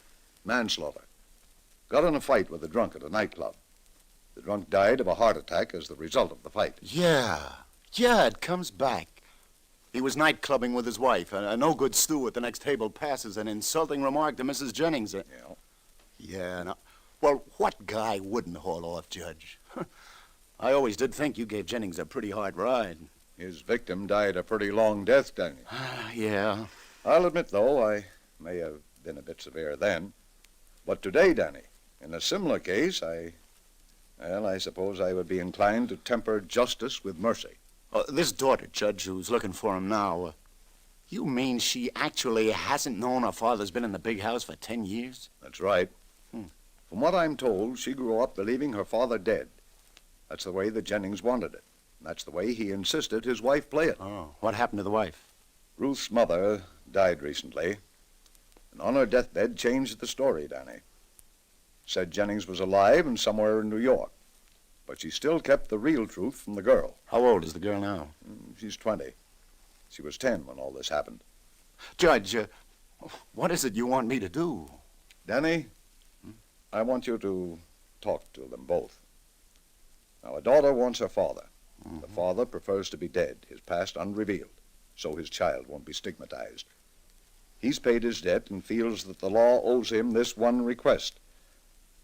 Now, where is our responsibility, Danny? It's a hard decision. You visit them both and decide. Do what you think best. I'm leaving it up to you. Judge Summers, you told me you wanted a cop with the wisdom of Solomon. That's right. Well, I'll sure need it. You say Jennings is due out tomorrow, Yes.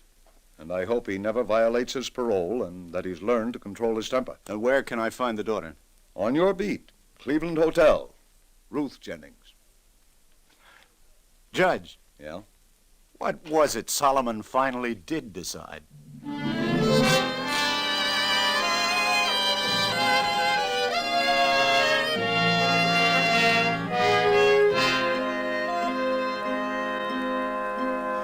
Lieutenant Clover, I beg you, let me have my way in this. My child must not find me. She mustn't, never. Fella, be reasonable. I know how you feel, but, well, after all, she came to New York to find her father. She's better off without a father like me. I won't ruin her life like I ruined her mother's. A 10-year stretch is a long time. I'm an old man now. I died for my family's sake 10 years ago. All I asked of them was that they bury me and live. And you still think that made sense? Yes. Look at my daughter now. Shortly before my wife died, she wrote me that Ruth's engaged to be married. Do you know who to? Let me tell you, Lieutenant. To young Johnny Milton, who comes from a very prominent family in Indianapolis. Do you think that could have happened if the Miltons ever knew Ruth's father was a convict? Do you think Ruth would go through with it if she knew? You win, Jennings. Lieutenant. Yes? You saw my daughter? Yeah. How does she look? How? Jennings, for a guy who insists he's dead, you're darn curious. But I'll tell you anyway. In one word, sweet.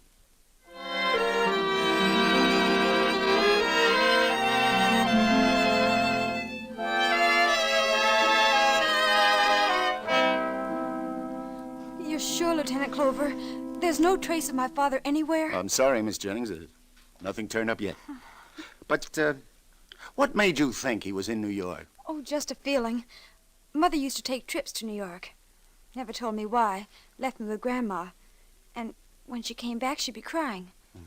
Well, then just before she died, she told me for the first time that Father wasn't dead, that he was somewhere, and that he still loved us very much. So you think your mother's trips to New York were to see him, Yes, there's some mystery about it all.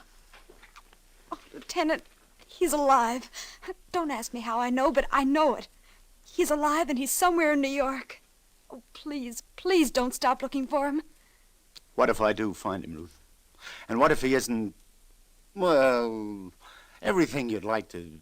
I mean, that is, say that something's happened to him. Oh, Lieutenant, I love my dad no matter what's happened. He's my father, and even if he turned up with one leg... No, not in illness, I mean, but something even worse than that. What if you learned that he... Well, this couldn't happen to him, but you never can tell. What if you found out, say, that your father's been in prison? In prison? Yeah. I mean, would that make a difference? Would you prefer to return home without finding that kind of a father? Oh, of course not. I think I'd love him even more then, because he'd need me more. Oh, a father's a father. Oh, what about the man you're going to marry? What if he learned? And his folks? Maybe all your wedding... Johnny and I are in love, Lieutenant. Even if his parents would be shocked, it couldn't make any difference to him. And if it did, I'd never want to marry him because, well, then he wouldn't deserve my love. Oh, Ruth, you can't imagine how glad I am to hear you talk like that. You've got a right to know, Ruth. You mean he's alive? My father's alive? Mm-hmm. He's been in Sing Sing for the last 10 years. He got out just yesterday on parole. 10 years? Oh, poor Dad. No. Really, an accident. See, your father's no criminal, Ruth. He hit a man who insulted your mother, and the man died of a heart attack. Any real husband would have done just what your father did. You've got nothing to be ashamed of. He just got a tough break. You see, the judge... Then we'll be together. Something told me I'd see my father again. No, Ruth, I'm afraid you won't. What do you mean? Why not? He doesn't want to see you. He wants to keep playing dead. Begged me never to tell you. I promised I wouldn't. But after all these years, how can you even think of it? No, I'm going right to him. Wait. It's his life. And that's the way he wants to live it, for your welfare. But now that I'm about to get married, all the while I thought I had no mother or father to advise me. And now that I have a father, oh, if you'd only see my Johnny, give me his consent. Ruth, all I can say is that it would kill your father to know that you knew. After these 10 years, he's built it up in his mind. And you've got to humor his wish. Well, maybe someday he'll come to you on his own, but till then... How does he look, Lieutenant? Gray. Daddy, gray? Do you remember him at all? Oh, yes. How? How do you remember him? Young. Oh, if I could only see him again, if just for a moment. Lieutenant, isn't there a way somehow I can just get a glimpse of him without him knowing? Well, I don't see exactly. Oh, please, it would mean so much to me. Can't you arrange it somehow? Could be. I know the rooming house he's staying in. It's off Broadway. Please. I can look you... I've got an idea. Listen, Ruth. Now, look. If you'll just do what I say, I think I can fix something up.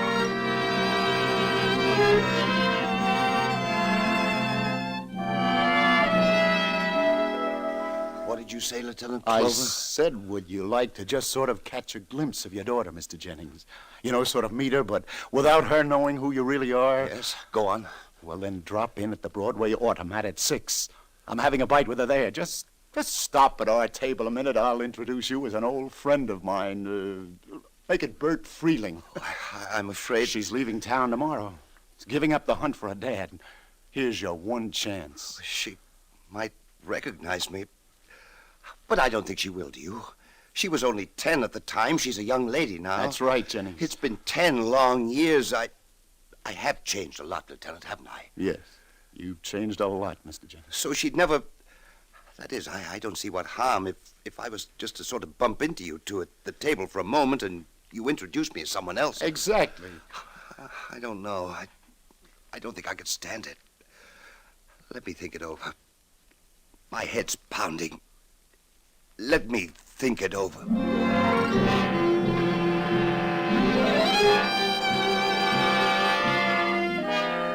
Why doesn't he come? Are you sure he said he'd come, Lieutenant? Yes, Ruth. He should be here any minute. Shh, now, easy. Now, do you think you'd recognize him? Yes, and I think I'm going to faint. Oh, that must be him right now, that man coming this way. Easy now, Ruth. Which man? Oh, this. He didn't stop. No, Ruth, that wasn't him. Oh, I surely thought it Well, was. Ruth, what sort of a picture do you have of your dad? That fella just went by. He's still young. You still remember him. Still young? Mm-hmm. Yes, that's right. I couldn't imagine him as anything... There he is, Ruth, your dad. He's coming this way. Shh, now, take hold of yourself now and play it like I said. Shh. Well, if it ain't Bert Freeling. Say hiya, Bert. Hello. Oh, come on over and join us, Bert. Well, if you two don't mind. Not at all, sir. Do join us. Well, Ruth, I want you to meet an old buddy of mine, Bert Freeling. He used to be on the force with me. This is Ruth Jennings. How do you do? How do you do? Little lady's from Indiana, Bert. Yeah, that's so? Here on a pleasure visit, miss? No, not exactly, Mr. Freeling. A visit, but... But it hasn't exactly been a pleasure, I guess she means, Bert. Oh, why not? Oh, it's just that I came to New York looking for someone, and I can't find him. Tomorrow I'm going back home. That's that. I'd rather not talk about it, Mr. Freeling, if you don't mind. Oh, I'm sorry, Miss Jennings. She needs cheering up, Bert. I'm taking her to a nightclub this evening. Nothing fancy. Hey, wait, what are you doing tonight? Why not come along? Oh, I'm sorry, Danny, Oh, yes, Mr. Freeling, why don't you? Why not the three of us? What exactly is troubling you, Miss Jennings? Who are you looking for? Well, come along tonight, and maybe I'll tell you. Oh, why do you want me along? Well, because you're a friend of the lieutenant's, and he's been so kind to me. Because you seem the type of gentleman that I'd like to talk to on my last night in New York. You can't back out after that now, can you, Bert? It's a date then, tonight. The three of us.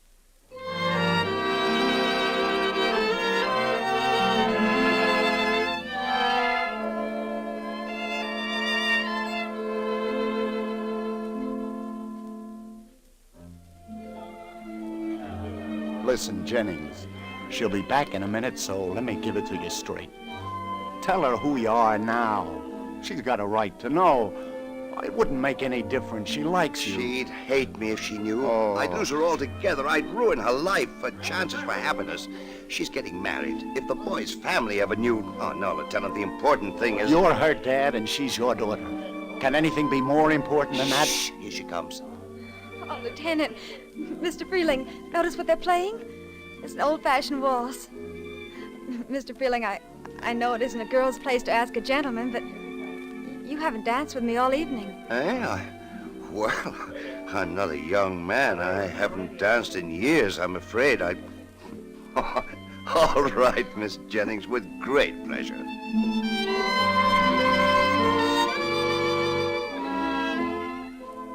I'm so happy you came along with Lieutenant Clover tonight. Why, Ruth? Because somehow it's been so good to be with you. I somehow felt that I'd known you all my life.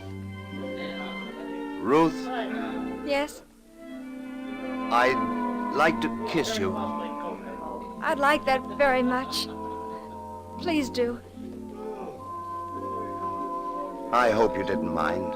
I'm an old man. I could have had a daughter your age. I had a father your age. I'm sorry about your father, Ruth. I mean that story you just told me about your reason for coming to New York. What do you think my chances are of finding him someday, Mr. Freeling? From what you've told me, pretty slim. I don't think you ever will. I feel a bit faint, Mr. Freeling. I'm sorry. Please take me back to the table.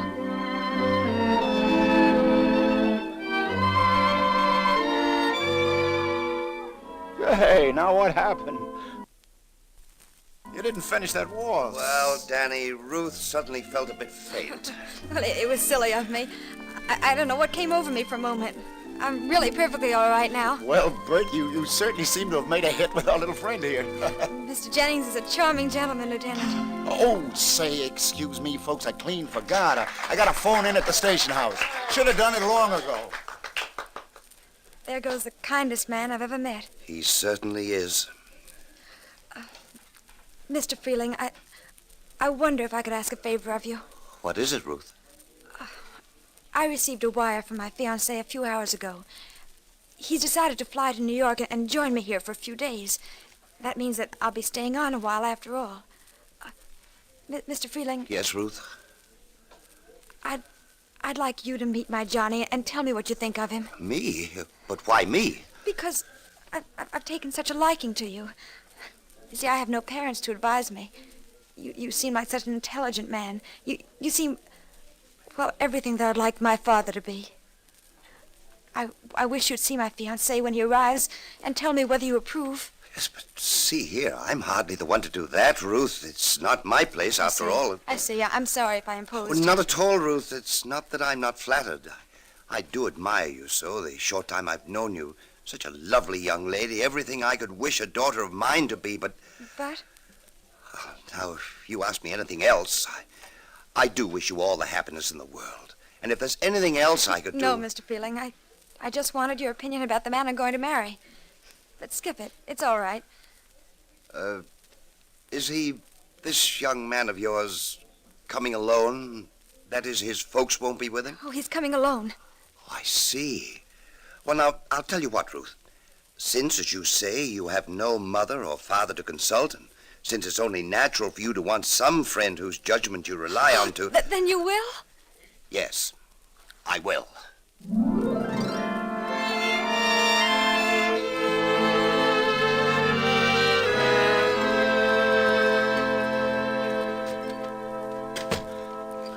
Well, Captain, I got that matter that... Clover, I understand you got that matter that Judge Summers called you about straightened out. It was the best I could do, Captain. Don't you approve? I'm not sure, Lieutenant. Hardly the way Missing Persons Bureau would have tackled it, but since Judge Summers seems pleased, then that's that. Well, what angle's worrying you, Captain? Clover, if the girl's boyfriend finds out who this Mr. Feeling is, he'll leave her flat. And if Nelson Jennings ever learns you've wised up his daughter to his real identity, against his wishes, he'll flatten you. Well, no solution could have been perfect, Captain. I believe that I Where's found her boyfriend due in town? Well, sometime this afternoon. Oh, now, look, Captain, I've made two people happy. You're still out on a limb, Clover. A girl isn't entitled to know her own father. And he isn't entitled to see his daughter after 10 long years in stir. I brought them together for a while, so what? He doesn't know she knows, and they're real pals. It was the best I could do under the circumstances, but it was something.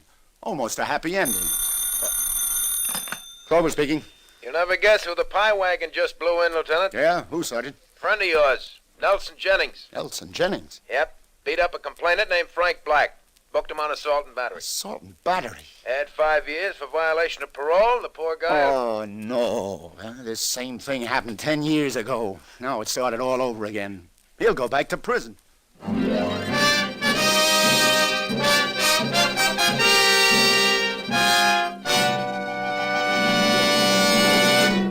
Tonight on CBS, you can hear about a man who believes you should never run to work when you can walk. A man who believes you should never walk to work when you can just stay home and think about it and keep your feet healthy. His name is, of course, Mr. Jack Benny, and he will be heard on the same CBS stations to no one's great surprise, but to everyone's delight.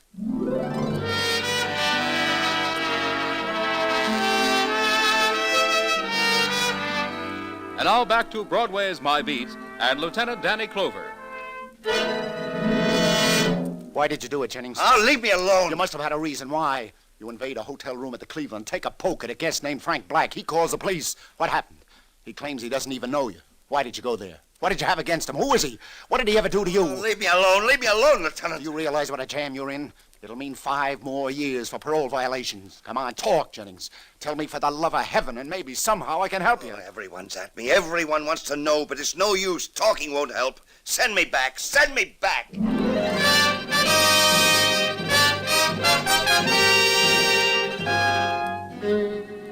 Judge Summers, it's about Nelson Jennings I'd like to see about, sir. I understand his case comes up before you tomorrow, and I don't know why he did it, but, Judge, if any guy deserves Lieutenant Clover, we both wasted our time showing sympathy for that man.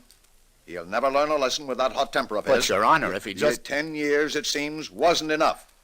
And I was beginning to think I'd been too hard on him. But, Judge... No use, Danny, no use. My mind's made up. He'll get the limit this time.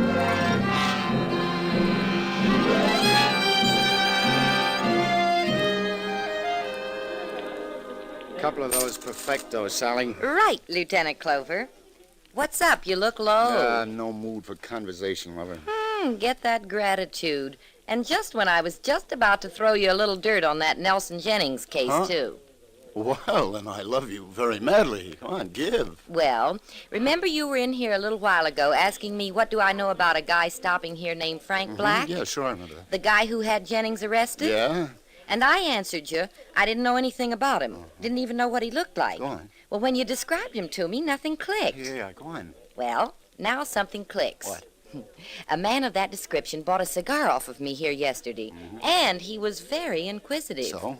Well, I don't know whether this will help you any, Danny, or how it fits in, but, well, this guy asks me questions like, Is Miss Ruth Jennings registered at this hotel? What? Mm-hmm. He did?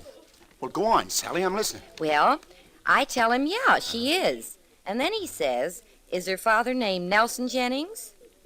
Naturally, I says, search me. Oh, and lover, then he I says, think I'm beginning to do a slow 2 and 2.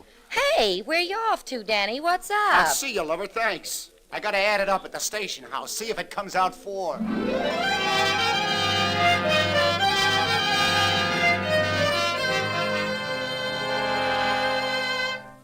Well, Sergeant, did you check on Frank Black? Turn up anything? Your hunch was right, Lieutenant Clover. He ain't Frank Black. He's Frank Blakey, an ex-con released from Sing Sing at about the same time Nelson Jennings was. Yeah?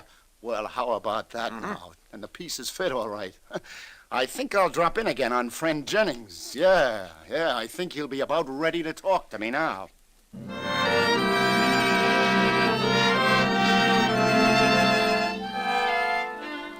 Come on now, Jennings, fella B, you may as well give now. I got a pretty good idea why you did it, but I want it from you. Jennings, if I tell you that scummy Blakey was asking around about your daughter, will that make you talk? And I guess you have it, Lieutenant. He was trying to blackmail you, wasn't he? Yes. And to think he was the one prison inmate I trusted. He knew the secret I was trying to keep from my daughter. Well, this morning I get a phone call from him, threatening that unless I come across, he'll tell my daughter just who her missing father is and to expose my prison record. So I went to his room to argue him out of it. I saw red, Lieutenant. Will I be sent up again? I don't know, Jennings. I'm not the judge. You should have reported to the police, but I'm with you 100%. I'll see that all your evidence gets in. Who knows? Maybe the judge will temper justice with mercy anyway. Keep your fingers crossed.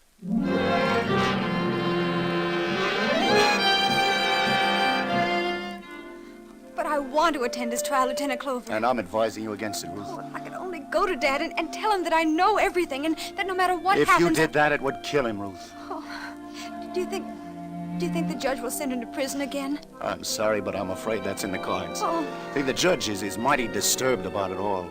Oh, your father had plenty of provocation, but he shouldn't have taken the law into his own hands. Suppose you just wait right here and pray for a miracle.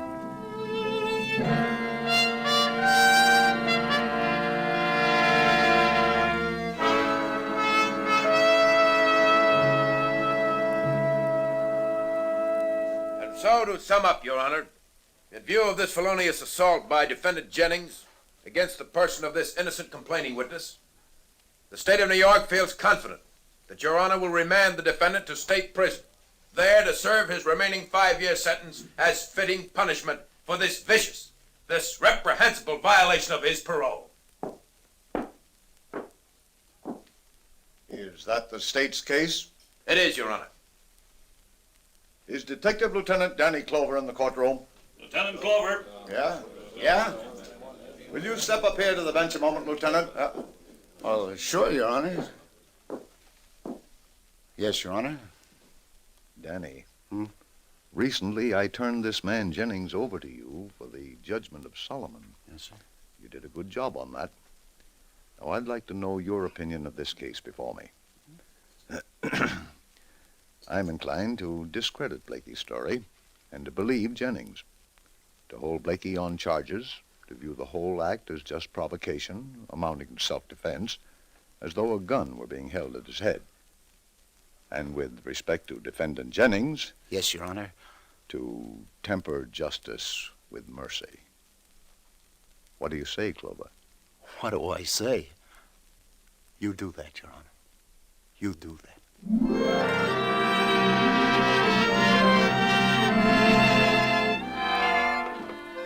This is where he lives, Ruth. He's a free man now, like I said.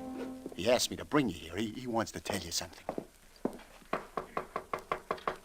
Lieutenant Clover, what shall I say? I mean... Shh, now just let nature take its course. Shh.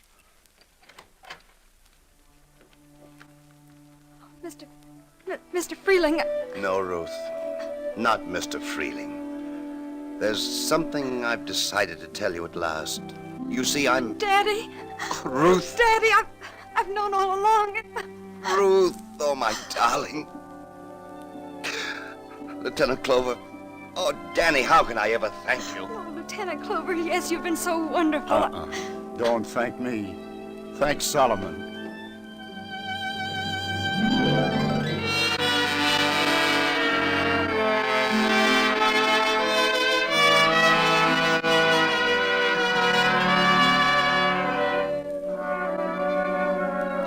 Like I said, I was betting on nature to take its course. It always has, and it always will. A warm May breeze now filtering down the side streets. Nah, you won't see May flowers growing anywhere along Broadway, but somehow other things do bloom once in a while, even here. Like, well, kindness where you least expect it. Yeah, even here along the Gaudiest, the most violent, the lonesomest mile in the world. Broadway, my beat.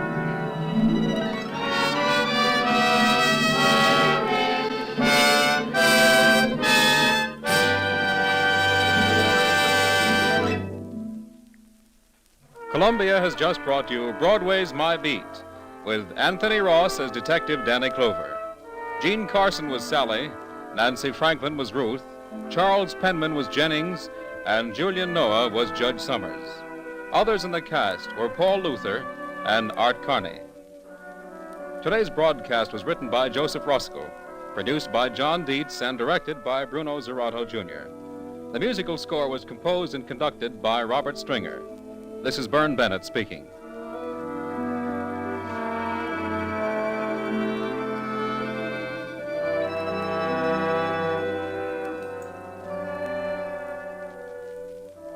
He may be a close neighbor of yours, or at least he lives quite near you. You go to the polls, you elect him, you bid him farewell, trusting him to represent you in Washington. From then on, what happens to your congressman in the nation's capital? What pressures are brought to bear on him? In how many hundreds of fields must he rapidly become an expert? Why does he vote as he does? Tonight on CBS, you'll hear Ralph Bellamy, star of radio, stage, and screen, playing a typical freshman congressman in the 81st Congress. His story will be a drama taken from interviews and talks with many regular congressmen, with Washington experts, with politicians, with voters like yourselves. This CBS documentary unit drama, The People's Choice, starring Ralph Bellamy, will come to you tonight over most of these same CBS network stations. Now stay tuned for the Family Hour, starring Miss Ginger Rogers, which follows immediately over most of these stations. This is CBS, the Columbia Broadcasting System.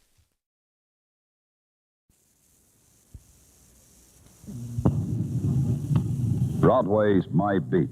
From Times Square to Columbus Circle, the gaudiest, the most violent, the lonesomest mile in the world.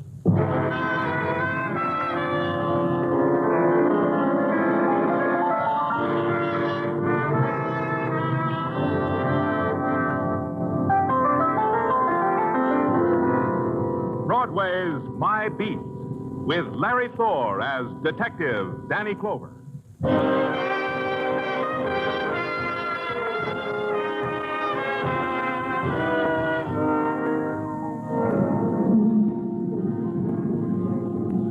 Broadway. It's a journey to the end of all the streets in the world. You turn a corner and you're there. You walk more slowly and lean your heart against it like you were in church until it explodes in your face. Then you move swiftly and you're one of the crowd window shopping for kicks and bargains and heartbreak. And you'll find it because it's Broadway, My Beat. The side streets are furious while they funnel off of Broadway. Then they trail down into limbo. Midway between the Fury and Limbo is a gray stone building. That's police headquarters. That's where I was standing, in front of it, watching the patches of night sky bleed into each other. That was my detail. I was waiting for someone.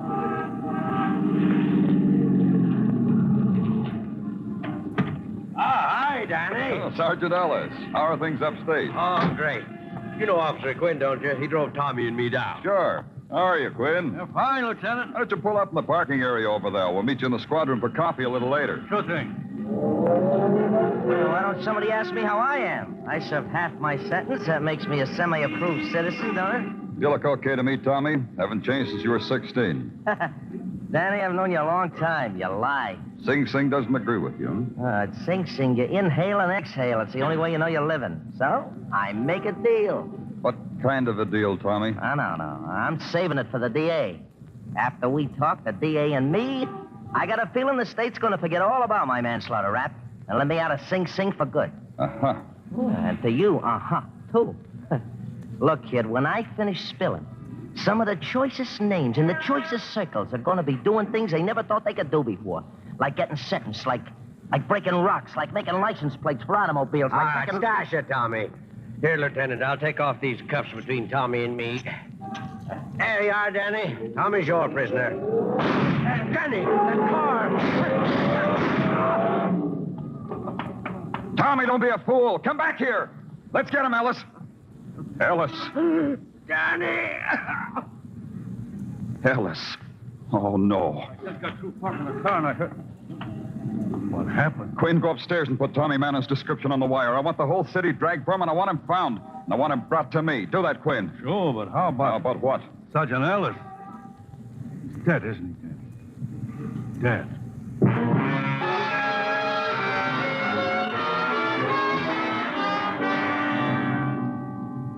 Death and violence are easy commodities in the city. Easy to buy and easy to sell. A decent man named Gordon Ellis got his free for nothing. The sudden mob that gathered round his shrunken body got theirs at bargain prices, too.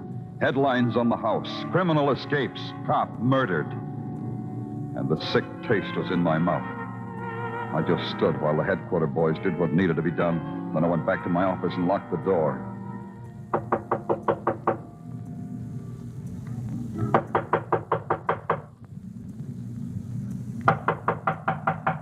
And waited until the sickness was gone. Danny! Danny! Yeah. What do you want? Oh, just to talk to you. Can't I talk to you, Danny? Yeah, come on in, sir. It was messy what happened out there, Danny. You selling something, Tartaglia? Don't talk to me that way, Danny. From you, it hurts. So it hurts when I bleed for you. Danny, that's not your mouth that says things like that. Yeah, I'm sorry.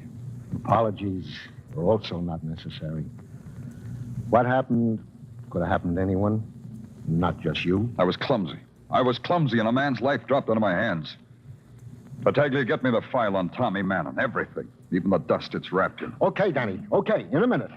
You know, the way I figure it, this deal that Tommy Mannon wanted to make with the DA, well, maybe it was kosher and maybe it was crummy. Maybe this whole thing... You're still here, Tartaglia. Danny, darling, I've brought you your posy. You can't face the world without a posy. Bend down so I can pin it on you. Janie, how many times I have to tell you it ain't dignified you should sell flowers in police headquarters and without a license? You're only a Sergeant Tartaglia. You'll address me as Madam. Oh, stop squirming, Danny. All right, Janie. Tell me, doll, are you still running competition with the post office? Keep your nose to the smelling of flowers, Danny. It's healthier. The boys from the Lamb, do they still send messages to their loved ones through old Janie, the subway Lily? Like Tommy Mannon, maybe? Danny, darling, I'd rather be called Lily than be planted with one. So I'm not saying one way or the other. Yeah. Pay the lady for the posy, Tartaglia.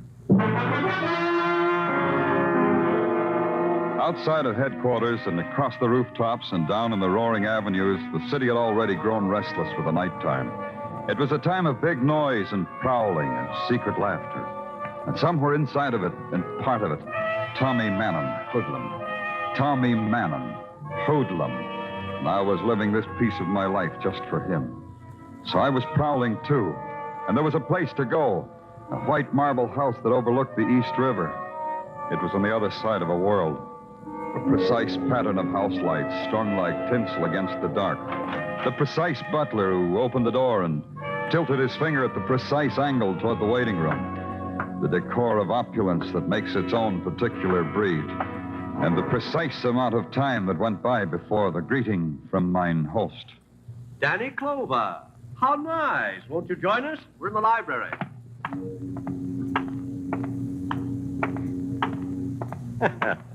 Danny, this is a surprise and a pleasant one. Oh, you know Mr. Arnold, don't you? James Arnold, the attorney. Hello, Danny. What brings you all the way out here, Danny? I thought you'd be expecting me. I didn't know you were having company, Faulkner. I'll leave. Stay a while, Arnold. Thank you, Danny. I was about to suggest the same thing.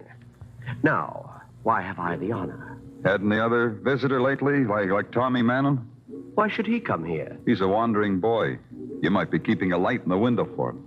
Tommy left my employ when he confessed to manslaughter. Really, Faulkner, maybe I'd better leave. You're comfortable, Arnold? The drinks are all right? The hors d'oeuvres? Fine, but... Then stay a while. Sit. Faulkner, when Tommy was brought back to New York, it was because he was going to turn state's evidence against some of the choicest names, he said. So? You're a choice name. You and Arnold here, respectively, an untouchable high-class hoodlum, the attorney for an untouchable high-class hoodlum. Real choice names. Thank the police lieutenant, Arnold. With choice. He said so. Go ahead, thank him. Not that way, attorney mine. Thank him. Thanks.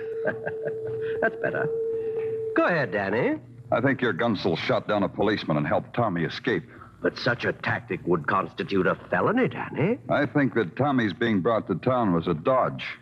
Tommy had powerful friends on the outside who knew when he would be brought down. So you suggest we arrange this afternoon's fiasco? I'm suggesting it. Oh, throw it away. It ruins a good evening. It lends a bilious overtone to the fine conversation Arnold and I were having. Doesn't it, Arnold? Yes, it makes conversation bilious. Exactly. I was explaining to Arnold the 7-move mate that won Konstantinov the chess championship in 32. Things like that devastate me. Don't they you, Danny? You leave men like Faulkner and his toady, and you have a feeling you've been playing mumble peg with scalpels. Then you take a long walk into a dismal and frayed edge of the city, and it's a walk back into memory. The street where you were born is the same. The kids' games are the same. The cruel words on their mouths are not changed. The fly-specked electric bulbs that hang in peeling hallways are still there. And the night sounds of a tenement still follow you as you climb the decaying stairs. Then you knock on a door that opens into a room where Tommy Mannon was born.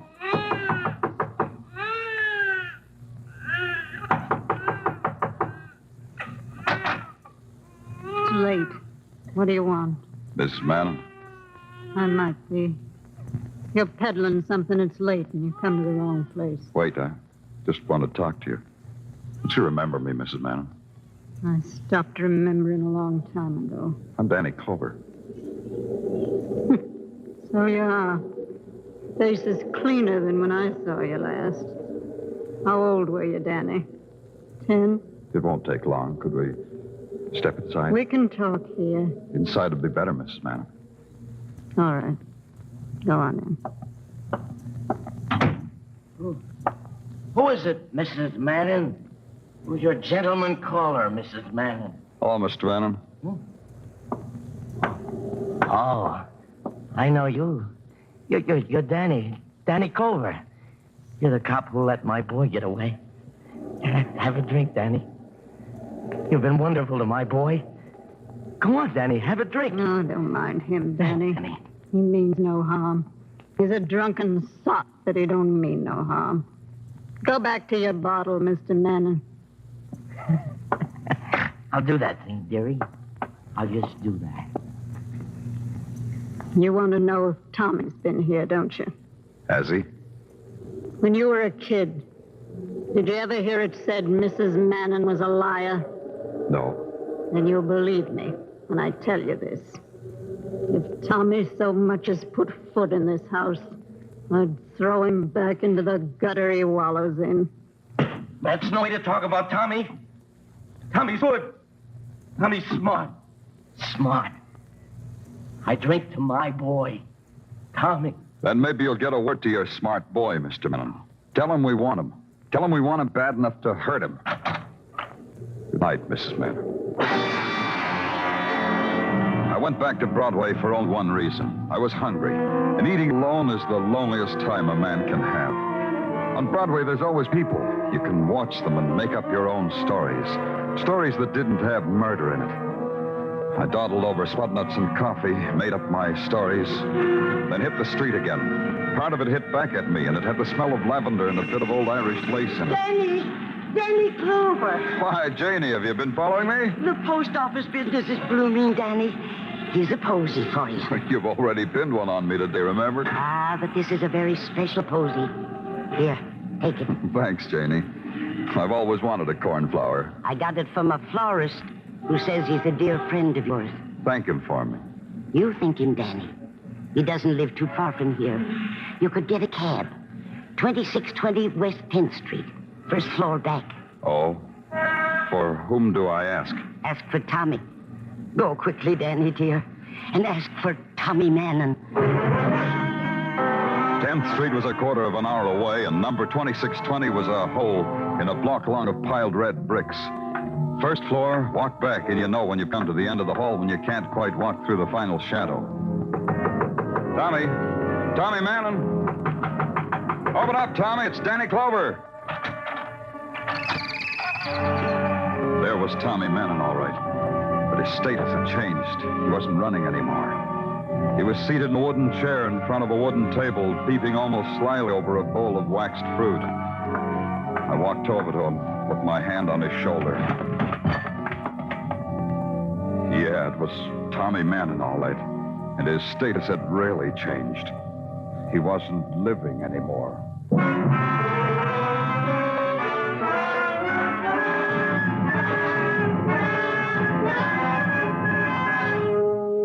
You're listening to Broadway's My Beat, starring Larry Thor as Detective Danny Clover.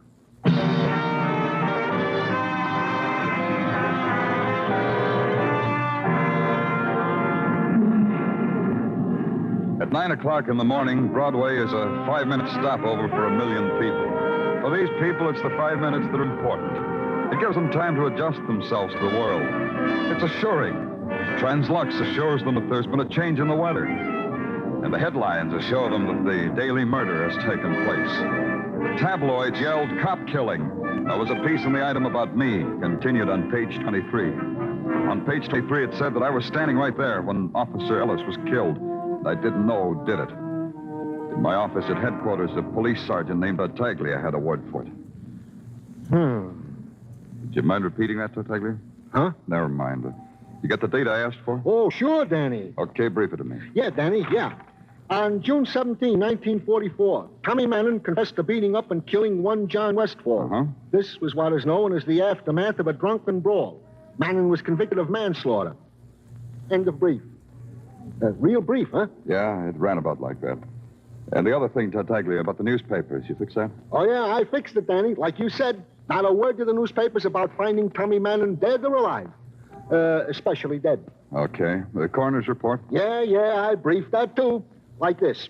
Tommy Mannon was dead on arrival. Not a mark on his body. He wasn't poisoned, no heart failure. Mysterious, huh? Tartaglia. Okay. Tommy Mannon was drowned. Drowned? So it says on the report. Mannon was, and I quote, forcibly held with his head underwater until he was drowned, and I unquote. Yeah, they figure it was in that fruit bowl on the table. Water was still clinging to the wax fruit. Twist, huh? Yeah, funny killer. You got that list of character witnesses at Mannon's trial? Yeah. There was one. And the one was one Georgia Webb. Address, the Brighton Hotel for Women. Brighton Hotel for Women, huh? That's quite a showplace. Danny... This one I'll brief for myself.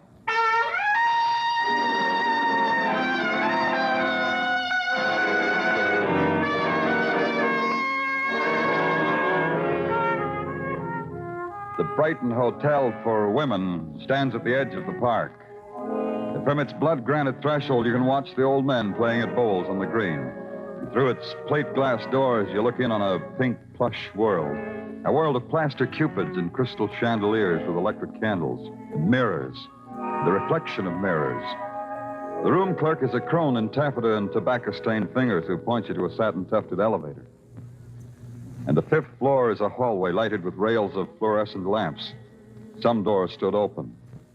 Georgia Webb's was closed. Come in, whatever you are. Georgia Webb? Mm-hmm. Whatever you are, it's nice from here. Today they're good to me. Who? God, whispers, whatever it is that brought you to me. Come in, sit down, pour yourself a drink. And maybe you don't drink. I'm Danny Clover. You didn't have to tell me that. What's in a name, as they say? I'm Danny Clover, Broadway Special Detail. Oh? Off duty? No, Georgia. I take it all back. Everything I've said, I take it all back. I've been catching up on my reading. Only today I read where you were once Tommy Mannon's girl. Tommy Manning? Yeah, a punk who ran away. I thought maybe you ran here, so he'd refresh your memory, so you'd remember his name. Tommy Mannon. If I knew him, it didn't make an impression. You know, there are men like that. You testified at his trial. You gave your name, your address, and your testimony in a loud, clear voice. Clear enough and loud enough for me to hear 5 years later. It's true. Your ears are cute. Maybe you left something out 5 years ago, Georgia. Something you'd like to tell me now. About Manning? Was it Tommy Manning? Tommy Mannon. Why didn't you ask him when you find him? I found him. That's why I'm asking you. Because Tommy was dead. Oh? How'd he die? Natural causes, or did you shoot him because you're a policeman and you can kill people? Someone pushed his head in a bowl of water, and Tommy Mannon was drowned. That's how he died. Oh? We don't like the way he died, because it could happen to other people. Like you, maybe. Couldn't it? So maybe now you'll remember some things that Tommy didn't get to tell us. Drowned. There are better ways of dying. You know, it's convincing how you talk. Tommy was a jerk who made deals. Everything was a deal. Even the manslaughter rap. Explain it to me. Tommy didn't kill that man. He was in Baltimore when it happened. But he confessed to it. For $20,000, he confessed to it. He gave 5 years of his life for $20,000. Tommy, the deal maker. The poor crumb.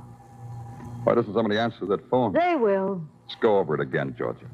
You're saying a man was killed, that it was all a frame. Who made the deal with Tommy? For you, dearie. All right. I'll be a minute, Danny. Okay. This is Georgia. Yeah. Wait a... All right. All right, yeah.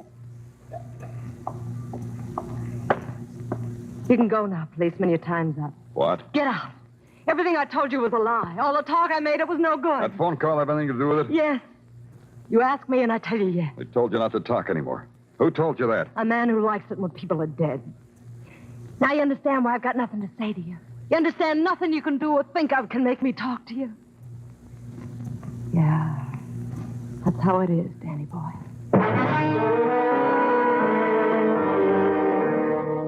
And that's how it was. She really meant it.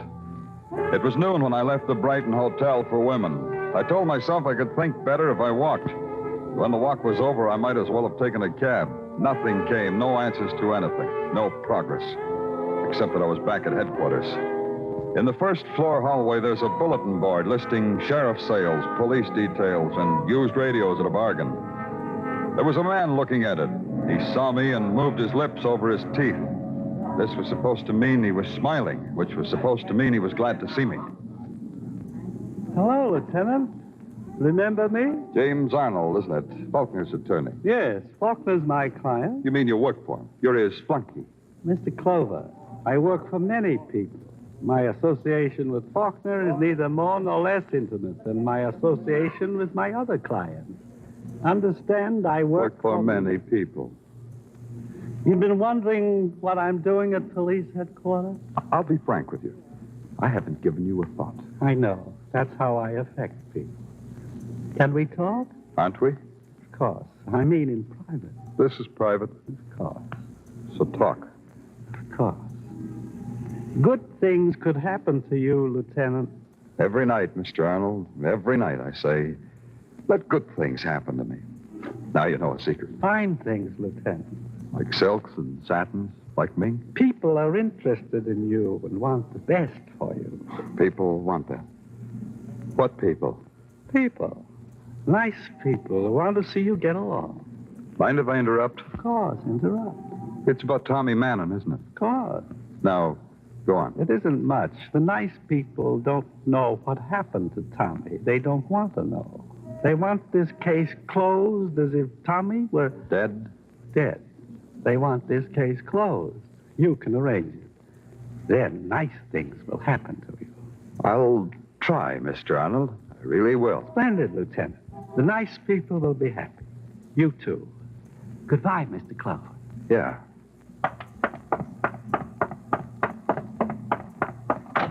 Tartaglia. Yeah, Danny. Send out a pickup for Georgia Webb, Brighton Hotel for Women. Pick her up and bring her down. Item 2? Call the press room and give them the whole story on Tommy Mannon. Tell them we found him dead, drowned, everything, the works. Yeah, Danny. Tell them this. Tell them we've got a witness who confessed everything. Named Georgia Webb. She talked her head off. Got that? Yeah. Then do it. Okay, Danny. Where are you going? Home, Tartaglia. Home. I'm going to sleep.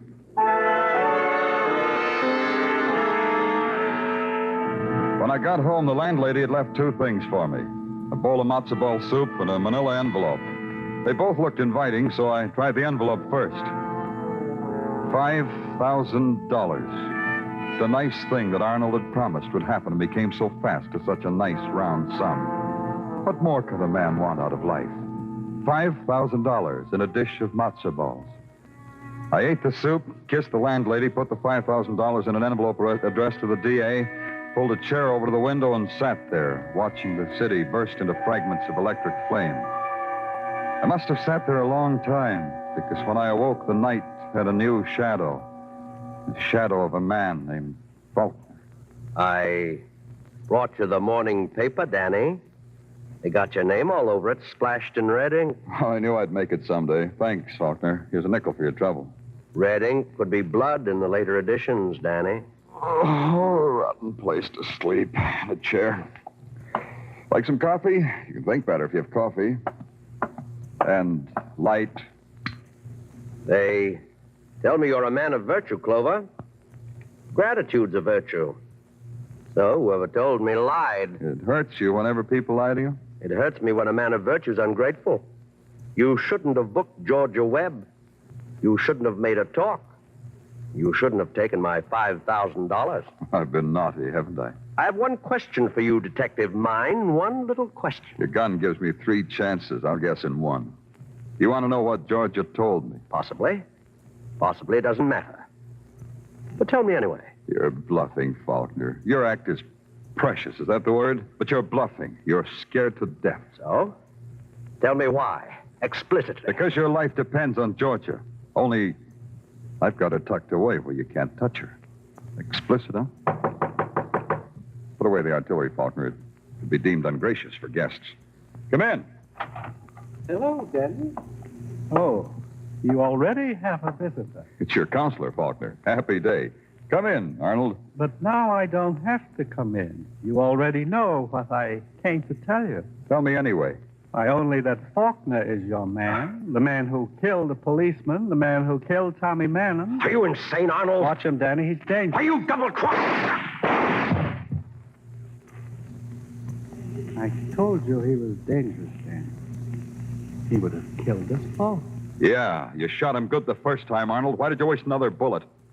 Come on, let's take a walk to headquarters. Is it necessary? Yeah, it's necessary. I want to straighten out the records. Please, no joke. Okay, no jokes. I'll be real sincere. Tommy Mannon took your rap, Arnold. You were the one who committed the manslaughter. Faulkner supplied a pigeon for you. Pigeon, one of his hoodlums, Tommy Mannon. May I smoke? Sure. Faulkner had to supply a pigeon because you knew all about Faulkner's operations. He was supposed to pay Tommy $20,000 for taking the rap. Faulkner's lying on the floor over there. He's dead. You'll need proof of all this. That's proof enough. You shot Faulkner in cold blood so that he'd never talk. To go on. When Tommy was transferred to New York, Faulkner went gunning for him so Tommy wouldn't talk. Only he missed and shot the wrong man. He killed a cop instead of Tommy. How does all this theorizing concern me? When you boys finally caught up to Tommy, you drowned him in a fruit bowl. Let's go, Arnold. I'm going to book you for the murder of Tommy Mannon. You forgot something, Danny. I've still got my gun. I hadn't forgotten. It was the chance I took. Arnold had already used 2 shots on Faulkner. I had to get him to throw away the other 4. All the while I'd been talking to him, I'd been edging toward the light switch. Now I flipped it. One. I'll kill you, Clover. I had one advantage. I knew the apartment. Arnold didn't. The blackness, he could only fire at sound. I swept an ashtray off the table. 2. I picked up a book, heaved it at the window. 3. One more. I grabbed a chair and threw. 4.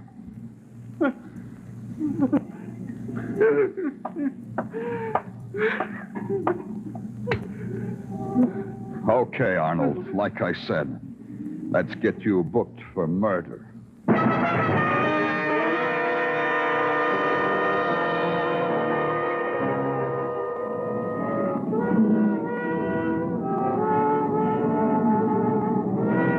Broadway. It stretches out in front of you, livid scars slashed into the night. It's a cruel and fantastic carousel, a palace of fun, a hall of mirrors. You pay your way, and you take your choice. Me, I get in on a pass. I'm the gaudiest, the most violent, the lonesomest mile in the world. Broadway, my beat.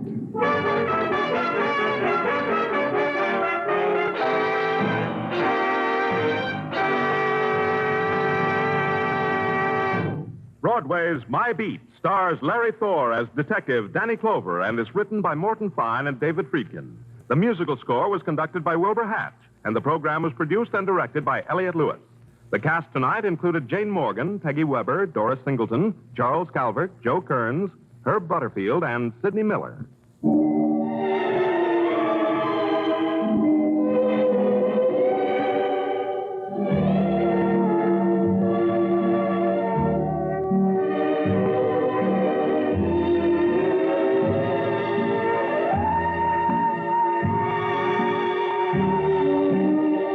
This is the United States Armed Forces Radio and Television Service.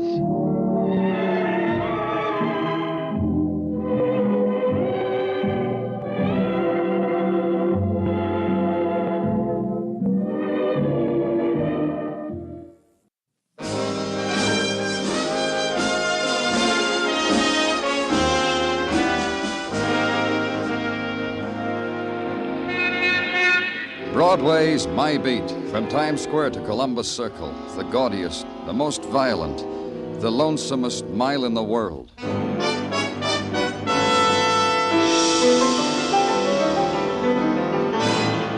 Broadway Is My Beat, with Larry Thor as Detective Danny Clover.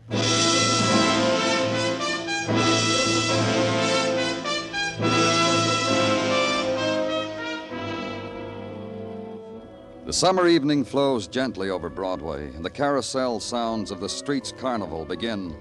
The brazen trumpet screams, calling the believers to the basement sanctuaries at a dime a prayer.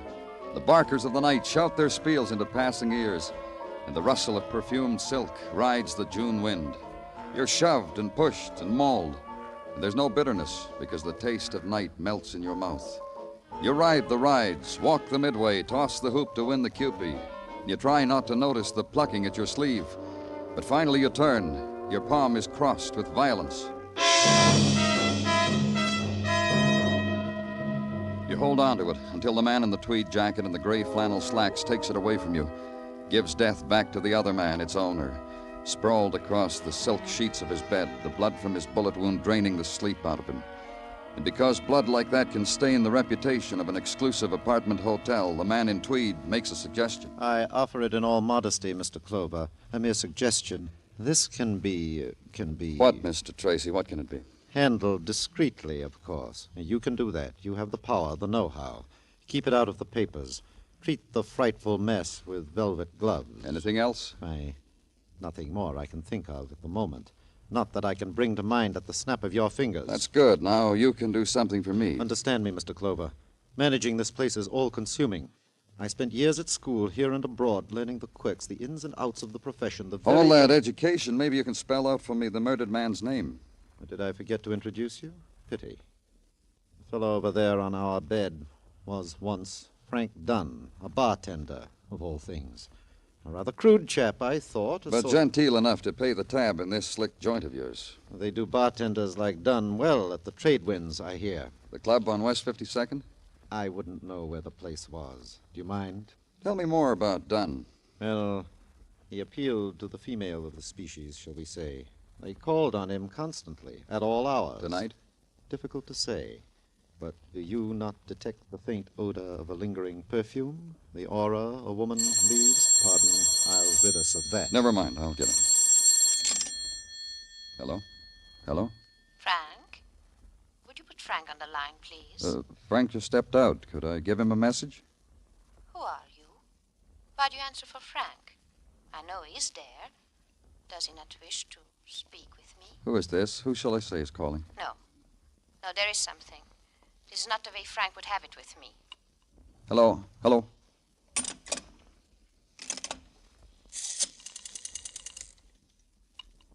Yes, please? This is the police, operator. Trace that call. And the call was traced. Drugstore on 43rd and Broadway. A phone booth there. The third one from the left as you pass the Chiron reducing display.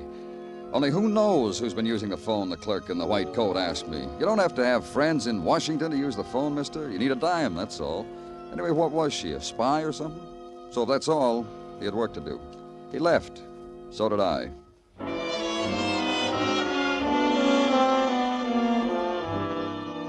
It was a short walk up to 52nd Street and the nightclub that's known as the Trade Winds.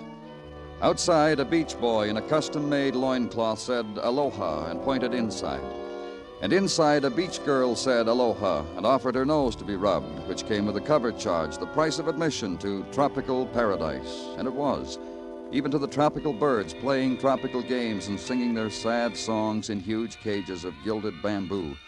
And sitting in a fan-shaped wicker chair in the corner was Trader Milt Barker, wearing yellowed linen, his eyes bleary with the grandeur of it all. Until he saw me. Hey, Danny. Grab yourself a wicker and take a load off. Yeah. What a place you have here, Milt. Wait till you see the floor show, Danny. Got a dame here does a routine on a bed of hot coals. Milt, You try the authentic cuisine yet? You like fish? I got cold huma huma nuka nuka apawa. That would set you crazy. You sit still. I'll slice you some from the middle. Sit down, Milt. Huh? All right. So I'm sitting. So? About a bartender here, Frank Dunn. Frankly, he ain't showed up yet tonight. He commit something? He's been murdered. Kismet. Pure kismet. Fate, Danny. The way the department figures, it took a murderer to do it. Yeah, I guess. How'd he go out? Shot. Like I say, kismet. What are you talking about? A guy like Frank, it figures. It just don't make me surprised. Come on, Milt, talk to me. What's on your mind? Well, he served smiles with the tall, cool ones. When Frank wiped the bar in front of a female patronesses, it had a meaning all its own. Personality. Keep talking. Well, Danny, a guy like him... Well, a dame would be embarrassed leaving less than a fin or a phone number for a tip. Did he cause any trouble here? Frank? No, an operator with a head on him. Wait until the male escort was occupied elsewhere, then... Well, Frank would drop a small onion in a cocktail glass in such a way that patronesses would leave teeth marks on the bar. Like, for instance... Well, for instance, who? Louise Hathaway is current, Danny. You know, the dame who's Mrs. to Edward Hathaway, the guy who manufactures hardware. You know Hathaway's hardware, nails, hose. Yeah. Tell me more about Mrs. Hathaway. She's current. That's all I know, honest. Come on, Danny. Eat some of my cuisine. I'll make you a regular lover.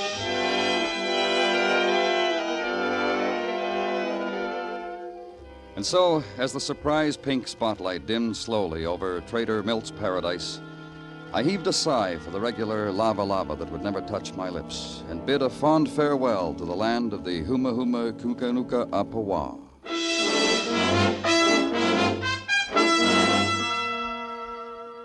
At the Park Avenue apartment of Mr. and Mrs. Edward Hathaway, a maid in gray silk and high-spiked heels told me they were out for the evening. She tightened a black shoulder strap to inform me that the Hathaways never informed a person in what glamorous places they were boozing it up, that this usually took till dawn. I said I'd come back in the morning. She said sometimes a person didn't know what side his evening was buttered on and kicked the door shut with her heel.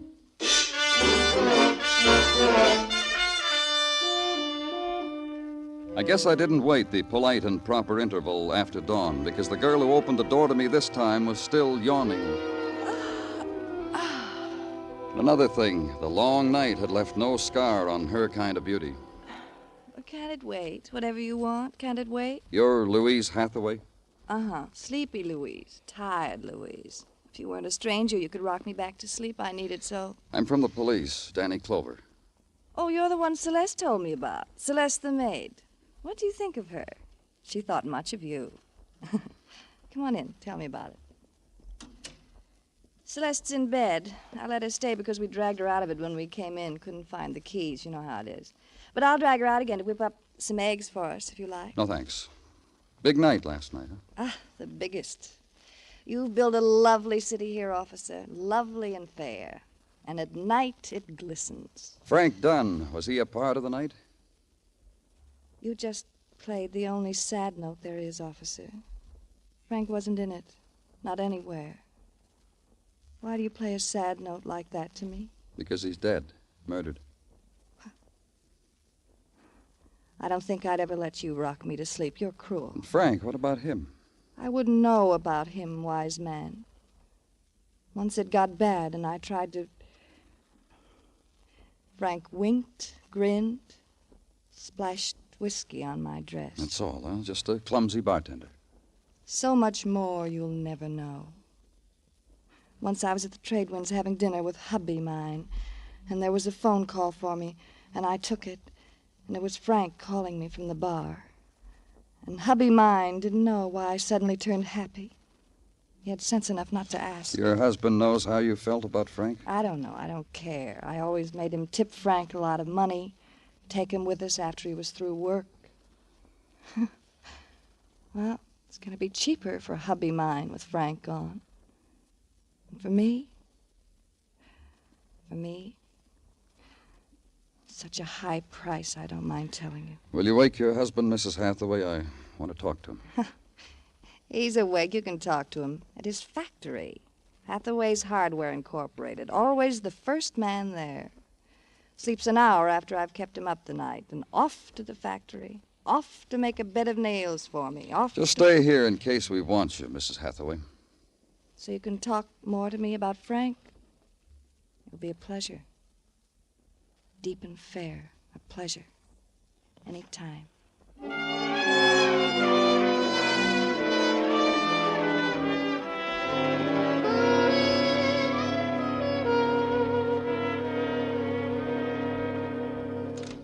That'll be all, Miss Garvey. All right, sir. Who are you? I gave my name at the gate, Danny Clover. From the police, aren't you? That's right. What's on your mind? I just came from your house, Mr. Hathaway. My house? What's the big idea? What did you want there? I had a chat with your wife. My wife? You don't go to my house, policeman. No more. You understand that? You don't bother Louise. You want something? You got a ticket to sell? You got something that gives you worry? You come to me. Louise don't get bothered by police. She gets bothered, Hathaway, any time the department feels the need. Yeah, you think so, huh? You get bothered, too, mister. Go ahead, call your lawyer. Say murder to him, because that's what you and your wife are involved in. Murder? Call your lawyer, Hathaway. Look, now... The death of Frank Dunn, bartender, at the hands of person or persons unknown. Your hands, your wife's hands, both... I thought you were kidding. I'm not kidding. Louise is a kid. I got a young wife, Clover. Wild sometimes. Country kid come to the city wild. And not excusing her, understand? I like to watch it. She knew Frank Dunn. So she knew Frank Dunn. So I know Frank Dunn. 1,000 people know Frank Dunn. She didn't kill him. Why should she kill him? What could he do for her? Give her a double martini? A couple of those go a long way. Look, Frank Dunn was a joke passed over the bar to Louise. Louise is married. So that settles that. All right. Who killed Frank Dunn? I'll tell you this. If he would have put a finger on Louise, I'd have killed him. One finger on Louise. I've told her that time and time again. She and Lily think Who? it's... Lily. They think it's smart. They got to have cocktails at 5. They go in by themselves. Who's Lily? Lily. Lily Prokosh, a dopey dame who writes poetry, wears glasses that goes like this. Lily Prokosh. Prokosh? Foreign? Yeah, talks accent talk. Where do I find her? Lily? Sometimes I pick up Louise at Lily's place in the village hotel. Yeah, I know where it is. Good. Maybe you're onto something, Clover, huh?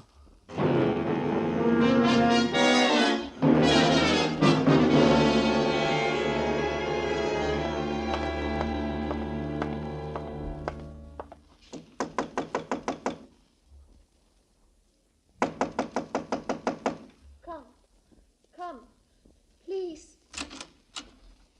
Fell asleep here on the couch.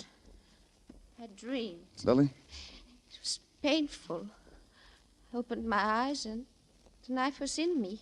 Here. I say, open your eyes, Lily. It is still a dream. I cannot feel my body. I cannot move. Lie here. Look at the Operator, knife get me in the my house body. doctor, quick. Help me. Help me. Wait a minute, operator.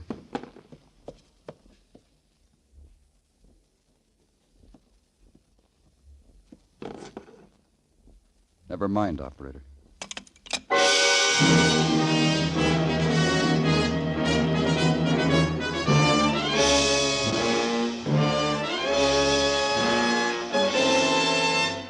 You're listening to Broadway Is My Beat, written by Morton Fine and David Friedkin, with Larry Thor as Detective Danny Clover. This combination is your open sesame to Sunday night musical delight. CBS Guy Lombardo Time, featuring the sweetest music this side of heaven, and the Mario Lanza Show. Enjoy Guy Lombardo's music. Enjoy vocals, old and new, by Mario Lanza. Mario, singing sensation, called both the new Caruso and the hottest singer in a decade, may be heard Sunday nights on most of these same CBS stations.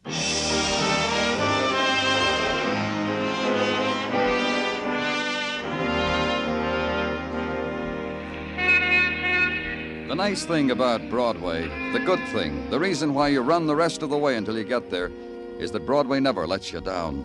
It's all things to everybody. For the gourmet, the foot-long wiener with a seated roll. For the musically inclined, the rosette of loudspeakers over the slightly used record shop. For the art lover, the windy corner. And for those who just like to walk and be amazed, there are people who will be amazed right back at you. Walk it or wait it out.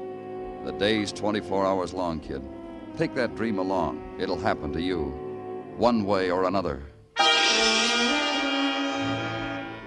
But where I was going, there was no dream. Only the reality of a girl lying there frail against the decor of plump upholstery, the expensive drapes, the built-in silences, the lifeless girl, the stabbed-to-death girl. And talk to a man about it, the practice talk over the telephone, because a policeman speaks of death by formula. Apartment 612, huh?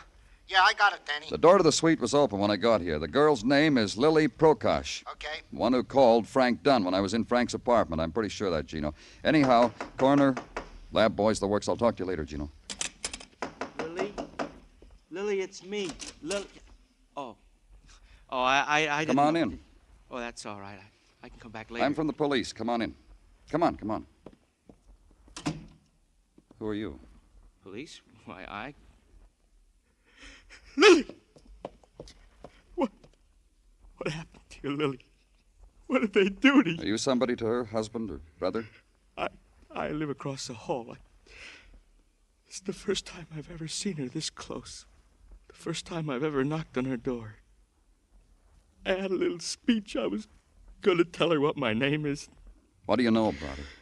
I listened for her every day. Yesterday when she came in, I What time was decided- that? About 6 p.m. Did she go out again? No. I know because I spent all that time making up my mind to knock on the door and tell her I was a neighbor and what my name was. That's all you can tell me about her. Yes. Lily?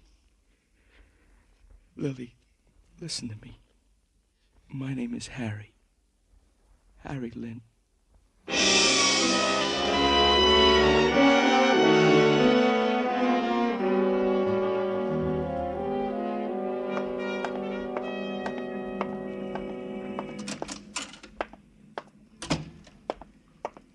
Tartaglia.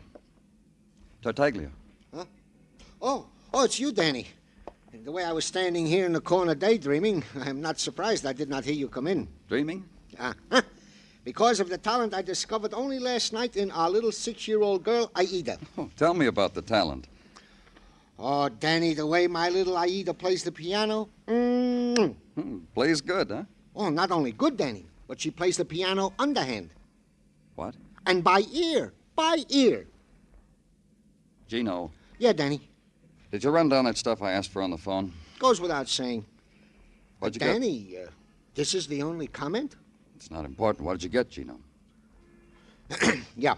Well, Lily Prokosh, a writer of things that rhyme, gathered material nightly for her rhymes in the trade winds at the bar stool facing the station of the also deceased bartender, Frank Dunn. In the daytime, escorted said Frank Dunn to literary teas. Last night, came home at 6, an hour after the established time of Frank Dunn's murder. Nothing else? Only that the knife handle was wiped clean. I kept after the boys, Danny, but that's all they could dig up. Yeah. Underhand, huh? Yeah, Danny. You should see little Aida. I'd like to. I really would. Be sure to invite me sometime, Gino.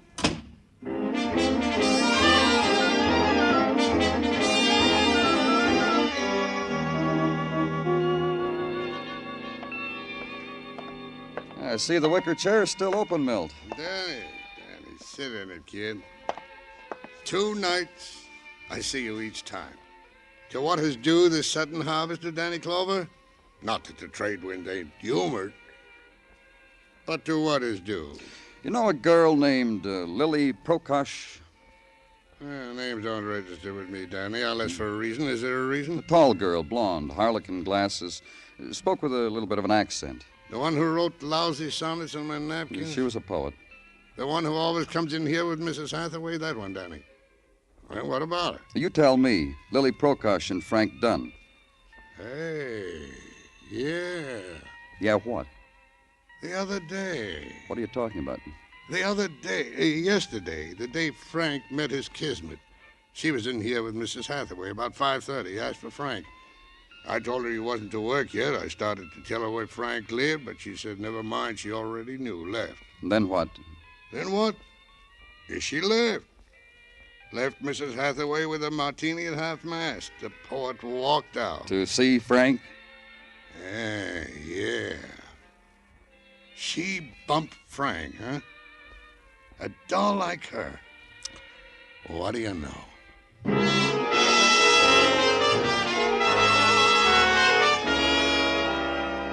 And then start all over again. Back to the room where I'd first seen Frank Dunn with his blood on the monogrammed sheets.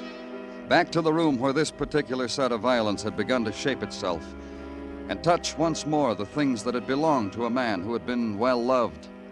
The gold money clip with his initials written in chipped emerald, the gold cigarette case, the gold keychain, the silk robe that hung in the scented closet. And on none of these things the mark of an identity, the whisper of a killer's name. And all of it with a man in tweed at your elbow, commenting, snickering, fingering the imagined price tag. This little trinket must have cost one of them a good deal of her rainy day savings. Put it down. Dead, don't touch. Is that it, Mr. Clover? Exactly that. There's an etiquette about these things, I've been wondering, Mr. Clover. My brow is furrowed with wonder. I noticed. Hardly touches me, though. Sorry, Tracy. I've been wondering why you asked me to partake with you of this, what shall I say, this chamber of horrors. Because you're a liar, Mr. Tracy. And I indulge myself on the proper occasion. What was the occasion of my doing it to you? Yesterday, when you showed me Frank Dunn. Oh, that. You mean when I didn't reveal to you who had been visiting the bartender at his siesta before death? Now's a good time for revealing. Sorry, but it's slipped my mind. There's nothing the police can do about a mind like mine. Is there, Mr. Clover? Correction, there is. Who was here, Tracy? Who was here? Else you'll beat me? You hardly make it worthwhile defending a dead woman's honor. Who? That foreign thing, with the wind in her hair and the mist on her eyeglasses. Lily Prokosh? I've heard her announce herself that strange way on the house phone. She stayed long enough with the bartender to read him her newest poem. But they had an interruption. You can reveal that, too. It'll cost me a dear little savings plan I had in mind. The interruption, who was it? Lovely, frolicsome thing. Never been here before. Knocked on the bartender's door, was waved away, it seems. Tapped on my office door. Asked if I had a deck of cards. Wanted to play away love's bitterness. Sympathized. Played against her. Won 40 cents. Would have won more, only... Only what? In the midst of a deal, I had a call from the bartender ordering me to whisk the Prokosh thing away by freight elevator. I did. When I got back, my card-playing lady was gone. You won 40 cents from her. That ought to make a girl like that unforgettable. Ever seen Louise Hathaway, Mr. Clover? I have, in society columns. And that evening, she played cards with me. She's precisely what you say. Unforgettable.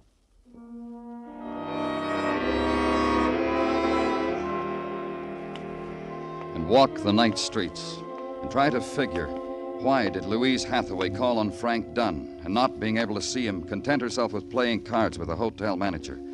Why had she gone to see Frank? She knew her friend Lily Prokosh was there. A lot of whys. And keep on walking, east from Broadway to Park and up to the 70s, and stop in front of the canopied apartment house. Pause, smoke a cigarette, then go in. And on the second floor, ring a bell.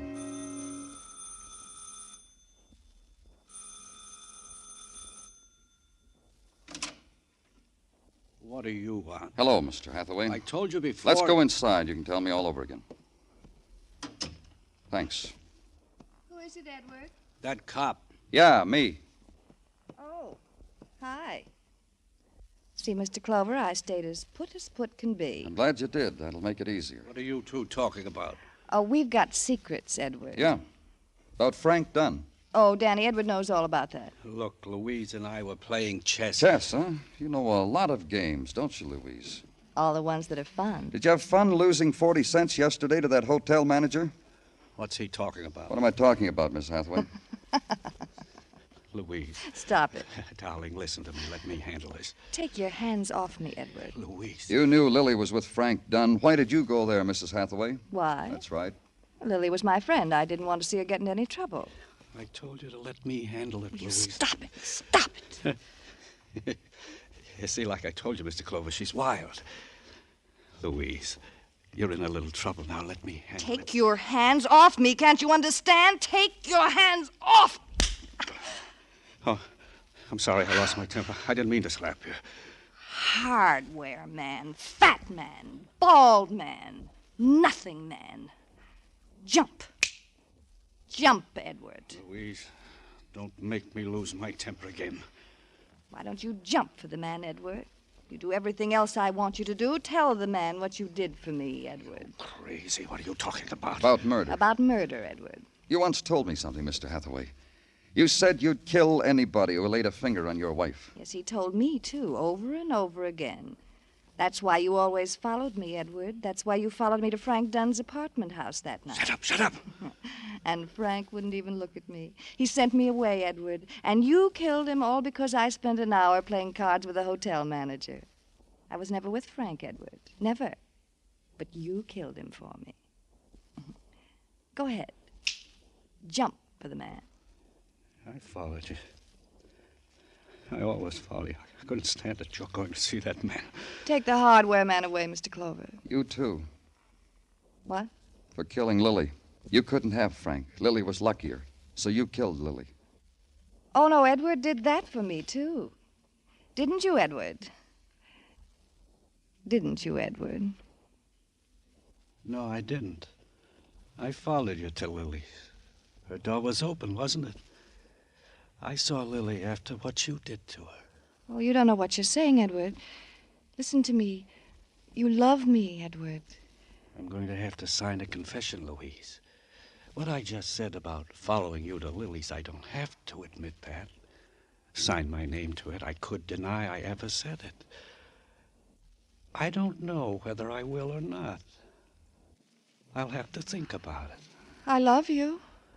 Honestly. Truly, Edward. I love you.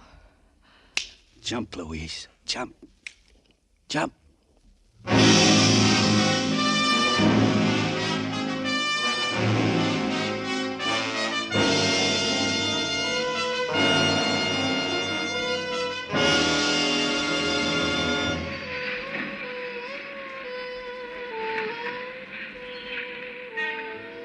Broadway's quiet now. It's the 4 o'clock in the morning hour, the hour without color. But in a while, dawn will dip down, and there'll be fury again, and roar again, and crowd. The restless wandering, the puppet dance, the running after nothing at all. It's Broadway, the gaudiest, the most violent, the lonesomest mile in the world. Broadway, my beat.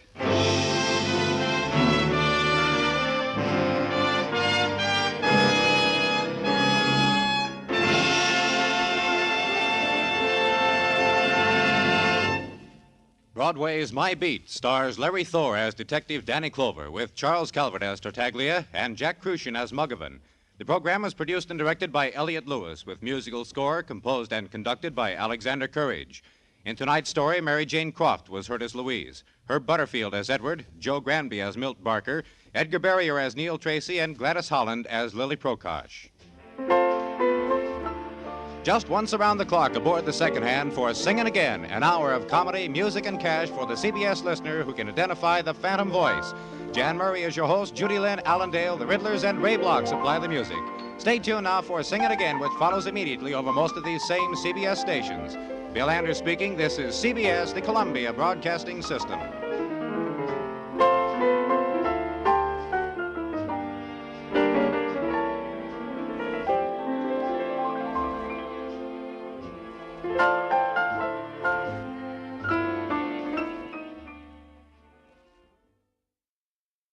Broadway's My Beat. From Times Square to Columbus Circle. The gaudiest, the most violent, the lonesomest mile in the world.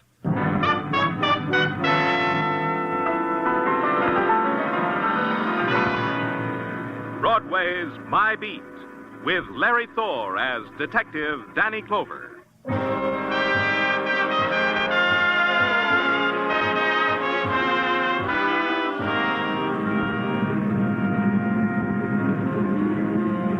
Broadway, where the nighttime explodes into the canyon streets like some passion, screaming to be rid of the day.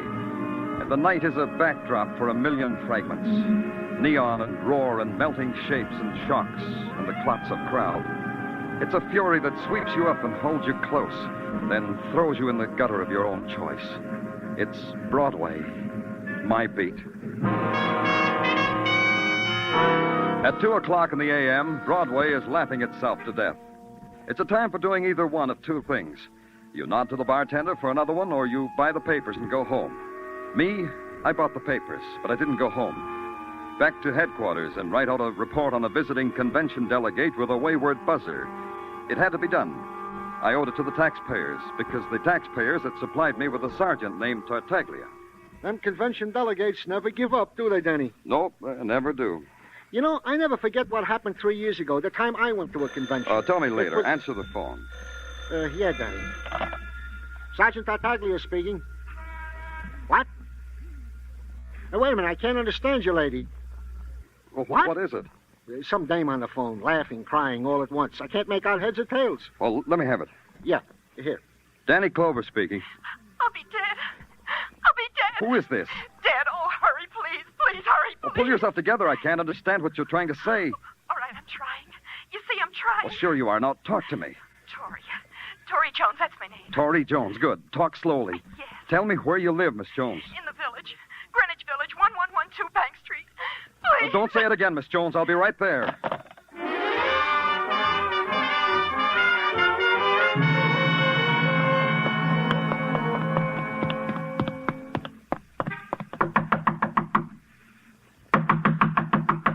away. Go away. Let me in, Miss Jones. It's Danny Clover of the police. Police? Why would anyone call the police? Did someone call the police? You did, Miss Jones. Huh? What did you say? You phoned me and said you were in trouble, remember? Dad? I don't remember doing that. Get out of here! Get out of Easy, here! Miss Jones, easy. All you need to know is that I've come to help you. Do you hear me? Do you hear me, Miss Jones? Why do you do that? I didn't mean to be rough. I didn't mean that. I mean, why do you call me Miss Jones? Aren't you Tori Jones? No, I'm... In there! The beautiful Tori Jones! The girl most likely... She's in there! Behind that door!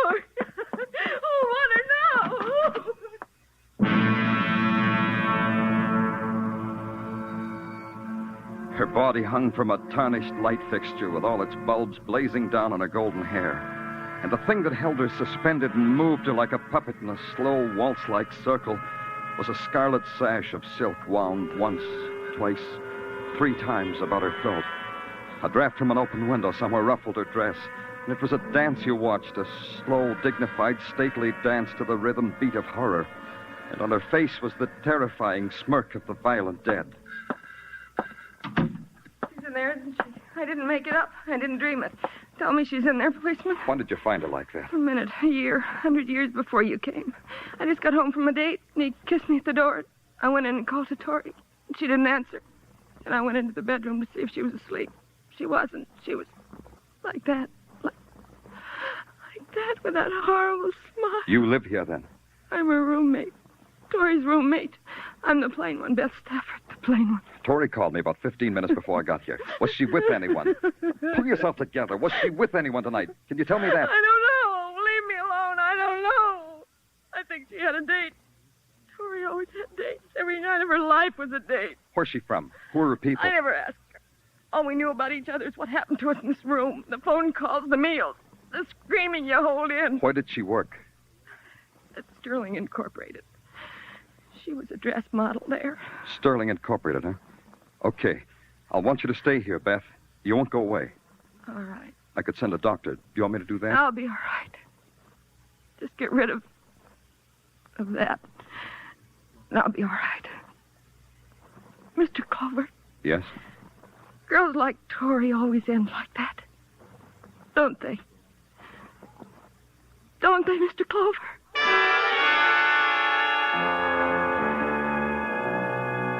You can call it an advantage that a policeman has. He doesn't have to wake up from a nightmare and scream. He nuzzles the pillow and knows that the dream of a lovely girl hanging by silk from a light chandelier is only a projection of his workaday life. Yeah, it's quite an advantage. When he gets up the next morning, he gets dressed, has breakfast, and goes to work trying to find out who made him have a dream like that. And in the morning, the world of Sterling Incorporated, manufacturers of ladies' dresswear, was simply sterling efficient. The long lines of cutting tables, sewing machines, and the faces that went with them. Faces that wouldn't get weary until another hour or so. The face of the office force goes with the company's product. It sees your badge, bites its lip, and announces you into the office of Lionel Conrad. He owns the joint. All of it, Mr. Clover. And just think, 20 years ago, I was peddling elastic bands on Broadway. Yeah, that's... Horatio stuff, eh? That's what you were going to say, Horatio. Still read the stuff. Finest literature a man can lay his hands on. Smoke, cigar? No, I just... But you won't refuse a gumdrop now, will you? Here, have one. Been eating them since I first read that Ned, the fun-loving rover boy, always nibbled them before a big game. Go ahead, have one. No, thanks. You wanted to see me about something, Mr. Clover? Yes, about Tori Jones. Tori Jones? Lovely name. Lovely model. Was. The girl was murdered. Read it in the morning papers. Pardon me. Lionel Conrad speaking.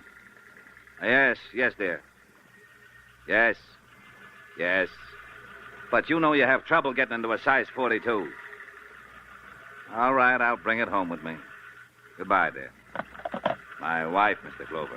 We were talking about Tori Jones. I don't know anything about her, Mr. Clover, except she modeled our clothes. That's the extent of my information. Our designer sketches the dresses. We make them. Models like Tori model them. Well, I got my tip, Lionel. See you later. Second, Martin, I want you to No meet... time for a salesman. I'm late now. Who was the racket man? My shop manager, Martin Driscoll. Only he don't spend a lot of time in the shop. I gotta talk to him about that. It worries me. You got worries? Plenty. Somebody's stealing my designs, Mr. Clover. Somebody's stealing exclusives and peddling them to two-bit mass production dressmakers. Yeah? How could that be done? I wish I knew. Ira makes the sketches. I okay them. They turn up in basement stores at $12.95 per line. Who's this Ira that sketches? Ira Getz, my designer. Uh-huh. Where do I find him? In the village. That's where his studio is. You'll get the address from the girl at the desk. Will there be anything else, Mr. Clover? Nothing. Thanks a lot. For what? I don't know. Maybe a motive for murder?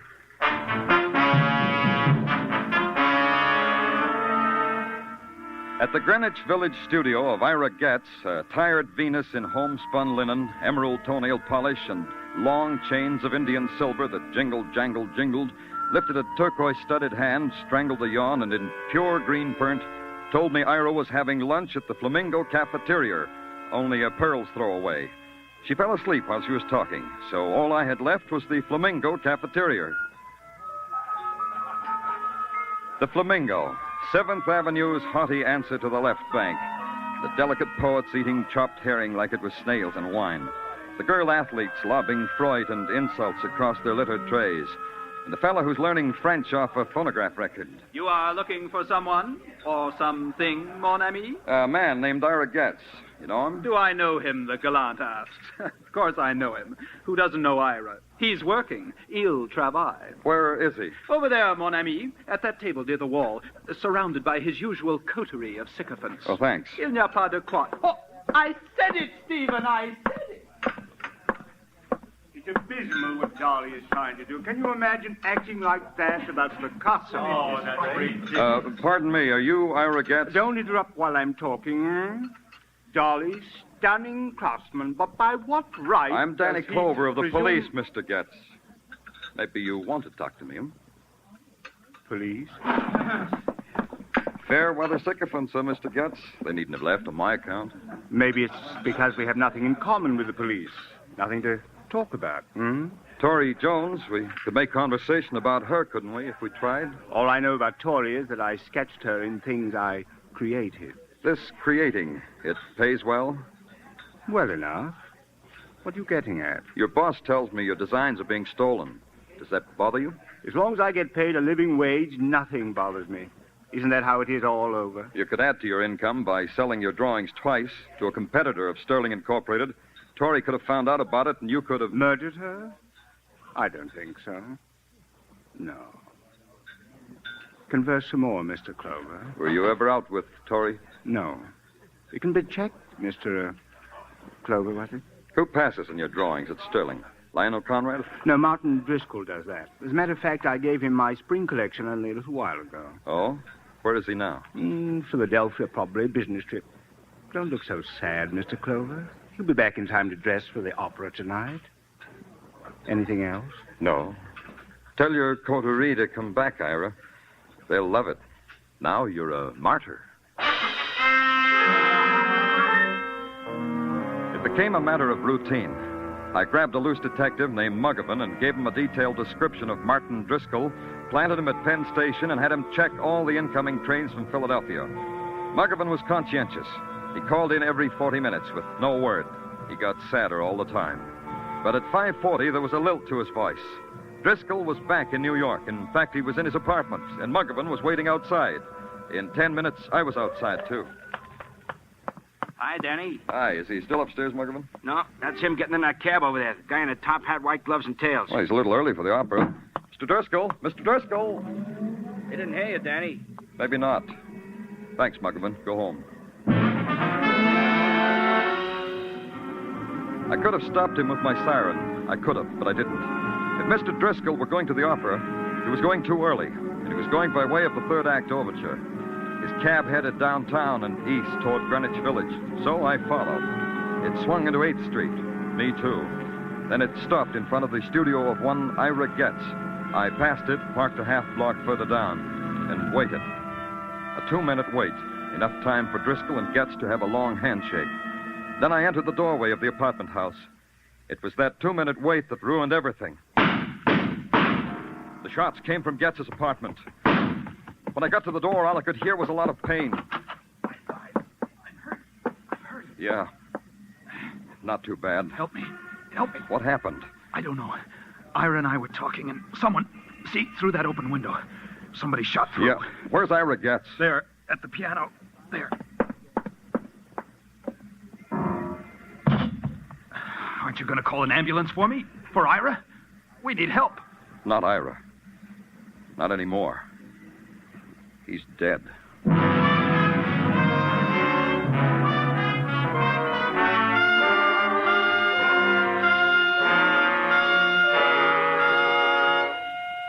You are listening to Broadway's My Beat, starring Larry Thor as Detective Danny Clover. There's $55,000 waiting in Sing It Again's jackpot this week. The current Phantom's proving a real hard-to-get guy. And $30,000 in wonderful prizes awaits the CBS listener who can identify him. Be around, listening hard, when Sing It Again comes your way again tonight on most of these same CBS stations. Dan Seymour may call you.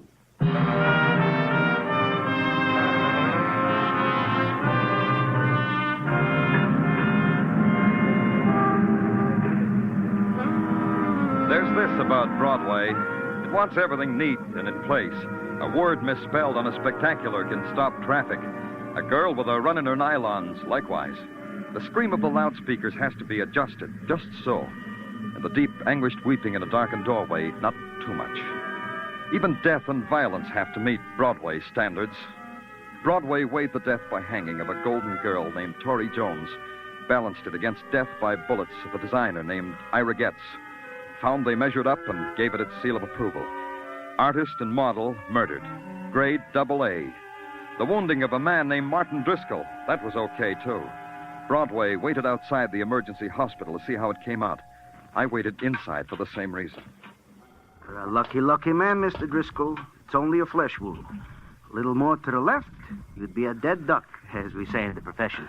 Very amusing, Doctor. Now, this may hurt. Just grit your teeth or something. Brave fellow. Now, we're almost at the finish line. A little washing, some bandages, a few kind words. Is it all right if I talk to Driscoll while you're doing all that, Dr. Sinsky? Oh, of course. It's all right with him. It's all right with me. Why did you go back to Getz instead of going to the opera, Mr. Driscoll? I should think you'd be more interested in who it was tried to murder me. Spunk. That's what Mr. Driscoll has, Danny. Spunk. Oh, he'll recover all right. He will. We all know you've been wounded, Mr. Driscoll, but answer the question anyway, huh?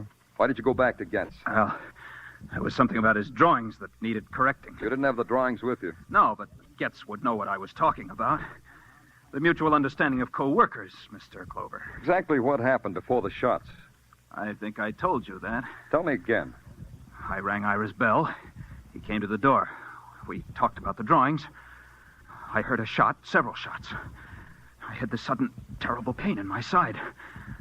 And then you were standing over me. That's all that happened, Mr. Clover. Why should anyone want to murder you? A man makes enemies, Mr. Clover. Enemies he doesn't realize he's making. Some, I suppose, want to kill you. And Ira Getz. Why should someone want him dead? That I would hardly know, Mr. Clover. Yeah. The doctor. Yeah, Danny? You'll take good care of Mr. Driscoll. Of course. How else would You'd prescribe a good rest at home, wouldn't you, Doctor? So a person would know where to find him? Wouldn't you prescribe that, Doctor?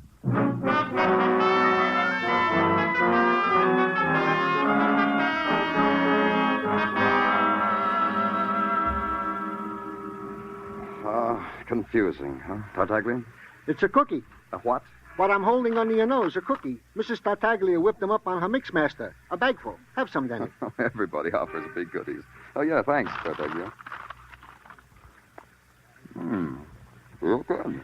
Danny, now that you have indulged yourself with Mrs. Tartaglia's confections, I myself have something to brighten up your otherwise drab day. Another cookie, Tartaglia? Just put the bag on the desk. Yeah, Danny.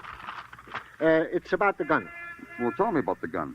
The gun which did in one Ira Getz was found in the bed. The bed of frozen geraniums, Danny, which was underground beneath said Ira Getz studio. Go ahead. The bullet, which also grazed the side of Martin Driscoll and was recovered from the woodwork, also was fired from said gun. Mm-hmm. Conclusion. The hand behind the gun that pulled the trigger that shot Ira Getz was also the hand behind the gun that pulled the trigger that nicked Martin Driscoll. Well, get off the dime, Tartaglia. What about prints? No prints. White clean. Okay. Guns registry. Tell me about that. Foreign make. Probably a war souvenir. So? So, if it was war loot that was registered, we'll trace it. Well, like we're trying to do now. Was that all? That's all, Danny. That's the news from me to you. Great. You did a fine job on my otherwise drab day. Give me a squad car, Tartaglia. Yeah. Can I have my cookies now? Well, didn't you hear me? Give me a squad car.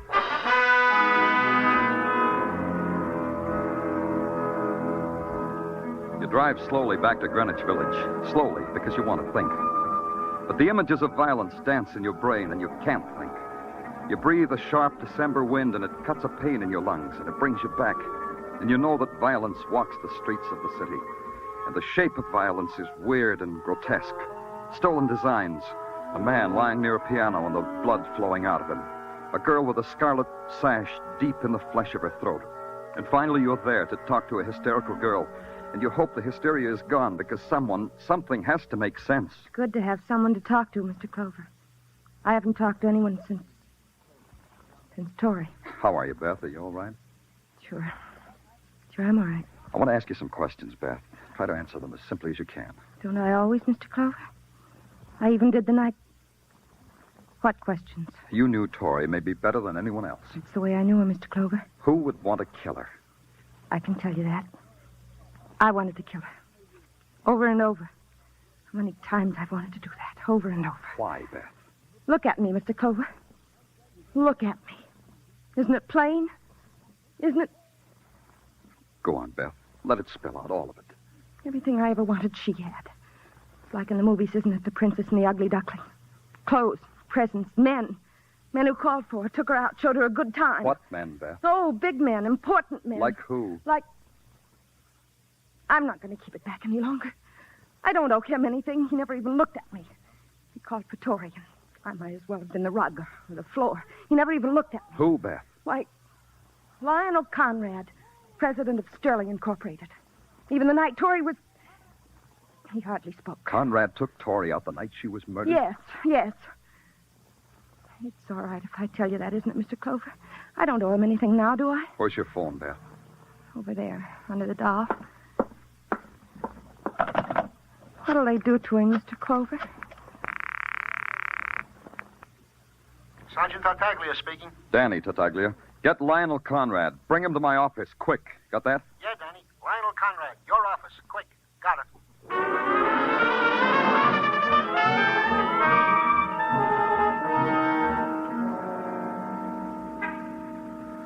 I want to thank you for bringing me down here, Mr. Clover. You police work just as effectively as we dressmakers. And I want to thank you, Mr. Conrad. You know, this is my opportunity to see you detectives detect it firsthand.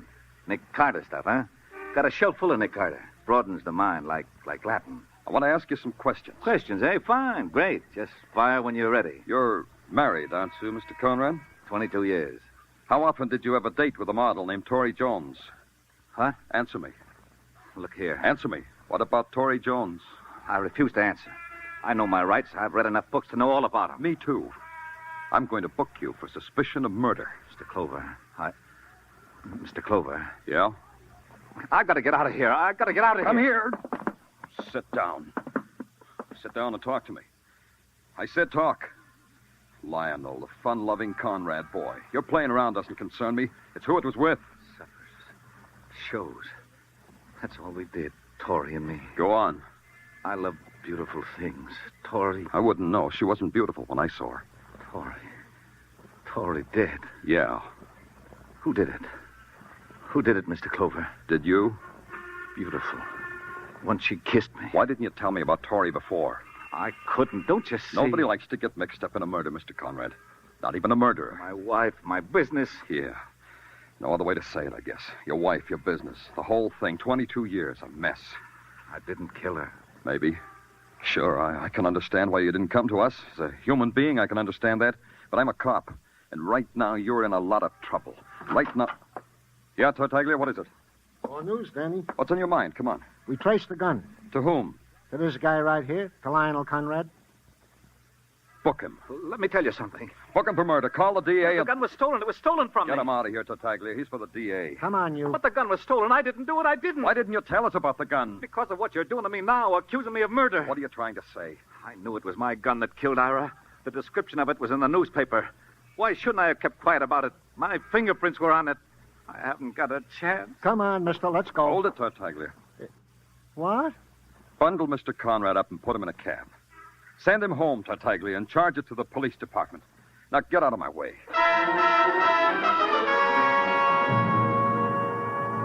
I made a fast exit past Tartaglia's open mouth. Conrad had confessed that his prints were on the gun. His confession saved him. The gun had been wiped clean before the murder, because the killer didn't have time to do it after the murder. And that added up to my last call. When I got there, Detective Muggerman was being part of the street scene. He was heaving snowballs at a snowman. I brought him inside the apartment house where it was warm. Danny, I've been watching him all day like you told me. He just came in a little while ago. Yeah. Open up, Driscoll. He's in, okay. I saw him come in a little while ago. Yeah. Come on, Driscoll, open up. Who is it? Danny Clover, I want to talk to you. You've already talked to me. Go away. Come on, open it up before I break it down. Should I? Wait a minute. What about it, Driscoll? You seem anxious, Mr. Clover. Is it about that murder? About exactly that. Just a second. Hey, watch it, Muggavan. Yeah, he ain't playing. Me either. Driscoll. Maybe you got him, Danny. Let's go, Muggavan.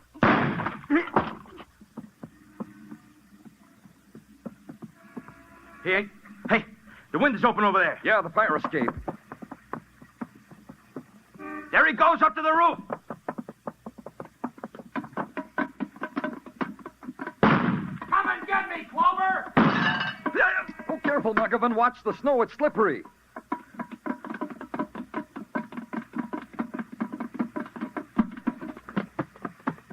There he goes, Danny, near the chimney. I missed him. You can't get away, Driscoll. Come on out with your hands up. Cover me, Muggavan. Yeah.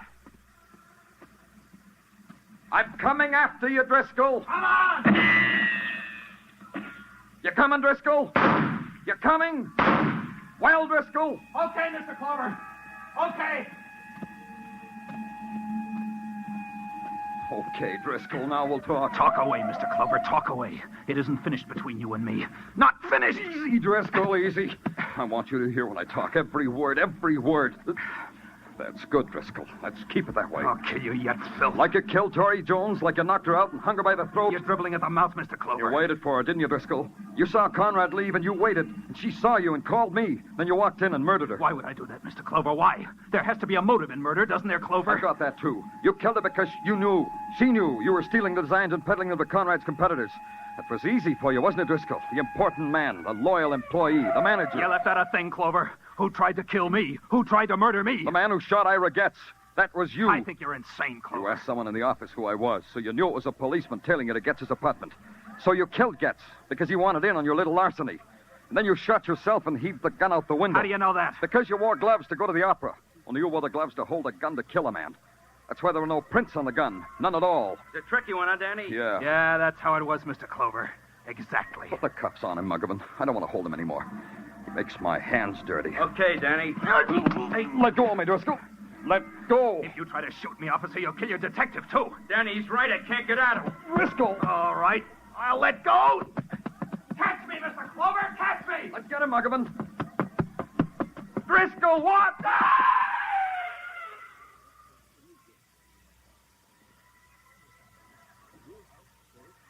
Danny, he slipped right over the edge. Snow. Yeah. Let's get off the roof, Muggavan.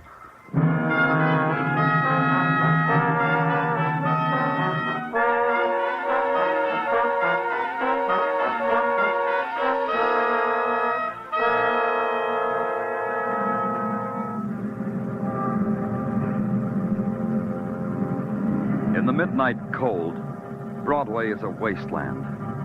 A wasteland that echoes with sounds you hear where there's only darkness, where there's no sun. People pass you and you touch, and you look down and there are fingers of dust on your shoulder. It's phantom, but it's real. It's Broadway, the gaudiest, the most violent, the lonesomest mile in the world. Broadway, my beat.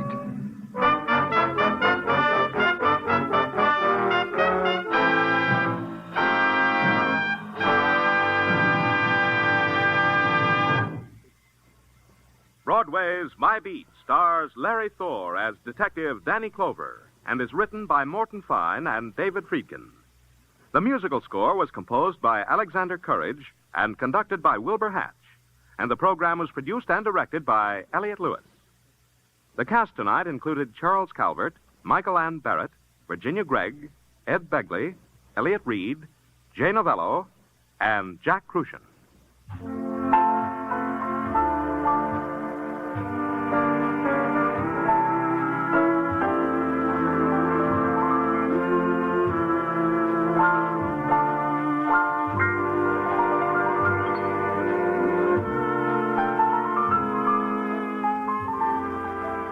Looking for new fields to conquer, Jack Benny will take a look at Notre Dame football tomorrow night.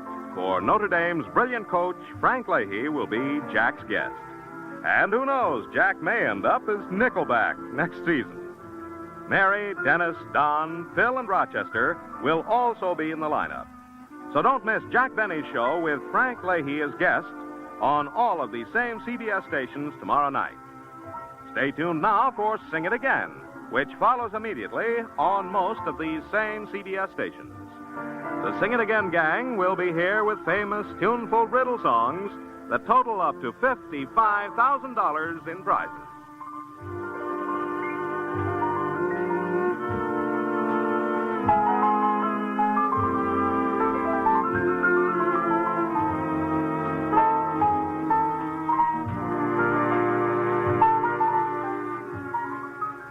This is CBS, where you'll find Broadway Is My Beat every Saturday night. The Columbia Broadcasting System.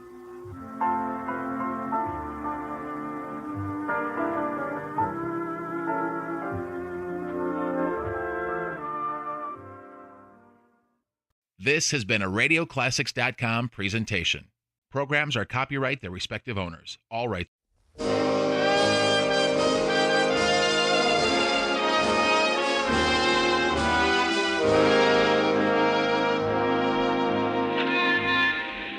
Broadway's My Beat, from Times Square to Columbus Circle, the gaudiest, the most violent, the lonesomest mile in the world.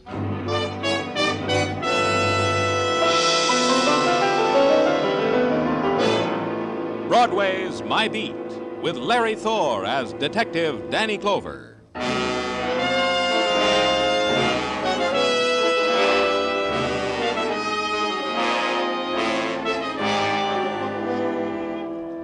In the early twilight, Broadway is dappled with beginning shadows. It's the time of the small shock. The springtime's day starts its long scream down into night. It's time clock time, the hour for going home again. Close the ledger, lock the store, figure the overtime, smile at the boss, and out into the street. Blink, then run. The subway waits for no man. Home again. End another day again.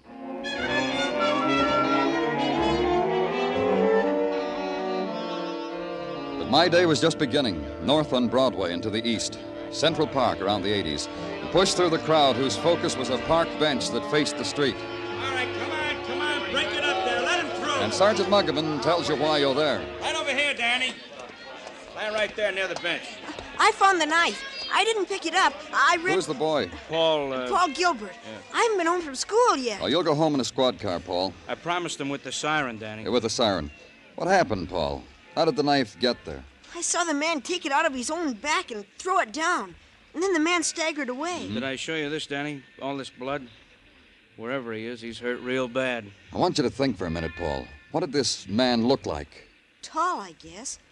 Yeah, I guess that's all. He was tall. Most grown-ups are tall, aren't they, Paul? All of them, except for midgets. One more thing, Paul. Was there anyone with this man? Think hard. No, I don't think so. Well, you told me that the other man I saw wasn't with him. The other man in the hat just watched him. Then the man in the hat ran away. He wasn't with him. What did the man in the hat look like?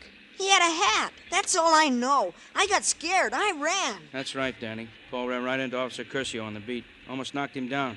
Curcio came back, saw the blood on the bench, the knife, phoned it in. Paul, did you know the man with the knife? No, I usually don't come home from school this way. We had an after-school game with the 8B2 over there on the playground. This is the first game of the intramural. A squad car, Muggavan, for Paul, with a siren.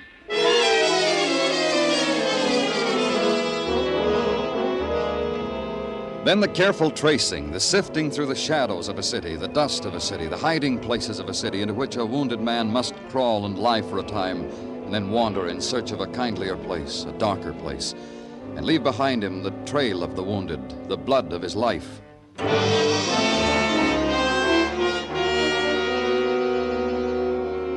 But the man who'd been stabbed had done none of these things. The hospitals told me that, the doctors, the fellow in the neat white jacket in the drugstore across from the park, who, not having a wounded man, offered me a special on shaving cream.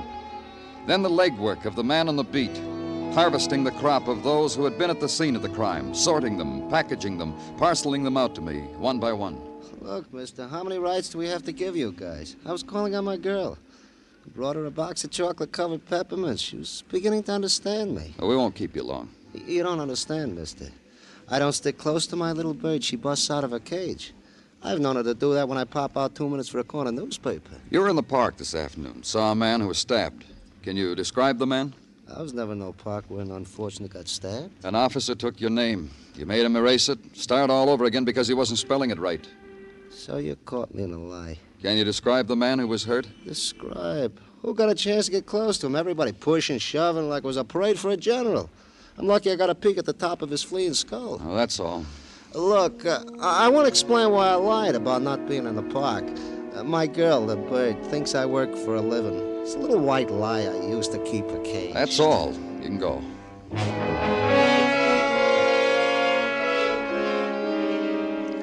Then the man who is eager, whose eyes dart and pierce, who follows you as you move away from him, stays close to you, needs the lapel of your coat. I was real close to him. He had a knife in his back. He breathed in my face. I could tell you the color of his eyes, how close I was. Now, tell me.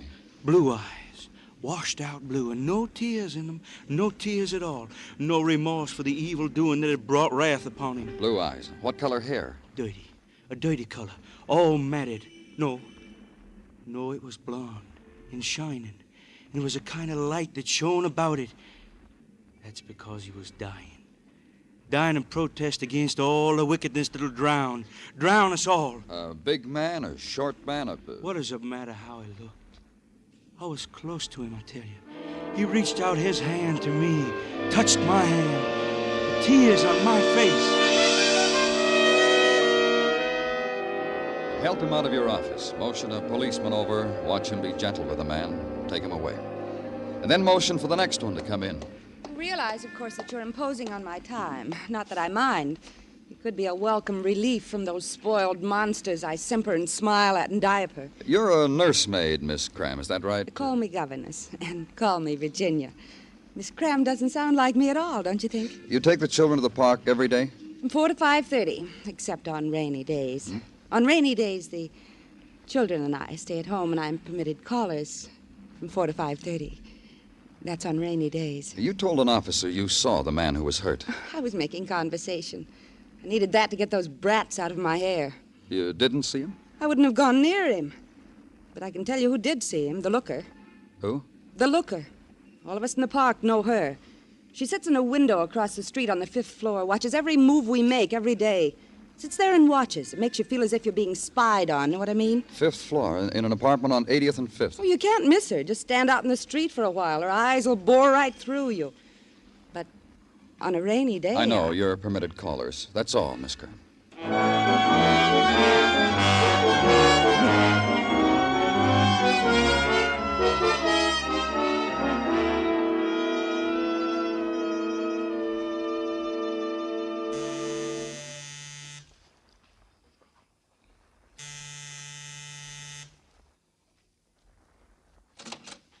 Yes? I'm Danny Clover, police. We haven't done anything. I know. I don't even know who you are. There's no name card on your door. You want to come in and talk to us? All right. I'm George Mason. She's in the wheelchair. Diane's my wife. Good evening, Miss Mason. Diane? Diane, dear. Diane, we've got a visitor. He said good evening to you. Say hello, Diane. This is Mr. Clover. He's from the police. Mr. Mason, there was some trouble earlier across the street from your... Talk to her, will you? I'm trying something. Maybe it'll do her some good, talking to her. No one ever does, you know. You just talk to her and I'll answer you. All right. There was a man stabbed across the street from you, Mrs. Mason, in the park. Yes, I heard about it when I came home. Have you found the man? No. Mrs. Mason, I understand that you sit by a window every day. That's right, that one. She sits there, watches. It's her pleasure. Today? Every day. Then she must have seen what happened. She must have... Pretty. What? What are you trying to say, Diane? Can't you see how it is? I'm sorry. George, Yes. What is it? I saw a man today. I saw a knife today. Is there anything you can do? Can you talk to her? Diane. A man today. A knife today. Yes, well, can you tell me what the man looked like, sweetheart? Knife. Was he a big man? Was he a small man? Was he a nice man? Man. Did you like him?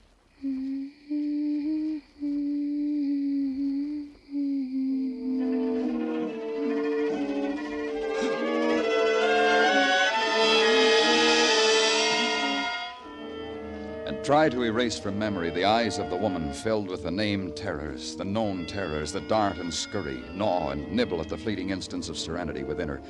And try to wash away in the city's night screaming the crooning of a tuneless song, and suddenly the known words, a man, a knife. And know that the eyes that absorb all movement, all shadow, all light on faces, and things that pass before them, have seen nothing. Not the man who was stabbed, not the one who did the stabbing. And then the long walk to the darkened room, turn on the shaded light bulb, and search the cupboards for sleep. And finally, it comes.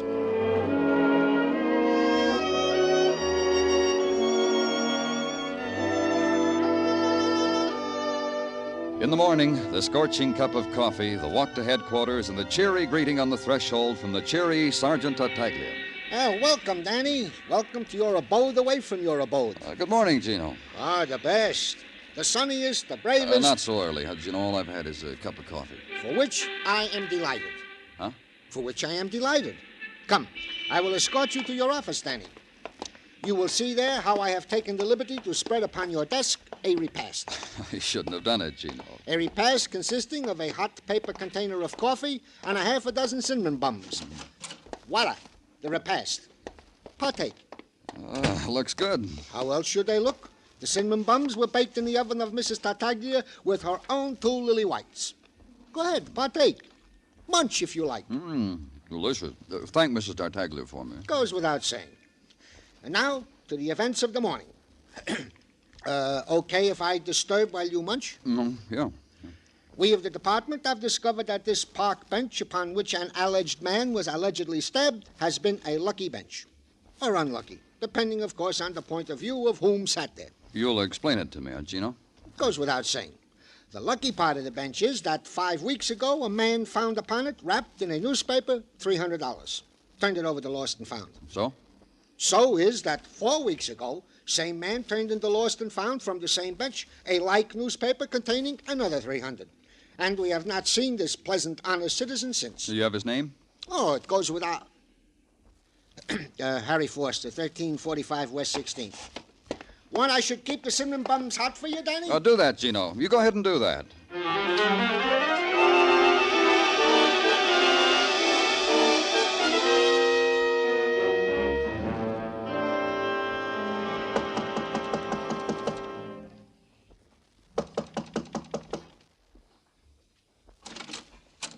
Please help me. Please come in and help me. What's the matter? My husband. No one will help me. I asked the neighbors. They said, call the police, call an ambulance. Please help. Where is he? You'll help. He's in our bedroom. I think he's dying, and no one. You're Mrs. Foster? Yes, Harry's wife. He came home last night, and there was blood. He just looked at me like an animal, and there he is, mister. Help him. Please help him. Dead. No, you're wrong. He's been dead for a long time. He was asleep. Only asleep.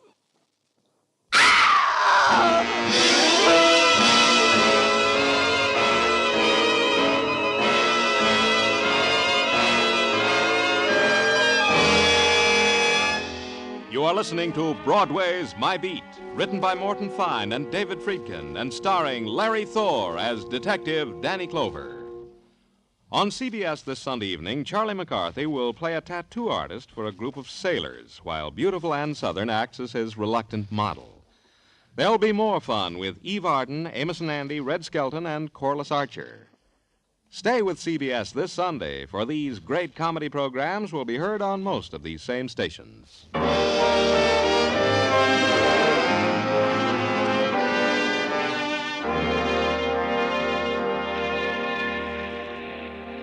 In the Maytime, the sun grins down and pats Broadway's cheek. Broadway loves it. The sunlit minutes are added to the 10-minute break for a cigarette. The walk is slower, the sway gentler.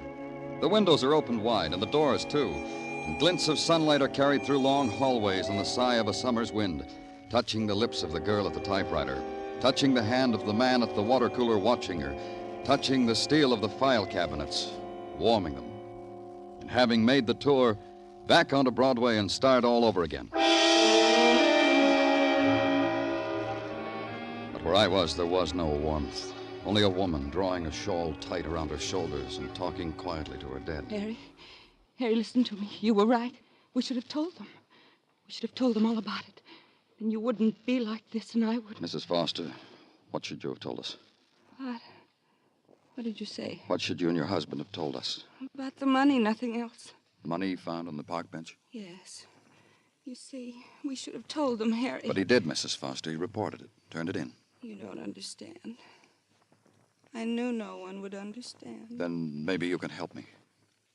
Friday was always Harry's day off. From the factory out there. You can see it from here, see? On his day off, I'd pack him a little lunch, and he'd kiss me goodbye. Walk uptown to Central Park. Go on. He always went alone.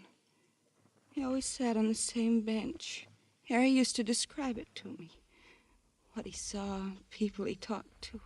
Felt as if I'd been there with him. And one day he found money in a newspaper. And turned it in, like you said. The next week turned it in. But after that, I told him he didn't have to do that anymore. You mean he found more money? Is that what you're trying to tell me? What? You mean he found more money? For 5 weeks in a row. I told Harry he didn't have to turn it in anymore. I told him to go back. To be sure and keep going back. Every week. Yesterday, too. And we'd be rich. No more of this. No more factory. Why didn't you call us when he came home hurt? Call a doctor. It would have spoiled it, ended it. The money, don't you see? I thought he'd live, and with that money... No. You couldn't. You couldn't see.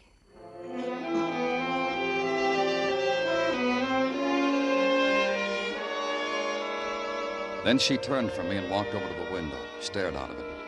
Across her shoulder into the noon sunshine, I could see the factory emptying its lunchtime employees, the crowd breaking off its fragments, to the curb with the lunch pails, to the push carts for the ham on white and coffee.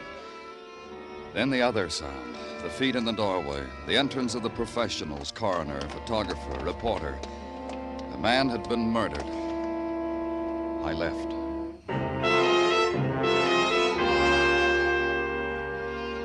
Then back again to Central Park and the park bench of the stabbing. Sit on it.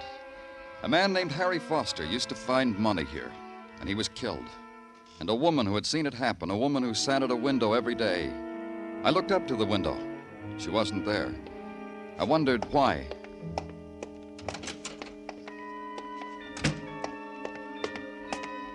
I knew why. She was in the wheelchair. There was a man pushing it carefully down the steps. Can you scooch a little to the side, friend? Oh, need a hand? Yeah, if you want.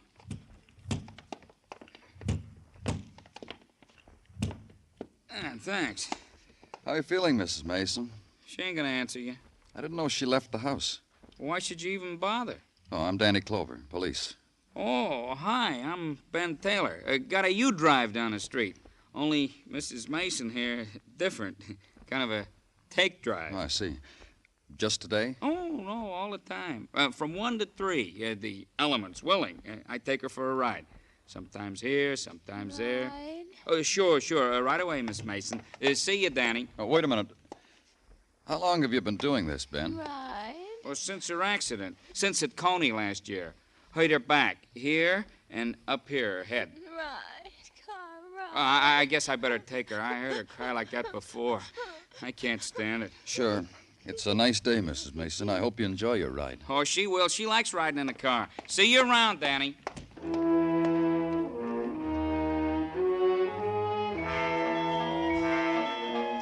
I watched Ben lift her gently out of the wheelchair, lift her into the back of the car, close the door, fold the chair, place it in the car trunk.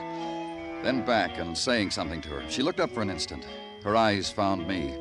Then she smiled and shaped a lost word with her lips. They were gone.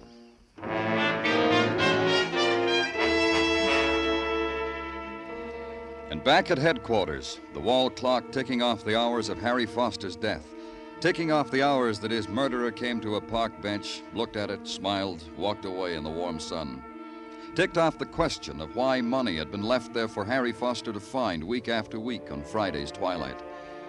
And at 4 o'clock, the door opening slightly, and all you saw of the man was his cocked head. You Mr. Danny Clover? That's right. You want something? Only to know if you're Mr. Danny Clover and to give you what I have in my pocket. They said I should give it to you, you being the interested party and all. What have you got in your pocket? This, an envelope, stamped and everything. I found it. Give it to me. It's addressed to George Mason. Anybody can see that. That's the husband of that woman, the cripple, the one they call a looker in the papers, the one they think they saw that stabbing. I did right bringing it to you, huh? It's been opened. You opened it? Don't lie to me. You opened it and then resealed it. All right, I opened it. I'm a normal kind of fella with all the normal curiosities.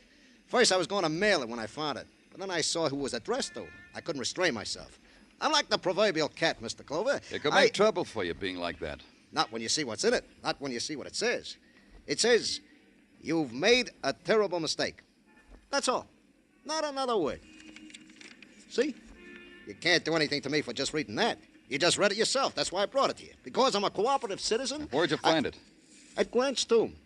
You know, I've been curious about that tomb for years now. Finally, I took time off to go to study it. Then I found a letter on the steps. And I never did get to really study Grant's tomb. Tough. You'll stick around, huh? Some of our boys want to have a long chat with you. They enjoy curious fellas. Sure, anything you say. I'm nothing if I'm not cooperative. Just nothing. I wouldn't say that, but you stick around, huh?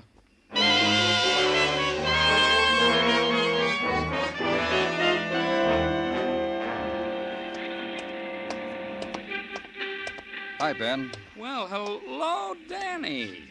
Hey, how do you like this, huh? I rigged up so when it's a sunny day, the telephone is on the outside of my shack. Inspiration, huh? Fine. Who wants to be on the inside when outside it's sunny? You car renting, Danny? I can give you rates. Just talk. If you don't do business together, we never become enemies, huh? What's on your mind? Mrs. Mason. Ah, yeah. Sad, huh? You know, if you set your mind to it and consider all she's been through, and then look at her, she's a pretty woman. I noticed. You said she was hurt in an accident at Coney Island, Ben. What kind of an accident? On the roller coaster. You know, one of them rides. Fell off right near the end of the ride. She stood up, fell. Was she with anyone? Yeah, her husband. You want to know something? In spite of the heartbreak of having a wife like that, you know, Mr. Mason is one of the nicest guys I ever met. What about Mrs. Mason, Ben? What about her? Can anyone ever talk to her, have a conversation with her? I talked to her. About what? Things. You know, ain't it a pretty day, Mrs. Mason? Is there a draft on you, Mrs. Mason? I talked to her. But she just hums and sings. But you know, I think she's getting better. Maybe I'm contributing. Where'd you go driving today? Down Riverside Drive. You know, the river, Grant's tomb, the churches. Thanks a lot, Ben. Anytime, Danny, anytime at all.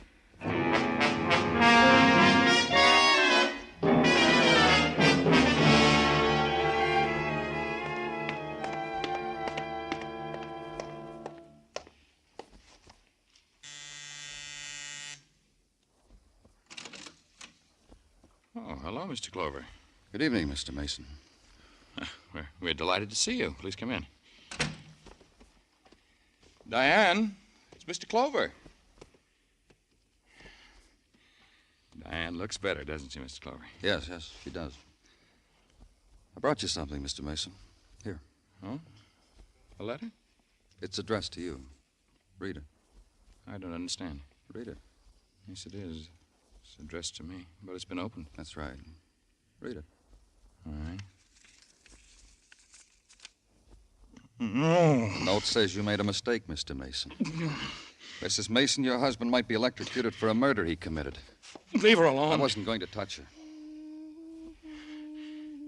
Cut it out, Mrs. Mason.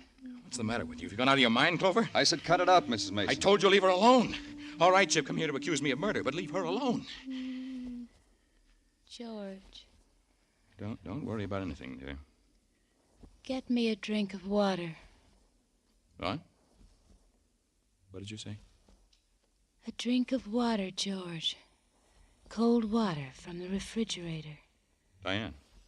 Darling, a drink of water. Do it. You won't be able to wait on me anymore. Mr. Clover's going to take you away from me. You're talking like you know what you're saying. You do know what you're saying.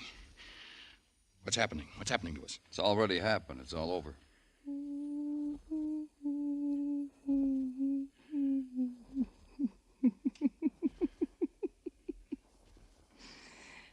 Poor George. Paid off, didn't it, Mrs. Mason? Sitting at the window watching for a man your husband could kill. Simple little man. He came and sat on the same bench every Friday. He got paid for a while. It was you. You wrote that first letter, Diane. And this one. Made me pay blackmail to a man who didn't even know me, didn't know anything about me. It was so simple. Write a letter, put a stamp on it, drop it from the car. Someone picked up the first letter and mailed it. About 5 weeks ago, a letter with instructions in it. Why, yes. Leave money every Friday on the park bench. And the man who picked it up, Mr. Mason, you thought was a blackmailer, so you killed him. She's crazy. She really is. She's crazy. No, I'm not. I'm just a cripple, George. I can't move from this chair. Honest. But I'm not crazy. She's crazy. What did that first letter say, Mr. Mason? Well, that a man saw me push my wife off a ride at Coney Island. He demanded blackmail, but I didn't push, Diane. Then why did you pay the money, darling? That you weren't going to let your husband alone, were you, Mrs. Mason? Even after he did what you wanted him to do, murder a man.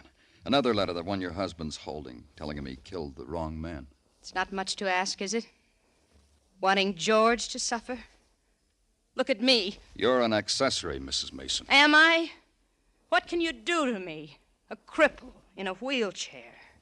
In a prison? Will that be different? Tell me how. I didn't push you, Diane. I didn't push you. You fell off that ride. You fell. Liar. Diane. You're a liar, George. Diane, will you listen to me? I made it up to you. I carried you. I waited on you. I went crazy that day. I hated you. I don't know why. I don't know. Oh, I know why. You're an evil woman. Evil. Poor George. You should have died. You should have. You should have. Poor George. Poor George. You should have died.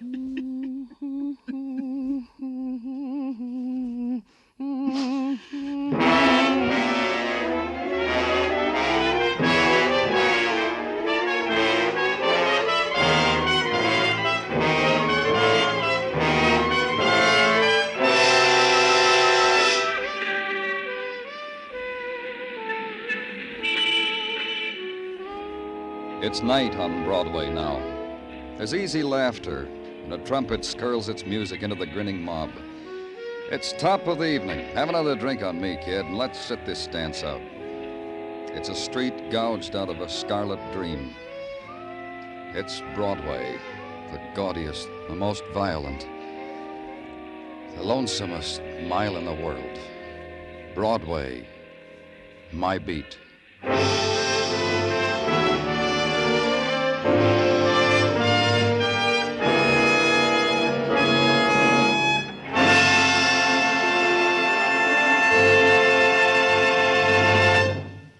Broadway's My Beat stars Larry Thor as Detective Danny Clover with Charles Calvert as Tartaglia and Jack Crucian as Muggavan. The program was produced and directed by Elliott Lewis with musical score composed and conducted by Alexander Courage. In tonight's story, Lamont Johnson was heard as George Mason, Kathy Lewis as Diane Mason, and Virginia Gregg as Mrs. Foster. Others in the cast were Herb Vigran, Lou Krugman, and Johnny McGovern.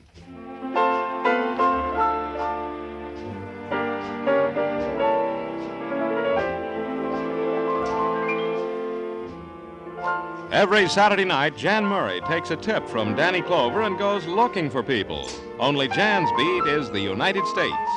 By coast-to-coast phone, he offers a grand in cold, hard cash if you can identify the phantom voice. So stay tuned now as Jan Murray and Sing It Again follow immediately on most of these same CBS stations.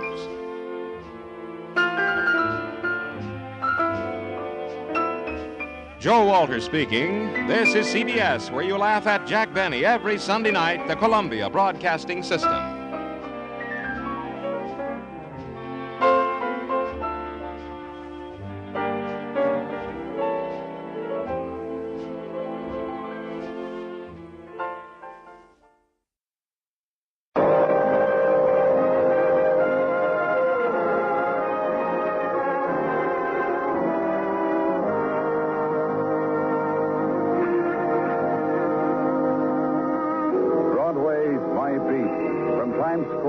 Columbus Circle, the gaudiest, the most violent, the lonesomest mile in the world.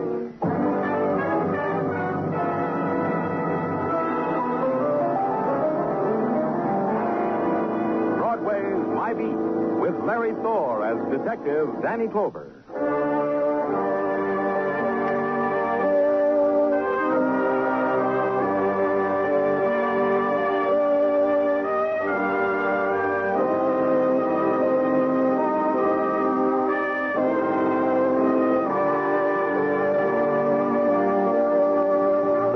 The neon carnival rises high above Broadway, explodes, then scatters over the city.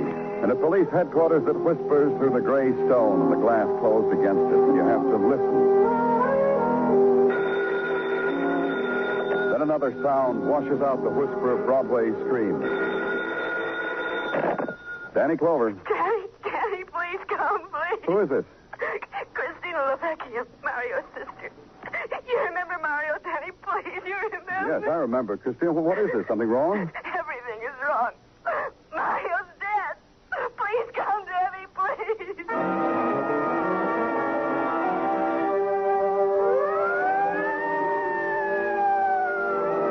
Then the sirens howl because the man is dead, and their cry tears a path through the wilderness of the city. And finally they're stilled because the door is open.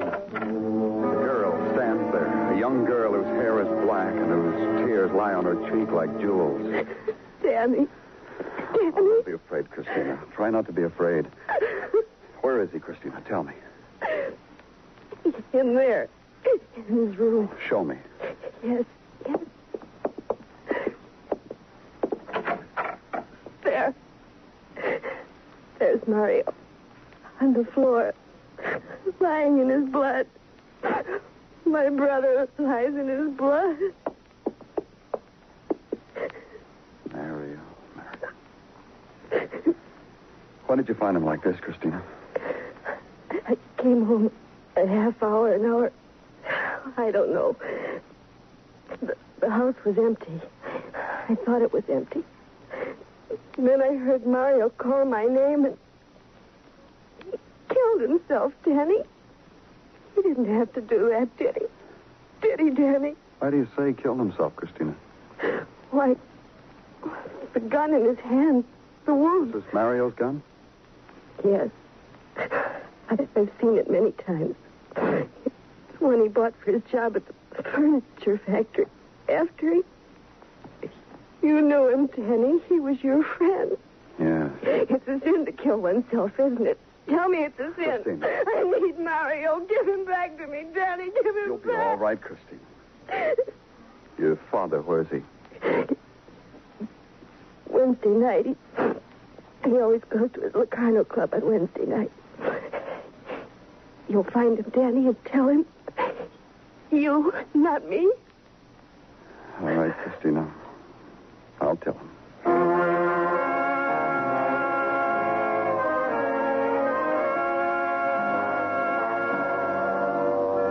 And a while after that, the efficient ghost from police technical came in, formed a tight and impersonal circle around the dead boy. Then a man named Dr. Sinsky detached himself from the group, sighed, and walked over to Christina. He put his arm around her, spoke gently. With the strange alchemy he knew about tears, he dried Christina's. Then I had a place to go, so I went there.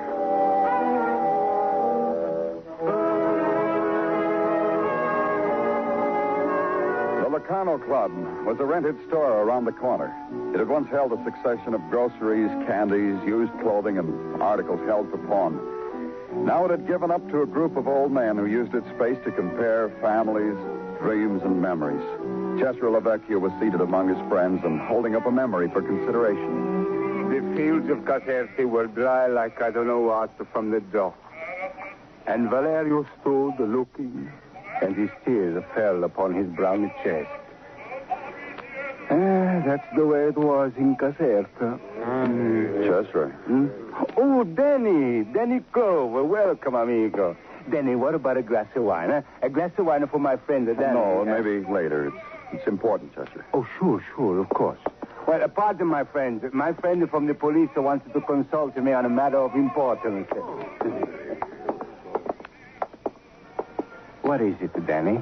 About Mario. Triste.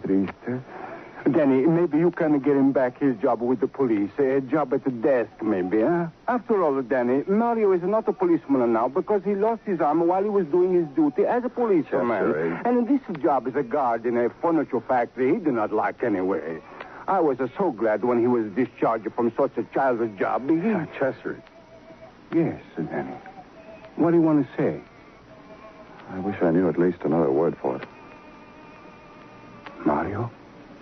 He's dead. Mario?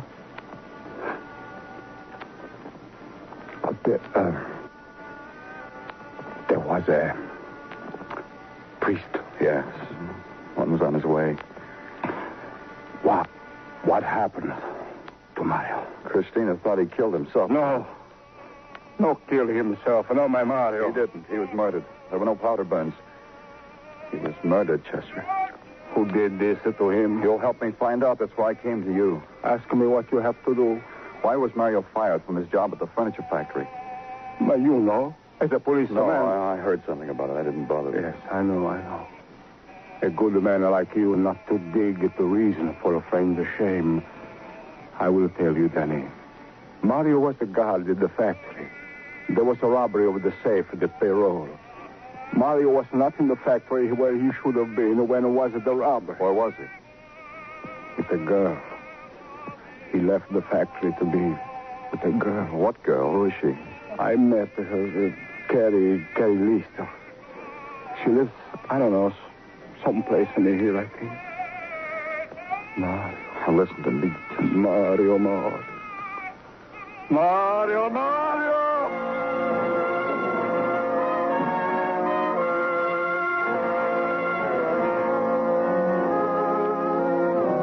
There were no tears in the old man's eyes, only anger and fury. A fury that seared and kept at a distance the old friends who'd heard his cry and came to help. They stood around him in silence, and their helplessness was big enough to dissolve the fury and leave only that, the helplessness. Then old Cesare asked me to take him to his son, and I did.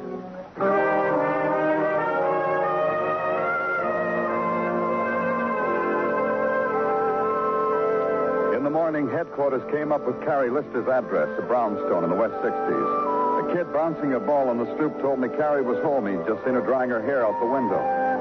Then her door opened. She stood there brushing the blonde hair away from her face. Yes?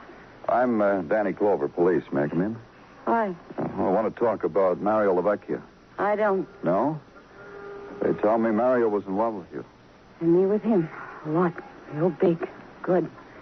Too good for you to go scratching, and that's why I don't want to talk to you about Mario. He was murdered.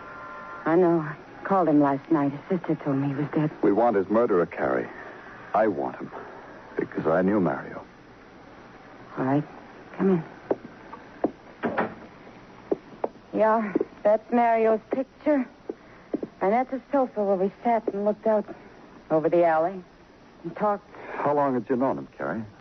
Since I was a kid and we played Run, Sheep, Run and hid in the back room of a delicatessen. And a cop chased us. You mind if I put up my hair while we're talking? No. Mind a personal question, Carrie? You have other kinds? Go ahead. Why didn't you and Mario get married? You'd have been fine for him. I would have. I asked him to marry me a lot of times. Mario wanted to, and we could have on his police pension, but he had to take care of his family first, he said. His father, his sister, they came first with him. Yeah, they would with Mario.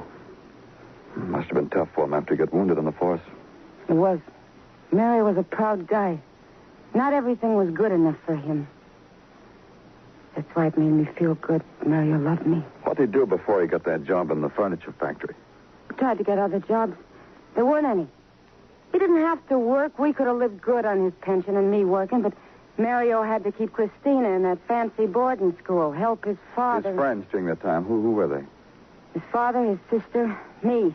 Not whoever it was robbed the payroll at the factory, if that's what you're trying to say. The night of the robbery, where was Mario? He was with me. He left his post and came to me. Maybe he went somewhere else first. Maybe he was in on the robbery and then came to you for an alibi. You told me you knew Mario. You lied. You lied in your teeth. The factory where he worked, Carrie, where is it? The Paul Dinsmore Furniture Manufacturers in Brooklyn, Mr. Clover. You'll get along good with Mr. Dinsmore because he thinks Mario robbed him, too. Carrie. Get out of here, Mr. Clover. That's all I ask of you. Get out of my sight.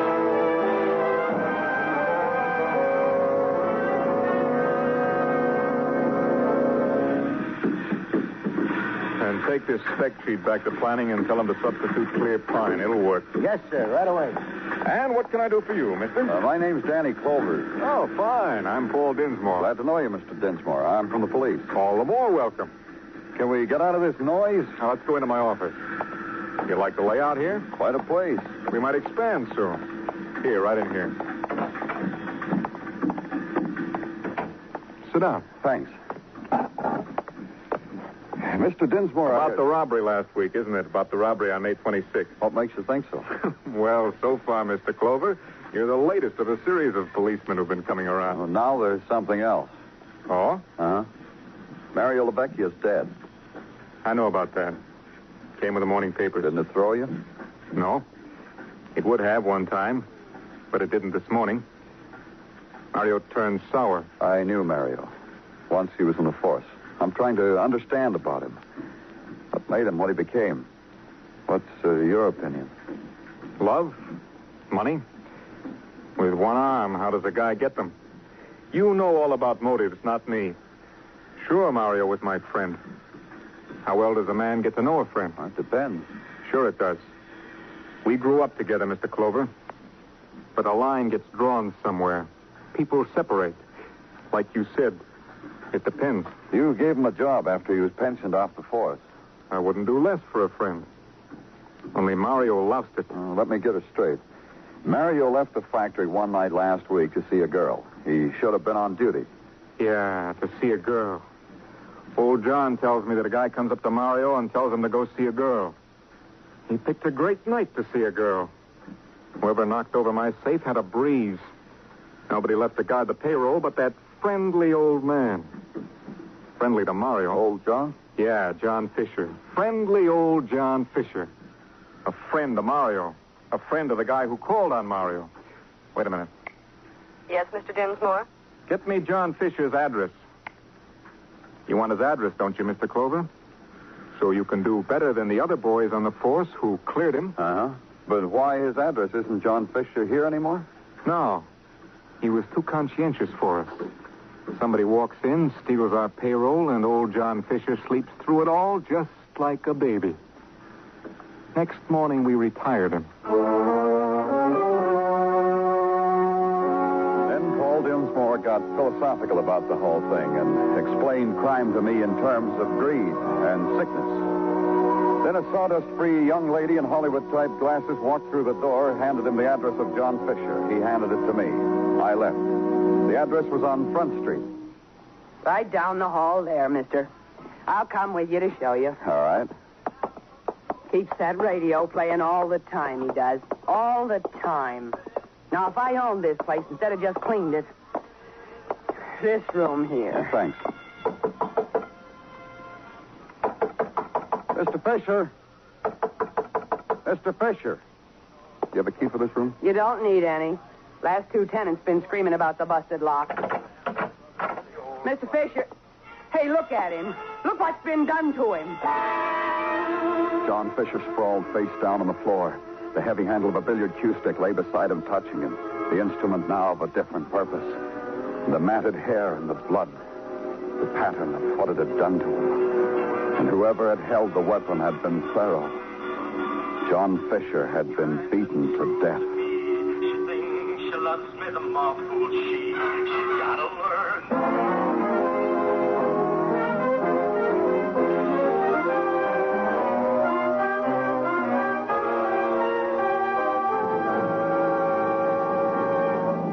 You are listening to Broadway's My Beat, written by Morton Fine and David Friedkin, and starring Larry Thor as Detective Danny Clover.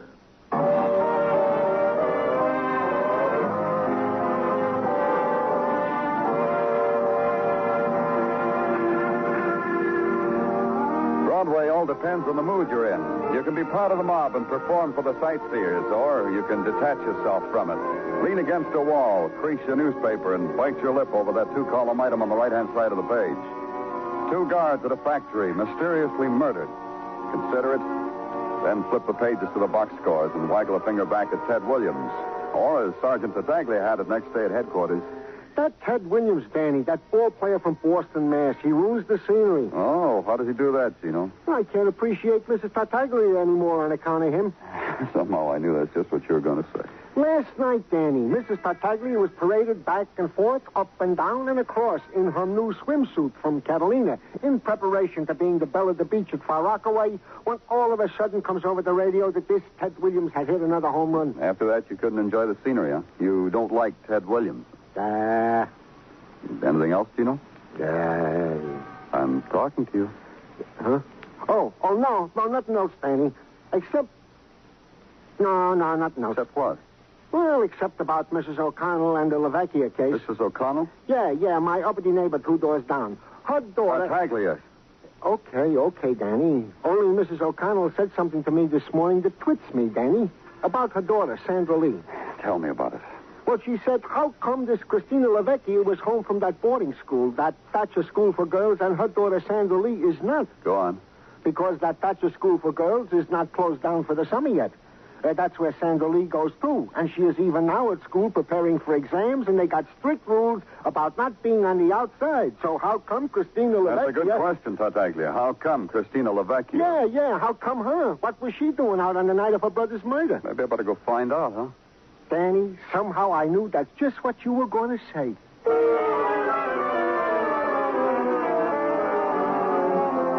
The Thatcher School for Girls was the very model of high-fashion culture. It stood languid and poised on 3 acres of fashionable soil.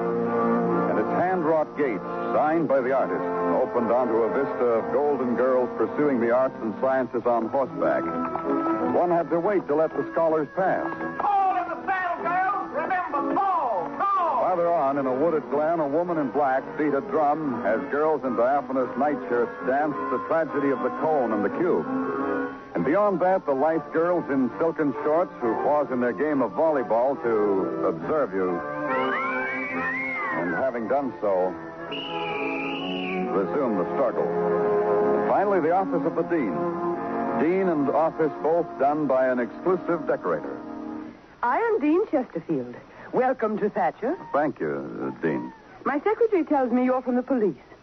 Are we at Thatcher the subject of an investigation? Only Christina Lavecchia. Christina? Oh, what has Christina done? Has she shamed us? Just tell me about her. Christina has often made us quite unhappy. Oh? How? A certain unwillingness to respond to our regimen. Tell me about it. The night before last, for instance, we discovered that she had not slept amongst us. A flagrant protest.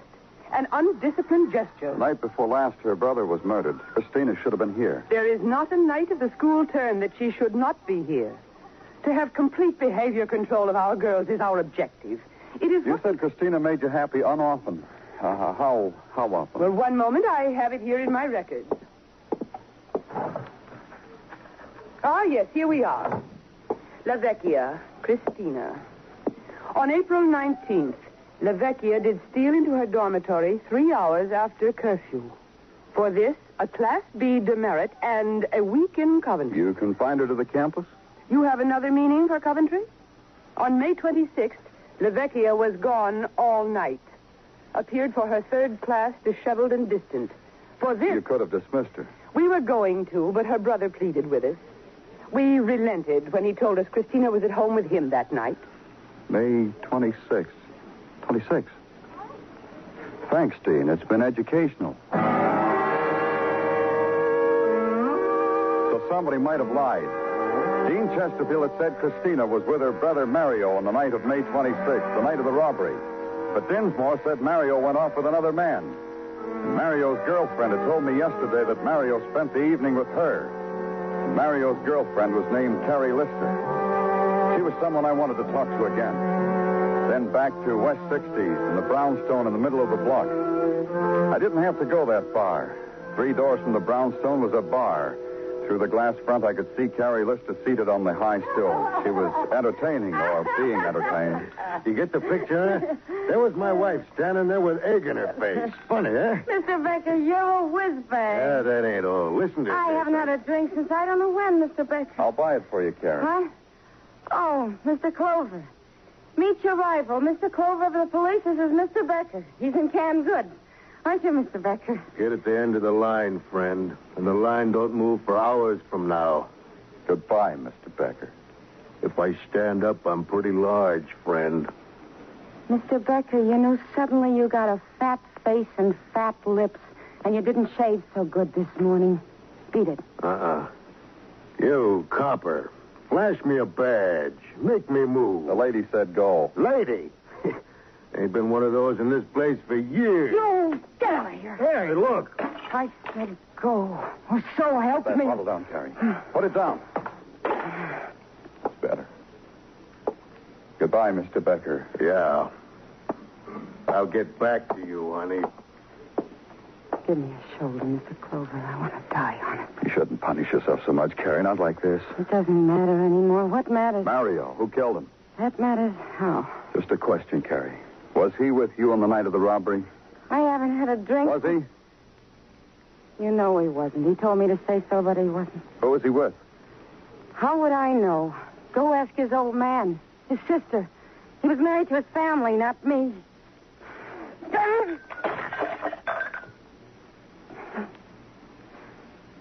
Take me home, Mr. Clover.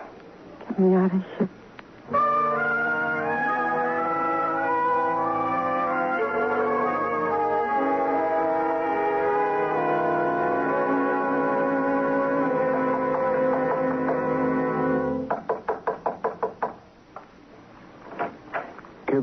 Oh, Danny. Chester, Come in, Danny. Come in.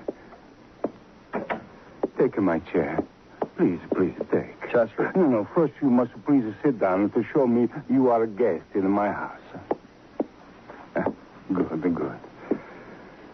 Danny, an old man is grateful you call on him. An old man is lonely without the boy, without the son. Lonely. Chester, you want your boy's murderer, don't you? I live only till then. After that, I die. Then you must tell me the truth. You lied to me. I lied. Danny, an old man has not very much. His son, his honor, his pride. His daughter. Christina is no longer my daughter. Why, Chester? It was because of her I lied. Because of her, Mario's dead. Because, Danny... Mario wasn't with Carrie Lister the night of the robbery, was he? No. Tell me about it, Chester. Well, it was late. The telephone rang. A man told me Christina was missing from her school. She was not in her bed. No place in the school. A man? Yes, a man. I went fast to Mario. You? You went to Mario? Yes, I told him. He left his duty to come with me to find Christina because he loved Christina. Nothing else would have made him go now, Danny. Nothing, believe. Where was Christina? We don't know. We look and we don't know. She come to us in the morning and she will not tell us. Nothing will she tell us. Christina. You, out of my house, you get out. Don't call me that no more. Not the finger. Leave her alone, Chester. Leave her alone. Forgive us, Danny. Forgive us. You were just a witness. Shame.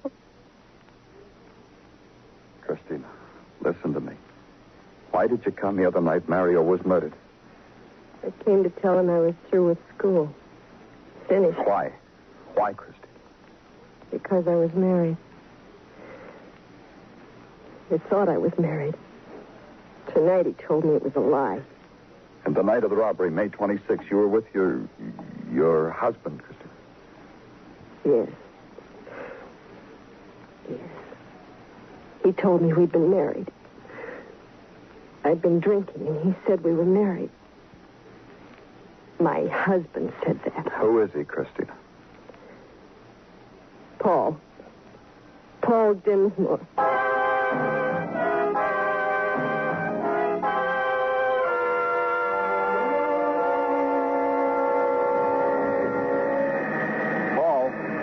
Paul Dinsmore. Oh, hi, Mr. Clover. What brings you to me? News? Something like that. Let's go back into your office. We can have... I can read your mind, huh, Mr. Clover? You want quiet? You're getting quiet. Quitting time, 3 o'clock in the afternoon? Modern production methods. The help needs a short break. The union says they do. They go out in the yard and relax. Maybe they're right. I want to talk to you. All right, let's talk. I just came from Christina Lavecchia. So? She told me she thought she was married to you. You lied to her, didn't you, Paul? She tell you a story like that, Mr. Clover? A very hysterical girl. Why'd you do a thing like that to Christina, Paul? It's still her story. There's more that goes with it. You get the girl who thought she was your wife to come to you on the night of the robbery. Then you phone her father and tell him she's missing from school. The noise in this place really got you, didn't it? You knew that family well enough, so you were sure her father would go right to Mario. And you knew Mario would leave his job and go looking for her. What are you trying to prove, Clover? I still don't get you. I'm proving a couple of things. You robbed your own payroll. You killed Mario because Mario found out what you did to Christina. You killed the other guard, John Fisher. I did that, huh? Yeah, you did. Because you got scared when I started digging into it. You were afraid John Fisher would tell me you came to the plant after Mario left. That was nice of me. But killing him, beating him to death. Mr. Clover, it was all your fault. It's like you said, you came nosing around. I couldn't take any chances with an old man keeping a closed mouth. Let's go, Paul. Go? You must be out of your mind. He broke away and started running toward the crowd. To get lost in it. That man's got a gun! To keep me from shooting at him. In their terror, the crowd opened a way for him, and there was only one thing to do.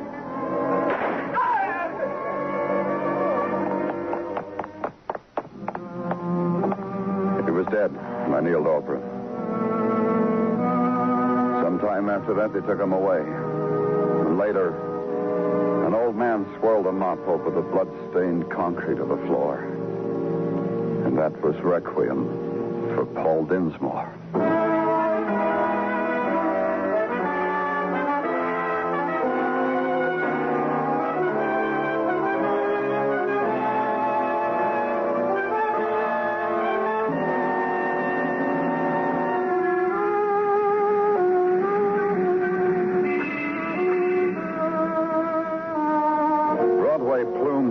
Upward into the sky, and the night bursts open.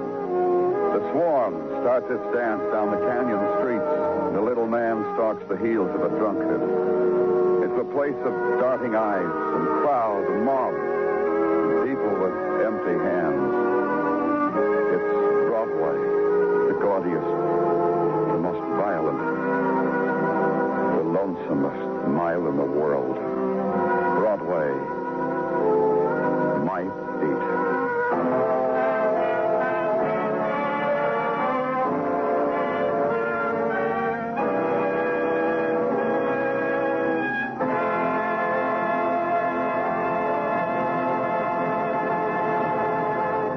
Broadway Is My Beat stars Larry Thor as Detective Danny Clover with Charles Calvert as Tartaglia. The program was produced and directed by Elliott Lewis. The musical score was composed and conducted by Alexander Courage. Included in tonight's cast were Jane Webb, Georgia Ellis, Jane Avello, Georgia Backus, Byron Kane, and Clayton Post.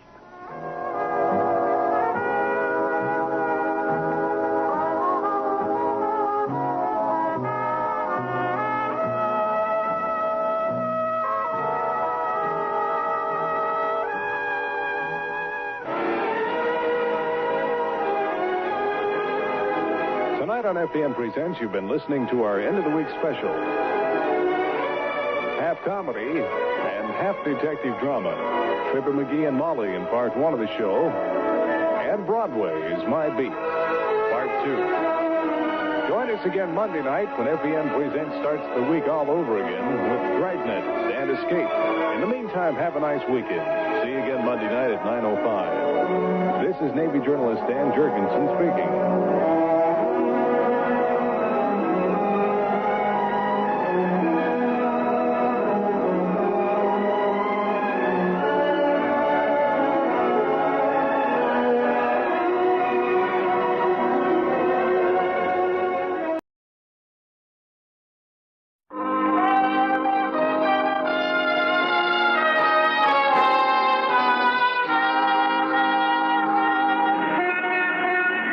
Broadway Is My Beat, from Times Square to Columbus Circle, the gaudiest, the most violent, the lonesomest mile in the world. Broadway Is My Beat, with Larry Thor as Detective Danny Clover.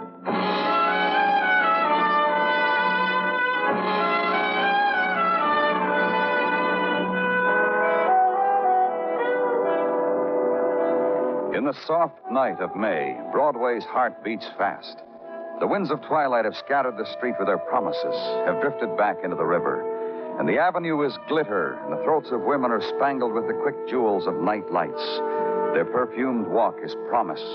The hawker is promise. That neon doorway, the muted trumpet, the frenzied drum that ride the trailing edge of twilight wind, promise. There's much to be said for that neon doorway. So dig deep for the buck, kid, and buy a May night. It's a chance in a lifetime.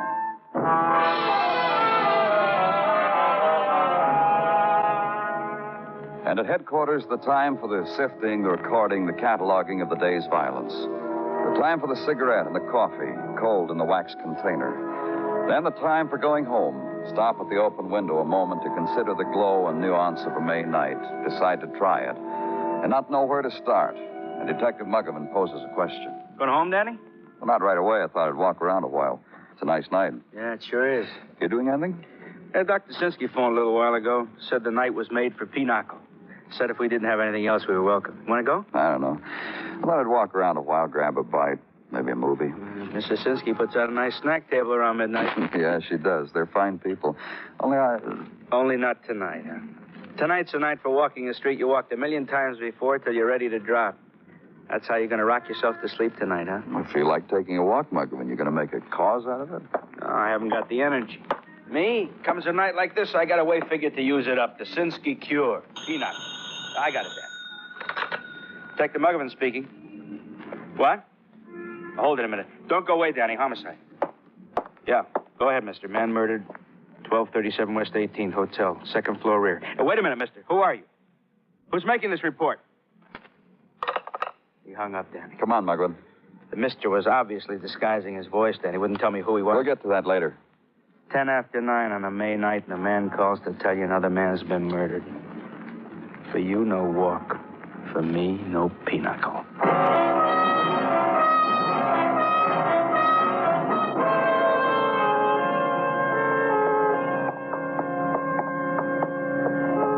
A bullet hole through the door, Danny.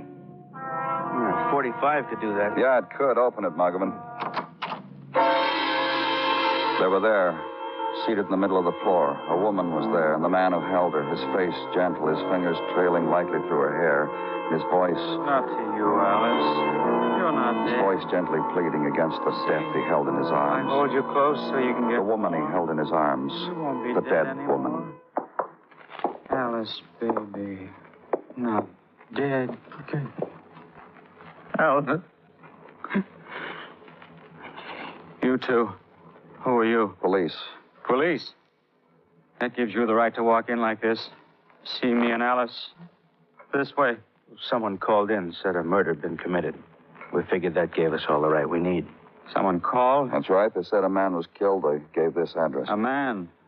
No man was killed here. Not at this address. Only my wife. Only Alice. Only her. You can let her go now. What? He said you could let her go.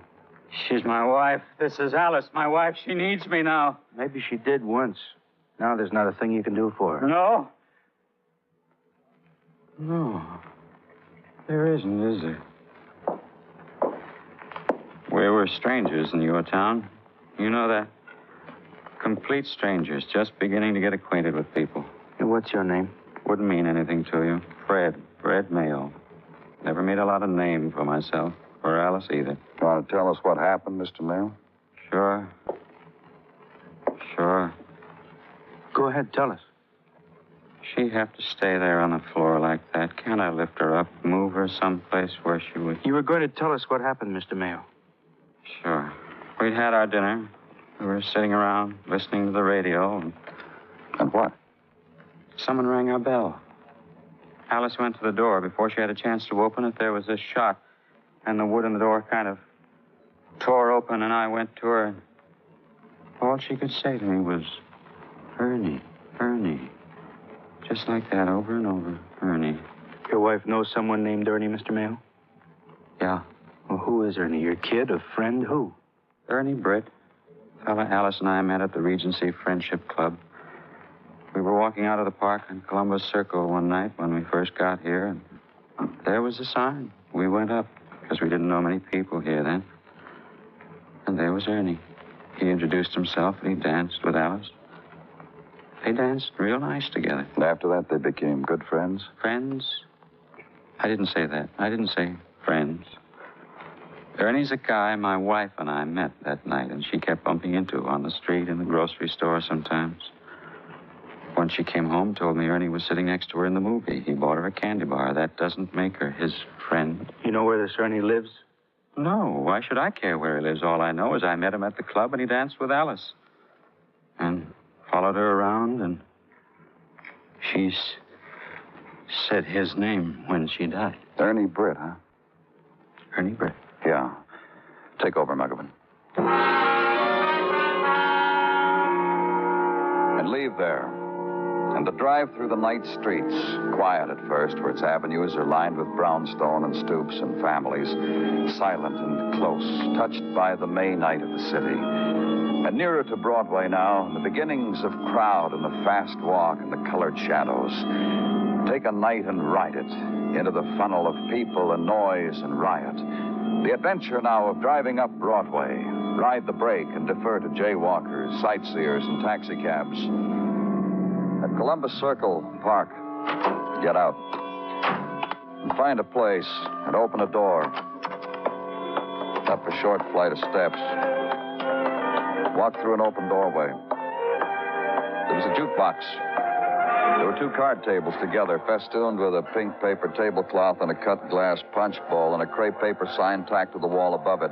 Welcome, stranger, it said. You're our friend. These and the dozen dancers with their names printed on paper hearts pinned to their bosoms. And the lady who seemed to be in charge of it all. And the next dance will be a tag dance. Oh, hey! Yes, the ladies will dance in couples, and the men will tag one of them. Oh. Then the lady who is left over may tag any man of her choice. Will someone please put a dime in the machine? My turn.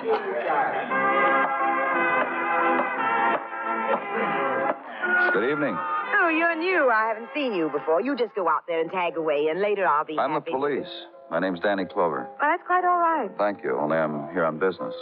Look, Mr. Clover, we've got the makings of a fine party going here tonight. The place is filling up, so don't louse it. Just make your arrest of whoever you're looking for in a gentlemanly manner and get out. I'm looking for a man named Ernie Britt.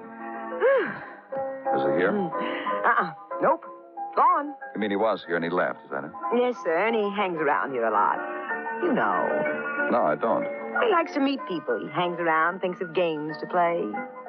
You know. Where'd he go? Well, he dropped in to tell me, I guess a 3 hours ago he wouldn't be here tonight. Said he had a big date at 9 o'clock. Girl named Alice. Nice name. More people named Alice come here.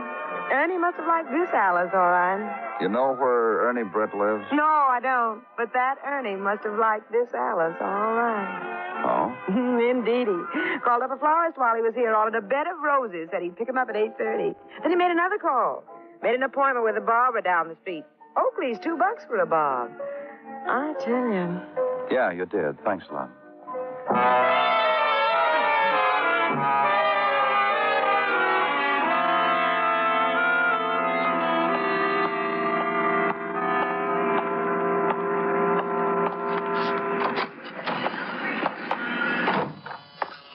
Have a seat. I'll be with you in a minute. As soon as I finish Mr. Garson's scalp massage. Oh. The police badge does it, mister. How can I help? You know a man named Ernie Britt? Sure, he was in a while back. Haircut, shave, shine. Is that all I have to do? I just want to make sure he was here. Oh, he was here all right. Did he say where he was going? Came in here with a big smile and told me to make him look desirable for Alice, whoever she is, date. He mentioned a time. 9 o'clock? That's right. He was planning to do it up brown. Guess this Alice was something special. How do you mean? Oh, flowers and all. Called the florist from here and said he wouldn't pick up the bed of roses, send them to his place instead. Told the florist he wanted them there at no later than 9:15. You know where Britt lives? Sure. I went there a couple of times to bother him. On 112th Street. 320, 4th floor back. Is that all? That's all. Thanks. Sorry to keep you waiting, Mr. Garson. Now, where were we?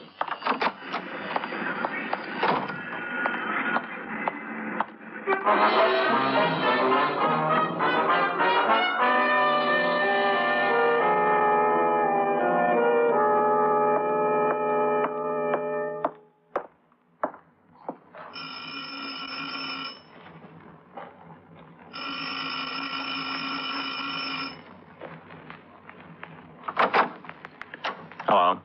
Your name Ernie Britt? Look, mister, it's midnight already. How come you're pushing doorbells? Police. And what about it? Am I interrupting anything? I only asked because I just took a fast look over your shoulder. Flowers, wine. Yeah, used to be a party here. It's over. What do you want, mister? You know a man named Fred Mayo? What about him?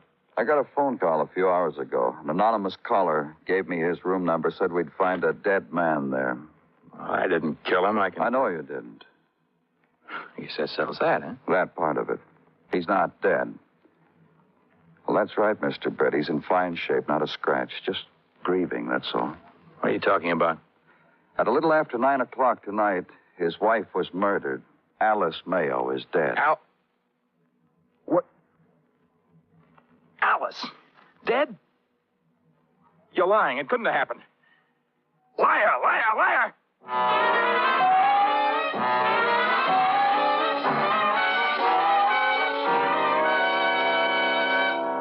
You are listening to Broadway's My Beat, written by Morton Fine and David Friedkin, and starring Larry Thor as Detective Danny Clover.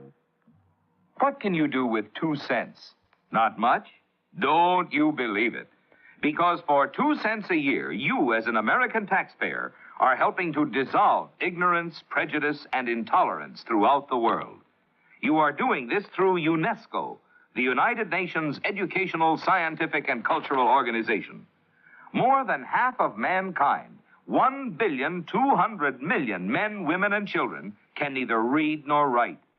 These are the people who are also poor, ill-fed, and have a life expectancy of under 30 years. And it is toward these people that UNESCO is directing much of its educational efforts, because everyone knows that ignorance is not bliss.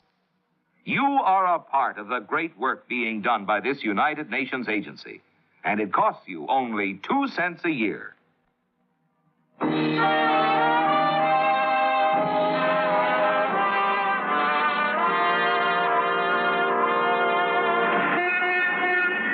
When the rumor gets around that summer is almost here, Broadway is beside itself with glee.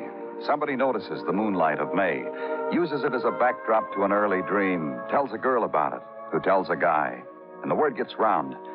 It drifts across town, causes reactions, closets open, as do charge accounts. And the cotton dress and the sports shirt and the sandal constitutes the current uniform, and the poodle is clipped and sashed. The ankle is silken, the shoulder is soft and starting to tan. Also, the boy in the crew cut who runs down the street screaming, "I'm in love." It's May. It's the right time. Except for some people, those who had time had caught up with, conspired against, to make the sum total of all the minutes an instant of shock, This man, Ernie Britt, in this room, shaking his head against it. I can't believe it. I just can't believe it. Let's go inside, shall we? All right. What's all right? I made up my mind to just stand here until you get around to believing it, Mr. Britt. Now we can go on from there. What for? Did you kill her? Crazy. I'll rephrase it so you can understand it better. Did you ring her doorbell? Then, when you heard someone at the door, did you shoot through the door and kill her? It's the way she was killed, huh? You had a date with her tonight, didn't you? How do you know? You left word every place you were that you were going to see a girl named Alice tonight at 9. Mrs. Mayo's name is Alice. You met her at an introduction club. You followed her around. Tonight you had a date with her. For right here. Yeah, she didn't show. Which means you have no alibi for 9 o'clock. Where were you at that time? Right here. But without Mrs. Mayo, so you've got no way of proving it. You knew she was married, didn't you? Married, and a girl who knew her own mind. I never forced myself on anybody. What about the man who called me a few minutes after 9 and told me a man was murdered? Riddle, huh? How many guesses do I get? Just one. Try Ernie Britt. I didn't call anybody. Why did you kill her, Ernie? Well? Well, what? Why did you kill her? You know something? She isn't dead. No, I gotta think about things, mister. Everything. I don't know. Well, come on, Ernie. You're under arrest. Take him downtown. Book him on suspicion of the murder of Alice Mayo. Then walk down a corridor that leads into 2 o'clock of a May night. On the threshold, light a cigarette. Then edge into it.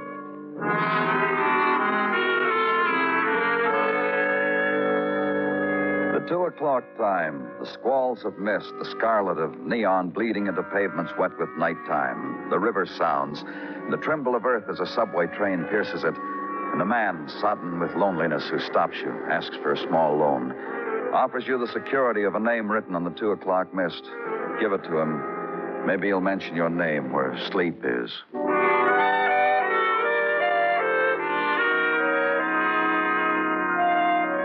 The next morning, go back to the man on whom you'd intruded once before. While he held death close and spoke softly to it, go back to him. When can I take her home, Mr. Clover? I've made all the arrangements with the railroad people. Now it's up to you people. When are you going to let me take Alice home? We'll let you know, Mr. Mayo. What do you people want with her? She's dead. A bullet tore her open. What else do you want from her? What good is she to you? Tell me. You through, Mr. Mayo? Yeah, I'm through. Like you'll never know. We need the report of the medical examiner, ballistics, laboratory technicians, police photograph. Yeah, I know. Complicated. Must be real complicated, the things you have to do about my wife. We want her killer. Doing these things might help us find her. Okay, I'll wait. I'll wait until you give me the word. Tell me a little about yourself, Mr. Mayo. I got a wife that's newly dead. That's about me. When I get back to Baltimore, people are going to stop me on the street to shake my hand real hard. And they'll wipe a tear with a piece of tissue, and then they'll throw it in the street. That's about me. That's about Fred Mayo. Baltimore was your home? Born there, grew up there. Alice lived in a fancier section, Forest Park. But I found a way to meet her, and I married her, in spite of the fancy competition. When did you come to New York? I don't know. Maybe 3 months ago, maybe not. I don't remember. Yeah, 3 months and a week, maybe. Why did you come here? Are you rubbing it in, Mr. Clover? You're going to say to me, if we never came, Alice would... It's a simple question, Mr. Mayo. Why did you come here? Outfit I worked for transferred me to their New York office, Ruxton Enterprises Novelties. Alice got all gay about it. Big deal, New York, she told me. That's why we came. Big deal. And it was hard to make friends. You went to that social club. That's how gay it was. Tag dances, crummy punch, strangers with sweaty hands. It brought Alice down. So I sent her back to Baltimore for a couple of days at her mother's house. When? Over Mother's Day weekend. She could have a heart-to-heart with her mom, get it out of her system, come back, try it again. Now, look, Mr. Clover, you'll give me the word as soon as you can, huh? As soon as we can. You'll wait for it here, huh, Mr. Mayo?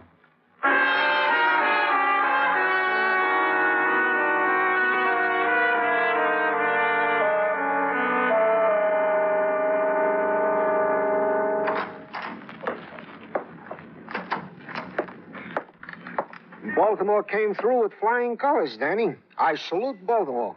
Will you join me? Whatever you say, Gino. I say a salute and a flourish for the monumental city on the Chesapeake, and for their police force of like stature.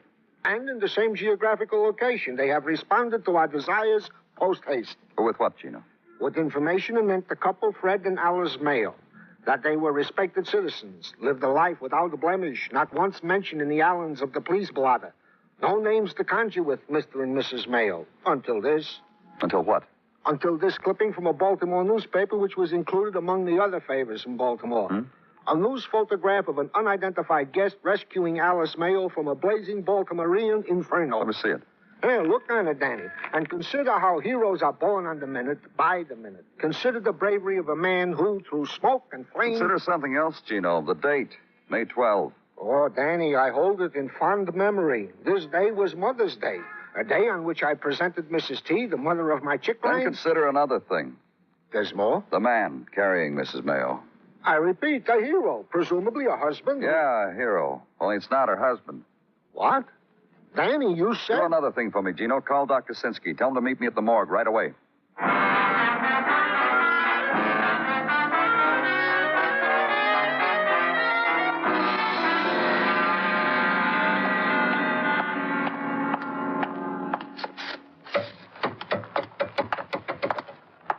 Hello, Dr. Sinsky. What's this all about, Danny? Doctor, how was Alice Mayo killed? Specifically? That's right. A bullet of large caliber which entered the pericardial cavity, smashing first the sympathetic nerve supply. All right. What killed her? Make up your mind how you want the question answered, Danny. I'll be happy to give it to you as medical examiner, as friend, as... Let's take a look. Danny, but... All right, let's take a look.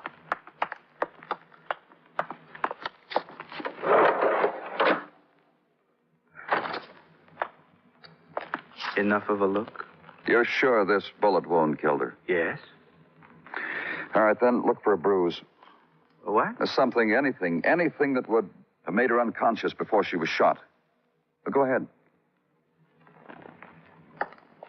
Danny. Something? Yeah, here, her scalp. Subcutaneous bleeding Yeah, a bruise. Recent? I'd say 15 minutes, a half hour before she was killed. I'm sorry, Danny. This would have turned up later. Maybe tomorrow, but... I'm sorry.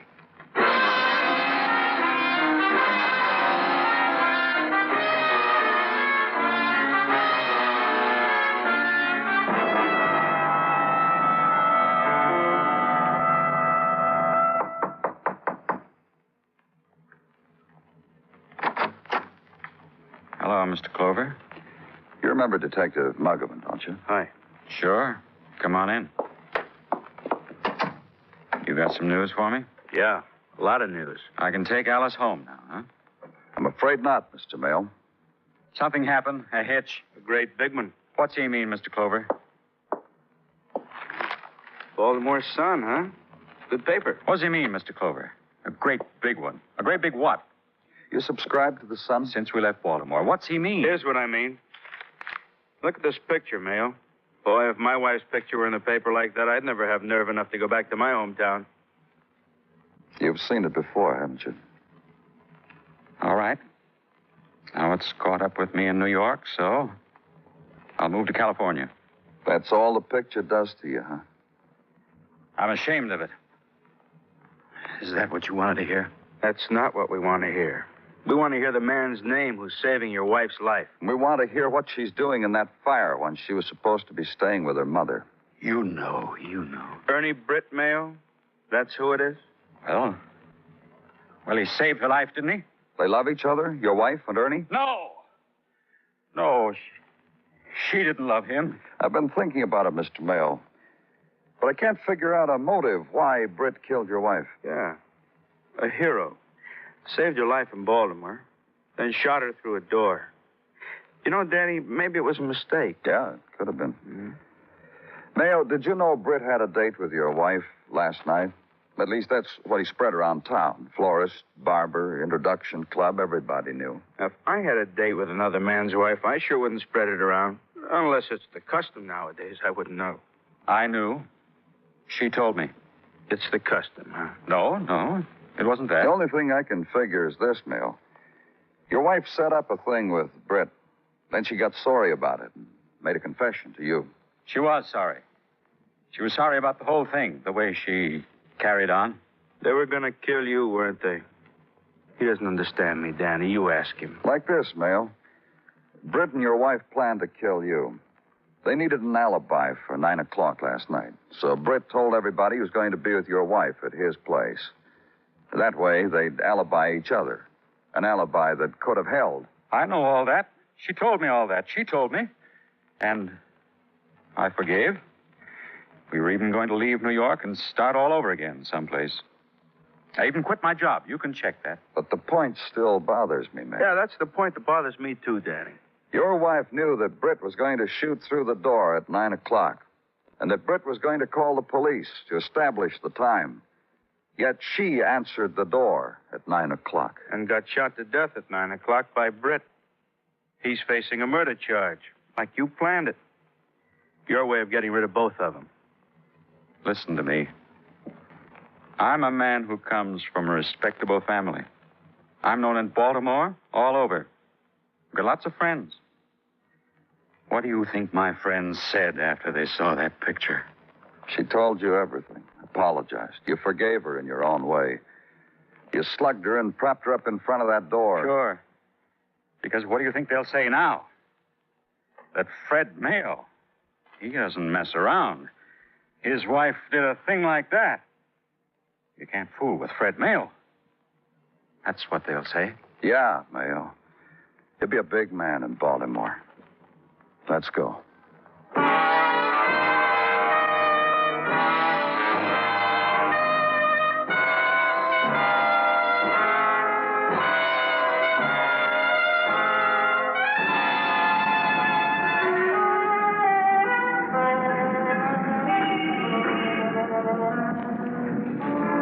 In the minutes before dawn, Broadway lies huddled in a dreamless sleep. It's the time of no stars and a silent wind. But walk the streets, take the slow walk, and listen.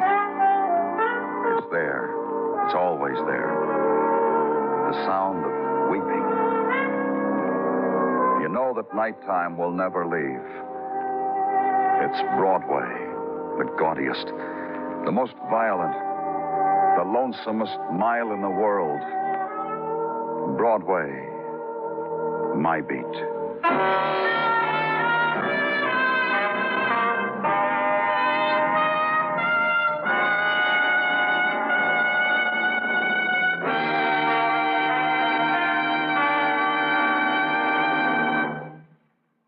Broadway's My Beat stars Larry Thor as Detective Danny Clover, with Charles Calvert as Tartaglia and Jack Crucian as Muggavan. The program was produced and directed by Elliott Lewis, with musical score composed and conducted by Alexander Courage. In tonight's story, Whitfield Connor was heard as Fred. Featured in the cast were Betty Lou Gerson, Lamont Johnson, and Joe Forte.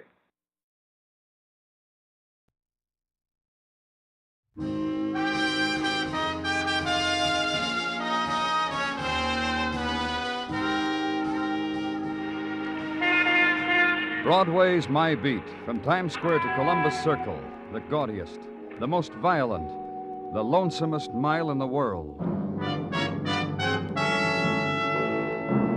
Broadway's My Beat, with Larry Thor as Detective Danny Clover.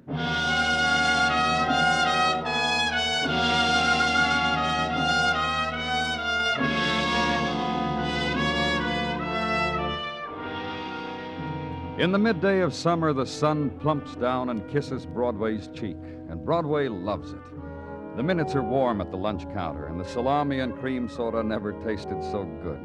And walking by, the day's entertainment, the red smiles and the summer dresses and the sandaled girls with the legs of tan, and winking at you, the man with a potato peeler, which also cuts glass, also, if held just so, will scale a fish, free to whoever buys a pack of marked cards to play tricks on your friends. Slice of Broadway at high noon. Good time.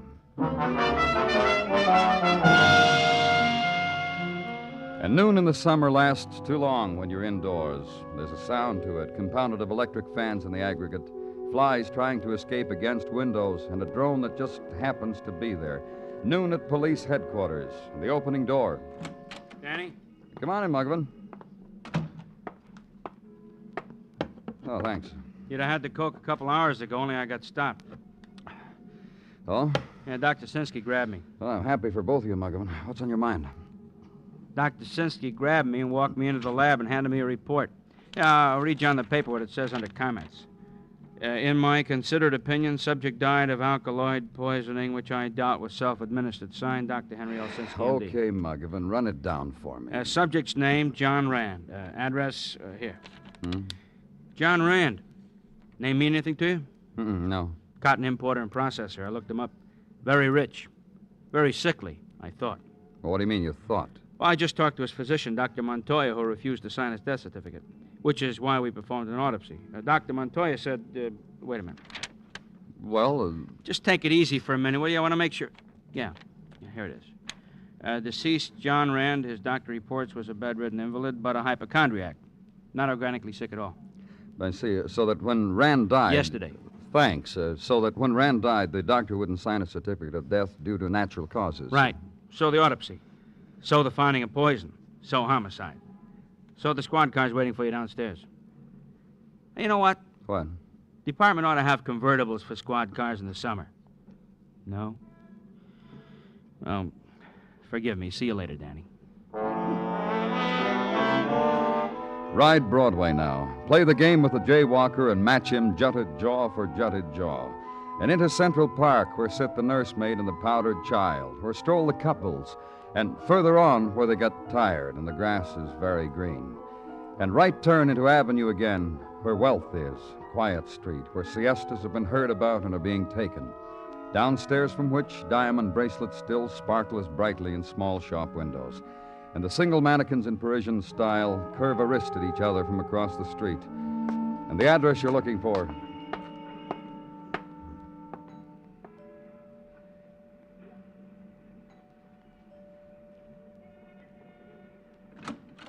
Yes? My name's Danny Clover. I'm from the police. Please. Are you Mrs. Rand? Please, there's been some trouble here. Your husband... He died yesterday.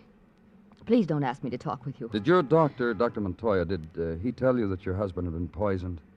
What? Well, didn't he tell you about an autopsy? Please come in. The word come through now. Autopsy. Yesterday, shock, and, you know, Dr. Montoya said autopsy, and I nodded, I suppose. Poison. What? Homicide. Meaning my husband was murdered. That's right. That's ridiculous. Why do you say that? Well, I didn't kill him. You hear what I said? I didn't kill him. I didn't. He's been in bed most of the time, and I'm his wife, and I was closer to him, and I fed him, and I washed him, and... Listen, I didn't kill him. Who else could have? I'm asking you a question. Dirty, stinking, rotten Who? little... I'll kill her. I'll kill her. Who are you talking about? I'm going to take a gun or a knife or whatever I can put my hands on, and I'm going to kill her. Just take it easy. Tell me who you... Ward. Ward? Bonnie Ward, his nurse. His fawning, sweet little nurse. Last month he changed his will to leave her a few $1,000. I'll kill her. Where do I find Bonnie Ward? She lives here. Did until yesterday. And this was her home, you mean? Practically. She had a day off. Yes, there was a place. Apartments, something. Once or twice I picked her up there to bring her back after her day off. I'll want the address. Anything. Just so you let me get my hands on her. Anything you want.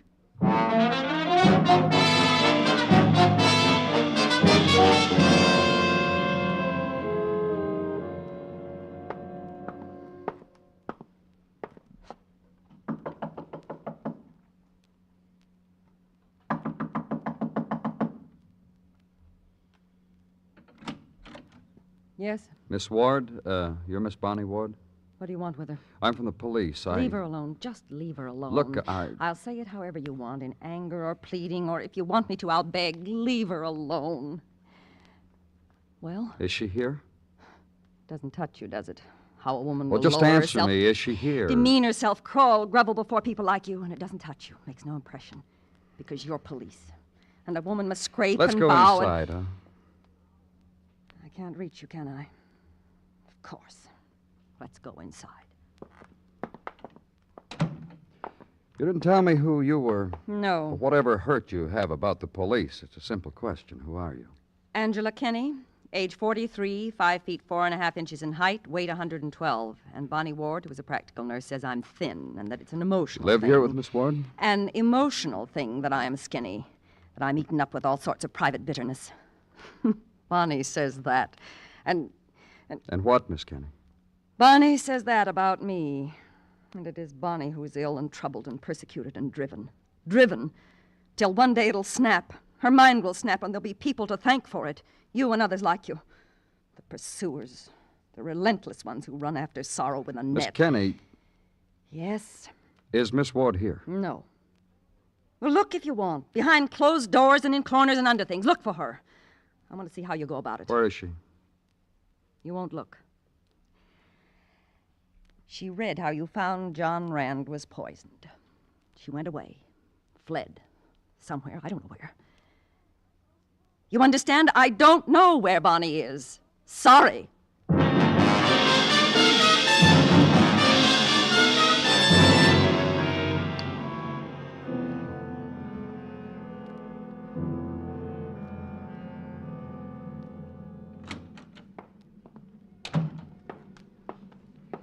Danny? Yes, Gino? Hello, Danny. Gino? You are looking well? Thank you, Gino. And you, Yes, Danny. You're looking well, too. You mean it? You're not making it up? I mean it, Gino. I mean it. No sense getting in an uproar about it. No. You have something, Gino? One chap to tell another chap that the other chap is looking fit. This is common courtesy. As we had not passed our accustomed greetings to each other earlier today, you and I thought only... Well, why make a federal case out of it, Danny? I'm sorry, Gino. Now, may I... Of me to ask, may I? Danny. Concerning the All Points Bulletin on one Bonnie Ward, this is what you wished with your may I? Yes, Gino. I saw it coming. Concerning the All Points Bulletin on Bonnie Ward, she is still at large. A female answering her description was brought into the 12th precinct. However, said female averred not to be a practical... Don't bother with an excuse me, Detective Muggavan. Thanks, I won't. Danny, I just came in over radio. What did, Muggavan? There's a woman on a ledge, 12th floor of a building on West 23rd Square. She'll jump, drawing a crowd. Don't they always look, Muggavan? Why don't you just get listen, huh? This woman, she's screaming her name. Bonnie Ward, she screams. Watch Bonnie Ward die. We haven't much time. No, we haven't. Come on.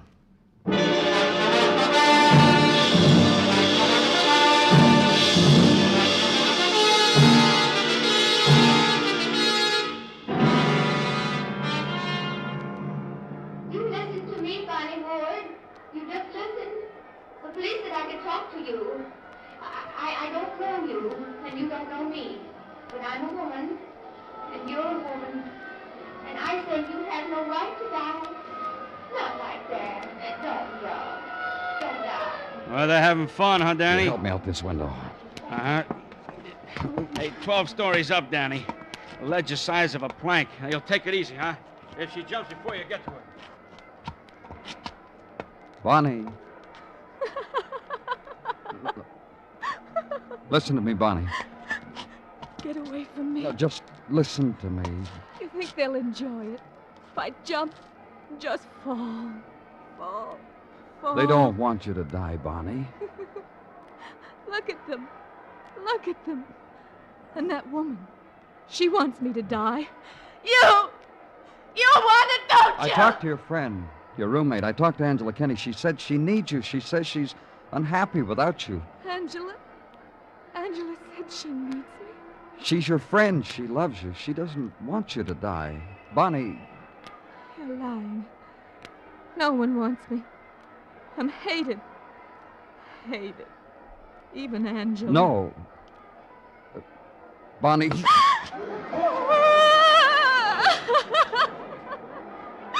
I want to jump.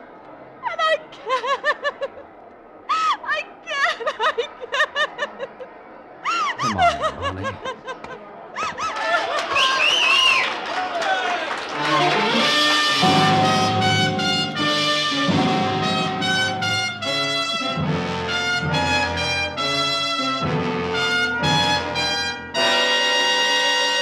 You are listening to Broadway's My Beat, written by Morton Fine and David Friedkin, and starring Larry Thor as Detective Danny Clover. Next Tuesday, CBS Radio invites you to attend the opening of a hard-hitting new series titled 21st Precinct.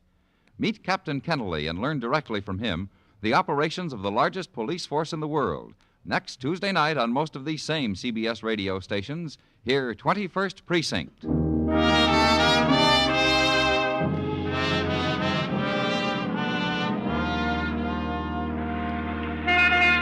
The July winds, heavy with heat, begin their unraveling, and Broadway lulls against a doorway, submits to the drifting warmth of their touch, lifts a throat to them, bares a shoulder, cocks an ear to summer whisperings, and the word eases down the street. This summer, no regret.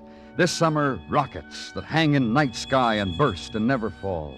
This summer, the saxophone song, a never ending. This summer, punk to sparkler and cascade of a million stars. Not like the last time. So dig deep for the currency that buys an ending to last year's dream. Walk with it to some upstairs place and make your bid. This could be it.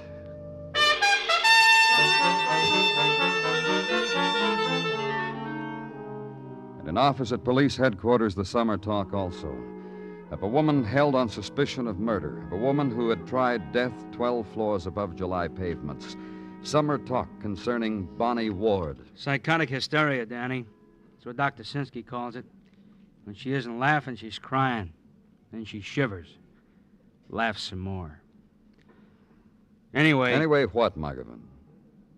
Nothing. You were going to say something. What? You just have to probe, huh? Forget it. You wanted to know what I was going to say. Forget it. I was going to say anyway... Any way you look at it, I'm sorry for her. Sorry a woman wants to kill herself. Sorry for a lot of... Well, now you know. Yeah.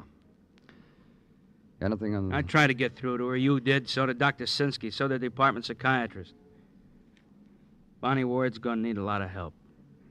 That's the consensus. You were going to check records, Margaret. Yeah, I did. I also did that little thing. Well...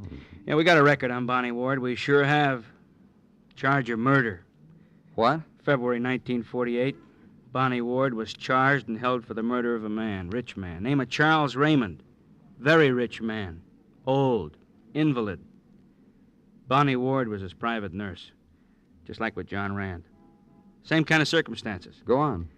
Rich man died, left Bonnie Ward, was just a private nurse to him, left her $10,000 in his will. John Rand left her money, too. Mrs. Rand said a few thousand. Yeah, Bonnie must have been quite a nurse.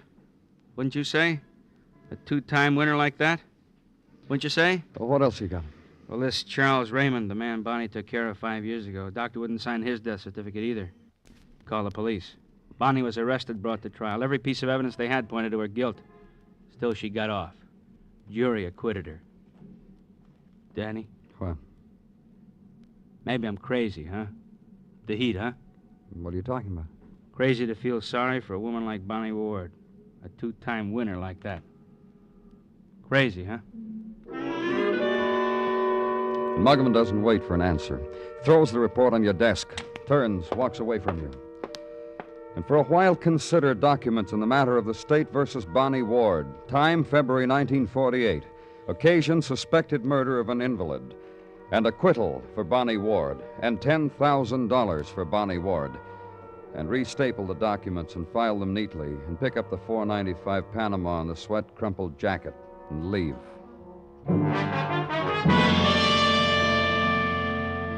And the room where Bonnie Ward spent her time off with John Rand, murdered man. Room where she spent her time off with Angela Kenny is sodden with July heat.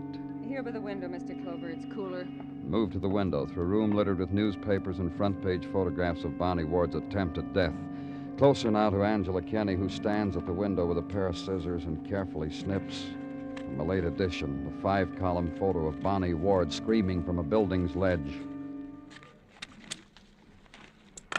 There. It's the best of the lot, don't you think, Mr. Clover? I chose it because it was the best. Why? I don't understand. Well, I asked you why you're cutting out a news photograph of Bonnie Ward doing... I told you it was the best of the lot. Gonna enjoy it? Pin it to the wall where you can look at it any time that To remind me. To make me remember to what depths you've degraded a human being, all of you. Bonnie is a very human being, you know. And this picture will forever prove it to me. This... 5 years ago, she was charged with the murder of another man. Did you know that, Miss Kenny? Yes. And received $10,000 from his will and was acquitted. And hounded and vilified and pointed out by idiots on the street who had nothing better to do than destroy. And shrieked with laughter because they recognized a woman who had been proved innocent. She had $10,000 to wave in their faces. Which she squandered. With which she tried to buy back some compassion, a little love from idiots. $10,000 squandered on filth of the streets. $10,000 to buy herself a husband. What? A husband. A man who grinned at her, who had wavy red hair, who was younger than Bonnie. You know him? Bonnie told me about him. Told me about Tom Pryor, husband, her lost husband.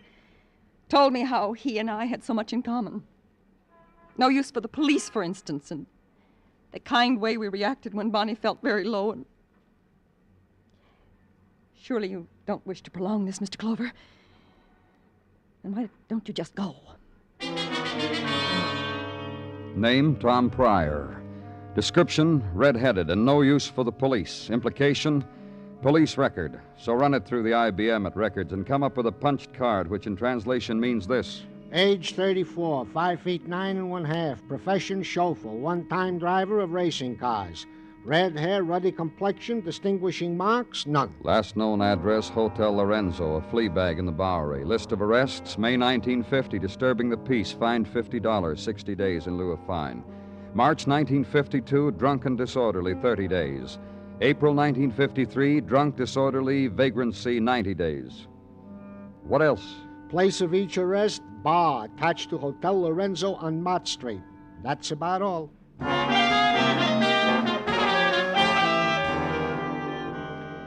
Downtown now and through crowd to Bowery. Those who stand upon the corners in January have not altered their stance in July. Neither the standers, nor the sparlers on the pavement, nor the one who didn't quite make it out of the doorway onto the street. Only his legs did, and somehow his bottle. Lorenzo Hotel, a sign that said so, and that it was a family-style hotel. And to the left of the entrance, a bar. Go in.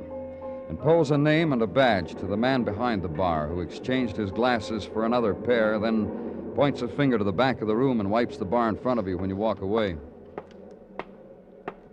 Tom? You, Tom Pryor? Cop? That's right. How do you do, sir? George, bring us a drink, George. My special. The Tom Pryor special. When's the last time you saw your wife, Tom? Now, there is a question which is harmless if I've ever heard one. It's a fella asking... George, old boy, here. Take a 5. No, take a 10. Bring change and nickels for the music box so my Just friend... bring him his change, George. Hey, nickels. Where did you get all that money, Tom? Where'd you get yours? Must be $100 there, or more. Never argue with a cop, especially you can't run fast like me. What do you do for a living? Chauffeur. Working? No. Why? I happen to be in a bar drinking, sir. I've been told time and time again, and with reason, sir, that alcohol and driving do not mix. Last time I heard it was from my employers. Another question, Tom. Did you kill... I did not kill anybody, sir. Thank you, George. Take a handful and play some music, huh? You ready to talk to me now, Tom? You don't touch your drink, I'll be Oh, sorry. You ready to talk to me now? You are my buddy, sir. Tell me about your wife. Gladly. To her, I was a hero. I dragged her out of the Hudson River so she could start life anew. Romantic story of how we met. You met... Your wife was going to commit suicide and you saved her. Sure. Long time ago, long... 5 years ago? Sure. After she was acquitted of murder. You know how right rain is? That's how right you are. Go on. Romance. She had 10 grand. We blew it in Las Vegas. How long ago was this? A couple of months after we married. 3, 4. Our love was so fine and... So fine we didn't count an hour or anything. Why did you leave her? No dough. Besides, she was always talking about going back to the Hudson River and giving herself up, or jumping off a big high tower, or shooting, or... Hey, you know what the doctor said? What? She gets a shock anymore, like that murder rap, like, well, you know, shock. She's gonna destroy herself, perhaps, the doctor said. Perhaps, he said. I happened to mention this information to my employer at the time. Who was that? Mrs. Rand. Mrs. Louise Rand, sir. John Rand's wife? My employer. You mean you worked for her? My employer. And now, if you'll excuse me, I believe I will have a small catnap. Good night, all.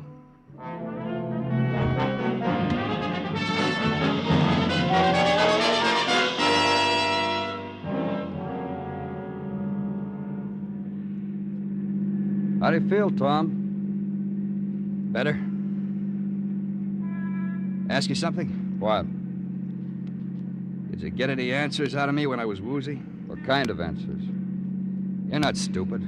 What are you trying to tell me, Tom? You're not stupid, that's all. And you're gonna turn right now, aren't you? Uh-huh. Figure. And stop right here. You don't have to hold on to me.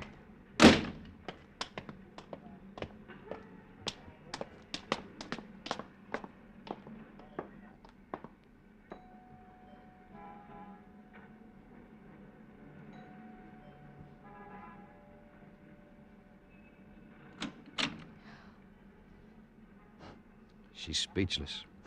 I warned you a long time ago, Mrs. Rand, this was liable to happen. Let's go inside. What are you doing here? Oh, my. About your husband. Of course about my husband, but him. Me. I haven't quite figured out about you, Tom. How about accessory before the fact? Hey, look what I am. What are you talking about? About a fact, about the murder of your husband. You have his murderer, that nurse. Oh, my. What's the matter with you? This is Mrs. Rand. Once she was my employer. You never did tell me, Tom. How long ago was that? Oh, about $3,000 ago. Mrs. Rand. What do you want? When did Bonnie come here to work for you? After he left. After Tom, then his wife came to nurse my husband. That's right, Mrs. Rand. But when he worked here, Tom told you about his wife. Here we get on thin ice, Mr. Clover. I just happened to mention to the lady here that once my wife was tried for murder. And wasn't it a coincidence that this lady here had a sick husband who needed care? And my wife was a nurse. And how the situation was the same. Did you convince your husband, Mrs. Rand, to leave Bonnie some money? I could kill you, Tom. I sure understand why you feel like that. So Tom told you all this, Mrs. Rand. You were a woman with a wealthy husband, a husband who was too much trouble. I just told the lady here how Bonnie, that's my wife, Bonnie, how she was mixed up in a situation. That's all. Did you suggest to her that if your wife was mixed up in another situation just like it, her whole history would be dug out again? And it seems to me that this here lady suggested that herself.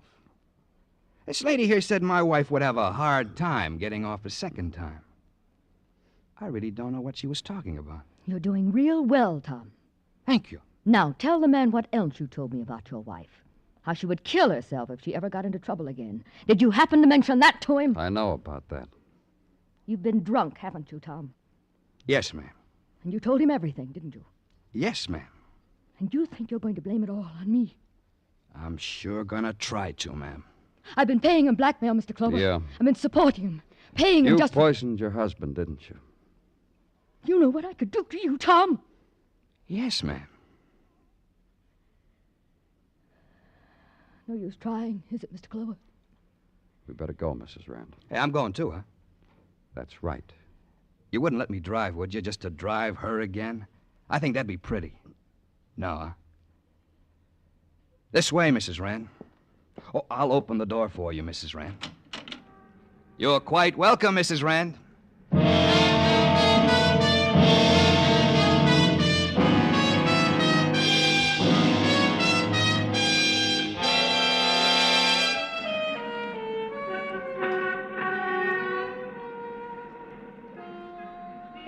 In the minutes before dawn, Broadway lies huddled in a dreamless sleep.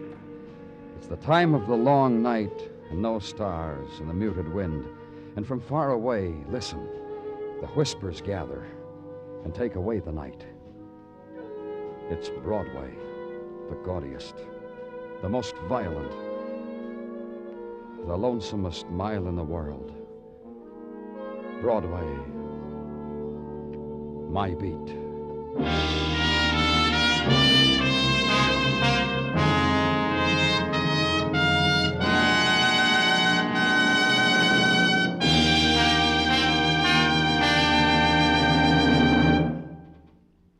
Broadway's My Beat stars Larry Thor as Detective Danny Clover, with Charles Calvert as Tartaglia and Jack Crucian as Muggavan.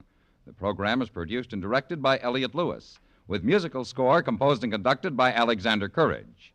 In tonight's story, Lorene Tuttle was heard as Louise Rand, Herb Ellis as Tom, Irene Tedrow as Angela, and Truda Marson as Bonnie. George Walsh speaking.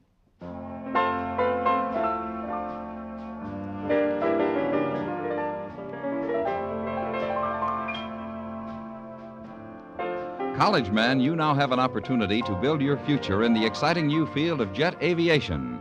Prepare for leadership in the jet age by serving as an Air Force aviation cadet. You'll get 18 months of thorough training in all phases of jet operation, learning under the finest instructors in the world's most advanced Air Force. Jets are easy and safe to fly when you learn the aviation cadet way. The training is rugged and intensive, the discipline rigid, but you come out a skilled jet pilot with a lieutenant's commission in the Air Force and earnings of more than $5,000 a year. These are things worth working for. To qualify, you must be between the ages of 19 and 26 and a half, single, and have a college education. Visit your nearest Air Force base or recruiting station for details. Act today. Stay tuned now for the Gene Autry Show, which follows immediately over most of these same stations.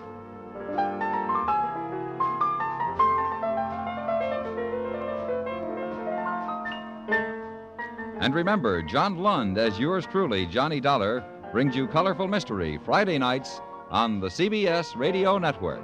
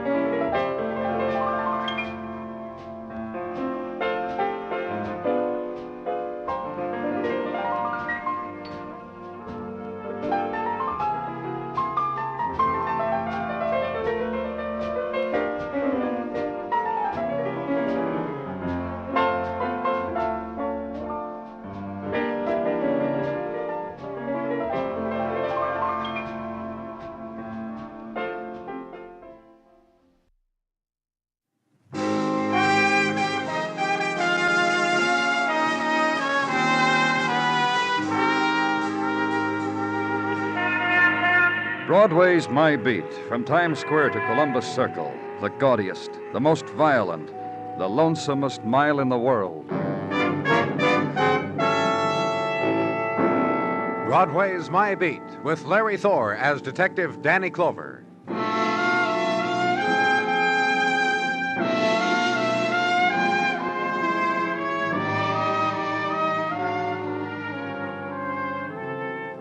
Broadway moves quickly to main time's coming. The spectacular spin reverse themselves, and their light is flung downward into the seekers. And the colors pinwheel on a silken cheek, spin across a smile, and move down street. And behind the plate glass, the resting place, the enameled oasis, 2 cups of coffee, a cigarette. That's the formula that conjures up a second breath, needed before going out on the street to try once more. But somehow, it's always a little too late. The girl who just drifted by the window is gone now, lost forever.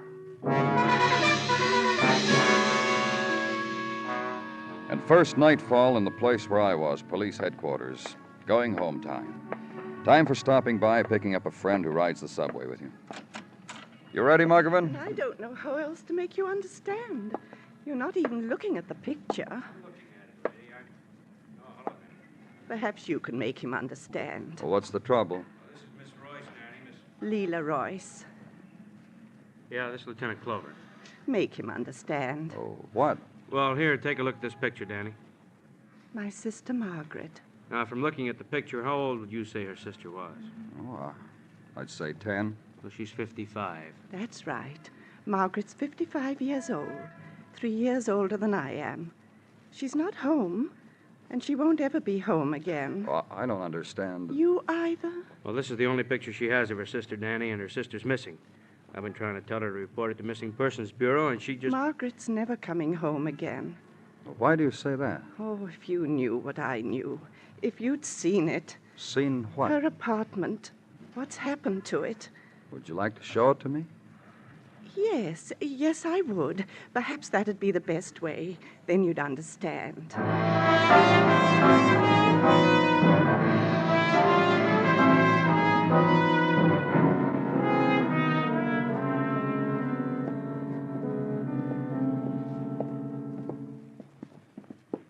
I love her. I love my sister very much, and Miss Royce?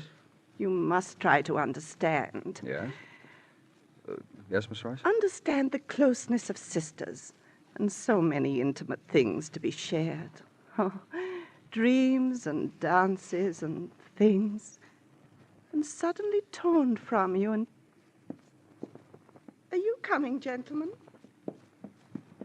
Is this your sister's place, Miss Rice? Come, I want to show you. So you'll believe. Come in, gentlemen.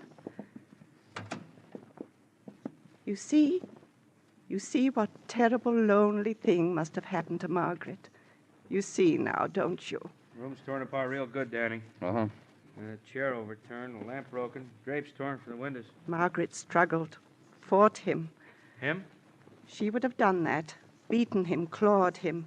My sister would have done so, not just stand and let fear turn her blood to water. Not Margaret. Well, you said him. You know it was a man, Miss Royce? I know that my sister's been hurt, and I know something else. You let us share it with you, huh, Miss Royce? Margaret's dead. How can you know that, Miss Rice? I'll show you. You refuse to believe, I'll show you. This. Well, that leather box is lined with lovely soft pink silk. Here, feel it. Touch it. Go on. Touch it. Look, Miss Rice. Margaret has had this since she was a young girl. Her jewel case. Father gave it to her, and she kept her wonderful jewels in it. A necklace a boyfriend gave her a long time ago, of amethyst, and a cameo that my father gave her. And there was a ring set with diamonds. Oh, so many things. Topaz, garnets, and empty now. You see how empty it is. Robbery, huh, Danny? Someone knew about her beautiful things and how she was alone, and forced his way in here and stole from her and beat her and took her away because he realized he'd killed her, and he had to hide my sister because he'd killed... Maybe it was like that. Maybe... How else? How else could it have been? What else could have happened to her? The way her nice things have been broken. The stolen jewels. We'll need as complete a description of her as you can. This picture? Take it. That's of a child, Miss Rice. A girl 10 years old.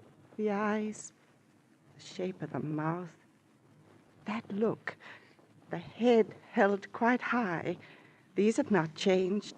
In Margaret, these things have not... Please. Yes? Take me home. I want to go home. Please. So leave Muggavan there to pry. And see now a lady home. Right uptown from Washington Square to West 40th. And it's this, lady beside you with a new problem. To be worked out with pocket mirror and lipstick. Erased with tissue and attempted again. Also the corollary of the mussed hair. Pocket comb, the heel of the hand, adjusts, rearranges, twists. And the only words... Third house from the corner. And the third house is respectability 5 stories high. Discreet living quarters for discreet people who find no trouble in getting used to green carved carpets throughout, nor the corridors wallpapered in green leaves tumbling down from the floor above. That's the door of my apartment at the end of the hall, where the young man's standing. Do you know that young man? Of course. Hello, Donnie. Hello, Miss Royce. Here's the key, Donnie. You may open the door. This is Lieutenant Clover. He's from the police. Hello. I'm Donald Benton.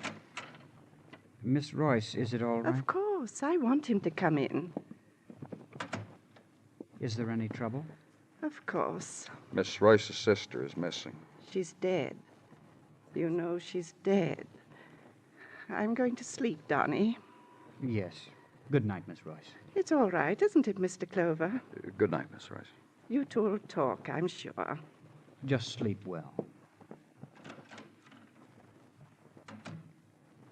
She said your name was Clover. Yeah, that's right. Do you live here? No, I came to visit, that's all. Is Miss Royce a relative or what?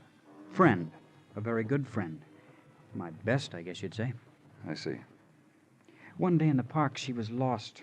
I spotted it right away. I brought her home. Since then, we've been very good friends. For very long? A year or so. You see, it was at Coney. So many people get lost there. Mostly children, though. That's right. And people who are afraid. Like Miss Royce. She was at Coney in the amusement park where I worked. She was with her sister. What happened to her sister? Tonight, I mean. We don't know. We'll find her. Well... Tell me what happened at Coney. Well, Well, I can tell when they're lost. She was. And I came up to her and I asked her whether I could help her. She said, please don't turn me over to a policeman or a man in charge of lost children. I don't want to be treated like a child, she said. Go on. So I brought her home. I left my job and I brought her home. I never went back to my job at Coney again. Well, how do you get along? You see, Miss Royce is very timid. When she's with me, shows or dinners or civic events, she's not afraid. I take her to these places. She pays for tickets and... Gives you pocket money? Not often. She wants to all the time, but I get along all right. Get a job of some sort now and then. One more question. Where do you live? On 3rd. I have a room there. You want the number? Yes. 1212. Miss Royce. Miss Royce. She's sleeping already. She must have been exhausted. We'd better go now.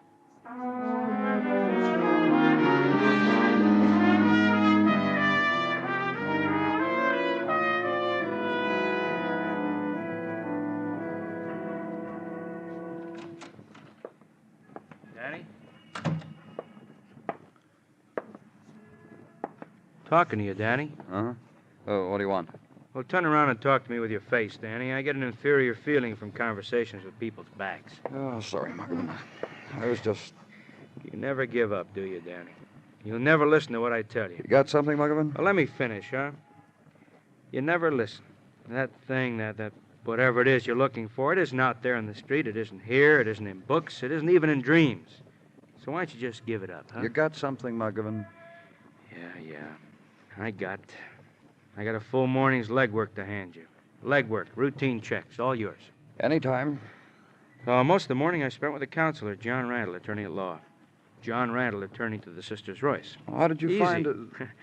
When you left me in the missing Margaret Royce's room last night, I nosed around, peeked at papers, correspondence, things, among which was a letterhead. John Randall, attorney at law. Has a nice office. He's a nice fella. Well, what did you... You're doing it again, Danny. You never let me finish. Muggavan. What you didn't let me finish was that Randall is also a truly cooperative counselor. He gave me a detailed description of Margaret Royce, for whom he's performed legal chores for, my 18 years. Did you put out Yeah, Danny, yeah, it's on the wires. A couple hours already. Every beat cop, every squad car, they got the word on Margaret Royce. Another thing they got. And you'll let me have it, too, huh, Muggavan? The stolen jewelry that Sister Leela cried about, according to Randall, it's worth at the most a couple hundred or, well, add or lose 50. The good stuff, the expensive ice, Margaret Royce kept in a safety deposit box in the bank, which... You don't mind, huh, Danny? I don't know what I'd do if you didn't. Oh, you mind. That's Lieutenant Clover's office. Yeah, I'll take it. This is Muggavan. Yeah? Where? Yeah, I got it right away. Things I learned from just being rude. Muggavan, so help me. Margaret Royce, Danny, she's been found. Where? Well, let's just get a squad car. I'll lead the way.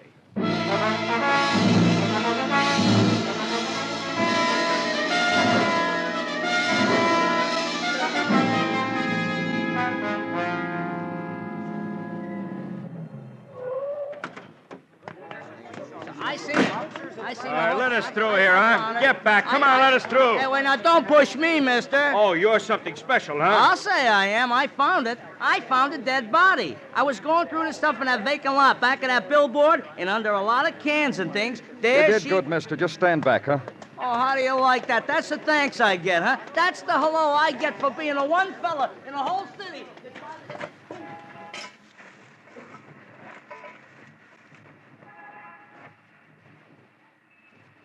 Well, description checks, Danny, to the detail. Age, color of hair, type of clothes she wore, type handbag she carried. Driver's license. Says Margaret Royce. Danny? Strangled. These bruise marks on the throat. A pile of tin cans and back of a billboard. Old lady. It's a dream world we live in, huh, Danny? Sure it is.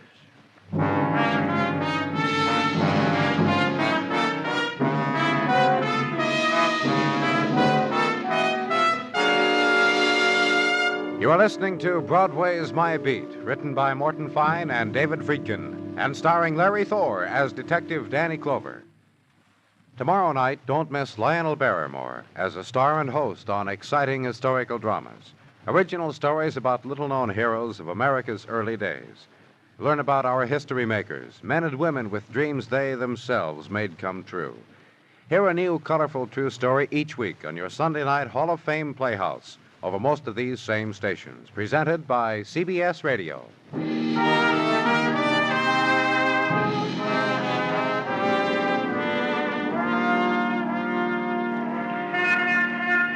The golden light of May flows gently through the plastic canyon, and Broadway shimmers. Languor walks the pavement, rhythm to the pulsing of May wind, and its perfumed silk lisps softly.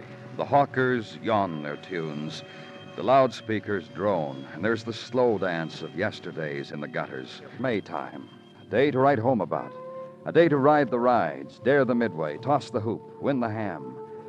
So find the place and hold it close before it slips through your fingers.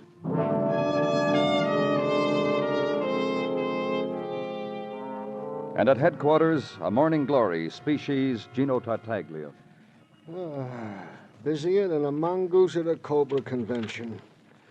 What, Gino? I merely passed the remark. Well, I heard what you said. The question is, do you feel all right, Gino? In the pink? Oh?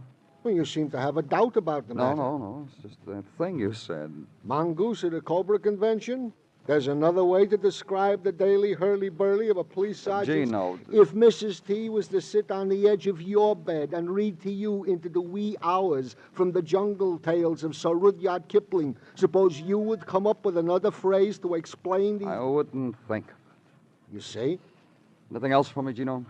Only this item that I have been sweating over to parlay to you in proper order.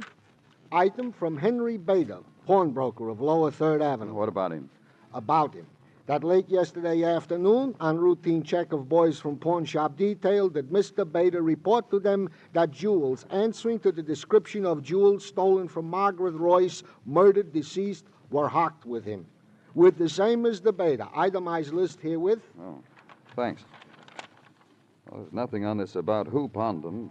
Said jewelry being of such paltry value, quoting Mr. Bader, coming to the loan sum of $164, that Mr. Bader did not take a second look at the hocker. Only when our boys questioned him did he note the similarity You'll of... do something for me, huh, Gino? A question, Danny. My right arm, the loan of my rainy day savings, whatever... Just get Charles Bader down here. Have him run through the show-ups to see if he can identify the man who pawned the jewelry. With one finger tied behind my back. Anything else, Danny? Oh, that's all, Gino. A container of coffee, a pack of cigarettes, a piece of fruit. No, Gino, thanks. Nothing else. If you need, holler. It's been pleasant, Danny.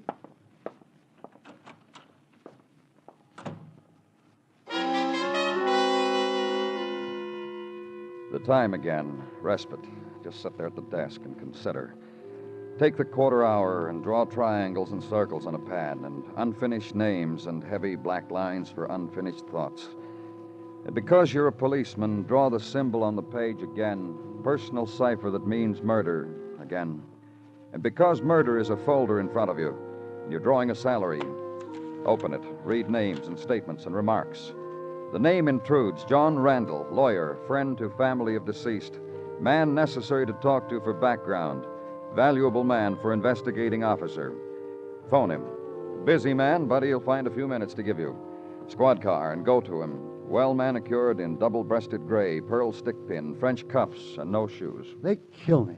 And since you're not a client, Mr. Clover, you won't mind if I just... Oh, not at all. I suppose it would be cricket if I asked you to join me. I mean it. You can... Thanks, but I... It's about the sisters Royce, of course. That's right. Really, all I've done about them the last 10 years or so is look in on them. Most of the time, they're business affairs. The phone is adequate or mail. Have you any idea why Margaret Royce was murdered? Fairly obvious, don't you think? No.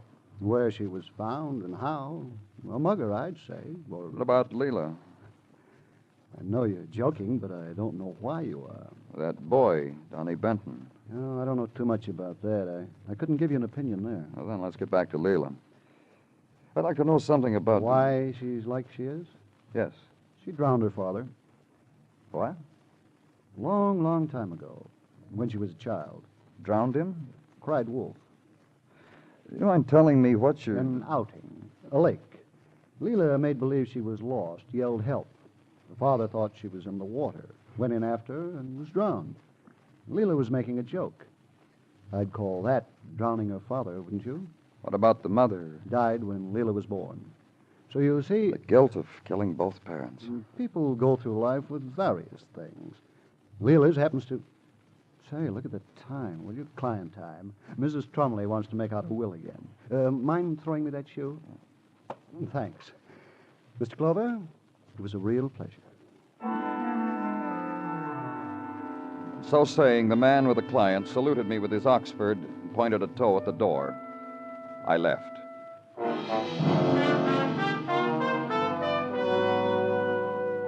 Legwork now, based on information at hand. To the neighborhood of Miss Leela Royce and to neighbors. Knock on doors and pose her name. Miss Leela, asked back a man in midday pajamas.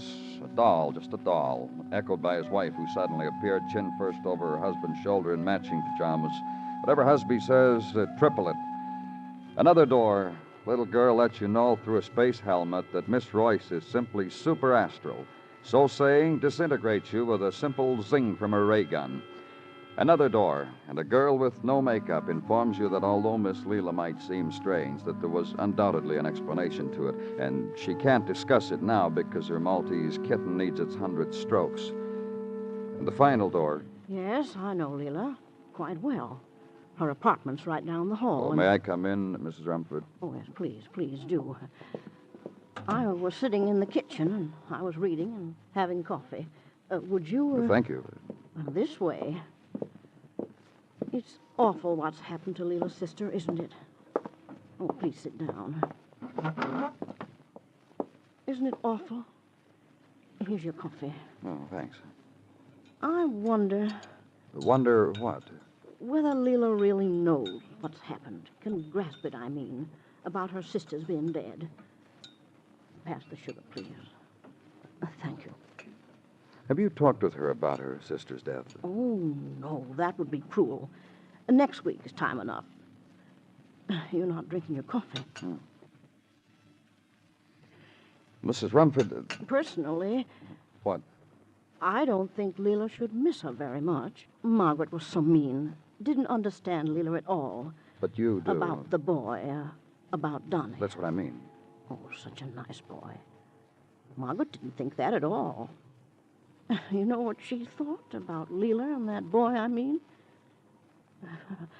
I've got some cookies. No, thanks. Well, you can imagine what Margaret thought. But I know different. Leela is a lonely woman. And Donnie? I think he's a lonely boy. I don't think age or love or any of those things have anything to do with it. She got lost one day, and he found her, and... Well, that's it. Your coffee's getting cold. Oh, it was good coffee, Mrs. Rumford. Thanks a lot.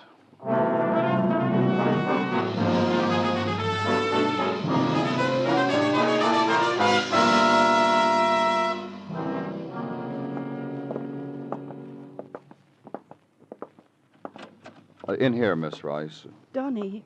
Oh, I'm sure it's all right if Mr. Clover says so. Please sit down.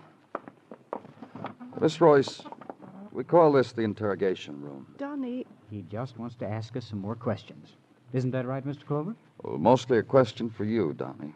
I told you didn't have to come down here with me, Miss Royce. What question? We found the jewels that were stolen from your sister. Oh.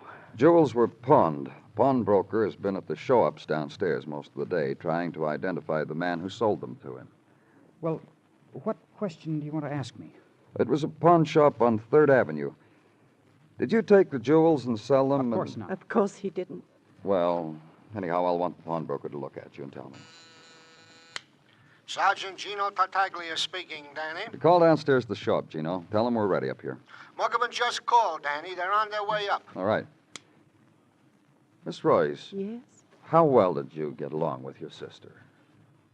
She was my sister. Mr. Clover, you were to ask me the questions. All right, Donnie. How well did you get along with Miss Rice's sister?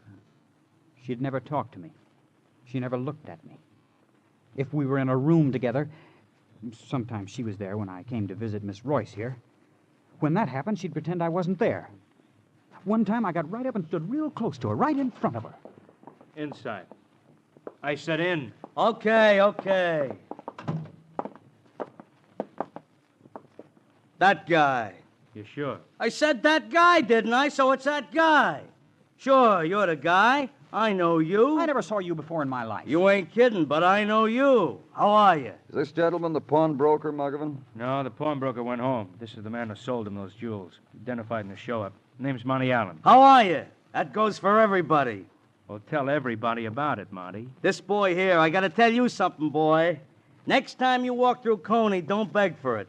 I don't understand what you're talking about. Leaving a leather case sticking 6 inches out of your hip pocket like that. Get the picture, Danny? Okay, take him away, Muggavan. All right, outside, Monty. Goodbye, folks. That goes for everybody. Mr. Clover, What? Donnie he's, well, Like a son, a brother, or what? it doesn't have to be any of those. Donnie. The way she spoke to you. You see, Mr. Clover, Donnie's a person who likes me, whom I can depend on. The way she spoke to you. He doesn't blame me for anything. The way she kept reminding you. On account of me, my father died, Mr. Clover, and my mother. You should have heard the way she spoke to her. And beside that... What? The things she said about Miss Royce and me. Donnie and me. I'm frightened of most things, Mr. Clover, but not when Donnie's around. He killed your sister. You understood that, didn't you? You see what I mean? When Donnie does something, I'm not frightened anymore. I don't have to be afraid of my sister anymore. Because Donnie... Because we're alike, Miss Royce and me. That's one thing that her sister said that was true. Killed her. Took the jewels and made it look like a robbery. And walked the midway at Coney with the loot. You knew your pockets would be picked the way... I ought to. I worked there long enough. Did you know I met Miss Royce there? Yes, I know. I was lost. He found me.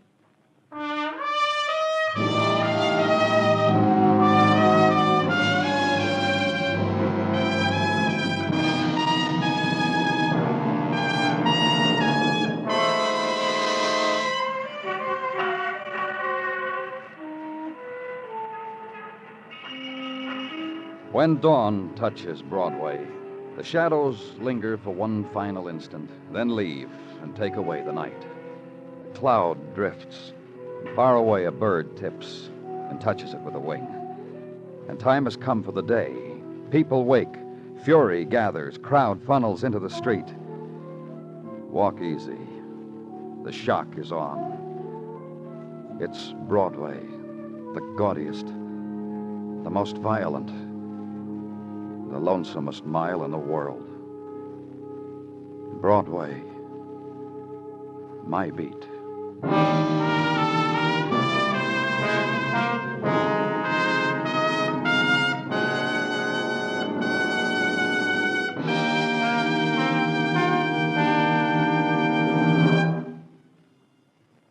Broadway's My Beat stars Larry Thor as Detective Danny Clover, with Charles Calvert as Tartaglia and Jack Crucian as Muggavan. The program is produced and directed by Elliott Lewis, with musical score composed and conducted by Alexander Courage. In tonight's story, Norma Varden was heard as Leela and Sam Edwards as Donnie. Featured in the cast were Martha Wentworth, Jerry Hausner, and Hal Gerard. Bill Anders speaking. In the movie Gone with the Wind, it cost $472,000 to burn down Atlanta. On Lux Radio Theater, it cost $27, plus the imagination of the listeners to 105 million radio sets. If you'd like to burn down a city to attract an audience, do it on radio and save $471,973. And speaking of the Lux Radio Theater, don't forget to hear it this Monday night on most of these same stations.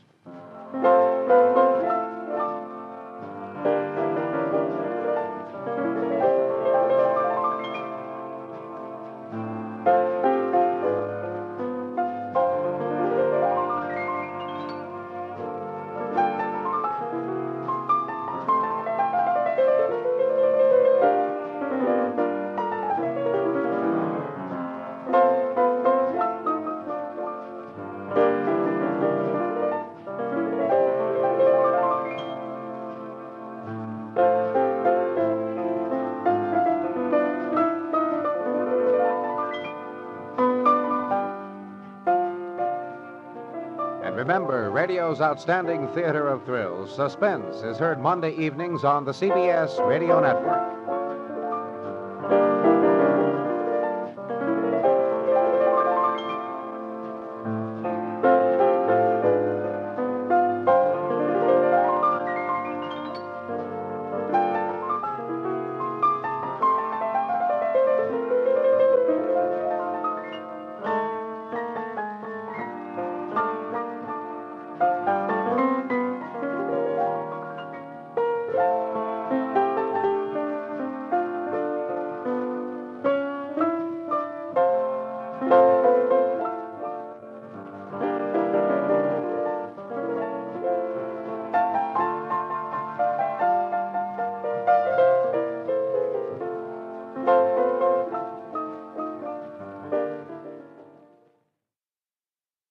Arthur Godfrey, who usually comes around with his talent scouts at this time on Monday, has just about finished his summer holiday. Godfrey will be back with us 2 weeks from tonight on August 28th.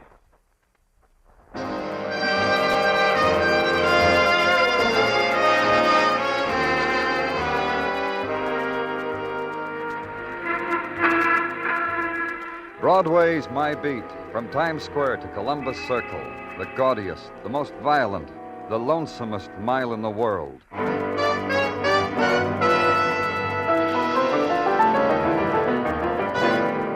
Broadway's My Beat, with Larry Thor as Detective Danny Clover.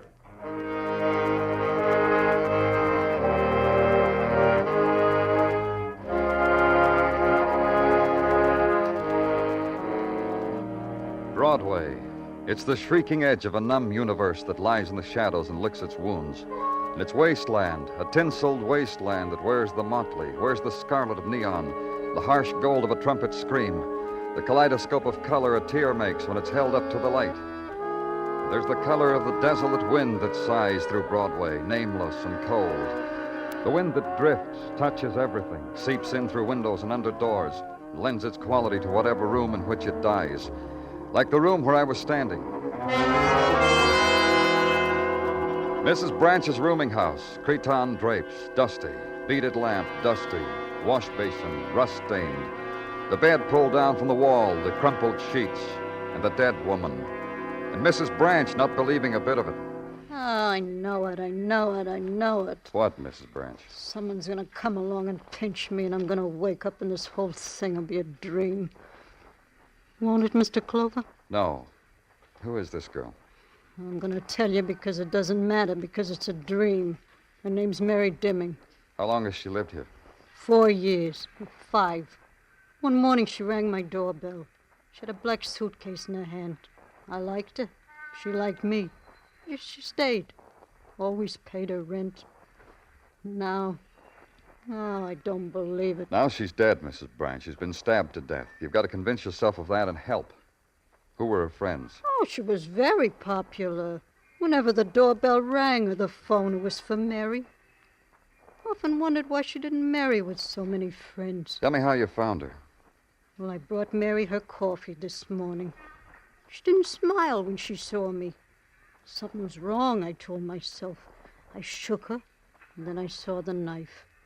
And then I said to myself, someone's going to come along and pinch me in this whole thing. But you called the police, anyhow.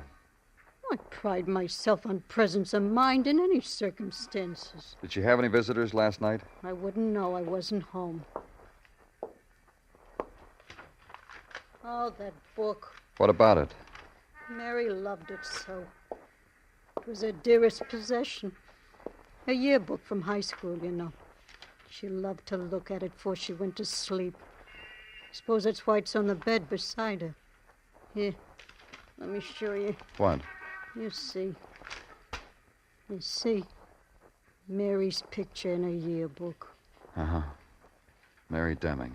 Voted by the class of 1937 As the girl most likely to succeed, Mr. Clover. Isn't that nice?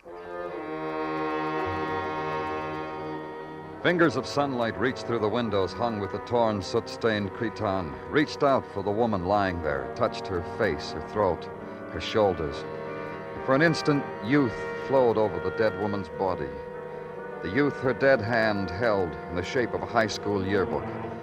For an instant, a girl lay there in sleep, sun-warm in the power that is a girl's. Then the instant was gone.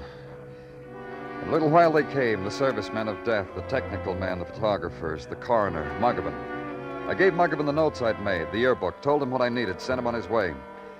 A little while after it was done, the men in the white jackets brought up the wicker basket and the joke to fit the occasion. At headquarters, a man stood at my desk, a bald man, eating a big red apple, enjoying it. It was Sergeant Gino Tartaglia. Danny, I was saving this for you for my lunch, but it took you such a long time I couldn't save it no longer. I know, Gino. Did Muggavan... Yeah, he gave me a message, Danny, and I got all the dope right here in my pocket. Well, let's take it out and look at it, shall we? Huh? Oh, sure. I can tell you what's in the dope without you looking if you want. Okay, I want. The girl, lately deceased, Mary Demming. She had a police record. Oh. Not that serious the way you said, oh, Danny.